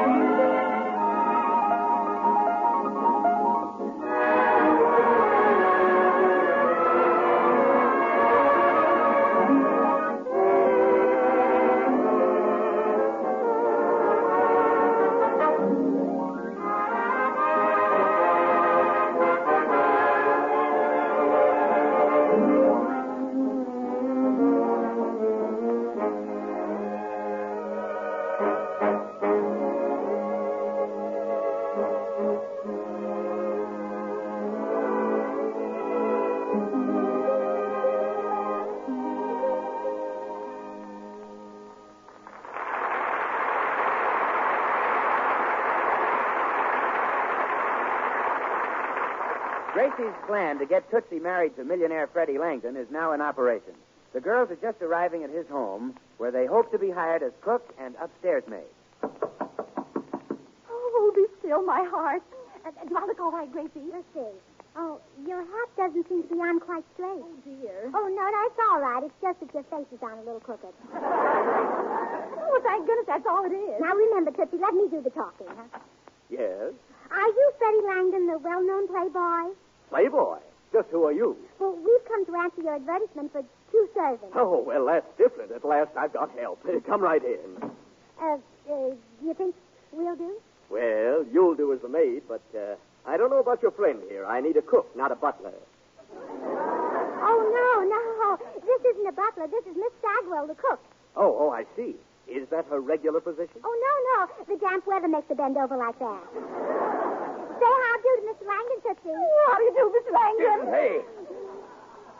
Stagwell, in this house, the cook does not bite the master's ear. Oh, goodness, Gracie, he's touchy. Oh, but he's right, Tootsie. You shouldn't bite his ear before he's seen your references.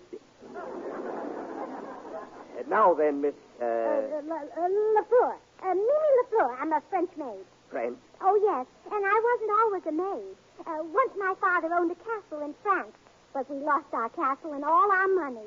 You don't speak with a French accent. We lost that, too. No doubt. Would you like me to explain your duties to you, Miss Lafleur? Yes. Yes. Yes. That's French for oui. You're a very unusual servant, Miss Lafleur.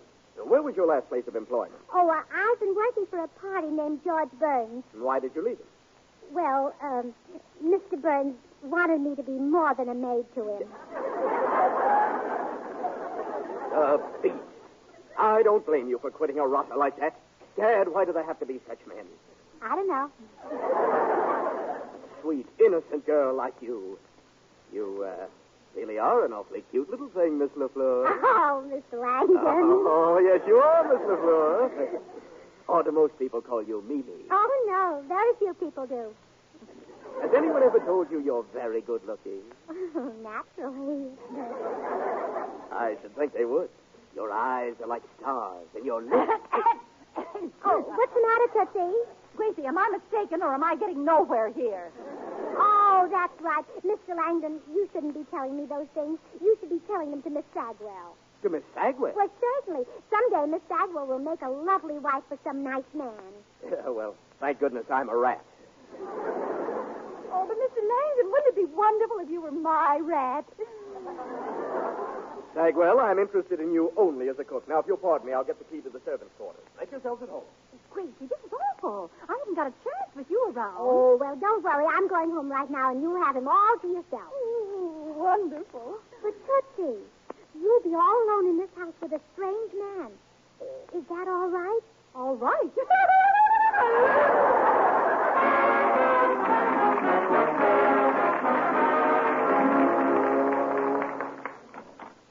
Hello, dear. Home again. Where have you been? Out trying to get Tootsie a husband. Oh, why don't you give up? No man would ever look at that broken-down dame. Oh, George, that's not nice. Everybody picked on poor Tootsie. Even the government insulted her. The government? Yes. They gave her a number 17 shoe stamp, and she only wears number 14. Yeah, she's a toe dancer. Mother wrapped her feet when she was a kid. I'll answer it. Yes? Are you George Burns? That's right. You're just as I pictured you, Burns, a sly, sneaking beast.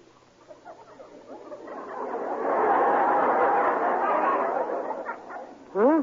What have you done with my upstairs girl?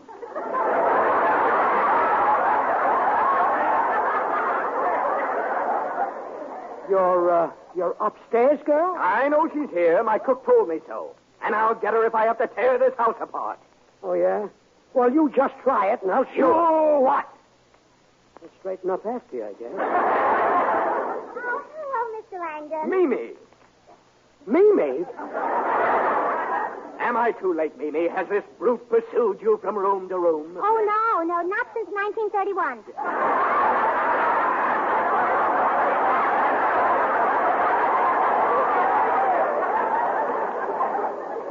Gracie, what is this? Oh, Mr. Langdon, I'd like you to meet my husband. Your husband? So you're not a little French maid. You made a fool out of me, huh? Yes. French maid? Gracie, what does he mean, French maid? Well, Tootsie and I took jobs at his house so he'd get to know her and love her naturally. Oh, so that's it. Okay, Langdon, beat it. No, I'm not giving up a maid that easily. Well, what can you do about it? Ever hear of the president's freezing order? This girl is frozen to my upstairs for the duration.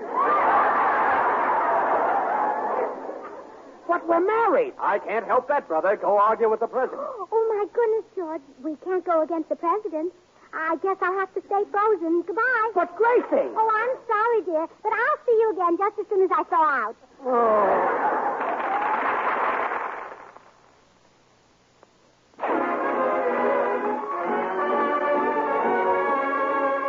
Here's Jimmy Cash singing a new tune that's a mighty cute tune.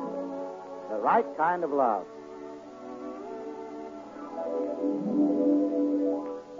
The right kind of love is all that I need to lift me from my misery. My worries would end if someone would send the right kind of love to me.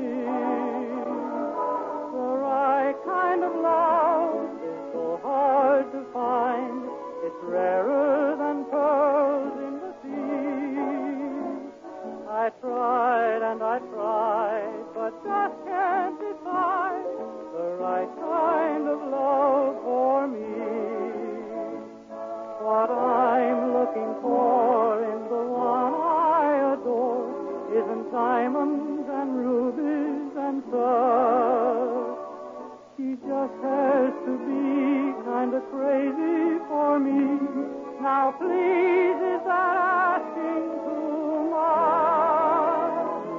I'll work and I'll slave, I'll skimp and I'll save when I find my gal yesterday. Won't heaven be kind and help me to find the right kind of love for me?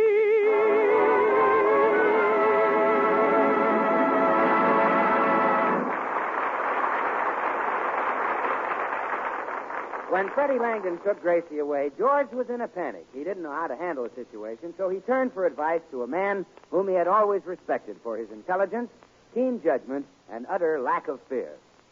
What should I do, Bill? You go right over to Langdon's house and get Gracie back. Yeah, but he's a pretty husky guy. I'd run right over there if I was in better shape. If you were in better shape, you wouldn't have to. Gracie would run back here.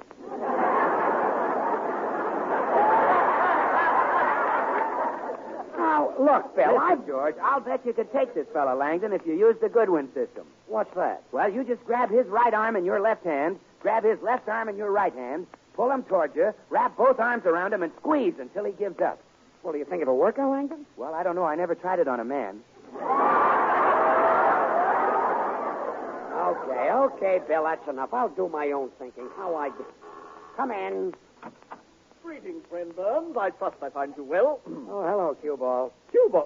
Sir, I am Nigel Bolingbroke, America's most distinguished actor. What do you want? I want to borrow $10. Look, you're not getting any $10 out of me. Now beat it. Very well. I shall hold no bitterness. Goodbye, Burns.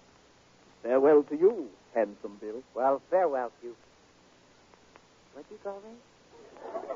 Handsome Bill. That's what all the girls call you. Oh, really? Why, certainly.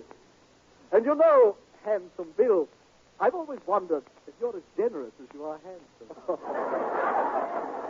Oh, don't be ridiculous. How could I be? Yes, you're quite right. You are a handsome rascal, you know. You have the classic features of Alexander Hamilton. Oh, well, thanks. But I'm not sure I know what Hamilton looked like. Why, I'd love to show you. There's a splendid picture of him on a $10 bill. Oh, no, you're not getting $10 out of me.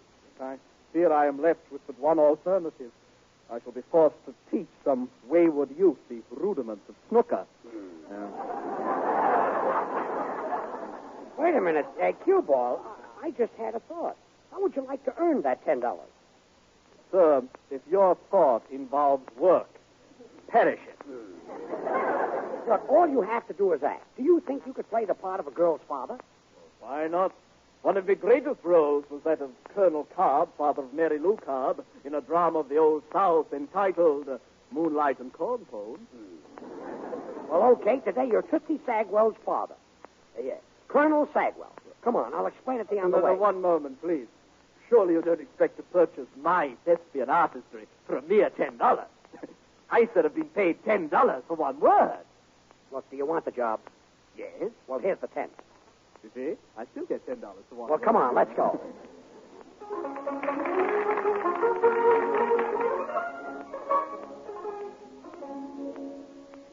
Gracie, you think I'm getting anywhere with Mr. Langdon? He hasn't proposed yet. Oh, don't worry, he will. I love that subtle hint you gave him. Serving 6 courses of wedding cake for dinner. Yes. And did you like the way I decorated the cake with icing? Oh, wonderful. The little bride and groom on top kissing each other. And written underneath, it should happen to me. Oh, I thought that was subtle, too. And, Tootsie, if he doesn't propose tonight, you can give him a stronger hint at breakfast. What? Well, put a diaper in his napkin ring. Oh, Gracie! Mr. Langdon, there's someone at the door. Answer it. You want me to answer it? You're supposed to be the servant here. Oh, I'm the upstairs girl. I don't let anybody in unless they knock on the roof. Oh, what's the use? All right, I'll answer. Aha! So you, sir, the scoundrel, has been trifling with my daughter's affections. I beg your pardon. Why, Mr. Bowling. Gracie, this is Tootsie Sagwell's father, Colonel Sagwell. He's come here to make Mr. Langdon marry Tootsie. Oh, I see. Oh, it's kind of cute. Now, see here. Quiet, Yankee. Sir.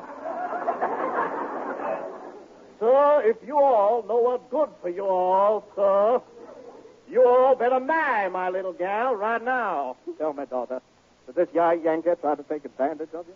Did he try to kiss you? No, make him do it, Patsy.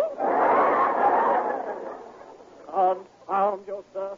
You've dragged the proud name of Sagwell. A Sagwell in the mud. And now, sir, you got to marry my daughter. Now, see here, this is blackmail. Look, Mr. Langdon, if you let my wife come home with me, I think I might be able to call the colonel off. Yes, I might listen to Mr. Burns, sir. Oh, no, you won't. This is Tootsie's chance to marry a millionaire. Millionaire? You mean this charming gentleman is that well-heeled? Huh? Oh, Mr. Langdon.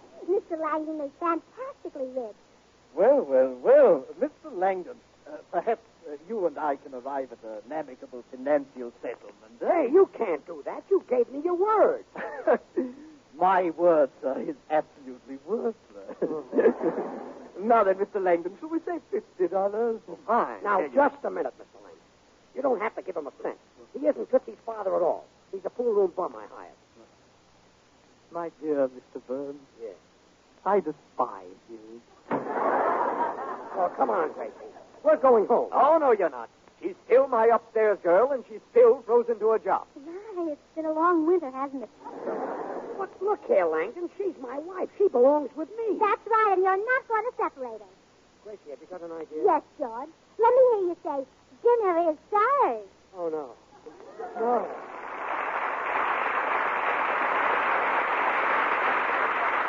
The Burns and Allen Show was rebroadcast especially for you men and women in the armed forces of the United Nations. Oh, my hammer, hammer ring. Oh, my hammer, hammer ring. Well, Nova had a hammer, hammer ring. Nova had a hammer, hammer ring. Plus a 40-pound hammer, hammer ring. Plus a 40-pound hammer, hammer ring. Well, Noah had a hammer, hammer ring. A special service after show featuring the mellow music of the Golden Gate Quartet. Well, Nova didn't have but 8 in family. Let me tell you 3 of their names. It was a Ham and Sham, Jeff and Gomaya. Gonna build my house just a little bit higher. Play on my hops with the daughters of Zion. And Nova had a hammer, hammer. Well, Nova had a hammer, hammer. ring from the 40-pound hammer, hammer ring. On the 40-pound hammer, hammer ring. Go ringing in the bottom, hammer ring. Go ringing in the bottom, hammer ring. Go ringing in the live oak, hammer ring. Go ringing in the live oak, hammer ring. Build a ring a hole, hammer ring. Ring a hammer ring. Go ring a hole, hammer ring. Go ring a hammer ring. Burned overhead hammer, hammer ring. Overhead hammer ring. Turn the 40-pound hammer, hammer ring. On the 40-pound hammer, hammer ring. Build one these mornings bright and fair. Hitch on my wings and try the air.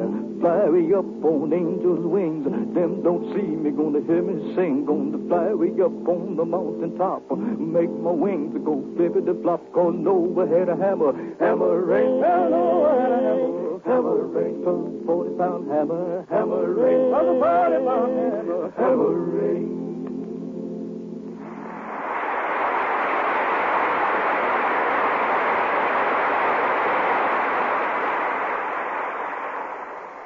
All aboard by the Lord Cheetos.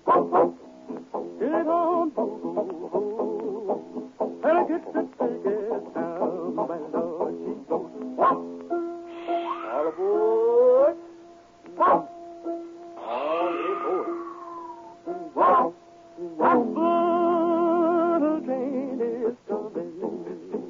You better get your business right. You better set your house in order, friend. You know the train's gonna be there tonight.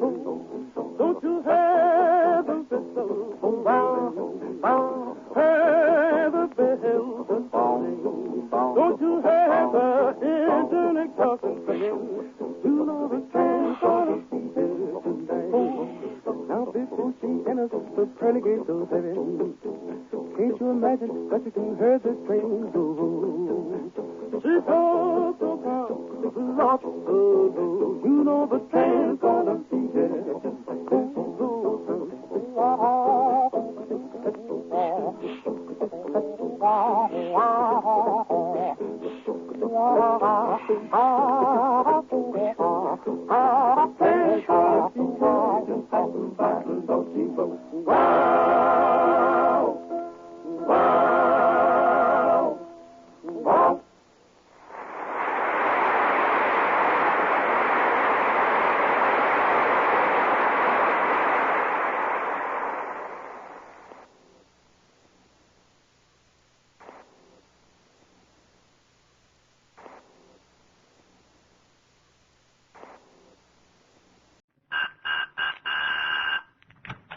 Well, hello. Come right in. Oh, George, we've got company.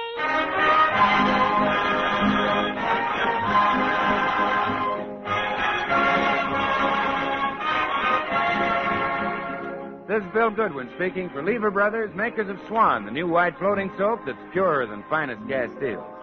Well, it's Tuesday night again, time for another visit with George Burns and Gracie Allen, Jimmy Cash, Paul Whiteman and his music, and the Swan Ted, who open our show with I Dug a Ditch. I dug a ditch, and struck it rich in Wichita. Yippee-yi-yay, yippee-yi-yay, I made it pay in Wichita.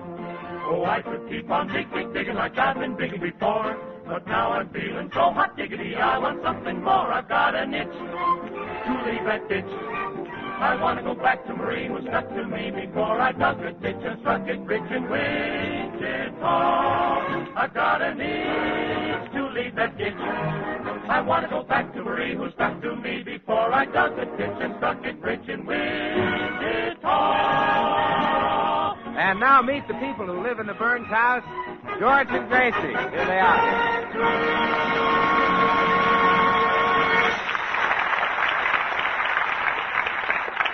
Well, it's early afternoon in the library of the Burns home, where George and Gracie are quietly reading.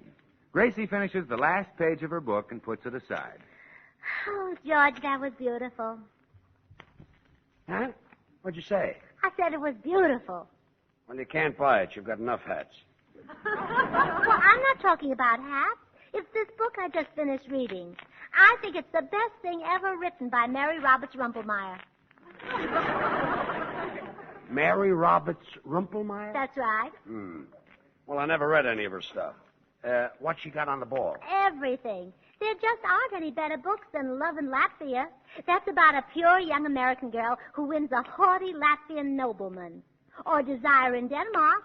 That's about a pure young American girl who wins a haughty Danish nobleman. Or Rapture in Russia. That's about a pure young American girl Who wins a haughty Russian nobleman. I thought you'd never read any of her books. Well, I just had a hunch about that one. Now, I'm reading too, and if you don't mind, Gracie, Oh, I but would... great as those books were, they can't equal a new one. Passion in Pundagaba. Passion and where? Pundagaba, a country in India. Pundagaba. It's about a haughty Indian prince whose father leaves him a harem of 250 wives, but the prince is a woman hater. He is. Yeah, so he gives away 50 of the wives.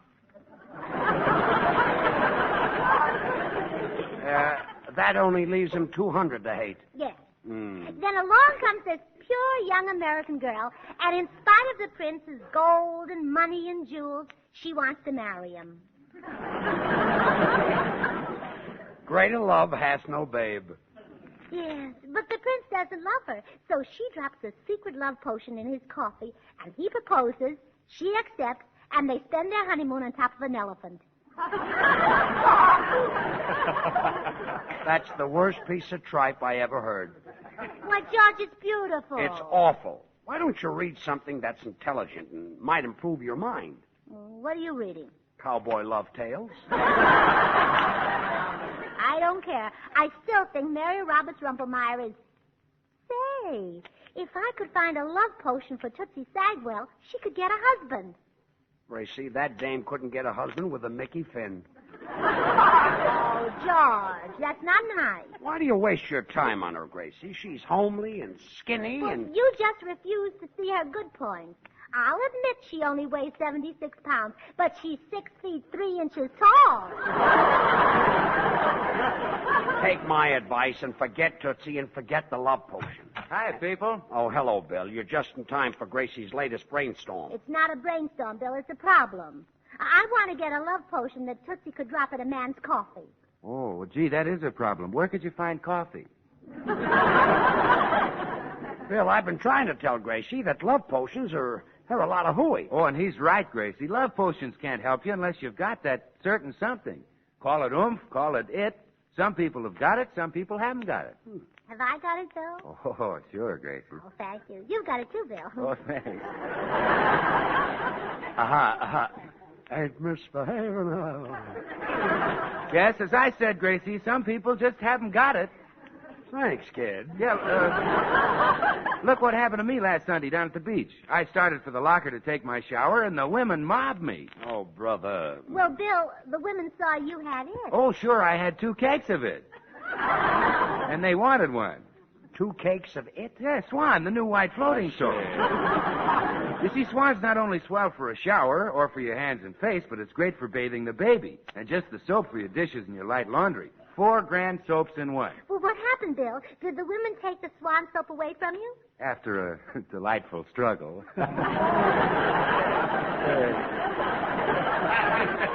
But there wasn't enough to go around even after I broke it in 2. One cute little redhead had to go home empty-handed. Aw. Well, not exactly empty-handed. She took me. Yes, and we would have had a lot of fun if her mother hadn't been home. Oh, her mother spoiled the fun, huh? Yeah, she washed the dishes. That's what I wanted to do. You know how wonderful Swan is for washing the dishes and for laundering fine things, Gracie. You know how fast all-purpose Swan gives you scads of suds. Suds that are so mild and baby gentle, they actually help keep your hands beautiful.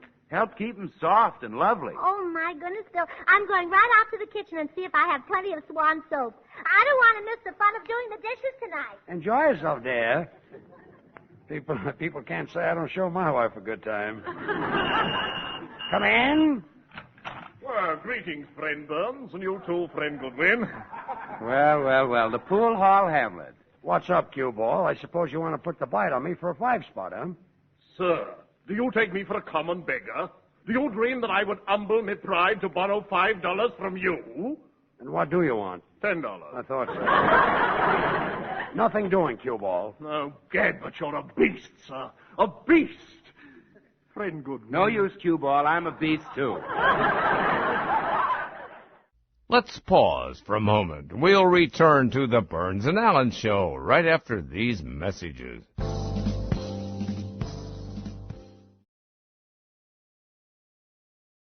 And now let's rejoin the Burns and Allen Show.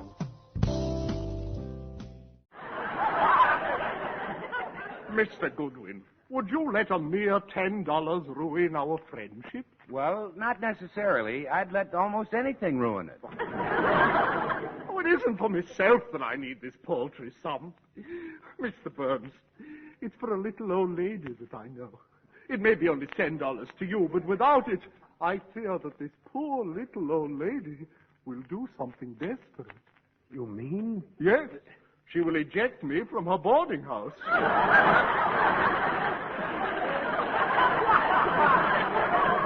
You're not getting the money out of me, cue ball, and that's final. Well, look who's here. Mr. Bolingbroke. Why, my dear, dear Mrs. Burns, never have I seen you look so ravishing, so completely... Don't waste your time, cue ball. She's a beast, too. Why, George, that's not nice. But it saves you money. Come on, Bill, let's go down to the corner. I want to pick up a few cigars. Oh, so that's how you get them. So long, Gracie. Oh, goodbye, boys. Mr. Bolingbroke, you might be able to help me with a problem I've got. Do you know where I can get a love potion? A love potion? Gad, don't tell me your husband has forgotten upon which side his bread is buttered. Oh, no, it's not for me. Naturally, I've never had to use a love potion to attract men. You see, when I was a very small girl, I learned to wink with either eye. Valuable social grace. Yeah, and it was fun, too. But this love potion is for my girlfriend. Do you know where I could get one? Oh, my dear, love potions are merely a myth, created by the greedy to profit from the gullible. They are all utterly worthless. Oh, really? And I was going to pay as much as $10 for one. As I say, they are all utterly worthless, except the one I've got. Oh, have you got one? Oh, indeed I have, you fortunate creature. Given me by an oriental potentate. 1 ounce will transform cold indifference into flaming desire. Oh, wonderful. My girlfriend could use about 5 pounds of it. Splendid, splendid. You shall have it within the hour. I wonder if I might trouble you for the $10 now. Well, of course. Here you are. Thank you. Lovely bit of engraving, isn't it? Well, I really can't thank you enough, Mr. Bolingbroke. You may not know it, but you saved a girl's life. Oh, that's quite all right, Mrs. Burns. You may not know it, but you've saved a man's home. Good day. Good day.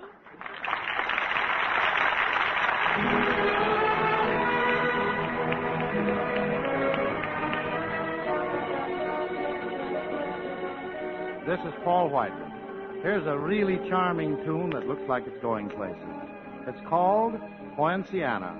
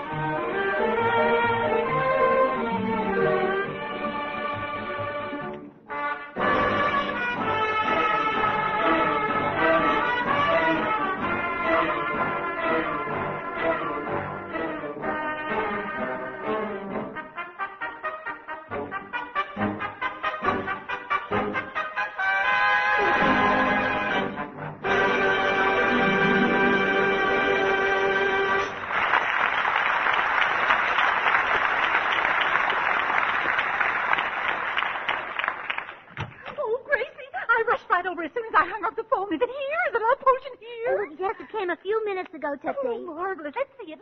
Oh, Tootsie, for goodness sake, get a grip on yourself. I'm tired of getting a grip on myself. I want to get a grip on a man. Where's the love potion? Well, this is it right in this can. It's just a powder. But I hear only 1 ounce will make a man want to kiss you and kiss you. You say Mr. Bolingbroke got it from an Oriental potentate? Well, I guess he was even bigger than a potentate. Really? Oh, sure. Well, look what it says on the can. He was a bicarbonate. Oh, I just can't wait to try it out. What time does the next bus leave for the Navy Yard? That isn't the way to use it.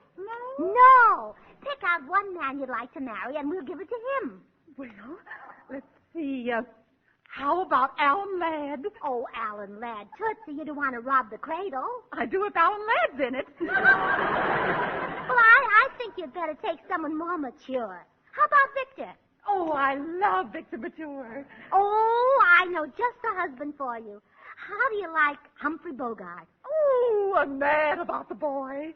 Oh, how I loved him in action in the North Atlantic. Yeah. Hey, if he puts his arms around you, there'll be action in Beverly Hills. Oh,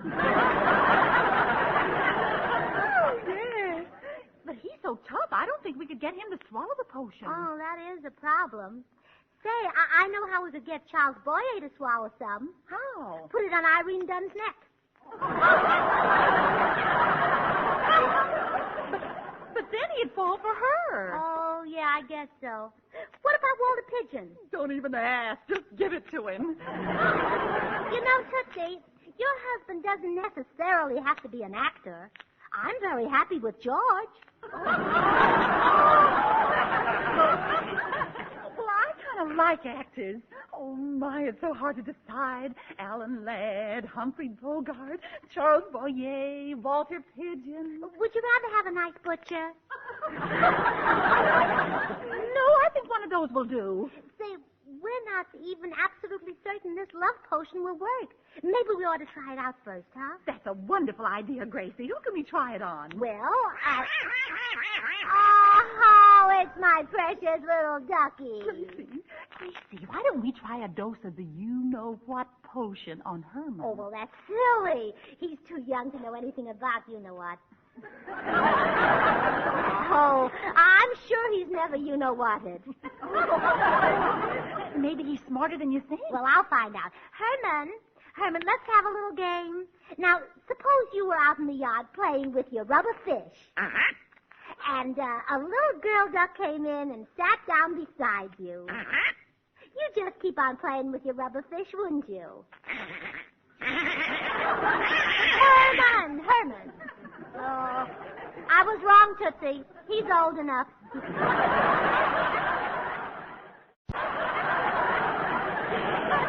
Herman, here, eat some of this. It's very nice. That's a good boy. Well, how do you feel, baby? My goodness, that's a funny effect. Yes, love has made me hysterical, but it never gave me the hiccups. Now we can find out how strong the potion is. I'll call George. Oh, George, would you come in here a minute? What is it, sweetheart? Well, I want you to stand there and say, do you love me, Herman? Are you kidding? That silly Oh, duck please, George, say it for me. Oh, all right. Do you love me, Herman? Well,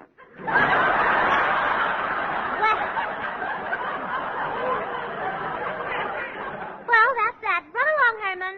Yeah, run along before I kick you in the giblets. Go on, beat it. Go on.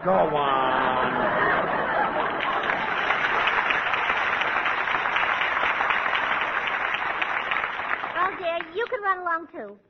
Would you mind telling me what this was all about? Yes, I would. Goodbye, dear. This is the silliest house I've been. We just got to try it out on a man. Who in the world could we get? I'll go. Good afternoon, Mrs. Burns. Here's your mail. Oh, Tootsie, look! A man! Gee whiz, what's all the excitement? I realize Miss Sagwell isn't used to having a man around, but you, Mrs. Burns, you... Well, I guess you're not either. Good morning, Gracie. Oh, good. Mr. Postman, we're going to give you a little drink. Oh, Mrs. Burns, I never touch the stuff.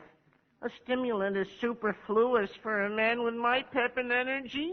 Here it is, Gracie. Well, it's only a soft drink, Mr. Postman. Oh, well, in that case, happy days. Well, did you like it? Quite refreshing, Mrs. Burns.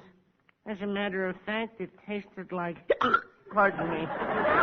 Soda. Well, it wasn't. That was a love potion. We're testing it on you to see if it works. On me? That's very amusing. What's so funny, Mr. Postman? A love potion won't work on me. Why? Because I'm already the world's most rapturous lover. Oh, Tootsie, we picked the wrong man. Yes. Well, thanks anyway, Mr. Postman. Oh, that's all right. Goodbye, Mrs. Burns. And remember, keep smiling.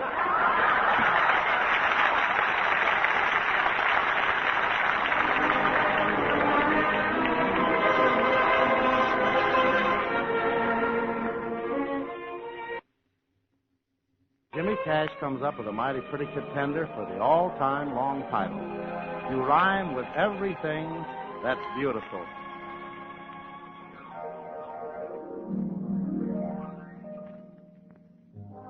You rhyme with everything that's beautiful,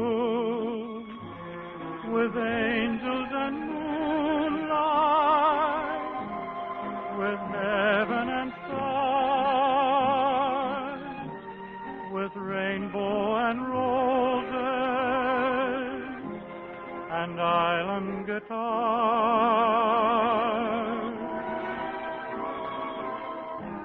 You are a perfect rhyme with all these things.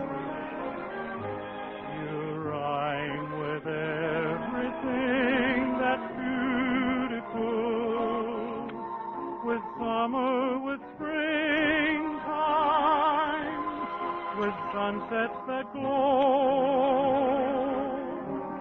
I'm not a great poet, but this much I know. You rhyme with everything that's beautiful, with summer, with springtime, with sunsets that glow. I'm not a great poet, but this much I know.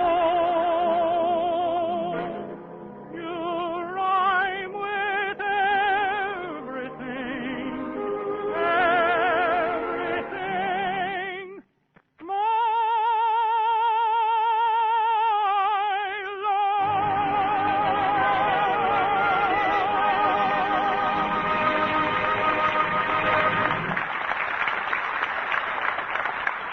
Oh, dear. The love potion didn't work on the postman either. Gracie, I'm beginning to think maybe it's a fake. Oh, nonsense, Tootsie. It didn't work on the postman because he's already a great lover. Well, maybe we should try it on somebody who's just the opposite. That's it. I wonder if George is still home. But how will you get George to swallow it? Oh, well, I'll get him to take a drink of something and slip it into the drink when he isn't looking. Oh, Gracie, you're wonderful. You're even going to give your own husband a love potion for me. Well, to tell the truth, Tootsie, it isn't altogether for you. Oh, I see. Well, while you're trying it on George, I'll phone Bill Goodwin to come over. Bill Goodwin? Yes. If the love potion works and you and George start snuggling, I want to have somebody to fall back on. Well, if you want someone to fall back, I'll call Paul Whiteman. He's softier and roomier. No, I'll call Bill. All right. And I'll get George to take a drink and then slip the love potion in it. Sweetheart, Yeah? Oh, you look hot. How about a nice glass of ice-cold water? No, thanks. Well, it would taste wonderful on a hot day like this. Cold drinks aren't good for you on a hot day. Oh. Well, how about a nice glass of hot water? Don't be silly. Would you like a glass of ginger ale? No. Root beer? No. 7-Up? Gracie, what are you up to? Coca-Cola. Have some? No, now don't bother me. A glass of milk, maybe. Look, I don't want to drink a glass of anything. Well, I could put it in a saucer and let you lap it up. Gracie, are you trying to talk me into something? No, I'm trying to talk something into you. Gracie, try to understand. I'm not thirsty. You're not? No, I'm not. Oh, George, picture yourself out on the desert. You've been walking for miles. The sun is blistering. There's sand in your mouth. And on you walk in that terrible heat. Now, how do you feel? My feet hurt. Dear, I guess I didn't get enough sand in your mouth. Gracie, will you please explain what this is all about? Well, of course, dear. Let's discuss it over a bottle of celery top. Oh, stop. Why all this talk about something to drink? You'd think I was out in a dust bowl without a drop of water. Dust filling my lungs, choking me. Half crazed from thirst. Wandering around in the... Wait a minute, I think I will have a drink. Oh, that's fine, dear. I'll be back in a second. Hurry up, will you? This thirst is killing me. Coming, dear. Oh, water. I must have water. Here, dear. Nice cold glass of sauerkraut juice. Let's have it. Say, what's this white powder in the bottom? That's sauerkraut. Well, here goes. Now, don't drink too much of it, George. You're not as young as you used to be. Gee, that was good. Well, do you feel any different, dear? Different? No. Well, do you love me more than you ever did? You know I do. Oh, I can't tell if that came from the heart or a little further down. Huh? Oh, excuse me, dear. Well, did it work, Gracie? Oh, gee, I don't know, Tootsie. Hello, girls. Why'd you send for me? Oh, here, Bill, drink this. Huh? Drink it. Tootsie fixed it for you. Tootsie?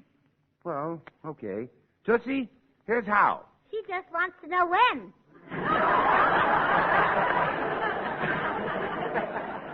Ooh, that tasted like soda. Oh, that was a love potion. Love potion? Yeah. Oh, Tootsie, he drank it. Now he'll fall in love with you. Swan, the new white floating soap. There's 4 swell soaps in one. The soap for dishes or for light laundry. Tootsie, what are you doing? This time I'm helping the potion along. Swan, the wonderful baby soap, the perfect complexion soap. 4 soaps in one. Look, Tootsie. Bill's getting a wild look on his face. Tootsie, it's happened. I didn't think it was possible, but it's happened. What, Bill? What? I love Swan even more than I used to. Oh, I had to open my big mouth. Oh, Swan, it's so wonderful for bathing the baby. Swan is so mild and sudsy. Swan is purer than finest Castiles. Swan is so kind to a baby's tender skin. And because it's so mild and gentle, Swan's not only great for baby, it's great for anybody's hands and face, tub or shower. Bill, if you love Swan soap, you ought to love me. I can do anything Swan can do. Wash the dishes, bathe the baby. Say, I believe you're right, Tootsie. And I know you'd break in two with a twist of the wrist. Yeah. And she's long enough so you could put half of her in the bathroom and half in the kitchen. Yeah. So I'll slip into a cool green wrapper and let's get married. Gee, I believe the love potion really is working. Yeah, Tootsie, let's get married. You mean it, Bill? Sure, right away. Get the preacher. Get the license. Hurry up. Stop. What happened? It wore off. Goodbye.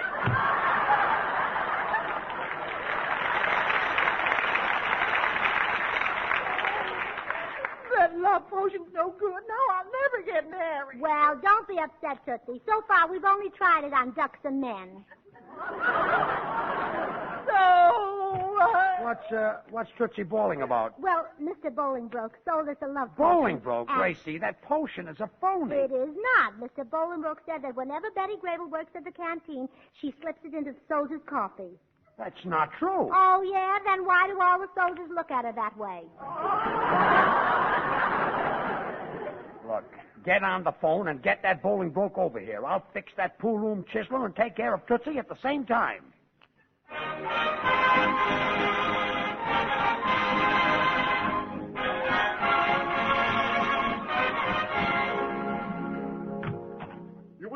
me, friend Bones? Yes, I do, cue ball. I mixed you a drink of that phony love potion you sold my wife. And if it doesn't work, you go to jail. Jail? Yes. Drink it. Why, of course, certainly. Well, bottoms up. Oh, look, George, he has a secret method. Before he drinks it, he blows the foam off the top. Yes, it's an old Oriental trick. Well, that was delicious. Yes, and it's working. It's working.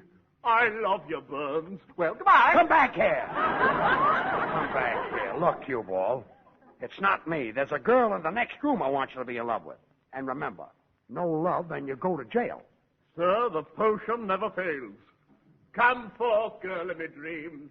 Come forth and nestle within my eager arms. Here I am. Mr. Burns? Yes? You may summon the cops.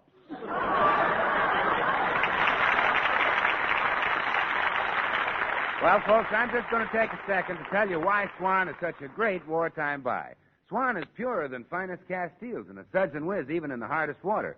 That's why it's really 4 great soaps in one. And now till next week, this is Bill Goodwin saying, well, I, Swan, how about you? Good night. This is the Columbia Broadcasting System. This is the Columbia Broadcasting System. This is the Columbia Broadcasting System. This is the Columbia Broadcasting System. Well, hello. Come right in. Oh, George, we've got company.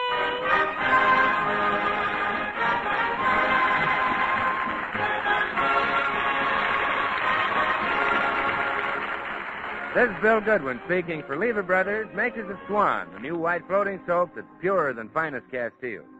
Well, it's Tuesday night again, time for another pleasant visit with George Burns and Gracie Allen, Jimmy Cash, Paul Whiteman and his music, and the Swantette, who open our show with Goodbye, Sue.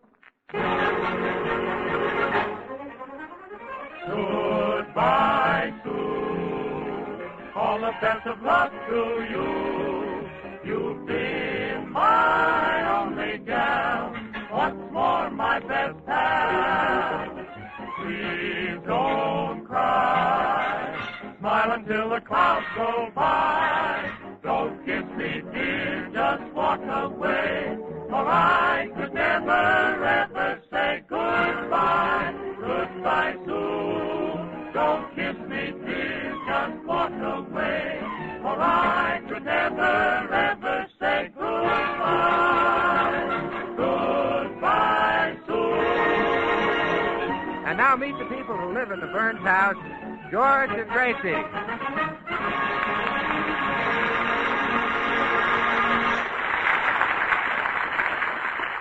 Well, it's morning at the Burns house, and as George comes downstairs, he sees Gracie about to leave. Where are you going, Gracie? Oh, just down to the May Company.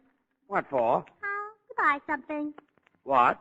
Oh, it's just a little straw and a feather, maybe a little fruit and a ribbon. Gracie, you're not going to get another new hat. How much you want to bet? Nothing doing. You've got enough hats. I'm lucky if I get one new hat a year. Oh, but George, you don't need a hat. You're already so handsome and attractive. You have such a beautiful head, and your face has such strength and character that a hat would only hide your tremendous charm. That, Gracie, is a lot of malarkey. Yeah, I know. Did it work? No. Gracie, you're staying home. Just give me the car keys. Oh, all right. Here, they're in my purse. Let me have it. Oh, wait, I'll just empty it out on the table. Okay.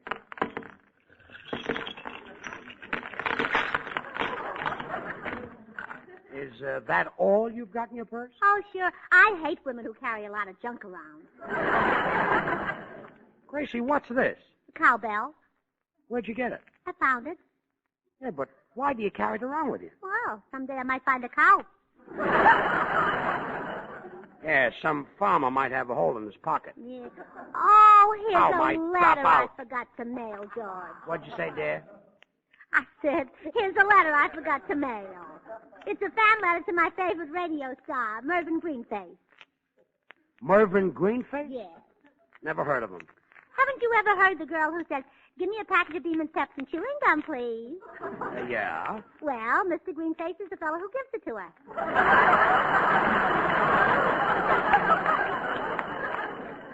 Must get Mervin's autograph. Mr. Postman, you answer it, dear, and I'll look for the key. No, you answer it. That guy drives me crazy when he says, Good morning, Mrs. Burns. he sounds like Mussolini must feel. Well, all right. I'll answer it. Oh, good morning, Mr. Postman. Good morning, Mrs. Burns. Here's your mail.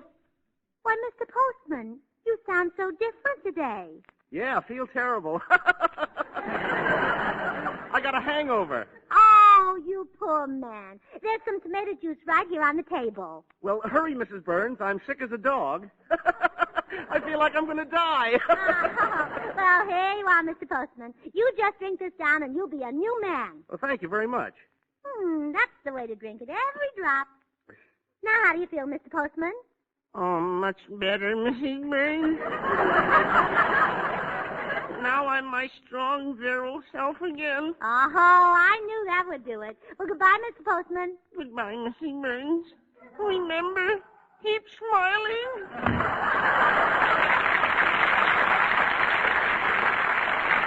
Oh, dear. Here's the mail, a letter for you. Thanks. Say, it's lucky you didn't take the car out before this notice came. The insurance is lapsed. Oh, you mean we carry insurance on our automobile? Of course we do. Well, that's a wonderful idea. We collect every time the motor dies, huh? Yes. Look, I'm going down. I better run downtown and take care of the insurance.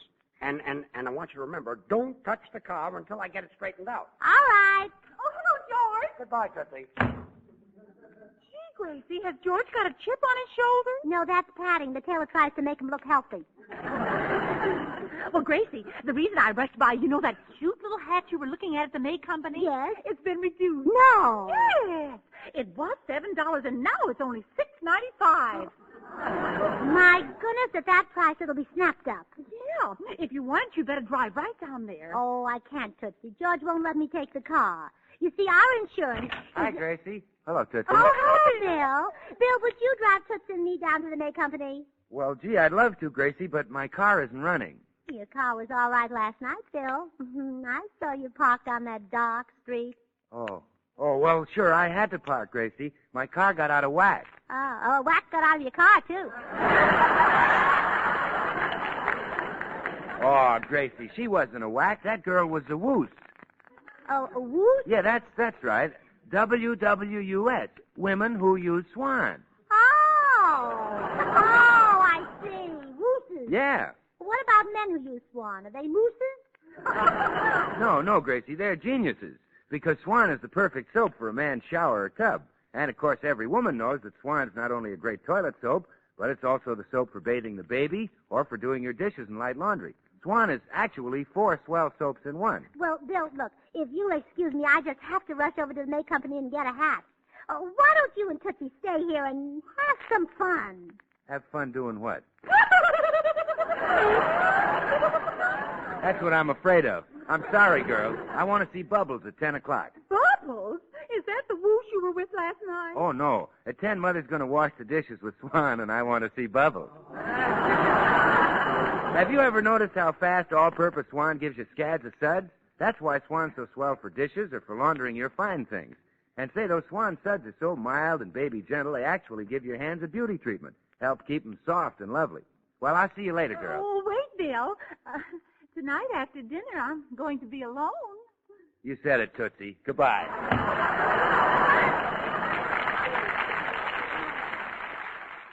Let's pause right here. We'll return to the Burns and Allen Show with George and Gracie in a moment.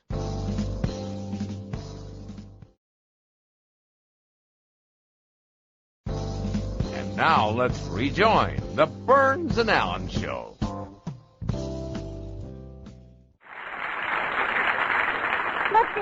Come on, let's take our car, even if it isn't insured. Nothing can happen. I'm a wonderful driver. Of course you are. Why, when I drive down the street, the other drivers pull up on the sidewalk to watch me. Yeah, I know, but if George said you couldn't drive... Wait a minute. He didn't say you couldn't drive. Come on. Okay. Oh, but wait, Gracie. I have one weakness. I just can't back out of a garage. Oh, I'll back out for you. Come on.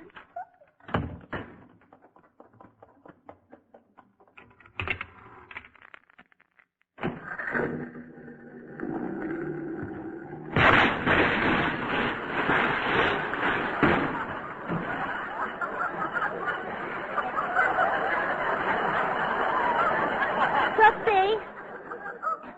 Yes? We both have the same weakness.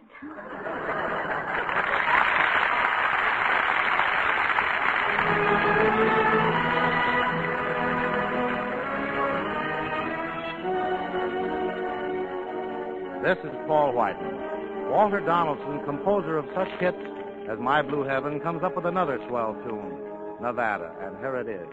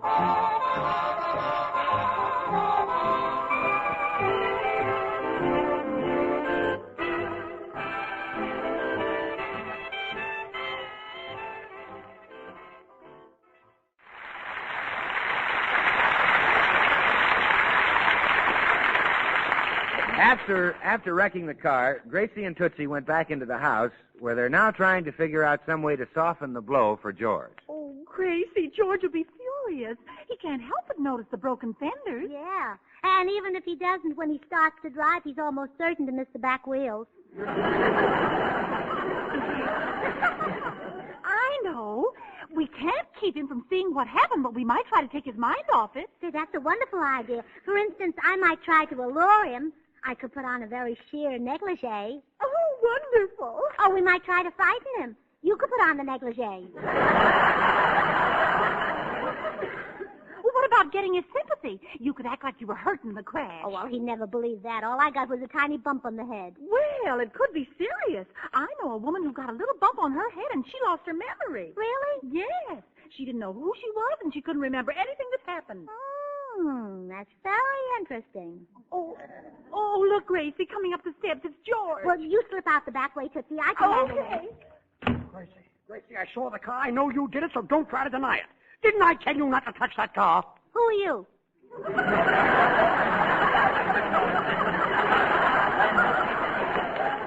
Who are you? What are you doing in this house? I live here. Then what am I doing in this house? For Pete's sake, what's wrong with you, sweetheart? How dare you call me sweetheart, stranger? Stranger? Have you gone crazy? I don't know. There was a crash. I hit my head. That's all I remember. You hit your head? And you don't remember me? I don't even know your name. Amnesia. That's what it is. Amnesia. How do you do, Mr. Amnesia?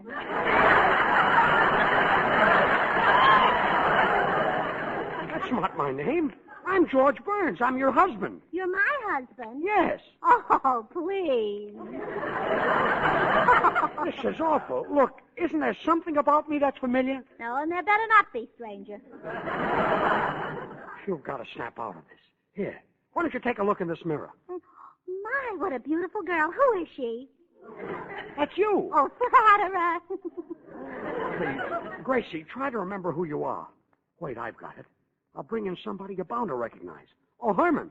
Oh, Herman. Gracie, look. This is your little boy. Your son. What's the matter? He looks like a duck. He is a duck. And you're his mother. Oh, that's silly. I don't know who I am, but I do know I've never laid an egg.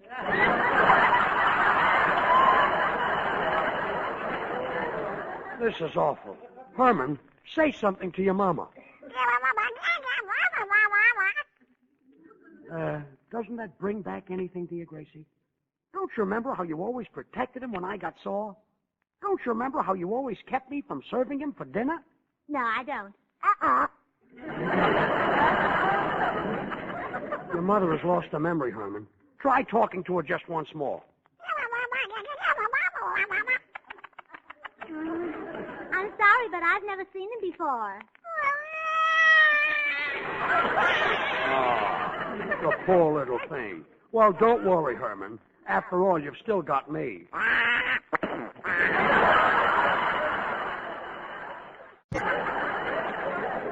I asked for it. Look, Gracie, just sit down here and rest. I'll go and call a doctor. Oh, Herman. Herman, it's just a game, darling. I know who you are. Well, of course. You're Mama's precious little ducky, and Mama loves you better than anything in the whole world. You see, I'm just pretending I lost my memory so Daddy won't be mad at me. I wrecked his car. I called the doctor. Hey, you're laughing together. Gracie, your memory is back. Now, about the car. Who are you? Oh, you stay here, darling. I'll answer it. Greetings, friend Burns. Oh, beat it, cue ball. I've got enough trouble already. One moment, my dear sir. Recently, I borrowed from you the sum of $5. And when I told you I'd repay you today, you laughed. I certainly did. Well, I am now in a position to bring more laughter into your life. I need another $5. Bowling broke. Will you get out of here? Didn't I tell you I've had enough trouble? My wife has amnesia. No. Lost her memory, eh? Oh, the pity of it. And to think that only yesterday she borrowed $5 from me. That's a lie. Oh, well, nothing ventured, nothing gained. Look, bowling broke. Why don't you go in and talk to Gracie? If you can bring back her memory, I'll give you $50. 50 crisp verdant dollars? Where is she? Right in that room. I shall call you the moment success crowns the effort. Oh, lovely lady, I greet you. I am here. Oh, hello, Mr. Bolingbroke. You remember who I am? Well, of course. Veritably, my faith is misfortune. Oh, friend Barnes. Yes? I'll trouble you for the $50, me good sir. The patient is completely cured. Gracie! Who are you? Cue ball, what are you trying to pull here? But she knew me a moment ago. Please, leave me alone with her again. Okay, but I'm warning you. Don't pull another phoning. Dead. $50 slipping through my fingers. Please, my dear, just relax. Try to think. About what, Mr. Bolingbroke? You've got it again. I always had it. Burns, come in here. Speak, sir. Gracie! Who are you? Get out of here, you prick.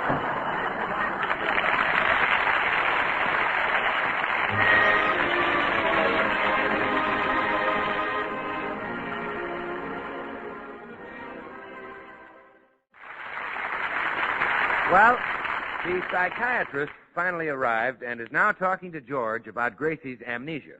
Now, Mr. Burns, if we can just stimulate your wife's memory, perhaps we can effect a cure.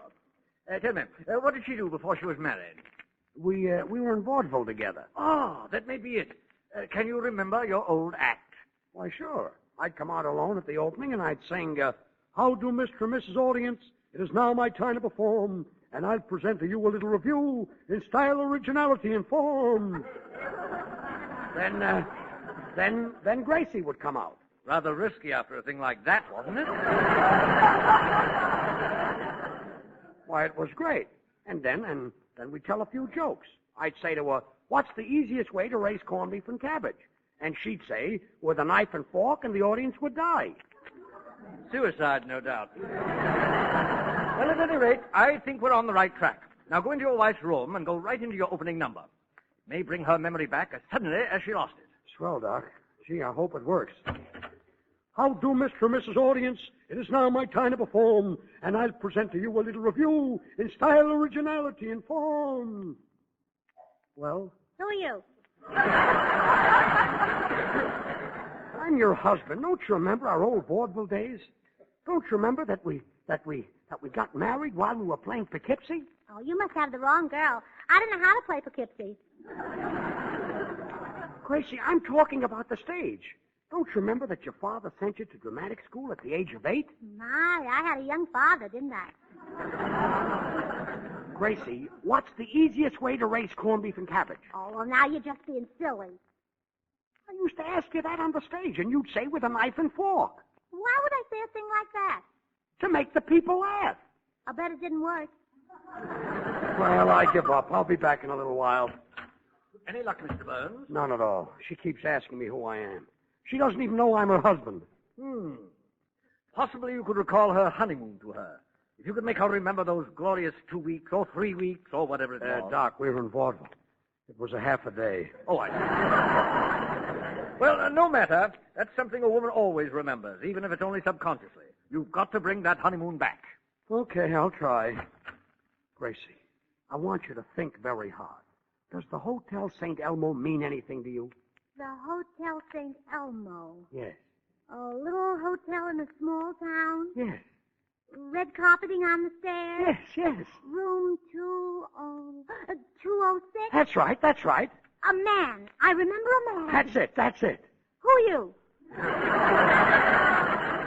Oh, Gracie, don't you remember? I was the man in your hotel room. You were? Yes. Ouch. Well, next time don't get so fresh. This is murder. It's no use, Doc. The honeymoon didn't work either. Well, don't give up, Mr. Burns. There must be a way. Do any members of her family live here? No, but here's an album full of their pictures. Good. Take it into her and let her look at them. Okay. Gracie, I've got some pictures to show you. Look, here's your sister Bessie. Oh, I like her. What a sweet, shy, old-fashioned girl. Yes. And I like the sailor whose lap she's sitting on. Yes. And I like the Marine who's sitting on her lap. Yes. Do you remember her? No. Well, here's a picture of your brother Willie's grammar school graduation class. He's the one on the end of the front row. Oh, my, doesn't he stand out? The rest of the class is just ordinary, but he looks so distinguished with his cigar and gray hair. Great kid. Remember him? No. But you must remember. They're your brother and sister. Oh, how do I know they are? Because I told you so. Who are you? Oh, what's the use? Well, Doc, that one. Oh, hello, Bill. Hey, George, what's the trouble? What's the doctor doing here? Oh, Gracie's got amnesia. She bumped her head that made her forget that I'm her husband. Well, let her alone, George. If you cure her, she'll only hit herself on the head again. Bill, this is serious. Really? Oh, well, don't worry, George. I'll bring Gracie's memory back. I'll just mention Swan and remind her it's the new white floating soap that's 4 swell soaps in one. The soap for dishes, for light laundry, for hands and face, and for bathing the baby. Purer than finest Castiles, too. I'll bring her memory back. You seem quite confident, young man. Are you a psychiatrist? Am I a psychiatrist? Mayo brother? No, Lever Brothers. Oh. Come on, George. Hi, Gracie. Well, hello, good looking. Say, I'll bet the girls are crazy about you. And you thought she wouldn't know me. I'm still not convinced. Go ahead, Gracie. Tell them about Swan soap. What's that? What's that? Oh, Gracie, listen. What's white and floats and is swell for bathing the baby? A big fat nurse? No, Gracie, it's Swan. Swan's wonderful for bathing the baby because it's so mild and fuzzy. And if it's so mild and gentle it's kind to a baby's tender skin, then Swan's great for anybody's hands and face, tub or shower. Now do you remember Swan? Uh-uh. Gracie, I know what'll bring it back to you. You must remember this. A kiss is still a kiss? No. Swan breaks in two with a twist of the wrist so you can use half in the kitchen for dishes and light laundry and half in the bathroom for your hands and face. Oh, I like the other song better. Oh, this is terrible. Gracie, I can understand you forgetting who you're married to. I can understand you forgetting your friends. But how can you forget that glorious white stuff you wash with?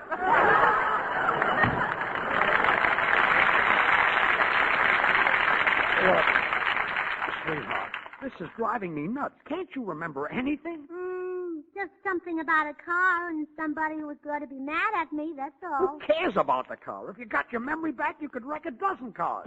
Pardon me, Mr. Burns, but this lad came to the door with a parcel for your wife. Yeah, it's a hat from the May Company. Miss Sagwell had it sent out to Mrs. Burns. Well, look, my wife's not well, son. She doesn't remember anything about a hat, so take it back. Oh, wait. I think my memory's coming back. Aha! We found the formula, Mr. Burns. It's the hat. Yes, it all comes back to me now. I'm Gracie and you're George. You're my darling husband and I love you. The memory is back. Well, hallelujah.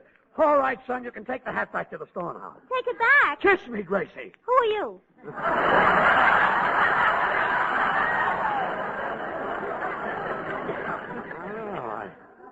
I think I see when the hat leaves, the memory goes with it. Son, bring that hat back again. Oh, yes, my memory's coming back again. You're my husband and I love you. Pay him for my hat, George. Who are you?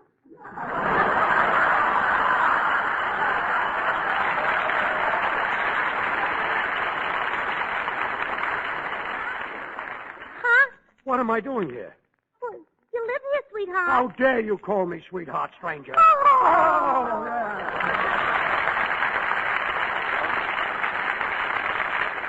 George and Gracie will be right back. Meanwhile, I'm going to stick my chin out. Remind some of you girls that it's a bit silly to spend a fortune for high-priced toilet soaps and fancy packages when you can buy Swan instead. Just try Swan for your hands and face, for your bath. Remember, doctors recommend Swan for babies, so you know Swan must be mild and gentle. And when it comes to loads of creamy, smooth lather, Swan will give you all you need and then some. So why not help yourself to a beautiful complexion and save money doing it? Buy Swan, the soap that's purer than finest Castiles. A great buy anytime, an even greater buy in wartime. Well, here they are again, George and Gracie. Well, folks, this ends our season. This is our last show. Yes, now we're going out to play some army camps. But I'll be back on the air again for Swan in 8 weeks. And I'll be with you, Gracie. Who are you? Mervyn Greenface. Good night. The makers of Swan, the new white floating soap, join George and Gracie, inviting you to tune into your CBS station when we return to the air on August 31st. Meantime, we'd like to wish you a very pleasant summer. Don't forget to listen to Swan's other show, Tommy Riggs and Betty Lou, every Friday night over another network. Now, this is Bill Goodwin saying, well, I, Swan, how about you? Good night. This is the Columbia Broadcasting System.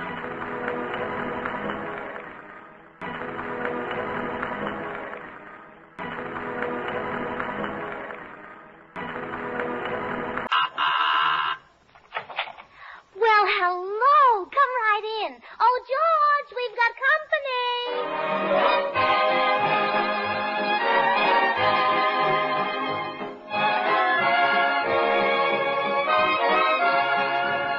This is Bill Goodwin speaking for Lever Brothers, makers of Swan, the new white floating soap that's purer than finest Castiles. Well, it's Tuesday night again, time for another pleasant visit with George Burns and Gracie Allen, their guest, Frank Sinatra, Felix Mills and his orchestra, and the Swantette.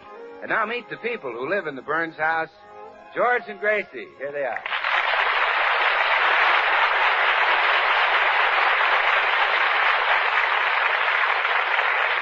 Well, George and Gracie have just returned home from a tour of the Army camps where they entertained the boys during their 8-week summer vacation. Home again. Yes, but wasn't it fun entertaining the soldiers, dear? Yeah. Our trip would have been perfect if it hadn't been for one little thing. What was that, dear? Well, I never got to sing Ain't Misbehavin'. You know, we kind of built up to the climax of our act, the smash finish, my song, and as soon as I started singing, something would happen. Yeah, that's right. Yeah, I'd get right to my favorite part. You know, where I'd sing, like Jackie Horner in the corner, don't go nowhere, and I don't care. That's where it happened. Yeah, somebody always yelled dismissed, or somebody always blew a bugle. Yeah. In one camp, they even fired a gun. Yeah. I know, and it barely missed you. Yeah. It's a shame. Huh? And, dear, you have such a lovely voice, too. You really think so? Well, of course. I wish you'd sing for me right now, George. Oh, gee, sweetheart. It's just the two of us there. I feel kind of foolish. Oh, please. Mama wants to hear her talented little songbird. Oh, Gracie, Oh, come on. Oh, you know, that part that you sing so well. The part that they always interrupt. Well, okay, I'll give you a little so. Like Jackie Horner in the corner, don't go nowhere, and I don't care. Always in the same place. See who's at the door, Gracie. All right, dear. Well, hello, Mr. Postman. Welcome home, Mrs. Burns. I'm so happy to see you again. Oh, and it's nice to see you. Did you have a pleasant summer? Superb, Mrs. Burns. I entered a contest at the beach to choose the most perfect specimen of manhood. Naturally, I won. Oh, naturally. Yes. I am now Mr. Seaside Lagoon of 1943. Oh, I'm so proud of you. So am I. Well, I just dropped by to say hello. I'd better get along and deliver this fan mail. You certainly have a lot of it. Yes, and it's all for Frank Sinatra. Frank Sinatra? He sings, doesn't he? Yes. He and painted-on stockings are all the vogue now.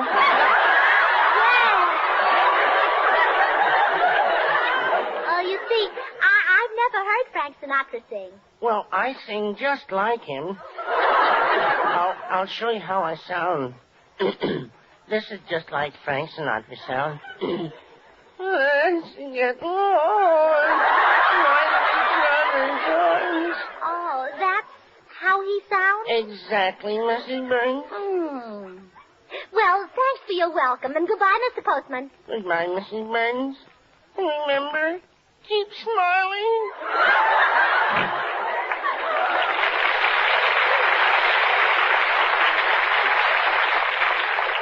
Who was that, dear? Oh, just the postman. Oh, any mail for us? No, none for us, but he had about 10,000 letters for this Frank Sinatra. Frank Sinatra? Mm-hmm. He sings, doesn't he? Yep, but not as well as you, George. Oh, now, Gracie. Oh, I mean it. Why should all the women be absolutely crazy about Frank Sinatra and feel about you, well, the way they do? Answer me, why? Well... No, I thought of that. But I meant something else. Oh, come in. Gracie, darling! Why, Tootsie Sagwell. Oh, you haven't changed a bit. Gracie, is that a nice thing to say to her? Do you mind if I sit down? I'm so excited I can hardly talk. Why, Tootsie? I just got the thrill of my life. I took a taxi over here, and who do you think got out of it before I got in? Frank Sinatra. Him again. Oh, the taxi ride over here cost me $4.80. $4.80? Well, you only live 5 blocks from here. Well, I know, but do you think I'd get out of that cab until the seat cooled off?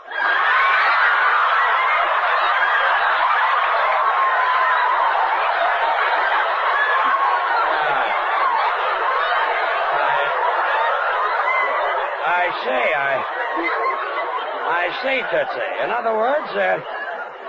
other words, you didn't want to lose touch with Sinatra, huh? Of course not. Oh,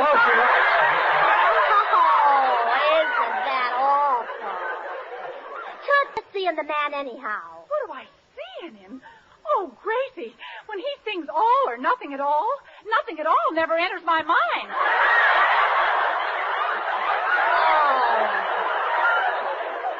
And just to think that my husband has 3 times the talent Frank Sinatra has. Who has? George, that's who. And he has 10 times Frank Sinatra's sex appeal. For what sex?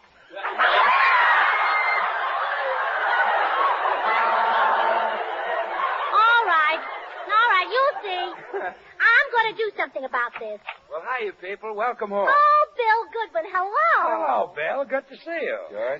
Tootsie, aren't you going to say hello to your dream man? No, Bill. Why, Tootsie. Oh, I get it. Bill, she's in love with Frank Sinatra now. Yes, I'm sorry, Bill, but I guess you and I have... Oh, well, that's all right, Tootsie. Personally, I the first time I saw it.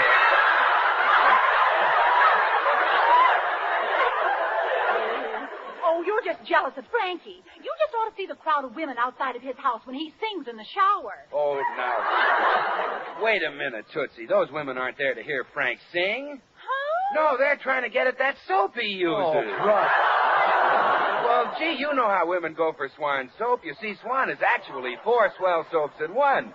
The soap for your hands and face, for bathing the baby. The soap for your dishes and for your light laundry. 4 swell soaps in one. Well, look, I'll tell you a little secret, Bill. George is going to take Frank Sinatra's place as the #1 singer. What? Well, let's face it. Can anyone hold a candle to George when he sings? Well, Gracie, come to think of it, that's just how George sounds when he sings. How? Like someone was holding a candle to him. You forget it, Gracie. This Sinatra boy is dynamite. Why, the girls offer to do his laundry. They clamor to wash his dishes. Does he let him? Well, of course not. You think he wants to miss the fun of washing those dishes with Swan?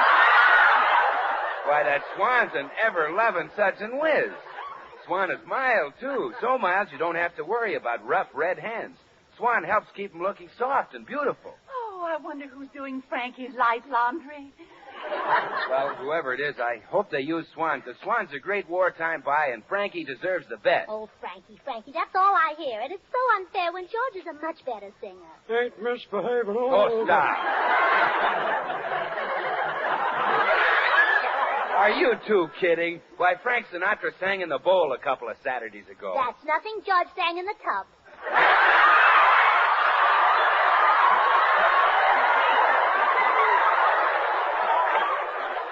Well, I give up. Oh, I'm going over to see this Frank Sinatra. I'm going to tell him that from now on, my husband will be the one whose autograph they'll fight to get. My husband will be the one whose clothes they'll tear off. Oh, please, Gracie. Oh, please, nothing. I won't rest George until the whole world finds out that you wear pink shorts. Oh.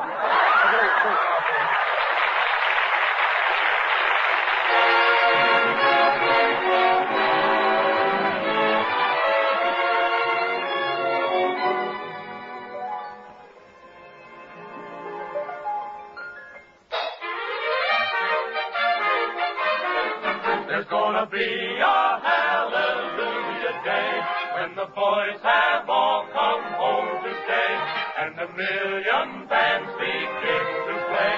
We'll be dancing the victory polka, and when we've lit the torch of liberty in those blackout lands across the sea, and each man can proudly say, I'm free, we'll be dancing the victory polka, and we will give a mighty cheer when a ration book is just a souvenir, and we'll heave a mighty sigh when each gal can kiss the boy she kissed goodbye, and they'll come marching down Fifth Avenue, the United Nations in review. When this lovely dream has all come true, we'll be dancing the victory polka.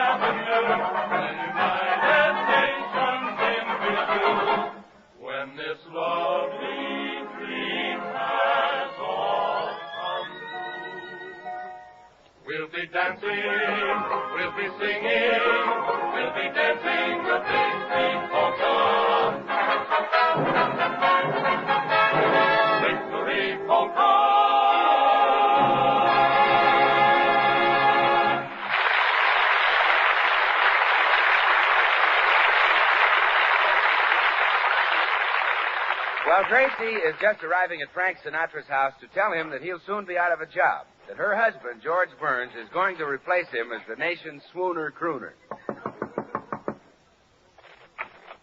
Hello, I'd like to see Frank Sinatra. I'm Frank Sinatra.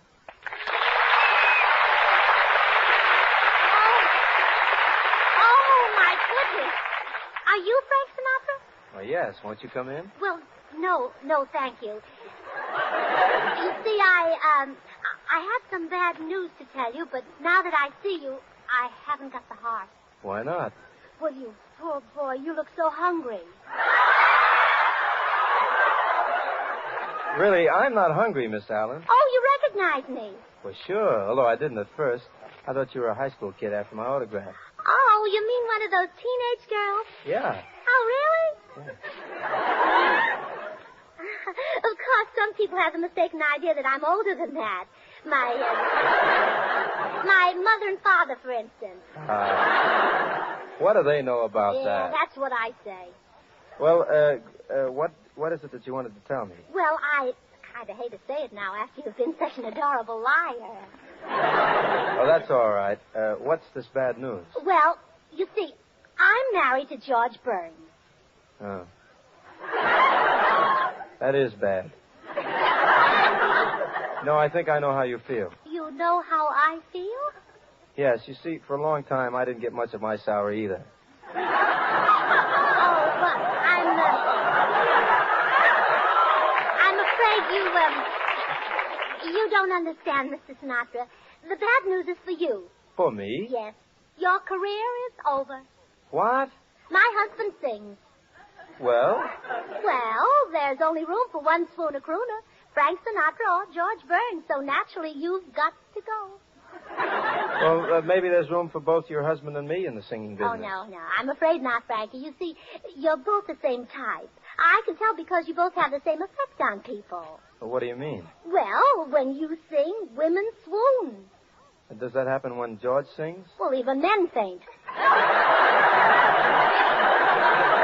Yes. I've heard your husband sing, and I can believe that. Oh, sure. Well, I guess that's all I have to say, Frankie. Goodbye. And, be sure to tune in Saturday night and listen to the hit parade starring George Burns.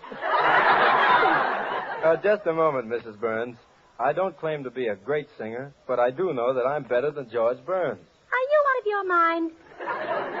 No, I mean it. Well, there's only one thing to do, then. We'll have a contest and embarrass you publicly. Oh, now, Mrs. Burns, a contest? Oh, afraid, huh? Well, no. As a matter of fact, I'll be broadcasting at CBS this afternoon, so you bring your husband over and we'll let the audience decide. Mm-hmm. You're awfully game, you foolish boy. Oh, just one thing, Mrs. Burns. You know, of course, that the audience is going to be full of young girls. Oh, naturally. What of it? Oh, nothing, but if you want George Burns to win, I think you'd better mix some slow crows in with the slick chicks.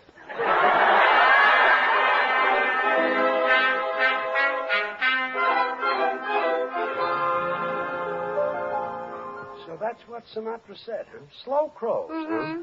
And he said to meet him here at CBS, and you two could let the audience decide between you. Slow crows, huh? Mm-hmm. He certainly has a lot of cheek. Oh, no, George, they're hollow. But it's very becoming. I suppose I won't get over with the girls because I haven't got hollow cheeks. Well, you can always open your shirt and show them your chest.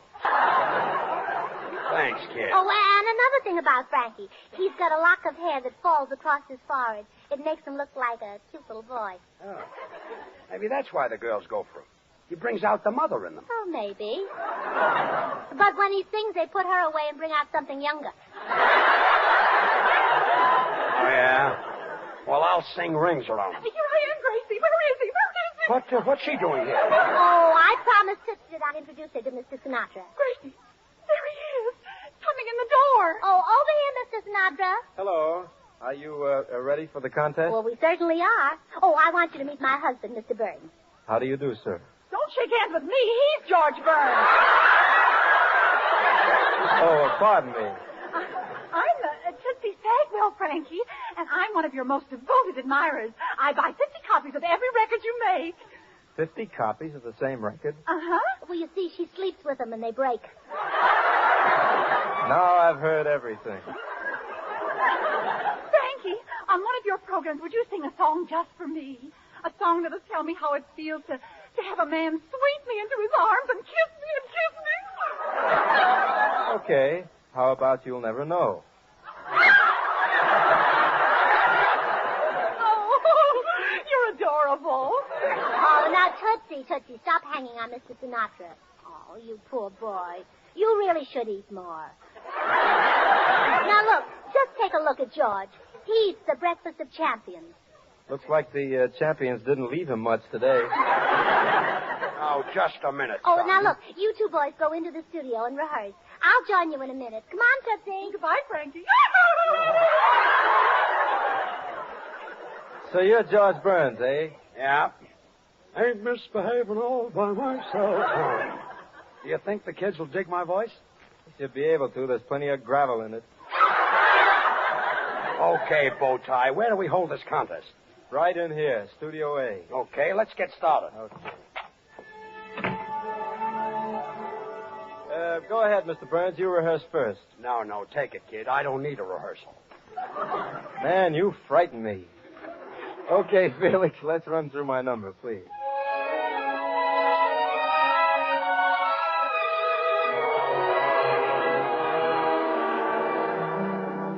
I'm not much to look at, nothing to see. Oh, yes, you are, Frankie. Just where I'm living, lucky to be.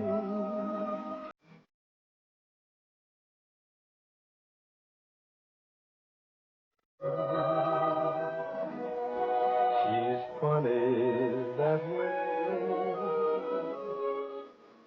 I can't save $1, and I ain't worth a cent. She'd never holler, she'd live in a tent.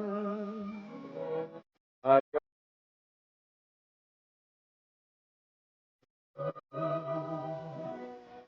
She's funny that way. Oh, I know she'd work and slave for me every day. She'd be so much better off if I went away. Why should I leave her? Why should I go? She'd be unhappy without me, I know. I got a woman crazy for me. She's funny that way.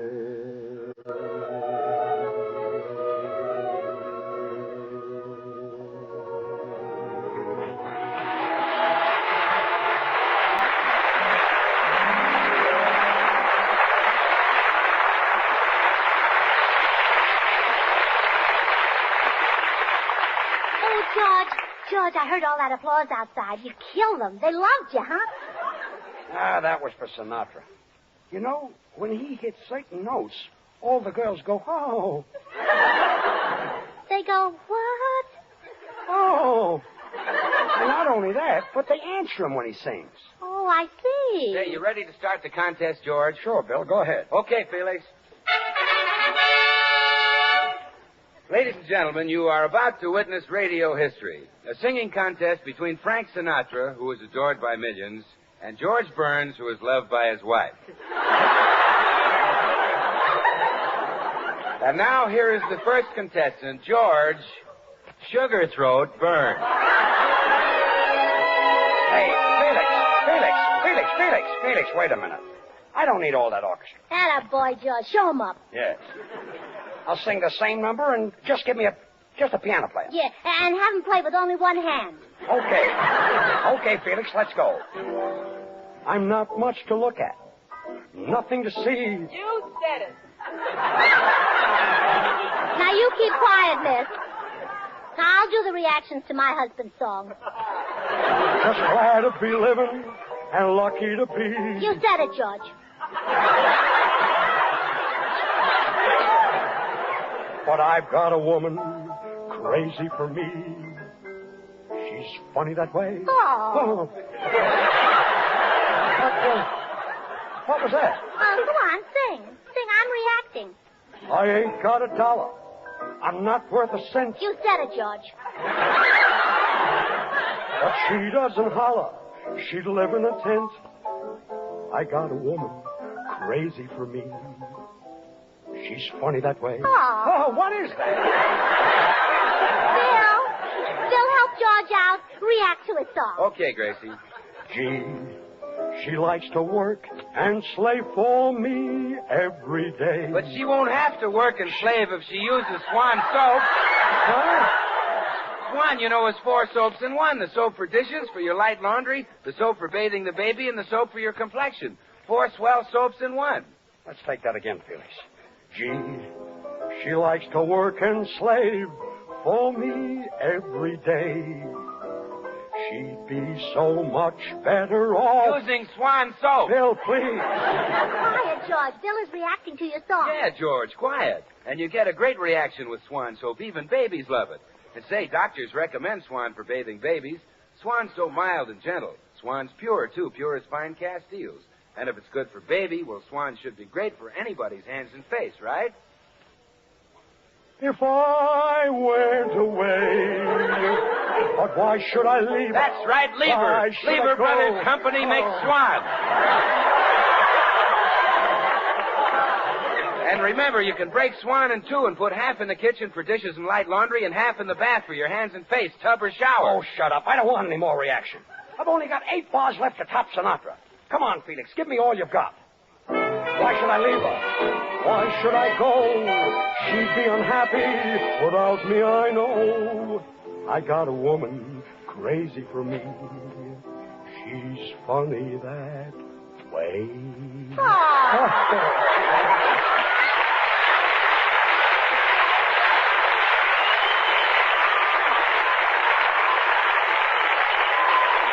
Well, Mr. Sinatra, after hearing that, I suppose you'd like to call the contest off? No, Mrs. Burns. Call me a fool if you like, but I think I have a fighting chance. Well, all right, if you insist. Because I've never heard you sing. But can a sparrow compete with a nightingale? Well, at least I'll try. Won't you tell me when we will meet again? Sunday, Monday, or always? If you're satisfied, I'll be at your side. Sunday, Monday, or always. No need to tell me now what makes the world go round. When at the sight of you, my heart begins to pound and pound. And what am I to do? Can't I be with you Sunday, Monday, or always? You tell me when we will meet again. Sunday, Monday, or always. And if you're satisfied, I'll be at your side. Sunday, Monday, or always. No need to tell me now what makes the world go round. When at the sight of you, my heart begins to pound and pound. And what am I to do? Can't I be with you Sunday, Monday, or always?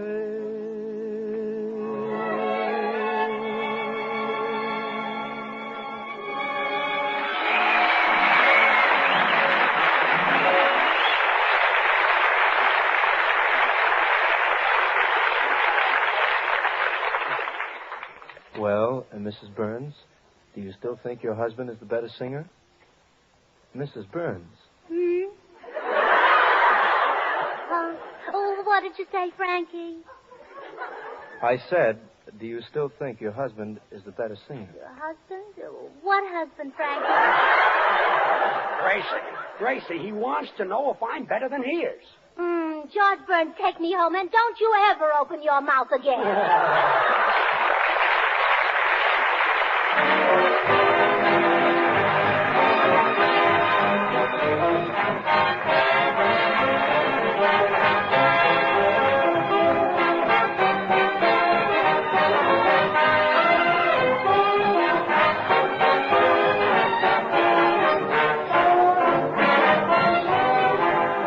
George and Gracie will be back in a second, and say, while I'm standing here, I might mention that no woman has to go around with her hands looking all red and chapped and rough simply because she washes her own dishes and does her own light laundry.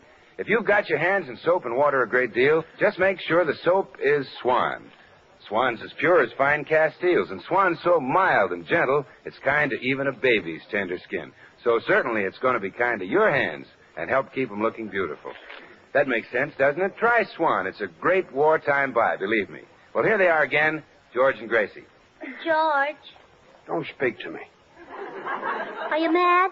Darn right I am. Oh, now that's silly. Frank Sinatra means nothing to me.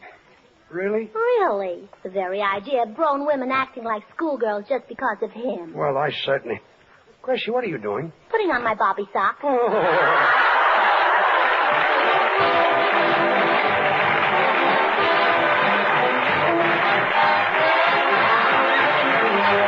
The makers of Swan, the new white floating soap, join George and Gracie in inviting you to tune in to your CBS station again next week, same time. Remember George Burns and Gracie Allen, CBS next Tuesday night. Don't forget to listen to Swan's other show, Tommy Riggs and Betty Lou, next Friday night over another network. Now, till next week, this is Bill Goodwin saying, well, I, Swan, how about you? Good night, everybody.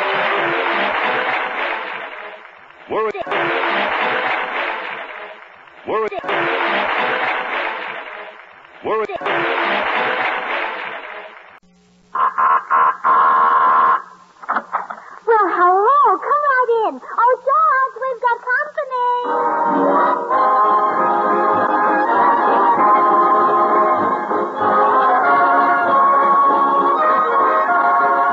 This is Bill Goodwin speaking for Lever Brothers, makers of Swan, the new white floating soap that's purer than finest Castile. Well, it's Tuesday night again, time for another pleasant visit with George Burns and Gracie Allen, Jimmy Cash, the Swantette, and Felix Mills in his orchestra. And now, meet the people who live in the Burns house, George and Gracie.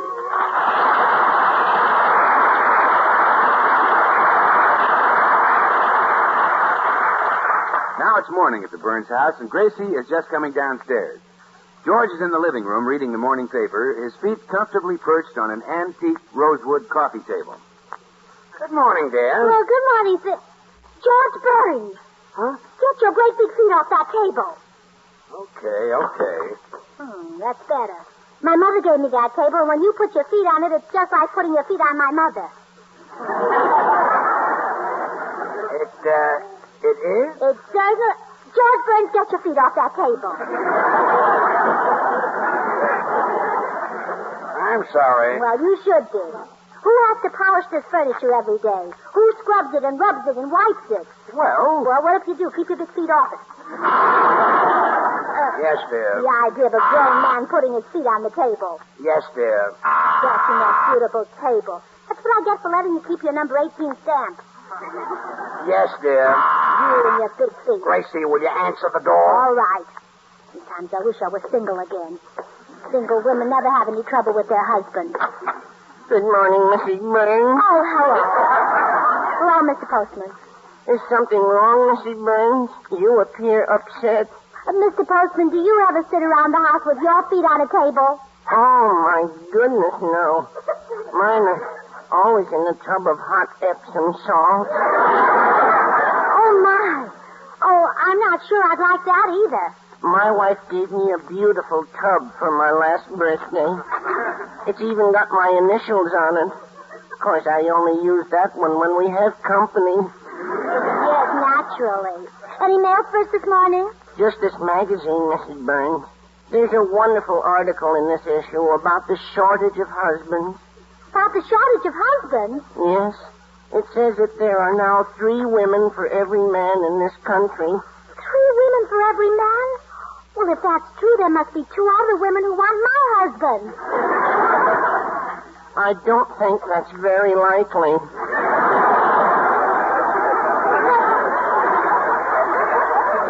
Isn't that what the article says? 3 women for every man? Yes. Say, I never thought of it that way. If every man has 3 women, he can... That is... Yahoo! This is terrible. I don't want George to go around yahooing. Oh, I don't blame you. Oh, and to think I've been fussing at him. Oh, Mr. Postman, I've got to see that my husband doesn't leave me for one of my rivals. Well, good luck, Mrs. Burns. And remember, come what may, keep smiling.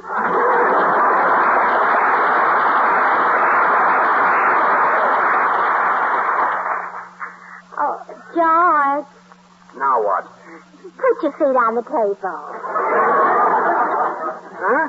I said put your feet on the table. But you just bawled me out because I did. I know, and I was wrong, dear. Imagine me bawling out the sweetest, kindest, handsomest man in the whole world. That's me? Oh, of course it is. I'm mad about you, dear. Well, I wouldn't swap you for Gary Cooper and Paul Henry and Charles Boyer all put together. Well, that's nice. Well, what would I have if I put them together? Just a tall, skinny man with 2 accents. Gracie. I'm mad about you, dear. You let other people dream about finding a pot of gold at the end of a rainbow. Our marriage was my rainbow, and you were the pot I found.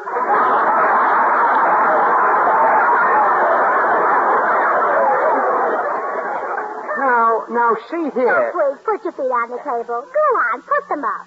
Well, okay, if you insist. Oh, how beautiful. What's beautiful? Your precious little feet. Gracie. I'm mad about you. Yes. You make me tingle. Well, you weren't tingling a few minutes ago.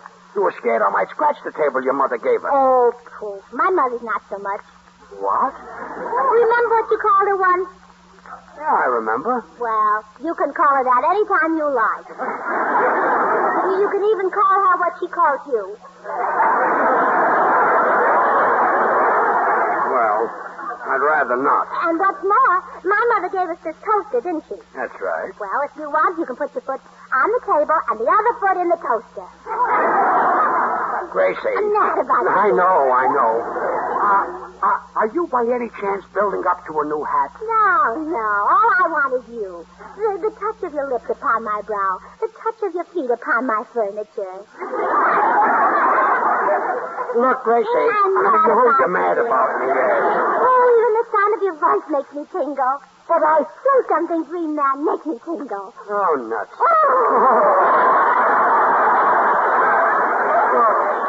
Will you please explain what this is all? Morning, people. Got a spare cup of coffee for a pal? Oh, sure, Bill. Sit down. Say, what's the idea of sitting there with your feet propped up, George? Oh, so I can see them better. Aren't they cute? Oh, yeah, it's very, very attractive dog. If you hung a flask of brandy on his ankle, I'd swear they were St. Bernards. You're very sharp. George, why don't you take your newspaper into the den? I want to talk to Bill privately. Okay. See you later, funny man. So long, Garbo. What's on your mind, Gracie? Oh, Bill, I'm terribly worried. There are 2 women who threaten to break up my home. What? You mean they're after... Yes. All that a woman holds dear, my most priceless possession. Oh, shame on them. Taking away a woman's Swan soap. Well, don't they realize what Swan means to you? Why, Swan is 4 soaps in 1. The soap for your hands and face, for bathing the baby, the soap for your dishes, and for your light laundry. 4 swell soaps in 1. But, Bill, they're not after my Swan soap. They're after my husband. Oh. Gee, for a minute you had me worried. Bill, how could any woman stoop so low as to steal my George? Well, now, Gracie. And to think I was mean to the poor darling. I wouldn't let him put his little feet on the living room table. I wouldn't let him talk about my mother. And last night I wouldn't...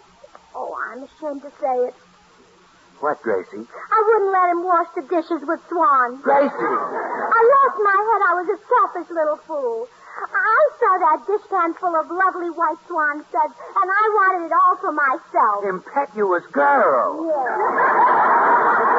I thought only of keeping my own hands soft and lovely, never realizing that George, too, wanted pure, mild swan studs to help protect his hands. Oh, I understand, Gracie. Swan's such a great wartime buy that many people probably lose their heads over it. But tell me, what about these two women who are after George? Who are they? I don't know yet. You see, it says in this magazine that there are now 3 women for every man. Gee, that's going to be tough on Tommy Manville. You'll have to cut down, huh? Say, I have an idea. I'll pick out George's other 2 women myself. But, Gracie... I'll call a matrimonial agency, get their 2 ugliest old maids, and have them flirt with George. Couldn't happen to a sweeter guy. Naturally, George will turn them down, and then I'll have him all to myself. Gosh, you kind of love him, don't you, Gracie? Oh, Bill, I'd rather be Mrs. George Burns than Mrs. Franklin Roosevelt. Really? Sure. You know how I hate to travel.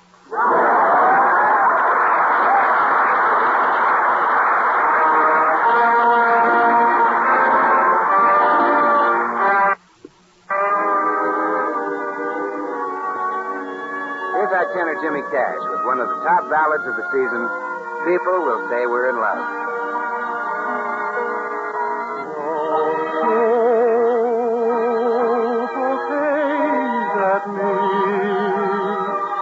Don't please my folks too much.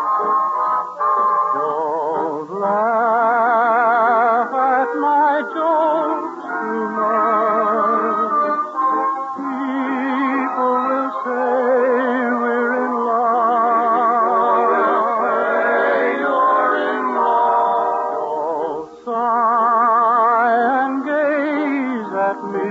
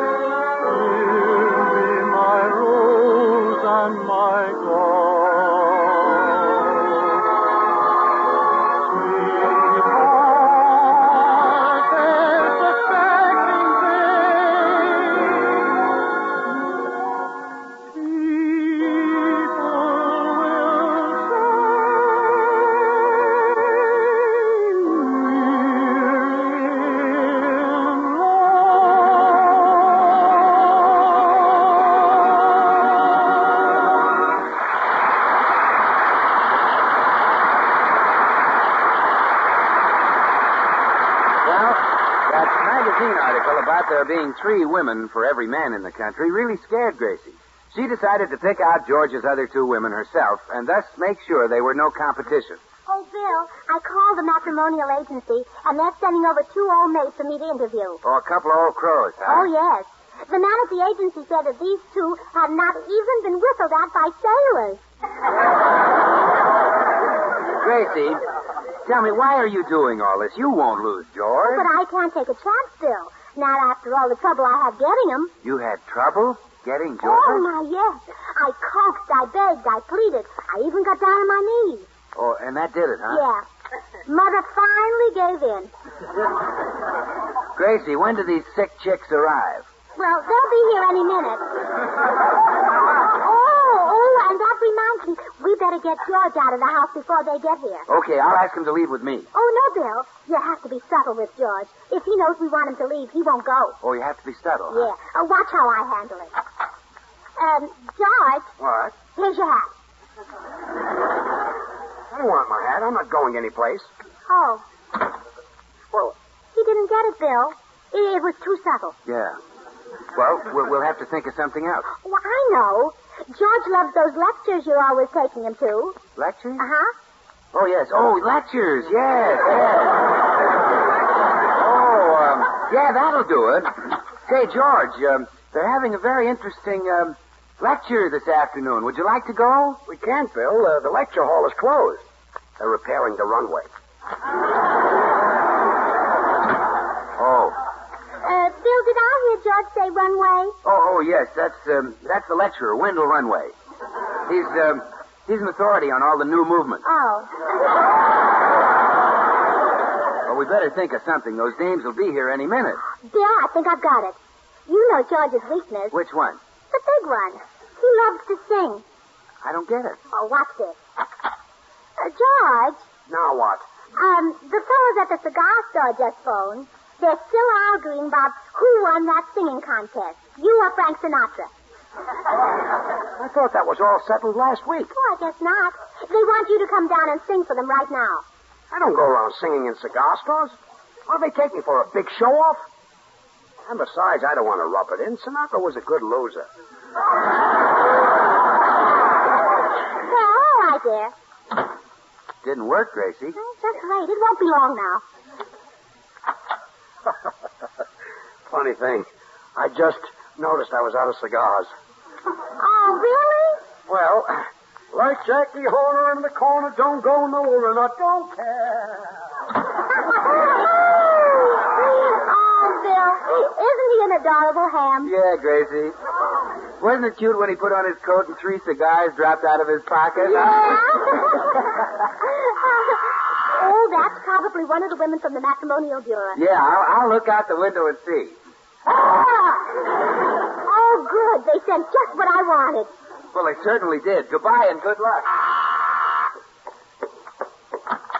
Hello. Did you call the matrimonial agency for a marriageable female? Well, yes, I did. Well, I'm ready, willing, and able. Well, I'm sure you're ready and willing. Won't you come in? Now, Miss Simpson. Salome Simpson. Oh, my, what a pretty name, Salome. Did your mother name you that? Yeah, a fat lot she knew. Why, how old are you, Miss Simpson? I'm going on 23. Yeah, but where are you coming from? Well, if you want the truth, I'm approximately 25. Yeah, but how old are you exactly? 49. Oh, well, there's no need to lie about your age, Miss Simpson. I think it's silly. I'm 18 and I don't care who knows it. If I was 18, I wouldn't either. I think you're just the type I'm looking for. Would you like to know something about the man you're to propose to? I don't ask no questions. Just bring him on. Well, he's not here right now, but that's his picture over on the piano. That's him? Yes. Has he got any money? Well, I'm sure. Oh, there's another one. You leave by the back door, Miss Simpson, and if you'll be here at exactly 5 o'clock, you can propose to him. Yes, ma'am. Goodbye. Come in. Well, where is he? Oh, you're from the matrimonial bureau? Yeah, they said you were looking for an ugly woman with a horrible figure and no sex appeal. Yes, that's right. Well, any complaints? No, you're perfect. Here, let me take your hat and broomstick. That's my umbrella. Oh, yes. Well, you're just what I want. You're desperate, aren't you? Lady, I'll marry anything that walks on 2 feet and has whiskers. Oh, my, I'm lucky you didn't meet the one who just left. Well, if you drop back at exactly... If you'll be back at 10 minutes after 5, you can propose to your man. I'll be here with bells on. Oh, no, I wouldn't do that. You make enough noise as it is. Oh, my goodness. Would you mind leaving right away by the back door? Huh? I see someone coming. Please, right out that way. Okay, I'll be back at 10 after 5. Good. Oh, dear. Well, it's my great, big, strong, handsome lover. Yeah, that's me. Say, I went down to the cigar store and nobody... Who just went out the back door? What, dear? Who just left? Oh, my mother? That was not your mother. She only arrived. She never leaves. I you're too smart for me, George. I can't fool you, can I? Darn right you can. You catch me every time, don't you? You bet I do. That wasn't my mother. I know it wasn't. That was the grocer with 5 pounds of butter. That's better. You can't fool me, you know.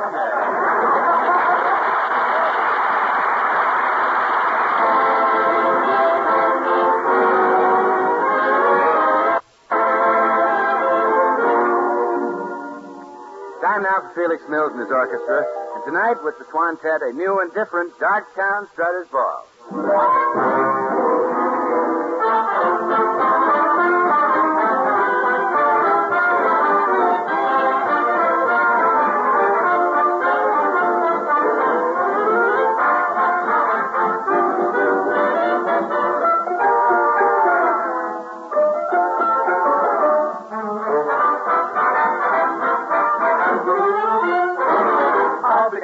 Get you in a taxi, honey.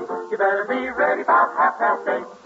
Now, honey, don't be late. I want to be there when the band starts playing. Remember, when we get there, honey, the 2 steps I'm gonna have them all. I'm gonna dance off both my shoes when the train is Jelly Roll Blues.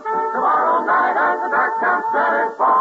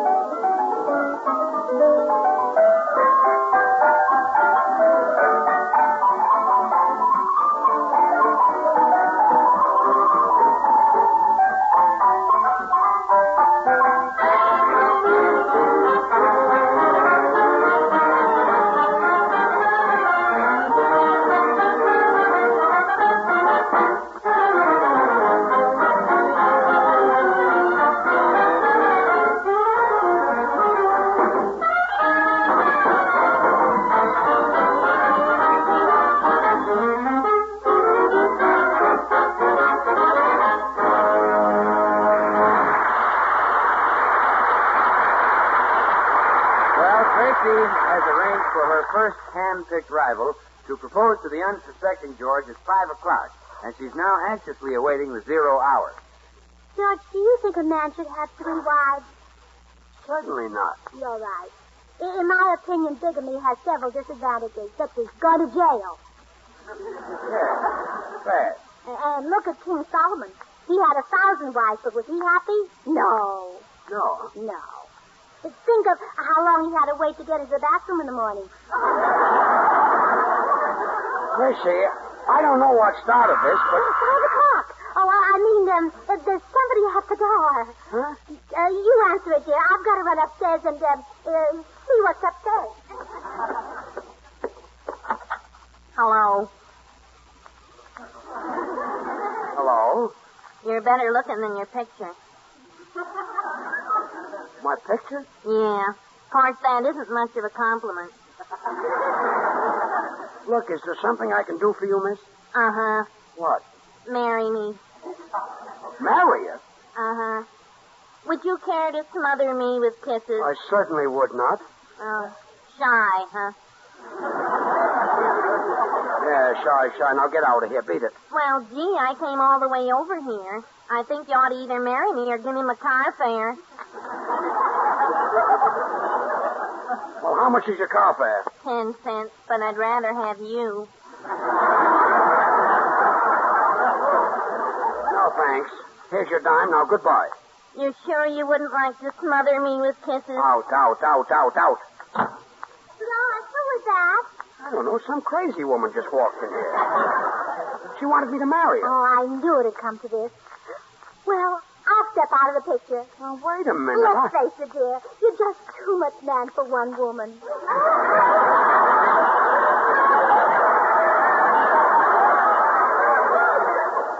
I am? Yes, but not enough for two. Goodbye. But, Gracie, I'm not blaming you, George. I know I haven't been a good wife to you. But you have, Gracie. No, I haven't. Yes, you have. No, I haven't. Yes, you have. No, I haven't. Yes, you have. Honestly? Honestly. No, I haven't. Oh. I won't stand in your way, George. Go to that crazy woman. She wants you. Now, you listen to me. I kicked that woman out of here. Oh, really? Sure. Oh, well, that's nice. What time is it, dear? Oh, what time? About 10 after 5. Oh, 10 good. after 5. Good. Answer the doorbell. It didn't ring.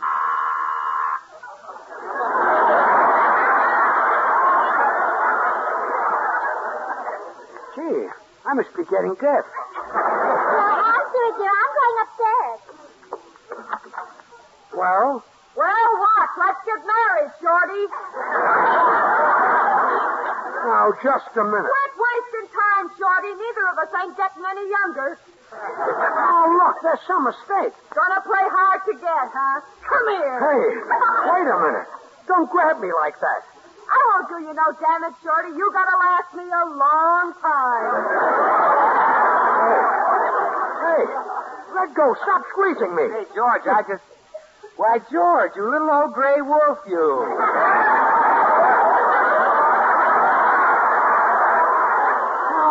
Now, wait a minute, Bill. I never saw this woman before.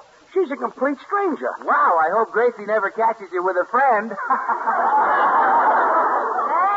you're kind of cute, Curly. Yeah, he's cute. That's right, he's awfully cute. Go get him, sick him.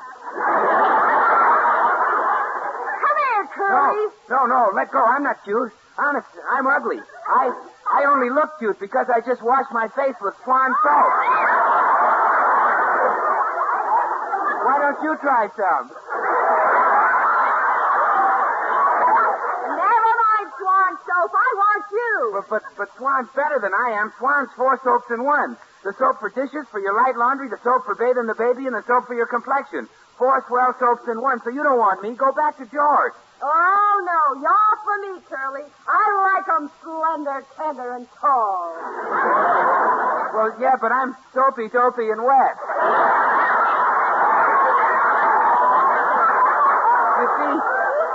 You see, I've been out bathing babies with Swan. Babies love it, and doctors recommend Swan for bathing babies. Swan's so mild and gentle. Come here, Curly. I'm going to give you a hug. Swan's pure. Swan's pure, too. Pure as fine castile. And if it's good for babies, well, Swan should be great for anybody's hands and face. Let me go. Oh, come on, Curly. Give me a break. Okay, I'll give you a break. What are we going to do? We're going to break a bar Swan in two. Swan breaks in two so you can put half in the kitchen for dishes and light laundry and half in the bath for your hands and face, tub or shower. Well, so long, folks. Just a minute, Curly. I'm going with you. Hey, Shorty, tell that woman who lives here she'll have to get some other sucker to marry you. The woman who lives there, huh? Well, that explains a few things. George, who was that? Another woman just proposed to me. I knew it would come to this. Let's face it, dear. You're just too much Cut man. it out. Cut it out. Cut it out? Yeah. You sent those 2 zombies here. You cooked this up. Oh, George, how can you raise your voice to me in my condition? What condition? I'm nervous. Nervous nothing. Now, what's in back of all of this? Well, I only did it because I love you, dear. Sit down and I'll tell you all about it. I'm sitting. Put your feet up on the table, sweetheart. Okay, my feet are on the table. Now start talking. Well, I read that there are 3 women for every man now, and I thought of if you turned 2 women down, you'd have to keep me for the duration. Well, I'll be darned. So that's it? Uh-huh. I didn't want my husband to be a triple feature. Gee, sweetheart, you didn't have to worry. Honest, George? Honest. It wouldn't matter if there were 100 women for every man. I'd never leave you. You really mean that? Of course I do. Well, then take the great big feet off that table.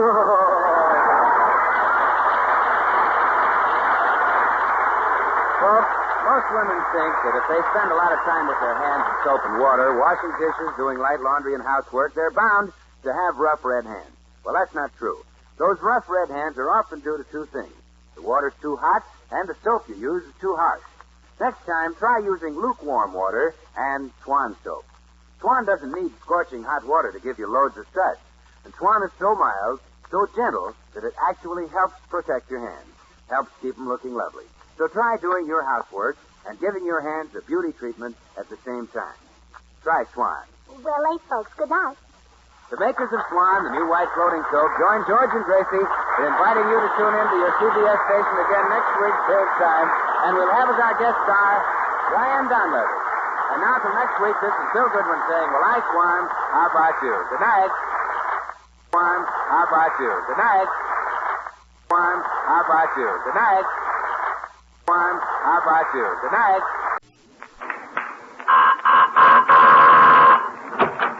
Well, hello. Come right in. Oh, George, we've got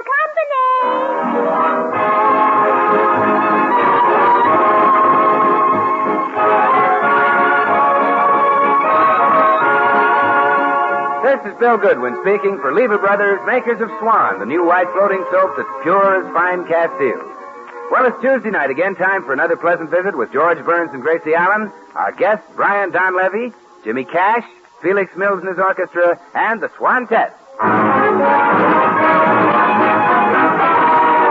How's your love life? Well, thank your lucky stars. Yes, thank your lucky stars. It's doing fine. Keep your love life as sweet as candy bars. And thank your lucky stars like I thank mine. Everybody's living on less and less, but you're okay, you big success.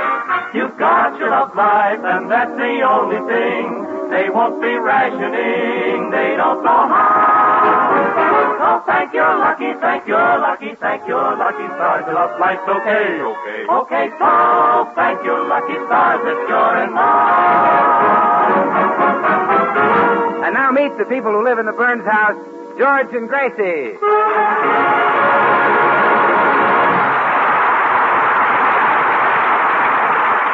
Now it's morning in the Burns home, and George is pacing up and down the living room in a somewhat unusual costume. Tan shoes, tan socks, tan trousers, and no shirt. Gracie, this is ridiculous. Couldn't we find somebody else to do our laundry? Oh, I'd rather not, dear. We've always traded with her in the Jiffy Laundry Company. How long have they had my shirts? 6 weeks. It's a fair-sized jiffy. Oh, I'm kind of glad your shirts haven't come back. You look so manly without one.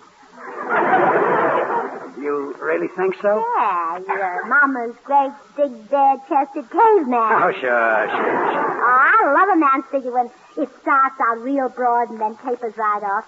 That's how it is with your shoulders and hips. It is? Yes. You see, you're a yard wide here, and then you get narrower and narrower until we get right up to those darling little shoulders.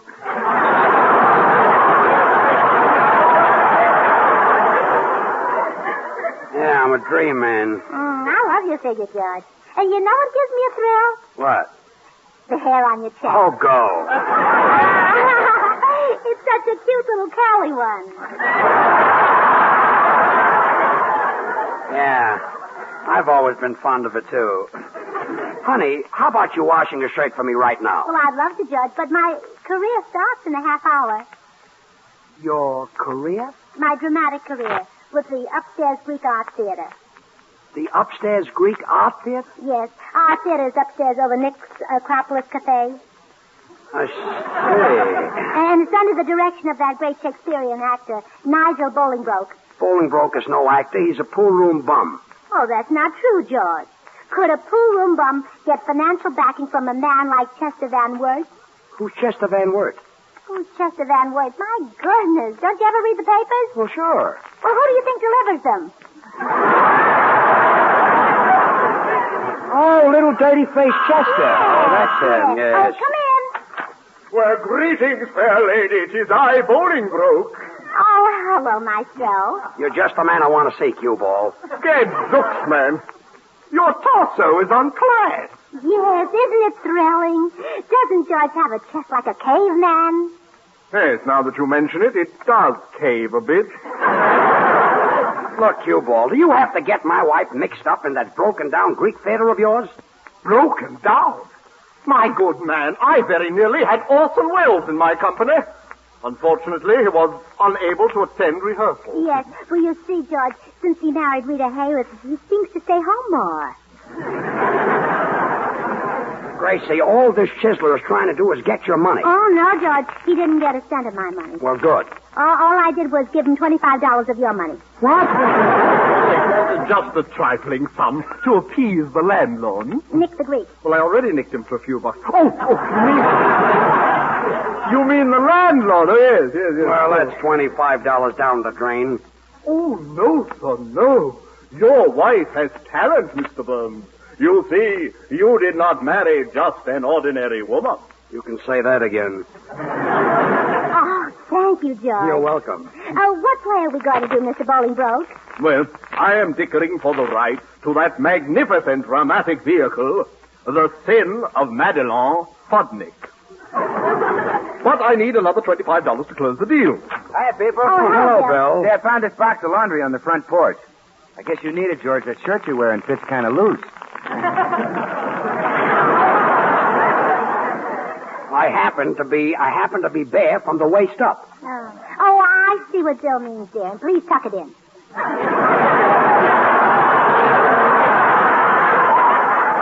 Give me that laundry. I'll go and put on a shirt. Okay, so long, pin-up boy. As I was saying, Mrs. Burns, we need $25. Oh, hello, cue ball. I didn't see you. Hello. As I was saying, perhaps we could find a leading man with 20... Why, Mr. Goodwin. My dear, handsome Mr. Goodwin. Huh? What a profile. What a voice. Let me hear you do a line, any famous line from a great play. For example, I have $25. I have $25. Oh, no. With feeling. You've got to actually have $25. You do have 25, don't you? Oh, sure. Never mind the line, you'll do. Cue ball, what's this all about? My boy, for the paltry sum of $25, I shall make you a matinee idol. A greater kick to the chicks than Frank Sinatra. Women will fling themselves at your feet. They'll mob you. They'll tear off your clothes. Oh, they do that now. What? Well, sure, they know I carry a bar of Swan in my inside pocket, and they try to get it. But Mr. Goodwin... Well, you can't blame them. Swan is 4 soaps in one. The soap for your hands and face, for bathing the baby, the soap for your dishes and your light laundry.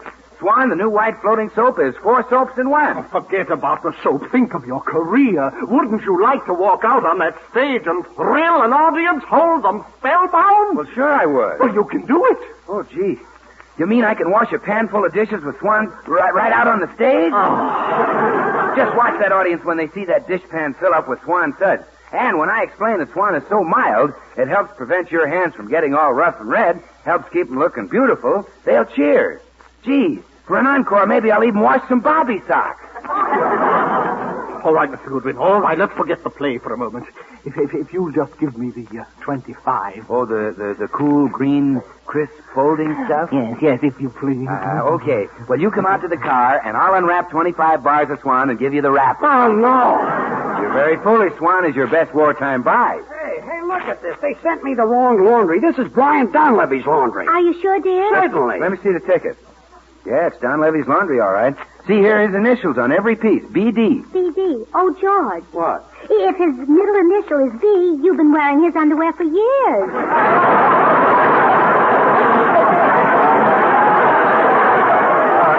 Will one of you see that Don Levy gets this? I'm going to call that laundry and give him a piece of my mind. Hey, look at this shirt. What a chest that Don Levy has. Yes. Why can't we get someone like him for our leading man? Why can't we? I'm pretty sure he could raise $25. Well, it's an excellent thought. Hasten over with his laundry and try to con him into, persuade him to join us. Hmm? Oh, I will. And Mr. Bolingbroke. Yes? Rewrite Mr. Don Levy's part so he can wear a sweater.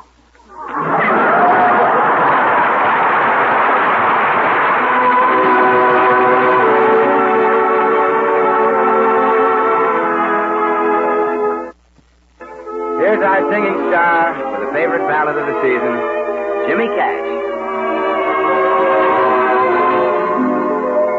How sweet you are, how sweet you are, how dear your tenderly smiling face. Through days all bitter and gray and grim, through nights when even the stars are dim,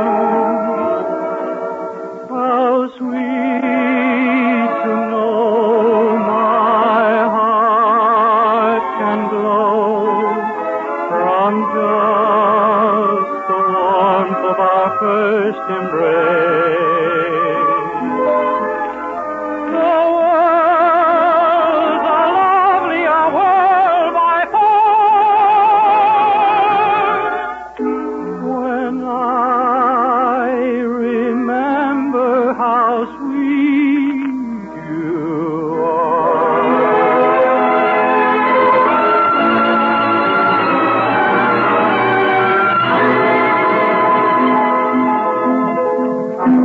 When I remember how sweet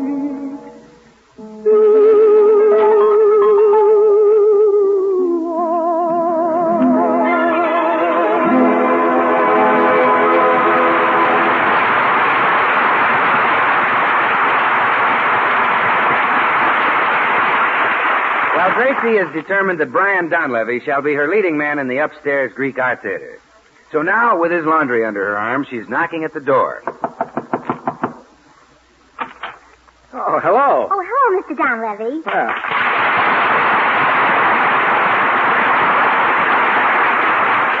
Well, won't you come in? Oh, I'd love to.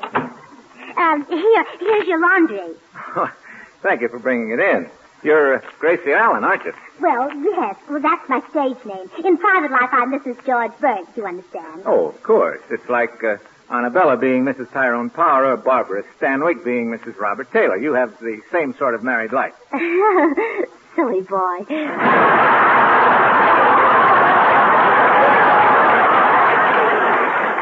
Well, what did you want to see me about, Mrs. Burns? Oh, something that I'm sure will interest you. Mr. Don Levy, did you ever think of becoming an actor? Well, yes, I've considered it. In fact, I've gone so far as to appear in a couple of pictures. Oh, no, I don't mean the movies. I mean the legitimate stage. The theater of the Lumps and the Barrymores and the Ritz Brothers. Oh, no, thanks. No, thank you. I'm quite happy in the cinema of Garbo and Dietrich and Minnie Mouse. Oh, pooh to the movies. They're just a lot of celluloid. What the people want to see today is flesh and blood. And you got so much of it. Thank you very much, I suppose. And just think, for only $25, you can become the leading man of the upstairs Greek Art Theater. Oh, well, you'd better count me out, Mrs. Burns. There must be some other actor in Hollywood, though, who has $25. No, but I like you. I want you to have the chance to play opposite America's greatest actress. Oh, she's a member of the upstairs Greek Art Theater? Oh, sure. Not Catherine Cornell. No. Bette Davis? No. Helen Hayes? No, better than those. Gee, I'd love to meet her. Well, how do? You must think I'm an awful fool not to have known, huh? That's all right. Those other girls are good, too. Shall we go to rehearsal? Well, I'm afraid I can't get away right now. You see, Cary Grant's coming over, and we're going to do some knitting. But, we'd be magnificent together. Can't you just see us doing Macbeth? You could be Mac and I could be Beth. I'm sorry, Gracie. Oh, are you mad, Brian? It's the chance of a lifetime. We're putting on a play that I know you'll adore. The Sin of Madeline Fudnick. The what? The sin of Madeline Fudnick. With a name like that, how'd she ever get the chance? Oh, Brian. Brian, say you'll do it. Uh-uh. Well, if it's the money, I might get you in for $20. Uh-uh.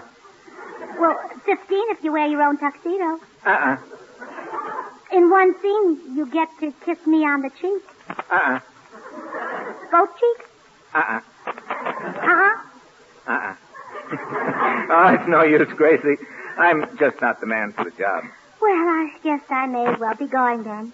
You sure you won't reconsider? No. Sorry, Gracie. Well, goodbye, and thanks for bringing in my laundry. Oh, you're well. The laundry. Yes, the laundry. Yeah. Thank you very much. Oh, you're welcome. I hope you liked the way I washed your things. The way you washed them. Yes, I hope I didn't put too much starch in your socks. Wait a minute. You mean you take in washing?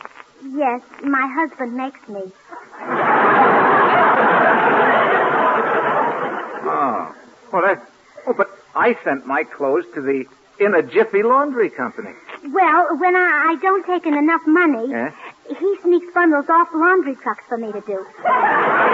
Oh, that man is a beast. No, it's not his fault. He can't help himself. You see, he's money mad. Horrible. That's why you must do this play with me. I want the stage, not the awful drudgery of the wash tub. Well, Oh, Mr. Donlevy, I've got a great talent. Don't let it get caught in the ringer.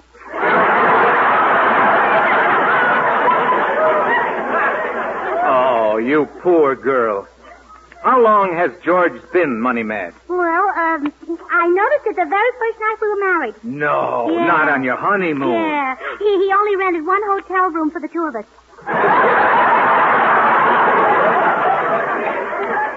Well, maybe that wasn't just to save money. Well,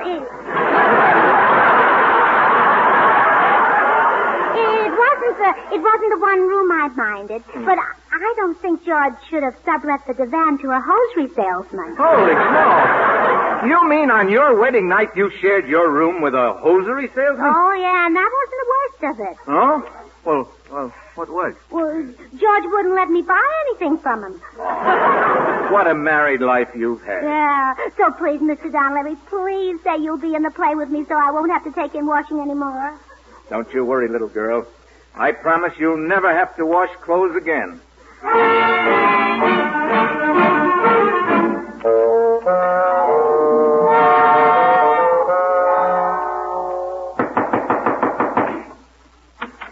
Oh, hello, Donlevy.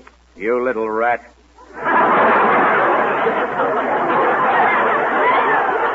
Huh? What do you do with all the money? What money? You know what money. Don't shout at me. What's the matter? You afraid I'll wake up a salesman on the divan?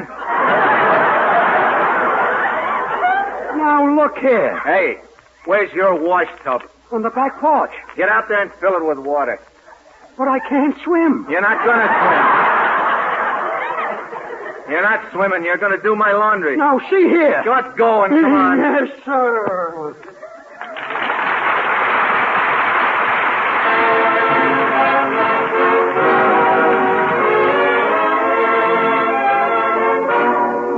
Time now for Felix Mills and his orchestra, the novel Mills arrangement of Sunday, Monday, or Always.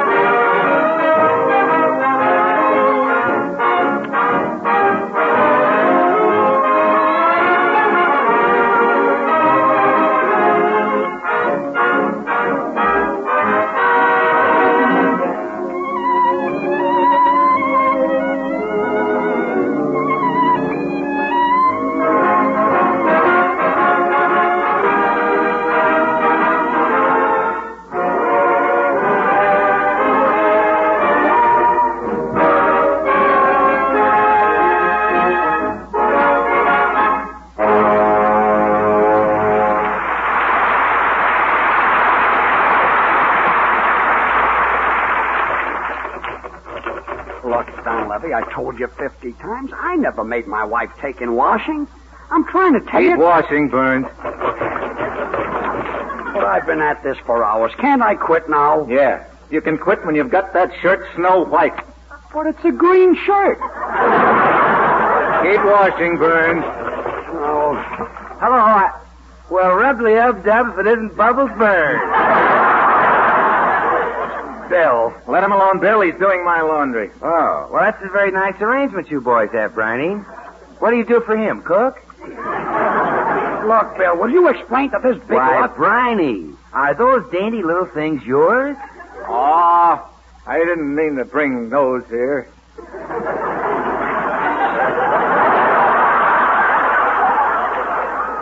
Gee, and he wears pink ones. Bill, please explain to Don. See, Briney, I'm glad you've got George using Swan soap. Swan is 4 soaps in one. Not only great for flimsy things, but just the soap for your dishes, for bathing the baby, and for your own hands and face, tub or shower. 4 swell soaps in one. Bill, just tell Don Levy that Gracie... Keep washing, Burns. Yes, sir. And go easy on my flimsy thing. Yes, sir. Ah, what a picture you make bending over that tub, George. I can almost see a little kid running in from school, grabbing you by the apron strings and saying, "Bathe me with Swan." Swan is great for kids. It's pure as fine Castiles and so mild, too, just what the doctor ordered. And you know, Brian, if Swan is kind to a baby's tender skin, it's just got to be swell for us grown-ups. You can't buy a finer soap for your complexion. Bill, now just tell Don Levy that Gracie... Keep washing, Burns. I finished your laundry. I washed every dainty unmentionable. And I must say, a beautiful job, George. Now break the Swan in two, take half inside, and start on the dishes. Now, Bill. Well, that's why Swan breaks in two, so you can use half in the kitchen and half in the bathroom or wherever you need it. Bill, will you just explain... Oh, all right, George. What is it? What do you want me to tell Don Levy? I just want you to tell him the truth. Does Gracie take in washing? Well, of course not. Are you trying to make Don Levy believe she does? What do you think he is, stupid? Oh, George. Well? All right, so I'm stupid. But this is your fault, George. What's the matter with you? Don't you know how to handle your own wife? Well, sometimes I think I don't, and sometimes I'm positive I don't. The idea of letting her run around telling wild stories just so she can do some broken-down play. I suppose you could stop her. Easy. I could talk her out of... George, Oh, hello, Mr. Don Levy. Hello. How are things in the wet wash racket? I just made that up about taking in washing. Funny joke, wasn't it? George didn't think so. Well, shall we run over my play, Mr. Don Levy? Yeah. Let's do that. Oh, wonderful. I'll go get the script. Hey, what's the idea, Don Levy? I thought you were going to talk her out of it. I've got a better idea. I'm going to louse this scene up so badly she'll never want to hear of me or the theater again. Shh, here she comes. Oh, here's the script, Mr. Don Levy. The Sin of Madeline Fudnick. I'm Madeline, and you're my sin. I can't wait to get my teeth into it. Where do we start? Oh, well, we'll just open it at random. Artists such as you and I can read any line, and they'll all sound the same. Right. Oh, let's see now. Oh, this is a scene where Madeline bids farewell to Boris, a Russian nobleman who wanted to marry her. Would you like to try it? Sure, let's go. Oh, no, Boris. Our love can never be. You are a Russian nobleman, and I am only a simple Fudnick. Go back. Go back to your own land, Boris. Go back to Russia. Faith and begorra, Madeline, me darling, and it's breaking me heart. However, if it's after telling me go that it is you are. It's all a Russian gentleman can do. Oh, Brian, that was wonderful. Huh? Wonderful. Didn't you hear the act? Oh, yes, and I adored it. We'll rewrite the whole scene and make Boris a Frenchman, just as Mr. Don Levy did. Yes, and you can call him Axel. Sure. Shall we try another scene, Mr. Don Levy? Oh, sure, by all means. Well, here's a nice one. Tell me, beloved. Oh, wait. George, before I go any further, you'd better give me a little hug. What for? Well, I'm about to play a love scene with Brian, and I want you always to remember me as I was. Play the scene. Ready, Mr. Don Levy? Take it. Tell Tell me, beloved, why are we drawn so irresistibly together? Because you are a woman, Madeline, and I am a man?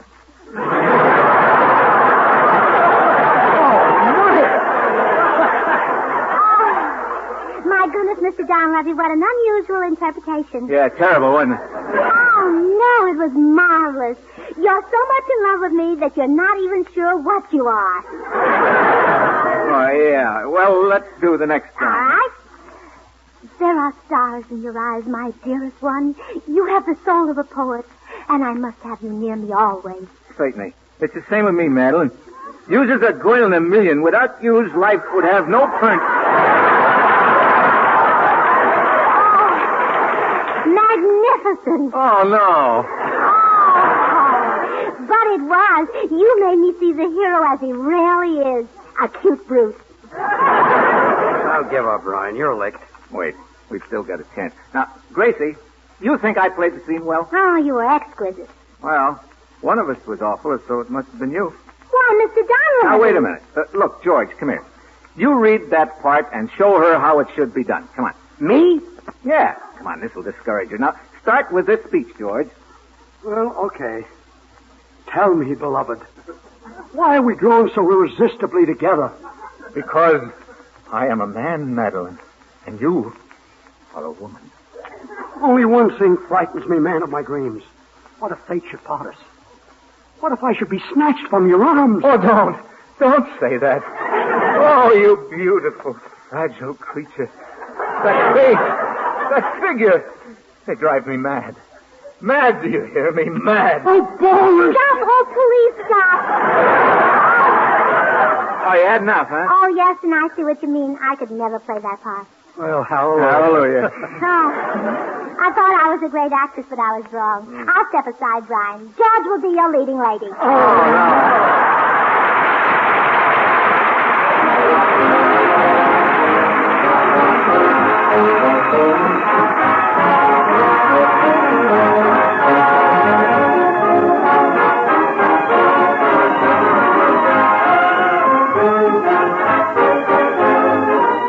George and Gracie are coming right back.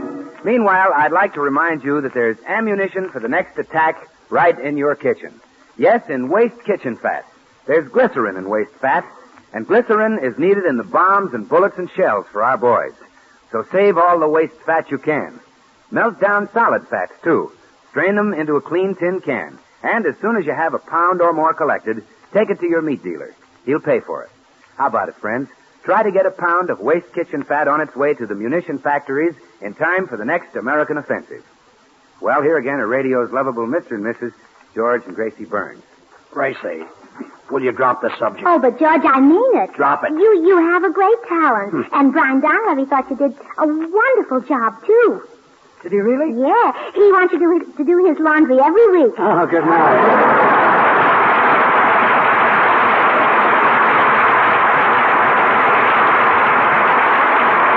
The makers of Swan, the new white floating soap, join George and Gracie in inviting you to tune into your CBS station again next week, same time. We'll have as our guest star Ray Milland, appearing in the interest of the Third War Bond Drive. Remember, George Burns and Gracie Allen, CBS next Tuesday night. And don't forget to listen to Swan's other show, Tommy Riggs and Betty Lou, next Friday night over another network. And now till next week, this is Bill Goodwin saying, well, I, Swan, how about you? Good night, everybody. Good night, everybody. Good night, everybody. Good night, everybody. Well, hello. Come right in. Oh, George, we've got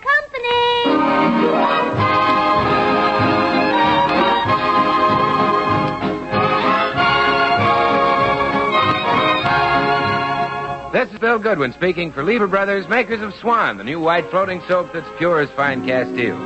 Well, it's Tuesday night again, time for another pleasant visit with George Burns and Gracie Allen. Our guest star, Ray Milland, Jimmy Cash, Felix Mills and his orchestra, and the Swantette. Now, meet the people who live in the Burns house, George and Gracie.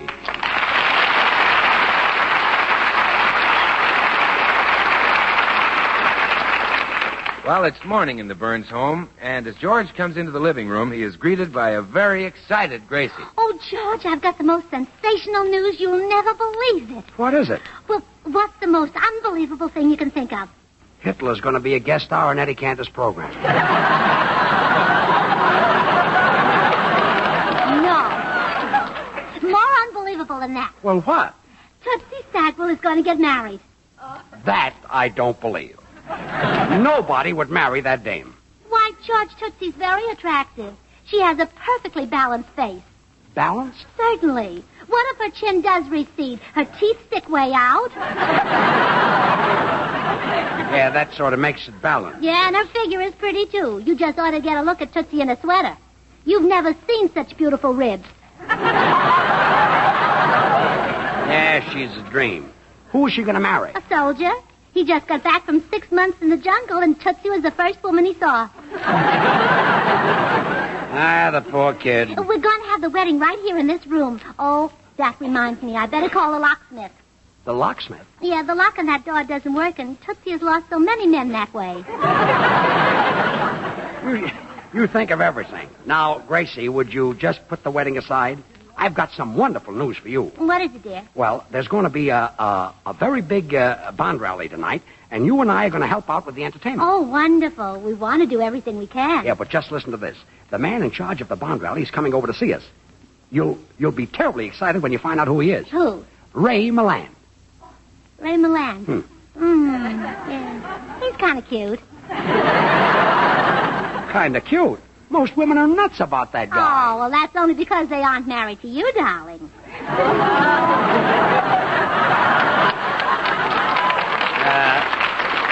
Really? Yeah, would any woman in her right mind prefer Ray Milland to George Burns? So he doesn't excite you, Oh, huh? of course not. Does the tiger's mate get excited when she sees a chipmunk?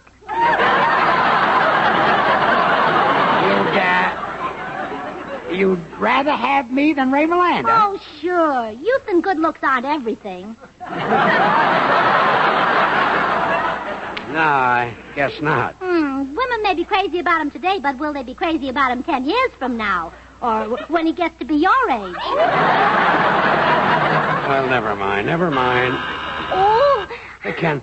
Why, is that Milland already? No, it's probably the happy bride. I'm expecting her. Come in. Oh, Gracie! Oh, Tootsie. Oh, no. It's off, Gracie. My marriage is all off. But, Tootsie, that soldier boy, you told me. I know, but he isn't going through with it. He decided he'd rather go back and fight the Japs. Oh, the coward. Well, I'm going into the library. Call me when Ray Milland gets there. Oh, Gracie, I guess I'll just never get a husband. I thought sure I had this one. Oh, me too. I wonder what he sees in those Japs anyway. They all have yellow skin and buck teeth and wear glasses. You don't wear glasses. Gracie, what am I going to do? Oh, Tootsie, you've been going about this wrong. The trouble with you is that you'll marry any man. Well, what else is there to marry? Well, that isn't what I mean. You should set your cap for somebody big, a handsome movie star like Ray Milland. Ray Milland? Well, yes, he's coming over here this afternoon. And, Tootsie, I can't think of any reason why you shouldn't marry him. Marry him? Oh, but Gracie, I've never met the man. I don't know anything about him. Well, I'll tell you everything you want to know. He's about average height. That's enough. I'll marry him. Well, fine. Well, that's settled. And, Tootsie, I'm sure you'll find it just as easy to get Ray Milland as any ordinary man. Gee, I hope not. Hello, girls. Oh, hello, Bill. Oh, Bill, you're the first to hear the news. Oh, really? What news? Well, Tootsie Sagwell and Ray Milland are going before a justice of the peace. Oh, well, what's he suing you for, Tootsie? Assault and battery? Oh, he's not suing her. He's marrying her. Oh, come now, Gracie. Ray Milland marry an old maid like Tootsie? He's not marrying an old maid. He's marrying a bachelor girl. Well, yeah, but maybe he'd like one that looks less like a bachelor and more like a girl. You're just fit a because you've lost, Tootsie. Be a good sport. Well, okay, Gracie. Congratulations, Tootsie. Thanks, Bill. Say, Tootsie, I suppose by and by you'd like to present your husband with a little bundle of happiness.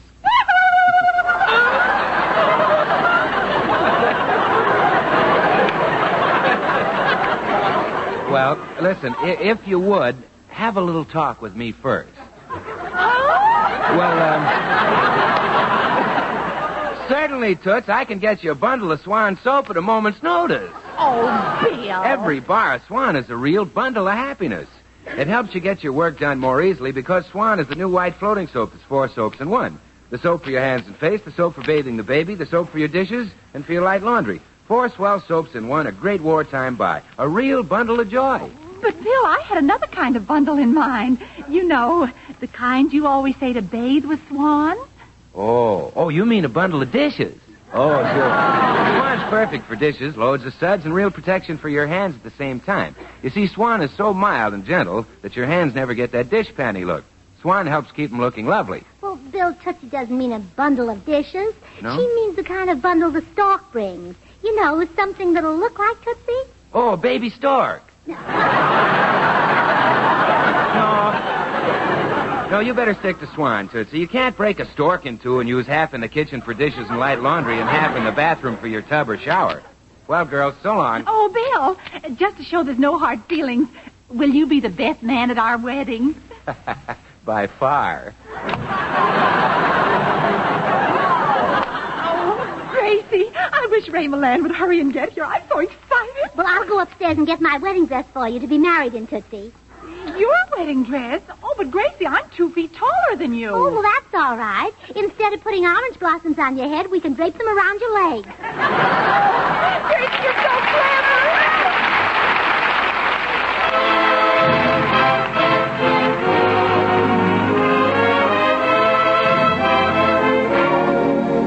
Time for Felix Mills and his orchestra.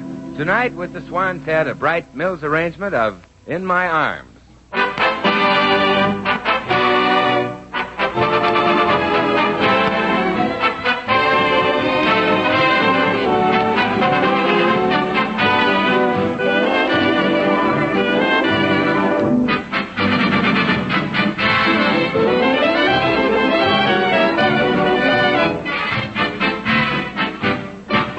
His cousin had sent him a sweater, and his sister wrote a letter. But he wanted something much better, this boy who was sailing away. For his buddies were there with their sweethearts, all around him with their sweethearts. Now he'd never had any sweethearts, and over he'd say, In my arms, in my arms, in my arms, ain't I never gonna get a girl in my arms. In my arms, in my arms, in my arms, ain't I never gonna get a bundle of charms. Come the dawn, I'll be gone. I just gotta have a honey holding me tight. You can keep your knitting and your purling if I'm a-gonna go to Berlin. Give me a girl in my arms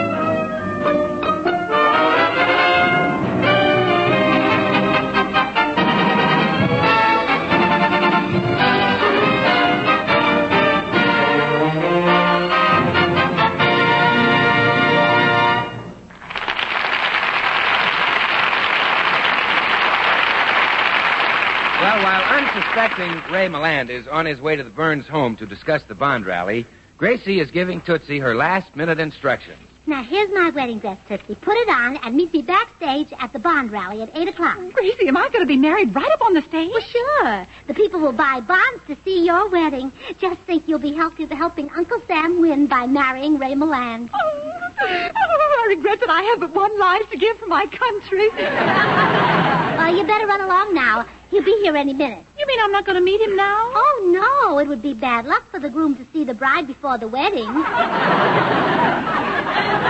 Especially in this case. But Gracie, No, Tootsie. I don't want him to set eyes on you until after I've established a bridgehead. Well, all right. I can't wait to see if Mr. Milland looks the same in person as he does on the screen. Oh, I'm sure he will. Oh, well, you never know with these movie actors, Tootsie. In pictures, some of them wear toupees and girdles and false eyelashes and heaven knows what.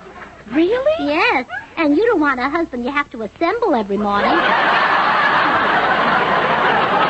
My goodness. Between the two of you, you'd never get dressed. Well, Gracie, I wouldn't care. Oh, there he is. Quick, Tootsie, out the back door. Can I just stay long enough to give him one fast hug? No. He might fall apart in your arms. Before I even discuss your marriage to him, I'm going to make sure he's all Ray Milland. Well, all right. See you at the bond rally at 8. You're coming. Oh, well, hello, Mr. Milland. Won't you come in? Thank you very much.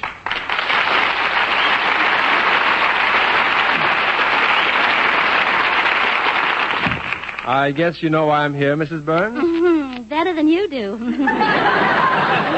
You know, Mr. Milland, you look as cute in person as you do on the screen. Oh, really? Yes. But, of course, one never knows, does one? Won't you sit down? Oh, thanks. Go on, relax. Make yourself comfortable. Loosen your girdle. I beg your pardon. Oh, come, Mr. Milland. Don't blink your false eyelashes at me. Mrs. Burns, I don't wear a girdle and my eyelashes are not false. Oh, well, that's fine. I was just joking. Oh, come on, Mr. Milland. Smile. It was just a joke. That's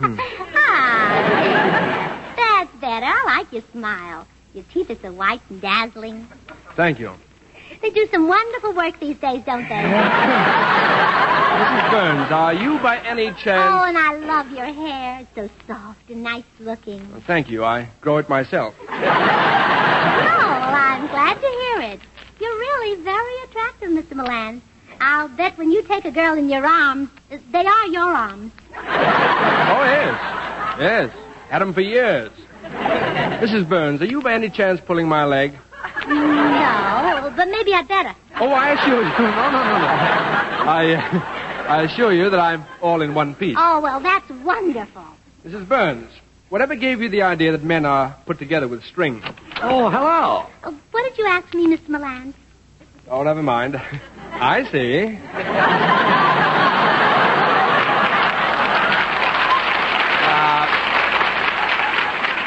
I'm glad you're here, Ray. I've got some wonderful ideas for the bond rally tonight. I think if I sing a few songs... George. Yes, dear? You're incredibly handsome. Oh, stop. Oh, you really are, dear. I adore the way your nose just comes leaping out of your profile. Gracie, what's the idea? Well, I'm showing Mr. Milland how wonderful married life is. You see, Mr. Milland, that's the way I always flatter my husband. Very interesting. Now, I know what you're thinking. You're thinking, well, there's not another woman in the world like Gracie. That's exactly what I'm thinking. Well, you're wrong. She's not as pretty as I am. Gracie, would you run out into the kitchen and fix Ray and me a couple of sandwiches? Why, of course, darling. See, Mr. Milland, that's another duty of a wife. She always keeps an eye on her husband's stomach. Well, it's nice of George to make it so easy for you. I'll be back in a jiffy. Now, Ray, don't worry about the entertainment at the bond rally because I'll sing about 7 or 8 songs. Get this for a climax. You see, I walk on singing, oh, bum, bum, bum, down in the garden where the red rose grows. George. Oh, my, I love you George. so. Love me like a flower. George! I'm not sure that's quite the thing we want. Well, you want the people to buy bonds, don't you? Yes, but I'd rather not use third-degree methods. Well, you don't have to worry about my song, Ray. I was a riot in vaudeville. In fact, I closed the show with that number. I can well believe it. Well, just listen to the whole thing. George. Oh, bum, bum, bum, down. George, Yes? here are some sandwiches. Stick one in George's mouth, quick. Ray seems to be a little in doubt about my singing. Oh, George is wonderful. He can sing anything. He even used to dress up as a bride and sing, "There Was I Waiting at the Church." Yeah. Gee, I got a terrific press notice in Altoona. I'll get it and show her Oh, you. George, wait. Yes. Don't bring the Altoona notice. Why, dear? No, it was Scranton where your uncle worked on the paper. Gracie, we're in trouble. George is determined to sing as the climax of our show. Oh. Well, I've got a much better idea for the climax. An idea that'll attract thousands of people and sell millions of dollars worth of bonds. Wonderful. What is it? Well, you'll get married right on the stage. Married? Oh, no. Oh, no, wait a minute, no, wait a minute. No. Wait till I show you the picture of the girl you're going to marry. Here, look at this.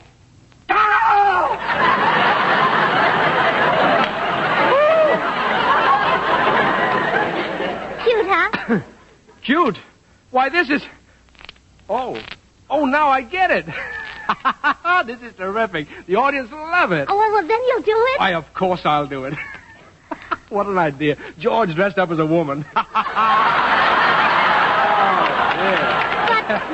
Mr. Milland. Oh, it'll be a riot, Gracie. Oh, you're a genius. I am? Well, for a minute I thought you really wanted me to marry a woman. You did? Silly boy. The people will scream when I marry George. Yeah. Of course, at the wedding, you'd better call him Tootsie. Oh, murder. What a name, Tootsie. Hey, Ray, I couldn't find... Hey, what are you so happy about? Oh, because my worries are over, George. I know we've got to finish for the bond rally that couldn't be topped. Well, gee, I'm glad you think so. Thanks for fixing it, Gracie. Oh, no fooling. It'll be the talk of the town. Well, it's mighty sweet of you. Oh, bum, bum, bum, down in the garden where the red rose grows. Yes, you.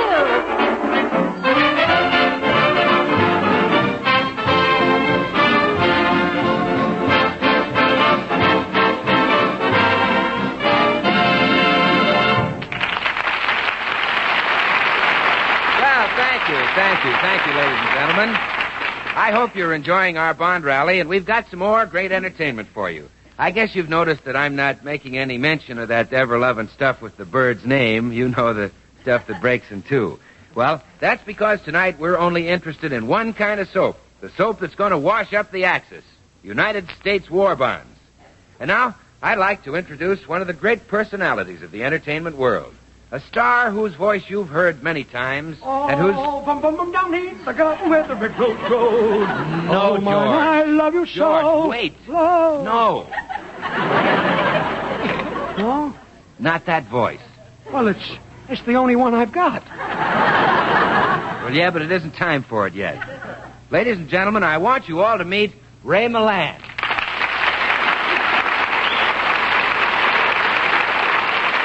Thank you. Thank you very much. Friends, the attack is on. All over the world, your boys and your dollars are on the offensive. The defense bonds and the war bonds you bought during the first and second war loan drives were turned into the fire and steel that held the bridgehead at Salerno. Every last bayonet that swept the enemy from Salamau and Laï was bought and paid for by you. And the invasion bonds that I'm asking you to buy tonight will force that enemy back to the shores of Japan and beyond the crumbling walls of Fortress Europe. This is your invasion. You made it possible. And now that the initiative is ours, you can't afford to fail. Back the attack with the purchase of at least one extra $100 bond each. We've got to dig deep. Dig and dig and dig until we can't dig any deeper. And then dig some more. Remember that every dollar you invest will bring this war to an end just a little bit sooner. I know that all of you have a relative, a friend, a boy you love in our armed forces. When you buy a bond, you're buying him a ticket home. But remember, our enemies are still strong and ruthless. That trip may be a long way off. How long depends on you. Thank you, Ray. You said it for all of us. And now I'd like to present a fine artist, a man with a great singing voice. Ladies and gentlemen, here he is. Oh, bum, bum, bum, down in the garden where the red rose grows. No, George. Oh, my, no. I love you so. No, George. No. No. No. Ladies and gentlemen, here he is, Jimmy Cash. No.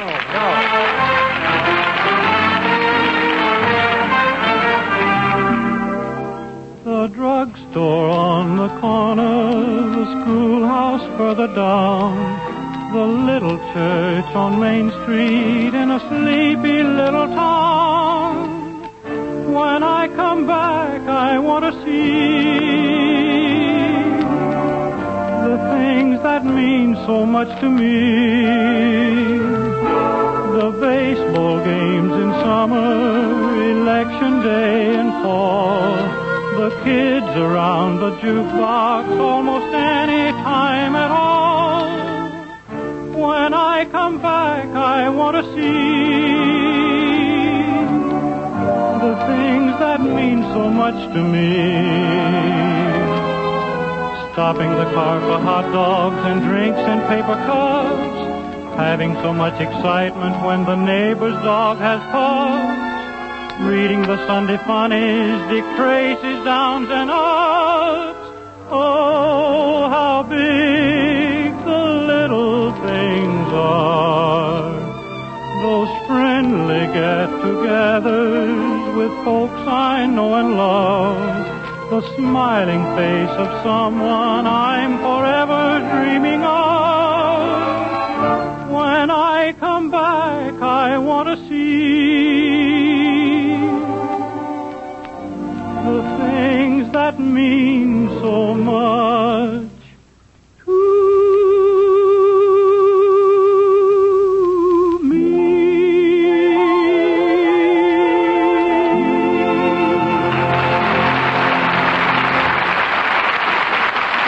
to Jimmy, that'll sell, Barnes. And now, folks, I know you've all been waiting for this. A great personality. One half of that grand team of George Burns and Gracie Allen. A real talent, ladies and gentlemen.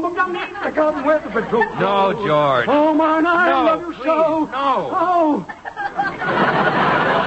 I meant the better half. Ladies and gentlemen, Miss Gracie Allen.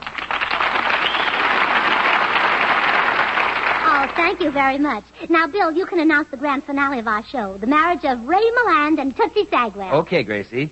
Ladies and gentlemen, Ray Milland will now marry Tootsie... What? You mean that was on the level? Jealous, huh? Yeah, I'm jealous.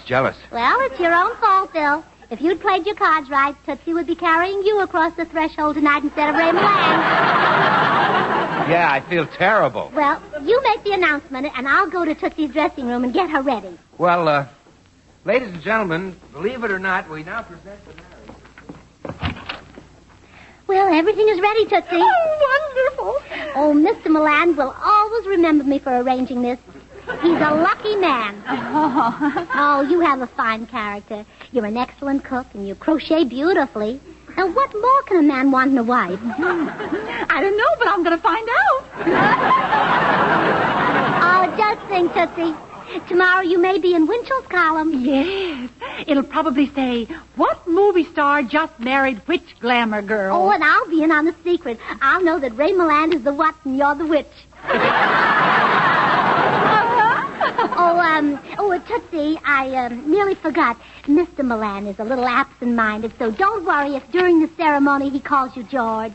Oh, he can call me Butch as long as he marries me. And, Tootsie, don't let him hear your voice until after the ceremony. Let that be a surprise to him, too. Say, hurry up, girls. Everybody's waiting out on the stage. Oh, come on, Tootsie. Well, Mr. Milland, here's your bride. You look great, George. Of course, you could have used a little more padding here and there. Here's the justice of the peace. Come on, Mr. Milland, let's get started. Take her hand. Okay. Your makeup is great, George, but you should have worn gloves. Those hands give you away. Quiet, everybody, quiet. The wedding is beginning. All right, Mr. Justice, say the peace.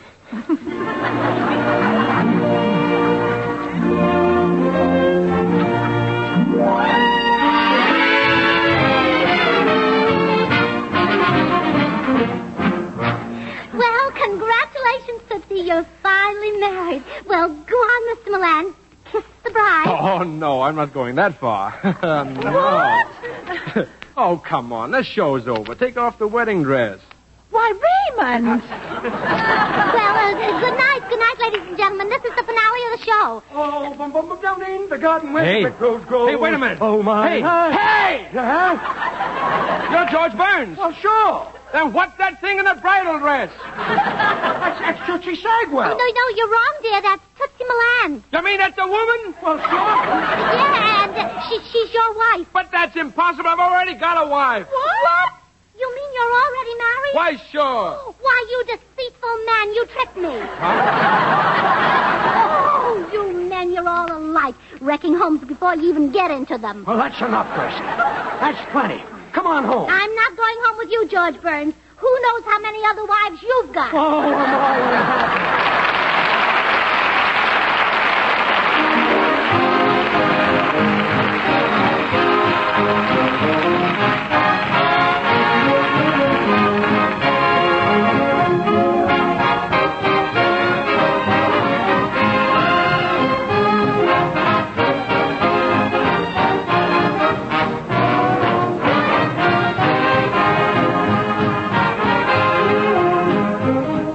America's favorite Mr. and Mrs. George and Gracie will be with you again in a second.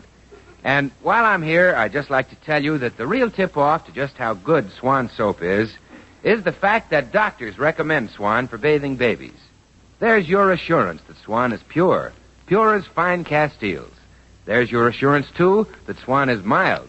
So mild, it's going to be kind to a baby's tender skin. And since Swan is so mild, well, you gals know it's just bound to be a great soap for your hands and face. A wonderful complexion soap. A grand bath soap. I honestly believe that Swan, the new white floating soap, is a great buy anytime, an even greater buy in wartime. Excuse me, Bill. George, Ray, I've got some wonderful news. Our bond rally was really a big success. Oh, great. What happened? Well, Mr. Asa Call, president of Pacific Mutual Life Insurance Company, has given me a pledge that his company is participating in the CBS bond drive by purchasing $6 million worth of bonds for the Third War Loan Campaign.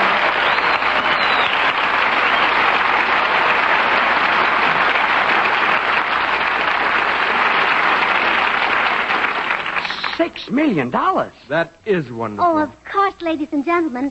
It will take millions more to put over this drive, so let's all of us remember to do our share and buy at least one extra war bond this week. Good night. Good night. Good night.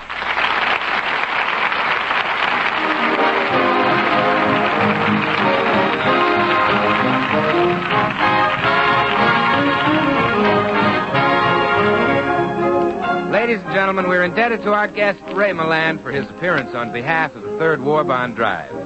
The makers of Swan, the new white floating soap, join George and Gracie in inviting you to tune in to your CBS station again next week, same time, when we'll have as our guest star lovely Ann Sheridan. Remember George Burns and Gracie Allen, CBS next Tuesday night. Don't forget to listen to Swan's other show, Tommy Riggs and Betty Lou, next Friday night over another network. And now till next week, this is Bill Goodwin saying, well, I, Swan, how about you? And remember to back the attack this month with extra war bonds. Good night.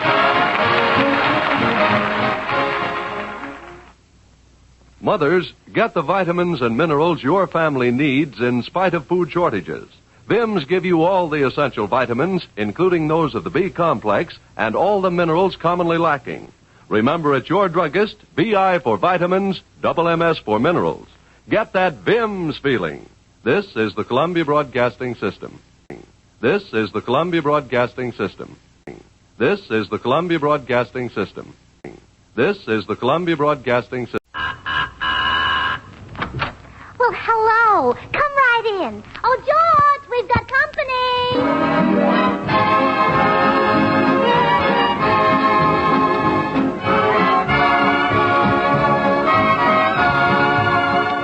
This is Bill Goodwin speaking for Lever Brothers, makers of Swan, the new white floating soap that's pure as fine Castiles.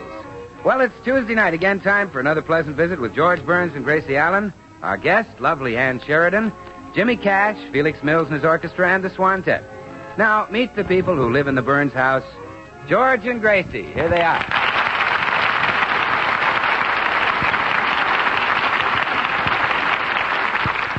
Well, it's early afternoon in the Burns home, and George has not yet returned from the office. There's the sound of the door buzzer, and Gracie goes to the door. Good afternoon, Mrs. Burns. Oh, good afternoon, Mr. Postman. Gorgeous afternoon, isn't it? Oh, yes. The air is just like wine. Even a teetotaler such as myself can get a snootful. Oh, you don't drink? Nothing intoxicating. Nature plays such funny tricks. Here I am, a regular bull, and I'm full of milk. Yes, I know. Any mail for us this afternoon, Mr. Postman? Just one letter. Here it is. Oh, it's from Ann Sheridan. Ann Sheridan, the movie actress? Yes. I'm mad about her. We have so much in common. Oh, really? Yes. We both have oomph. I saw her new picture last night. Thank Your Lucky Stars. It was so funny. Every time I think of it, I have to laugh. Well, Miss Sheridan is coming over this afternoon to talk about our work at the USO canteen. Why don't you stay around and meet her? Oh, I wouldn't trust myself too close to her. She's so fascinating, and I'm such a mad, impetuous boy. I might lose my head. Oh, does Aunt Sheridan affect all men like that? Oh, yes. Oh, my goodness.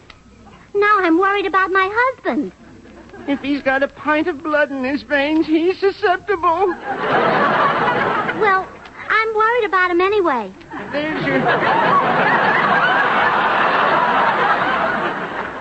There's your husband now, getting off the bus. Yeah. See, maybe I'd better test him before Aunt Sheridan gets there. Test him? Yeah, I'd better find out if he really is susceptible to oomph. Well, good luck, Mrs. Burns. And remember, keep smiling.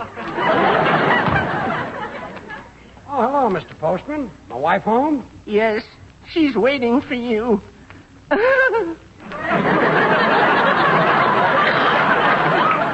What's he laughing about?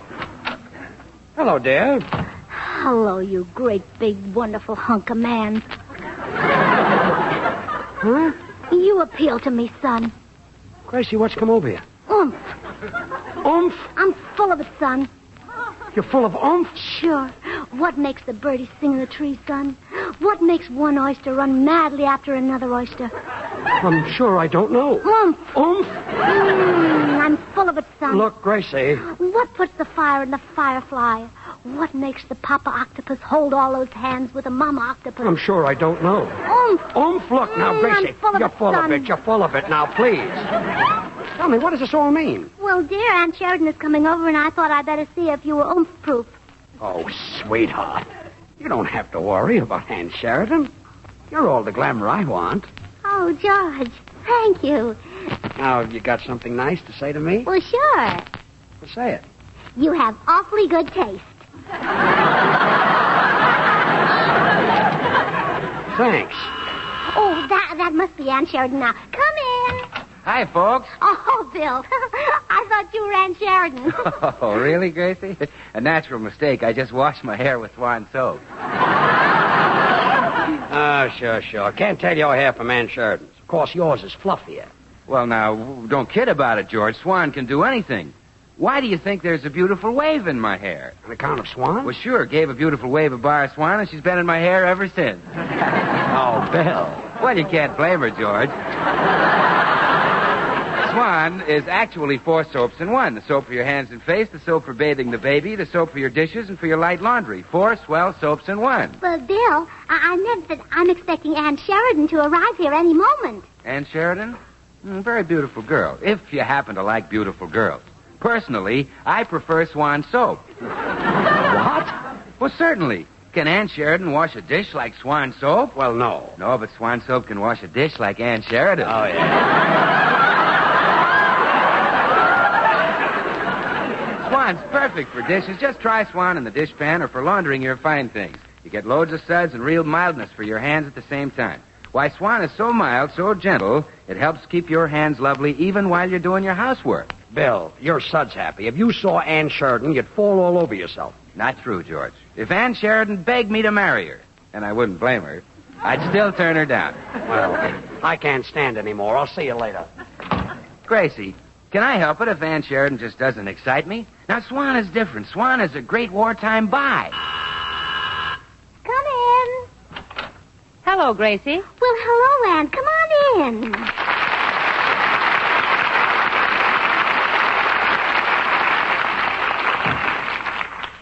Ann, I'd like you to meet a very dear friend of mine, Bill Goodwin. How do you do, Mr. Goodwin? Oh, Bill, close your mouth and say hello to Miss Sheridan. Miss Sheridan, you're beautiful. Well, Bill, I thought you preferred Swan soap. Huh? Swan soap. What's that? What's that? Why, Swan soap, Bill. Swan, the new white floating soap. Oh, yeah. Miss Sheridan, may I have the honor of breaking you in two?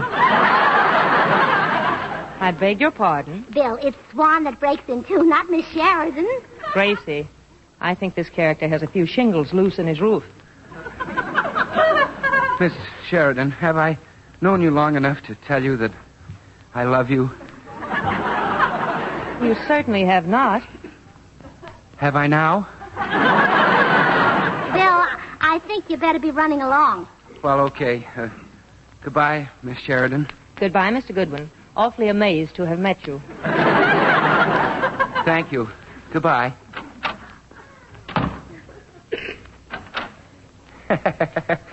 Closet.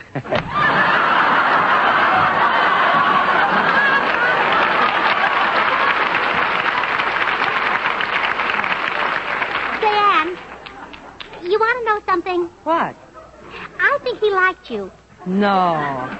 You mean just because he went out with that lampshade on his head? Yeah, you seem to put people in a daze. Oh, I wouldn't say that. Oh, yes, you do.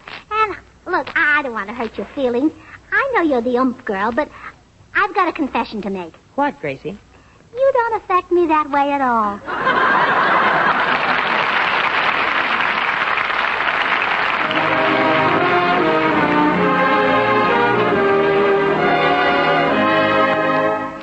Our tenor, Jimmy Cash, in another top ballad of 43, If You Please. Jimmy?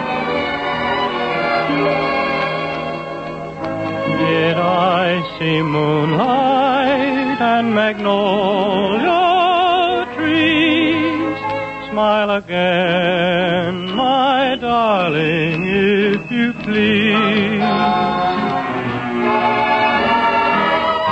Did I hear music on a warm spring breeze? Speak again, my darling, if you please. Did I feel cool September rain just then? If you please, touch my cheek with your hand again. When you are near me, I can dream with ease, and I'm yours, my darling, if you please.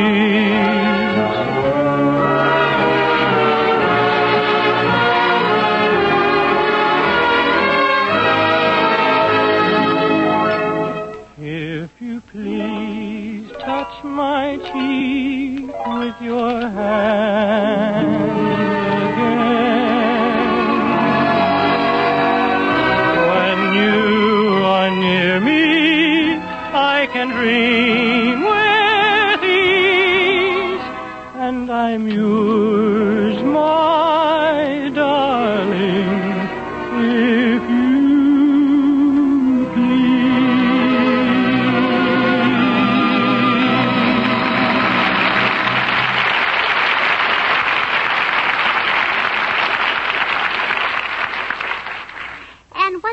supposed to be at the canteen? In about an hour. Well, after we serve the boys coffee and donuts, what about the entertainment? Oh, we'll dance with them, and they'll probably want us to play some games with them. Ah, what sort of games? Well, the last time I was there, the boys asked me to play a game called Mail Call. Mail Call? I've never heard of it. Oh, yes, you have. It's post office, Army style. Did you play it with them? Yes, but I insisted on the new zoning rules. Oh, and I wonder if the soldiers really enjoy having girls at the canteen. Well, they seem to, Gracie. Last night when Joan Leslie and I walked in, they whistled and cheered and stamped their feet. Yeah, but just walk in there some night without coffee and donuts. Well, you may be right. Gracie, I just saw Bill Goodwin and he's Oh, hello, Miss Sheridan. Oh, and you know my husband. Of course. Everybody knows Gracie Allen's husband. It's just his name I can't remember.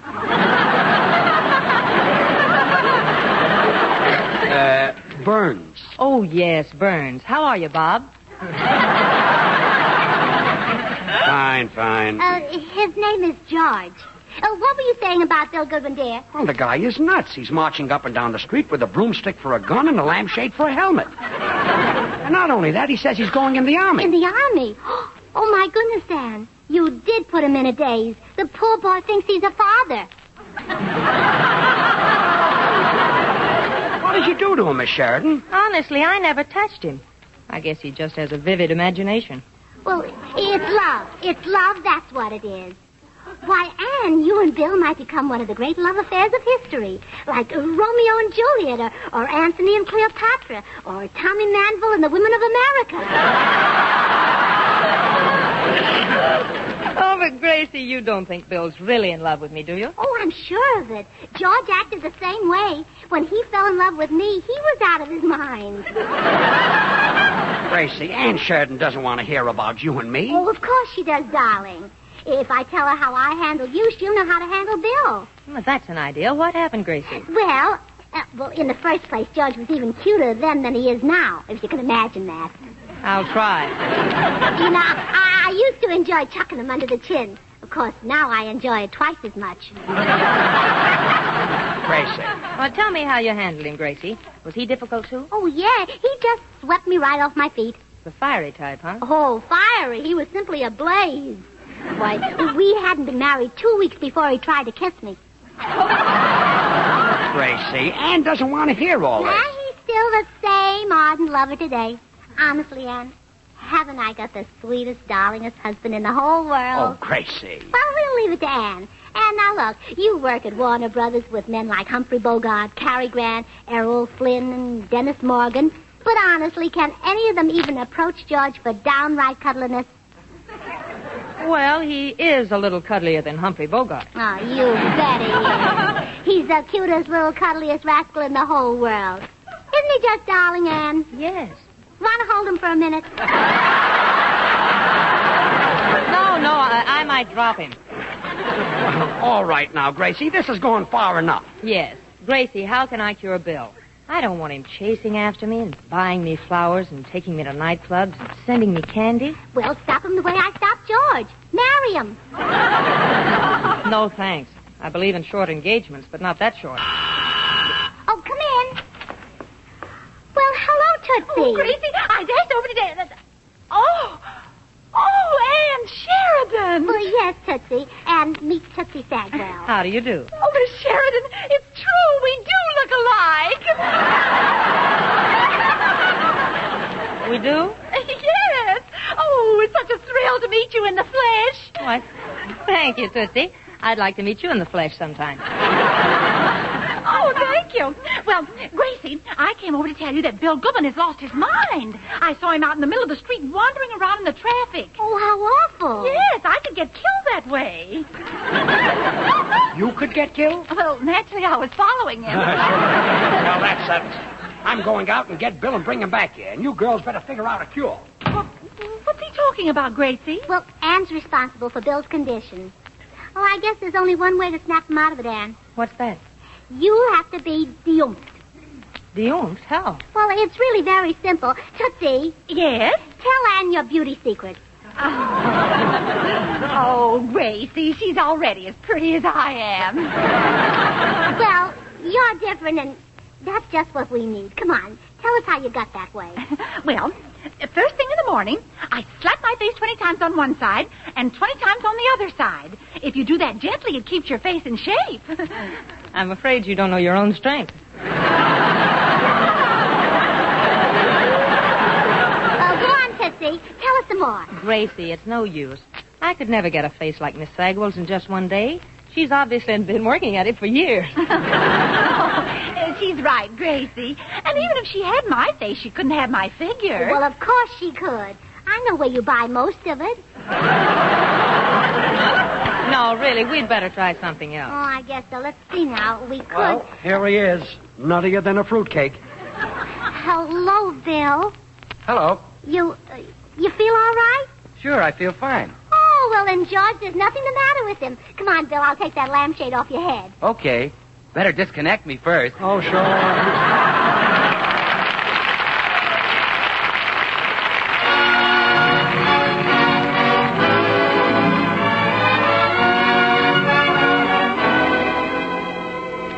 Time again for Felix Mills, his orchestra, and the Swantet in a Mills portrait of, well, listen.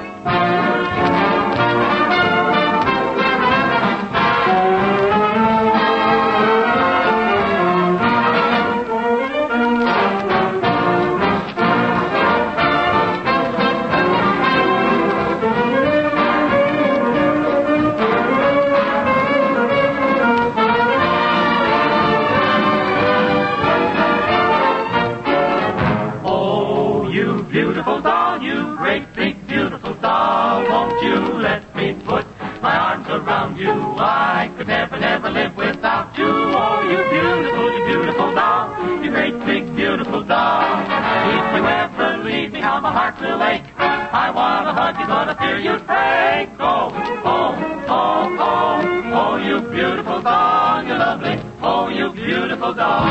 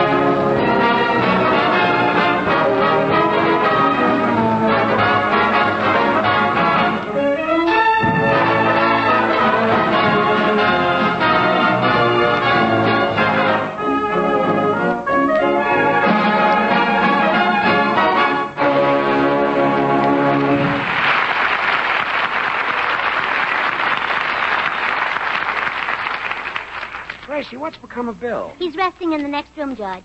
Is he any better? Well, I'm afraid he's still a bit confused, Anne. I took him an ice bag for his head, and he's sitting on it.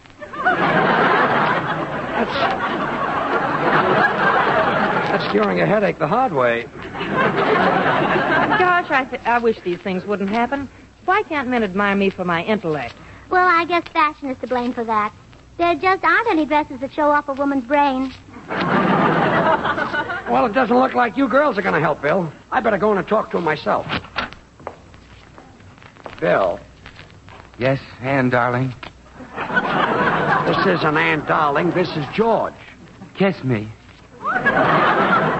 No, you'd hate yourself in the morning.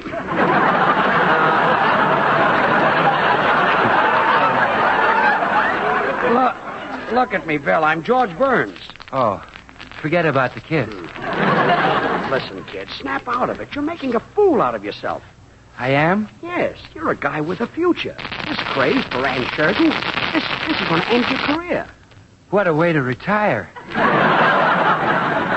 Let me help you. Really, let me help you. I know how you feel. I can read your mind like a book. You can? Sure. Well, turn to chapter 10. It's a pip. Okay, I give up. Did your talk do any good, George? No, he's so crazy about you can't see straight.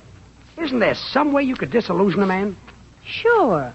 I'll give him the I'm not the kind of a girl for a boy like you routine, huh? That's right. Tell him that you're not good enough for him. Hey, that's a wonderful idea. Make him believe you're a wicked woman. Tell him you do horrible things. Tell him you chew gum. Should I, Gracie? Sure. Tell him you started chewing just to be sociable, but now you even chew when you're alone. Oh, but Gracie, we gotta draw a line someplace. Well, why? Go the limit. Make up even worse lies. Tell him that once a man kissed you. Well, Gracie, to tell you the truth, once a man did. And I'm going to pretend I didn't hear that. Look, girls, get in there and get started. Bill's suffering. Come on, Gracie. I know how to disillusion him. Bill, Yes, Ann, dear. there's something I must tell you. I'm not what you think I am. You haven't seen the real me. Well, what I've seen I like very much. Bill, you don't understand. Ann Sheridan may look like a simple, unsophisticated country girl, but underneath that faded gingham dress, she's wearing a silk petticoat. Well, call me a fool, but I don't care. Listen to me, Bill. You're too fine, too decent for a girl like me. Well, couldn't I louse myself up a little? Let me put it this way, Bill. Look, let me put it this way. Have you got a sister? Yes, She's a fine, wholesome girl, isn't she? sure. Then how in the world could you bring a girl like me home to your mother? Well, she's right, Bill. Bring your sister home to your mother. Believe me, Bill, I haven't got a decent bone in my whole body. And it's surprising, isn't it, when she has such a decent body? No, I tell you, Bill, honestly, I'm no good. I'm just a phony. Everything about me's phony. Yeah, that's right. Even that oomph business isn't on the level. Honestly? Honestly. How can a girl be level and have oomph?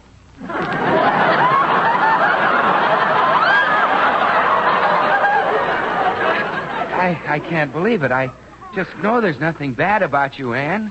Look into my eyes, Bill. My awful past is mirrored in them. Come close and see for yourself. Closer, Bill. Closer. Well, here's where we lose this whole argument. Look deep into my eyes, Bill. Wow! I knew it. Come on, Ann. We'll have to think of something else. Well, how did you make out? Well, we were doing fine until Ann let him get within oomping distance.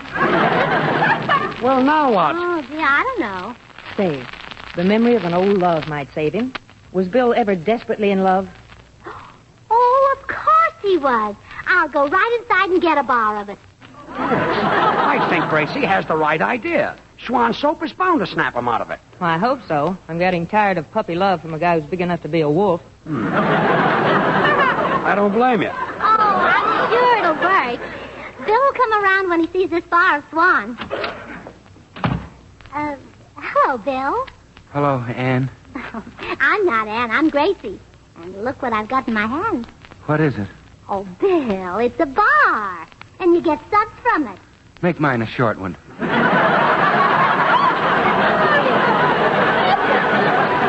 Bill, it's soap. Your favorite soap. You know, the soap with a bird's name.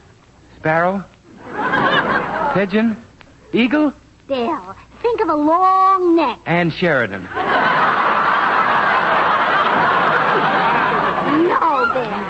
Swan soap. You remember, it's 4 soaps in one. The soap for your dishes, light laundry, tub or shower, or for bathing the baby. Bathing the baby? Yes, Bill, the baby. How do we bathe the baby? Have we got a baby, Ann? Oh, no. But Swan is swell for bathing the baby. Don't you remember? You always said the doctors recommend it because it's so mild and gentle, kind even to a baby's tender skin. Yes, and if it's kind to a baby's skin, well, it must be great for anybody's hands and face tub or shower. That's right, Bill. Oh, Bill, you're cured. Cured? Has something been wrong with me? Well, yes. You didn't even know what Swan soap was. Oh, don't be silly, Gracie. Swan's the soap that breaks in two, so you can use half in the kitchen for your dishes and light laundry, and half in the bathroom for your hands and face tub or shower. Oh, that's right. Now will you forget Ann Sheridan? Ann Sheridan? Oh, what do I care for Ann Sheridan? This is wonderful. Oh, Ann. Yes, Gracie. What happened? Oh, he's cured. Oh, I'm so happy, Mr. Goodwin. Thank goodness for Swan soap. Swan soap, what's that? Oh, come on, Ann. We'll have to think of something else. Going again, huh? Worse than ever. Nothing will help us now. Oh, wait a minute. I've got it. Oh, why didn't I think of this before? And it's so simple, too. What? You make love to George. What's so simple about that? Anyway, I really don't see what good that'll be. But, George, you'll spurn Ann, don't you see? Turn her down. I get it. And when Bill sees that I'm not good enough for George, he'll figure I'm not good enough for anybody. Well, I don't like it. I don't like it. But I'll do it for Bill's sake. Okay, George. You run in the room where Bill is, and I'll chase you. Oh, I wish Mother could see this. Ann Sheridan chasing George. Well, come on. Now get away from me, Sheridan. Stop chasing me. Oh, but, George, I want you. I need you. I must have you. Go. Out. But I can't, George. I can't live without you. I can't. Kiss me. Oh, go. Out. Wait a minute. Is George brushing off Sheridan? Oh, it's working. Pour it on. Oh, George, I'm so mad about you. Look into my eyes, George. Look into my eyes. I'm looking. Well, come closer to me, darling. Closer. Now, look deep into my eyes. I'm looking. You're my everything, Georgie. My love, my life, my all. I am?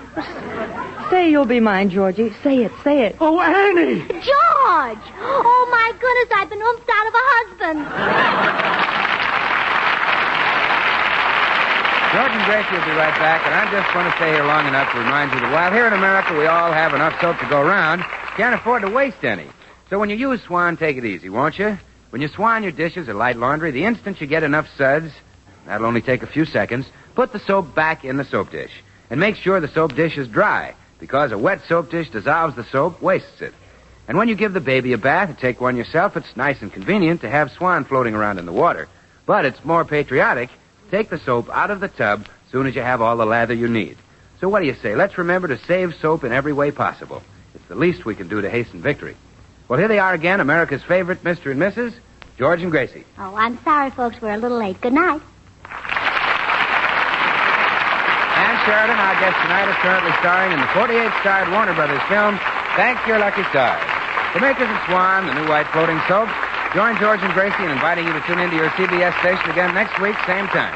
Remember, George Burns and Gracie Allen, CBS next Tuesday night. Don't forget to listen to Swan's other show, Tommy Riggs and Betty Lou, next Friday night over another network. And now, next week, this is Bill Goodwin saying, well, I, Swan, how about you? Good night, everybody. Buddy?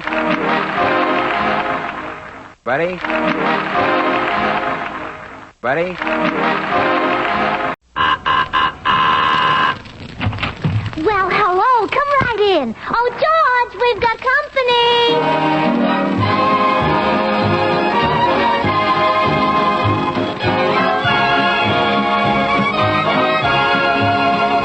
This is Bill Goodwin, speaking for Lever Brothers, makers of Swan, the new white floating soap that's pure as fine cast steel.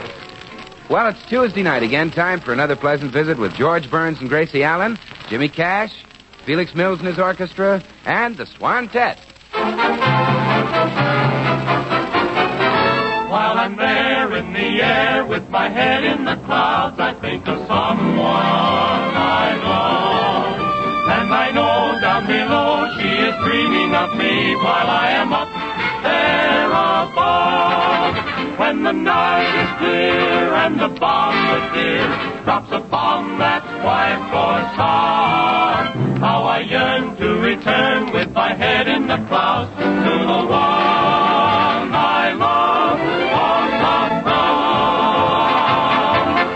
Now meet the people who live in the Burns house, George and Gracie.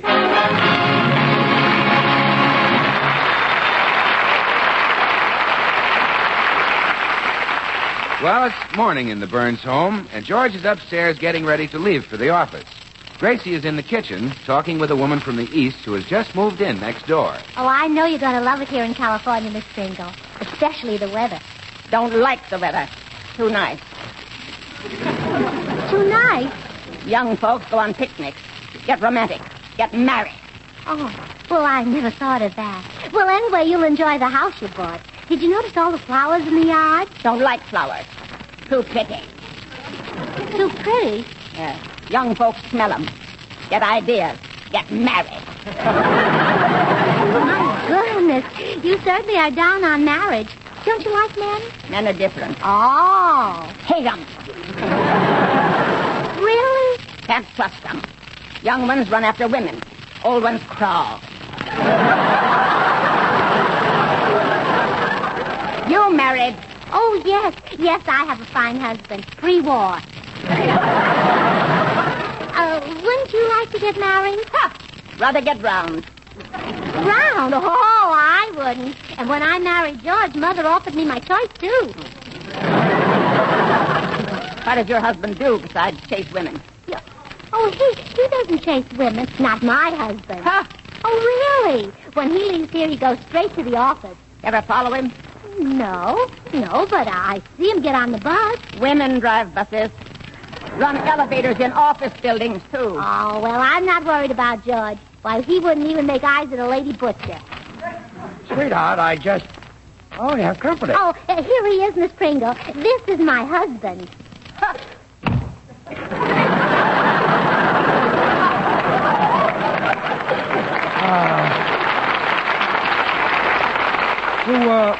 Who was that? Our new next-door neighbor. Must run over sometime and borrow a cup of cyanide. George. Yes, dear?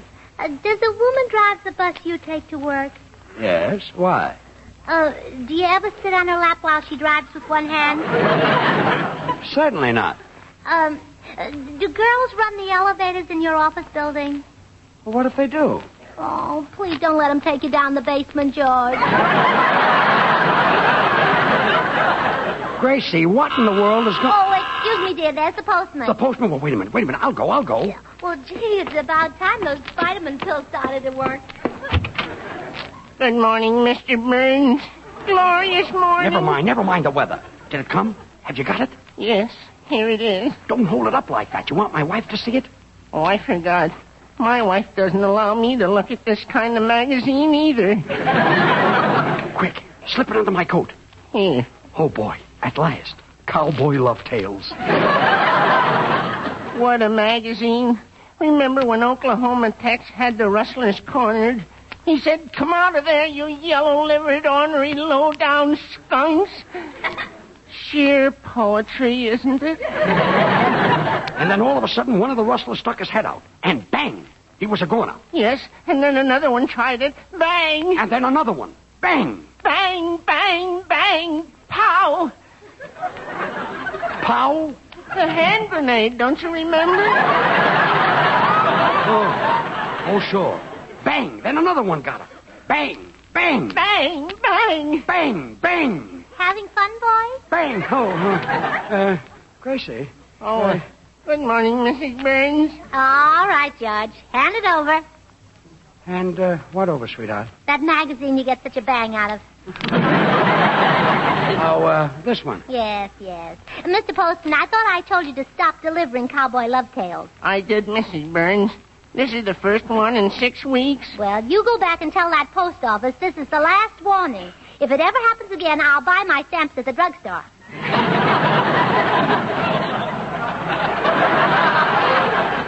Well, it won't happen again, Mrs. Burns. Goodbye. And remember, Mr. Burns, keep smiling.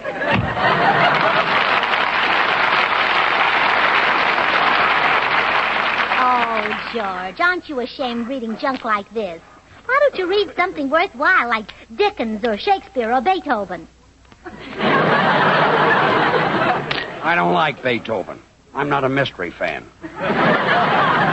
You've done without Cowboy Love Tales for 6 weeks now, and you're not going to start embarrassing me again. Embarrassing you? Yeah, you know what I mean. You get carried away with that cowboy talk.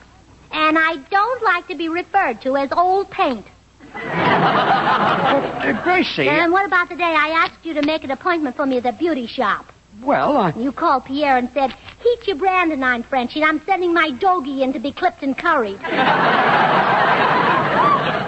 I say that? Yeah, and you ought to be ashamed. Hi, folks. I'll leave it to Bill. Bill, shouldn't George be ashamed of himself? He certainly should. What's the reason today?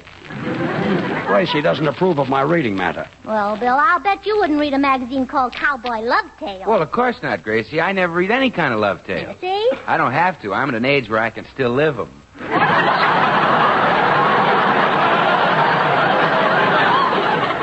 You certainly are a scream.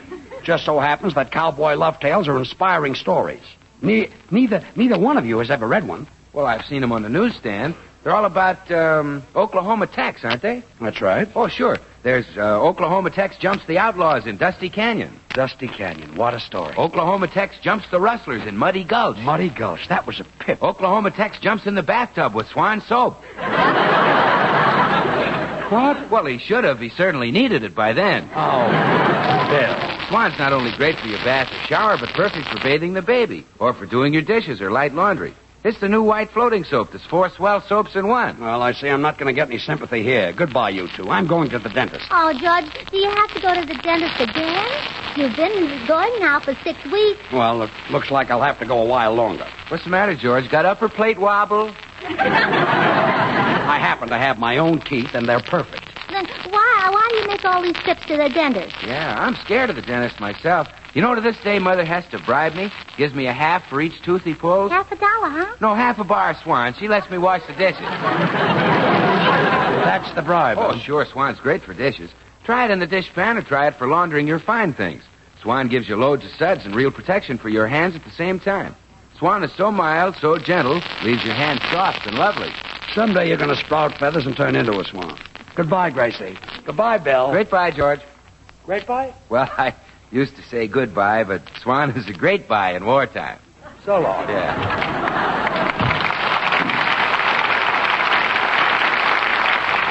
Say, Gracie, what dentist does George go to? Dr. Clark in the medical building. Oh, sure, I've heard of Dr. Clark. Really? Oh, yes, she's very good. She? Well, yes, one of the best women dentists in the country. A woman? Oh, now, Gracie. Oh, Miss Pringle was right. George is chasing another woman, a lady dentist. Oh, now, Gracie, there's nothing to worry about. The woman is probably a mother. Oh, yes, so's Lana Turner.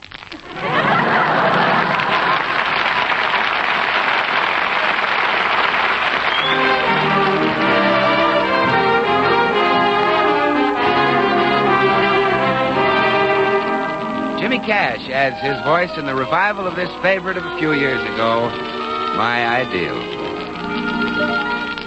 Long ago, my heart and mind got together and designed a wonderful girl for me. Oh, what a fantasy. Though the idol of my heart can't be ordered a la carte, I wonder if she will be always a fantasy. Will I ever find the girl in my mind, the one who is my ideal? Maybe she's a dream, and yet she might be just around the corner, waiting for me. Will I recognize a light in her eyes that no other eyes reveal? Or will I pass her by and never even know that she is mine?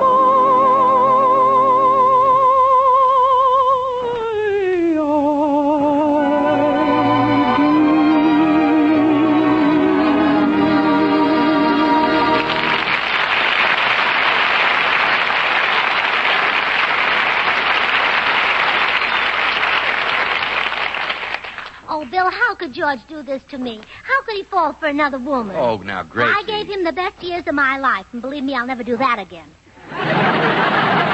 Now, Gracie, calm down. Calm down. Do you expect me to sit here while that lady dentist drills her way into my husband's heart? Now, there's no proof that Oh, any... haven't I been a good wife to him, Bill? Haven't I bragged about him and praised him to everybody? Well, just the other day, I told the income tax man that George makes twice as much as he really does. Well, yeah, but... And the way I take care of his things. Last night, I took all those dirty old pipes that he smokes and gave them a nice bubble bath. Now, Gracie, don't get excited. I'm sure George only went to that lady dentist to get his teeth fixed. Remember, there's a shortage of dentists. There's a shortage of husbands, too. Let her find her own. I want my George. Say, you're really jealous of that man, aren't you? Well, can you blame me? Why, they don't make men like him anymore. They broke the mold when they made George. Well, better late than never.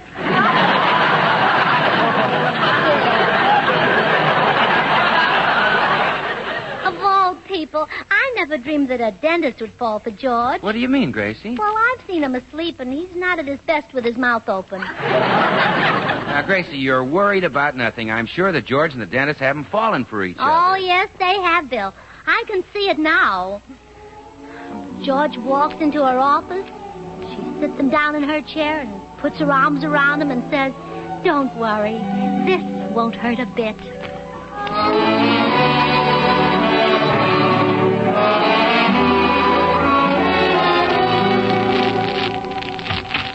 Good morning, Doctor. Oh, it's you. Yes, I thought I could stay away, but I can't.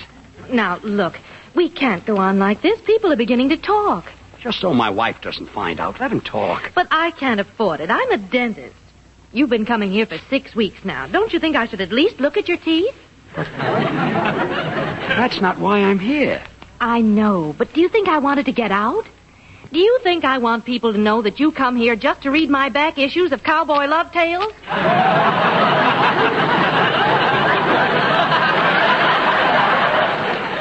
Gee, Doc, just let me keep coming until Oklahoma Tex escapes from Dry Gulch, huh? Well, all right. But remember, the next time he falls into a gulch, you'll have to dig him out somewhere else. Thanks, Doc. I'll read it right here in the waiting room as usual. Would you like to listen? No, thanks. Oh, excuse me. I have a patient in the chair. Now, let's see. Where did I leave off? Oh, yes, here we are. Oklahoma Tex leaped into the saddle. Could he reach Dry Gulch in time to save Lucy from the half-breed? On and on he rode.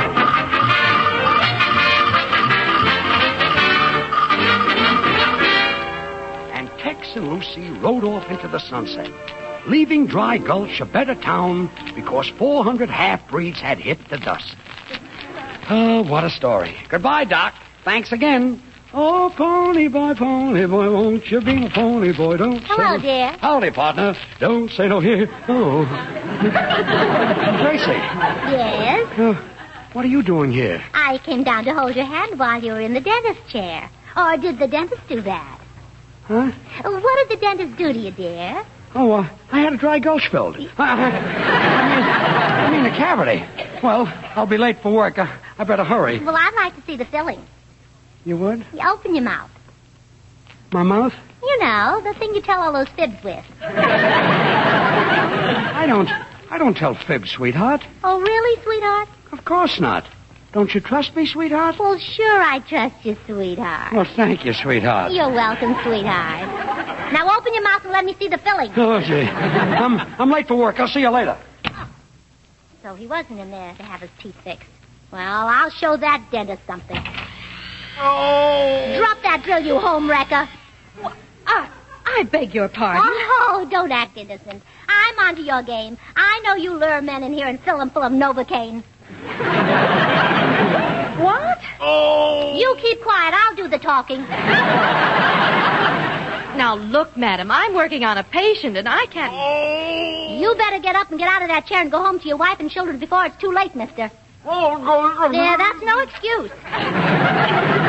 Look here, what does this mean? It means I'm wise to you. I've looked into my husband's mouth. I know you bought him with your gold. Oh, now, see here. Go home, you silly man. Madam, did you come here to see me about your husband's teeth? No, we'll cross that bridge when we come to it. Well, then what do you want? I want my husband. You vamp him, you Wolverine. I know your tricks. Every morning you put on your slinky white coat, your best dental floss, and spray yourself with Irium. Really, this is ridiculous. Oh! Haven't you gone home yet? Lady, I don't know who you are, but if you don't leave, I'm going to call the police. All right, I'll go. But you haven't heard the last of this. You're not going to get my husband. Who is your husband? George Burns. Oh, him. I never cared for his teeth. Oh, I'm not crazy about them either, but what's mine is mine.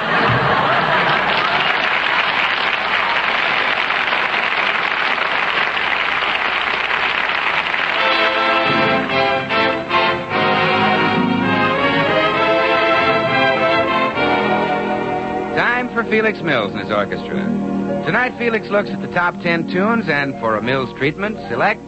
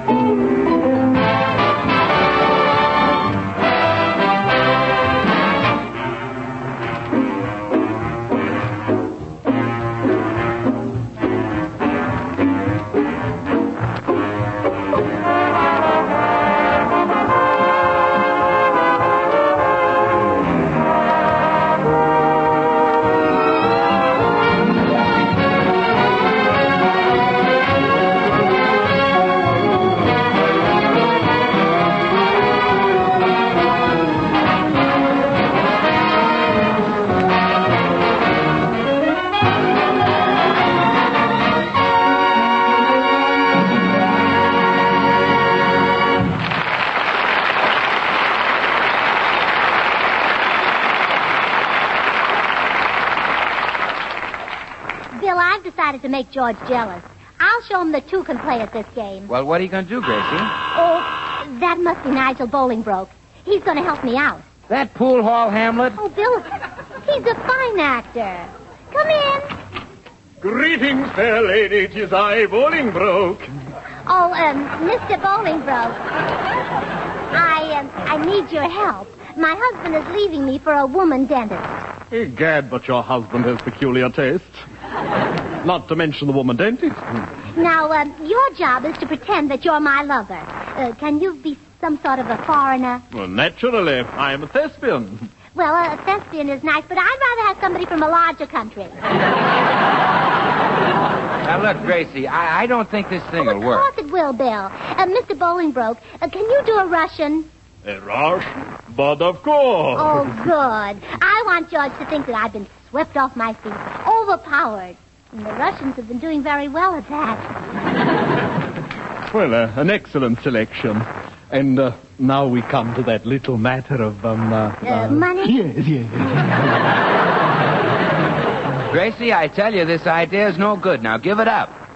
Mr. Goodwin, shall we keep our big, ugly noses out of other people's business? Now, Mrs. Burns, let us return to that delightful subject of Moulin. Oh, all right. I was thinking of around $5. Oh, come. We can think harder than that. Well, can't you do it for $5? Well, for $5, I could give you a middle-class Russian, a man with a small wholesale borscht business, yes. Well, he doesn't sound terribly exotic. Haven't you got something in a nice Russian count? Oh, to be sure. Of course, my counts run around $7. Oh, well, I'll pay it. George is worth $7. Naturally, the $7 count lives in a small apartment. Now, for an extra $1, I can put him in a castle. Oh, I'll take it. Now, if you want a castle with a bathroom... You better let the Count wash in the kitchen. George is coming up the walk. Oh, sorry, Mr. Bolingbroke. Go into the library and put on your beard and Russian dress. Very well. Now, I'll go upstairs and put on my most alluring satin negligee. George's eyes will pop when he sees it. Hello, Bill. Where's Gracie? Upstairs. Bill, I'm going to tell Gracie everything. I've been leading a double life. Yeah? Yeah. I've been sneaking away from home and reading cowboy love tales. You beast, have you no shame?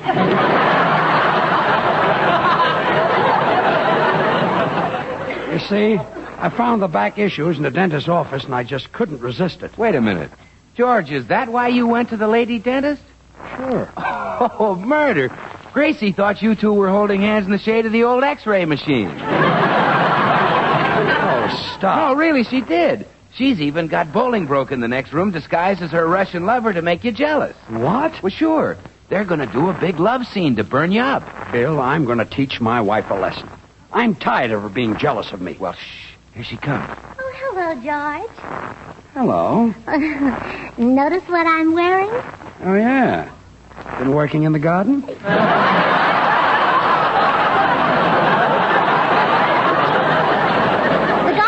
Well, I like that. Oh, Count. Where are you, Count? Here I am, my little bobblers here. Oh, Count. The things you say. George, darling, I'd like you to meet the man I'm madly in love with. Glad to meet you. Well, George, didn't you hear me? I'm desperately in love with this man. We're going to run away together. I'm going to leave you. That's so? What's new with you lately, Bill? Nothing much, George. What's new with you? Not a thing. Well, Count, tell me how much you love me. Oh, my little pigeon, I'm mad for you. Come, fly away to Russia with me. To Russia and happiness.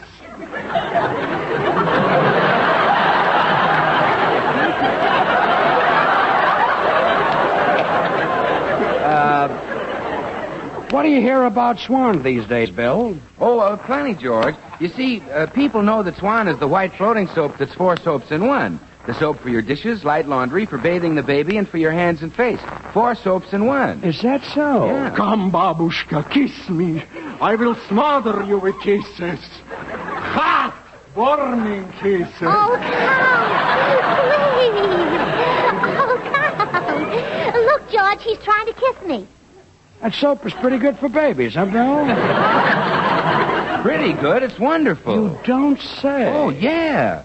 Swan is just what the doctor ordered for bathing the baby because it's so mild and gentle, kind even to a baby's tender skin. And if Swan is kind to a baby's skin, well, it must be a great complexion soap for grown-ups, too. Makes sense, doesn't it? Oh, sure. Count, I don't think my husband knows how much you love me. Bah to your husband.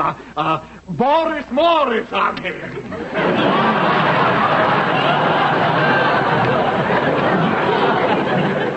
I will get up in the middle of the night, and with my bare hands I will strangle your husband until he is dead.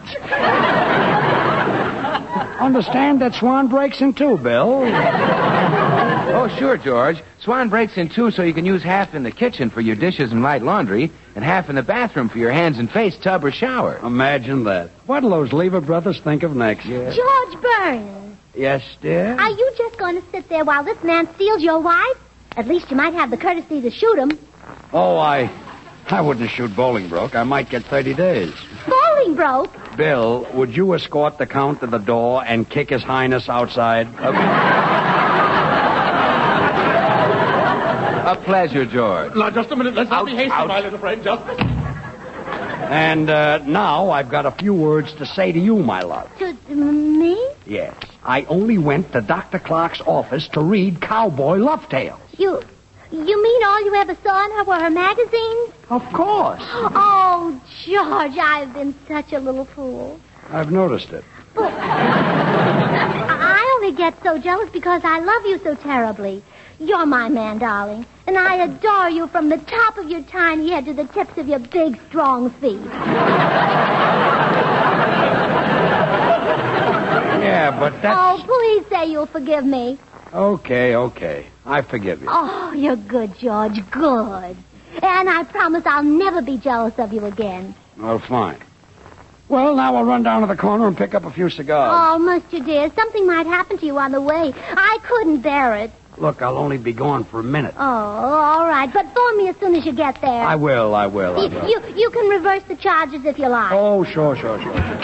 I'll be right back. Oh, goodbye. Take care of yourself, dear.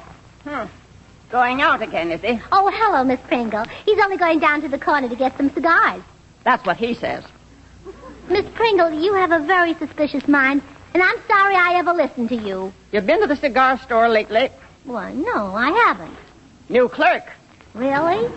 Very pretty girl. Pretty girl? Oh, my goodness. George Burns, you come back here.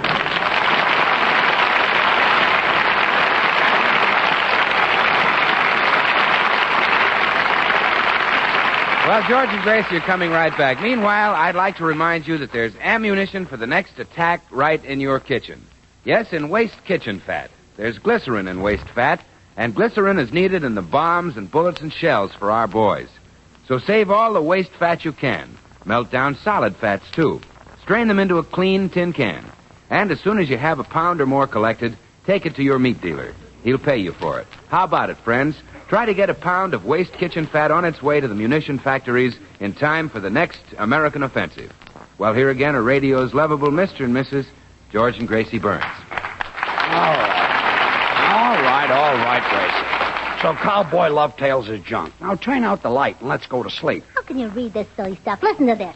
Oklahoma Tex looks into the barrel of the half-breed's gun. All right, turn out the light. Nothing on earth could save Tex now. All right, turn out the light. I will not. I want to see what happened. Good night, The makers of Swan, the new white floating soap, join George and Gracie in inviting you to tune into your CBS station again next week, same time, when we'll have as our guest Eddie Cantor. Remember, George Burns and Gracie Allen, CBS next Tuesday night. And now till next week, this is Bill Goodwin saying, well, I, Swan, how about you? Here's Radio News. In another Lever Brothers program, our old friends Amos and Andy return to the air next Friday over another network. A sparkling new half hour of comedy and music you're bound to enjoy. Hear Amos and Andy with Charles Cobra and his guest next Friday night. Consult your newspaper for time and station. Consult your newspaper for time and station. Consult your newspaper for time and station. Consult your newspaper for time and station.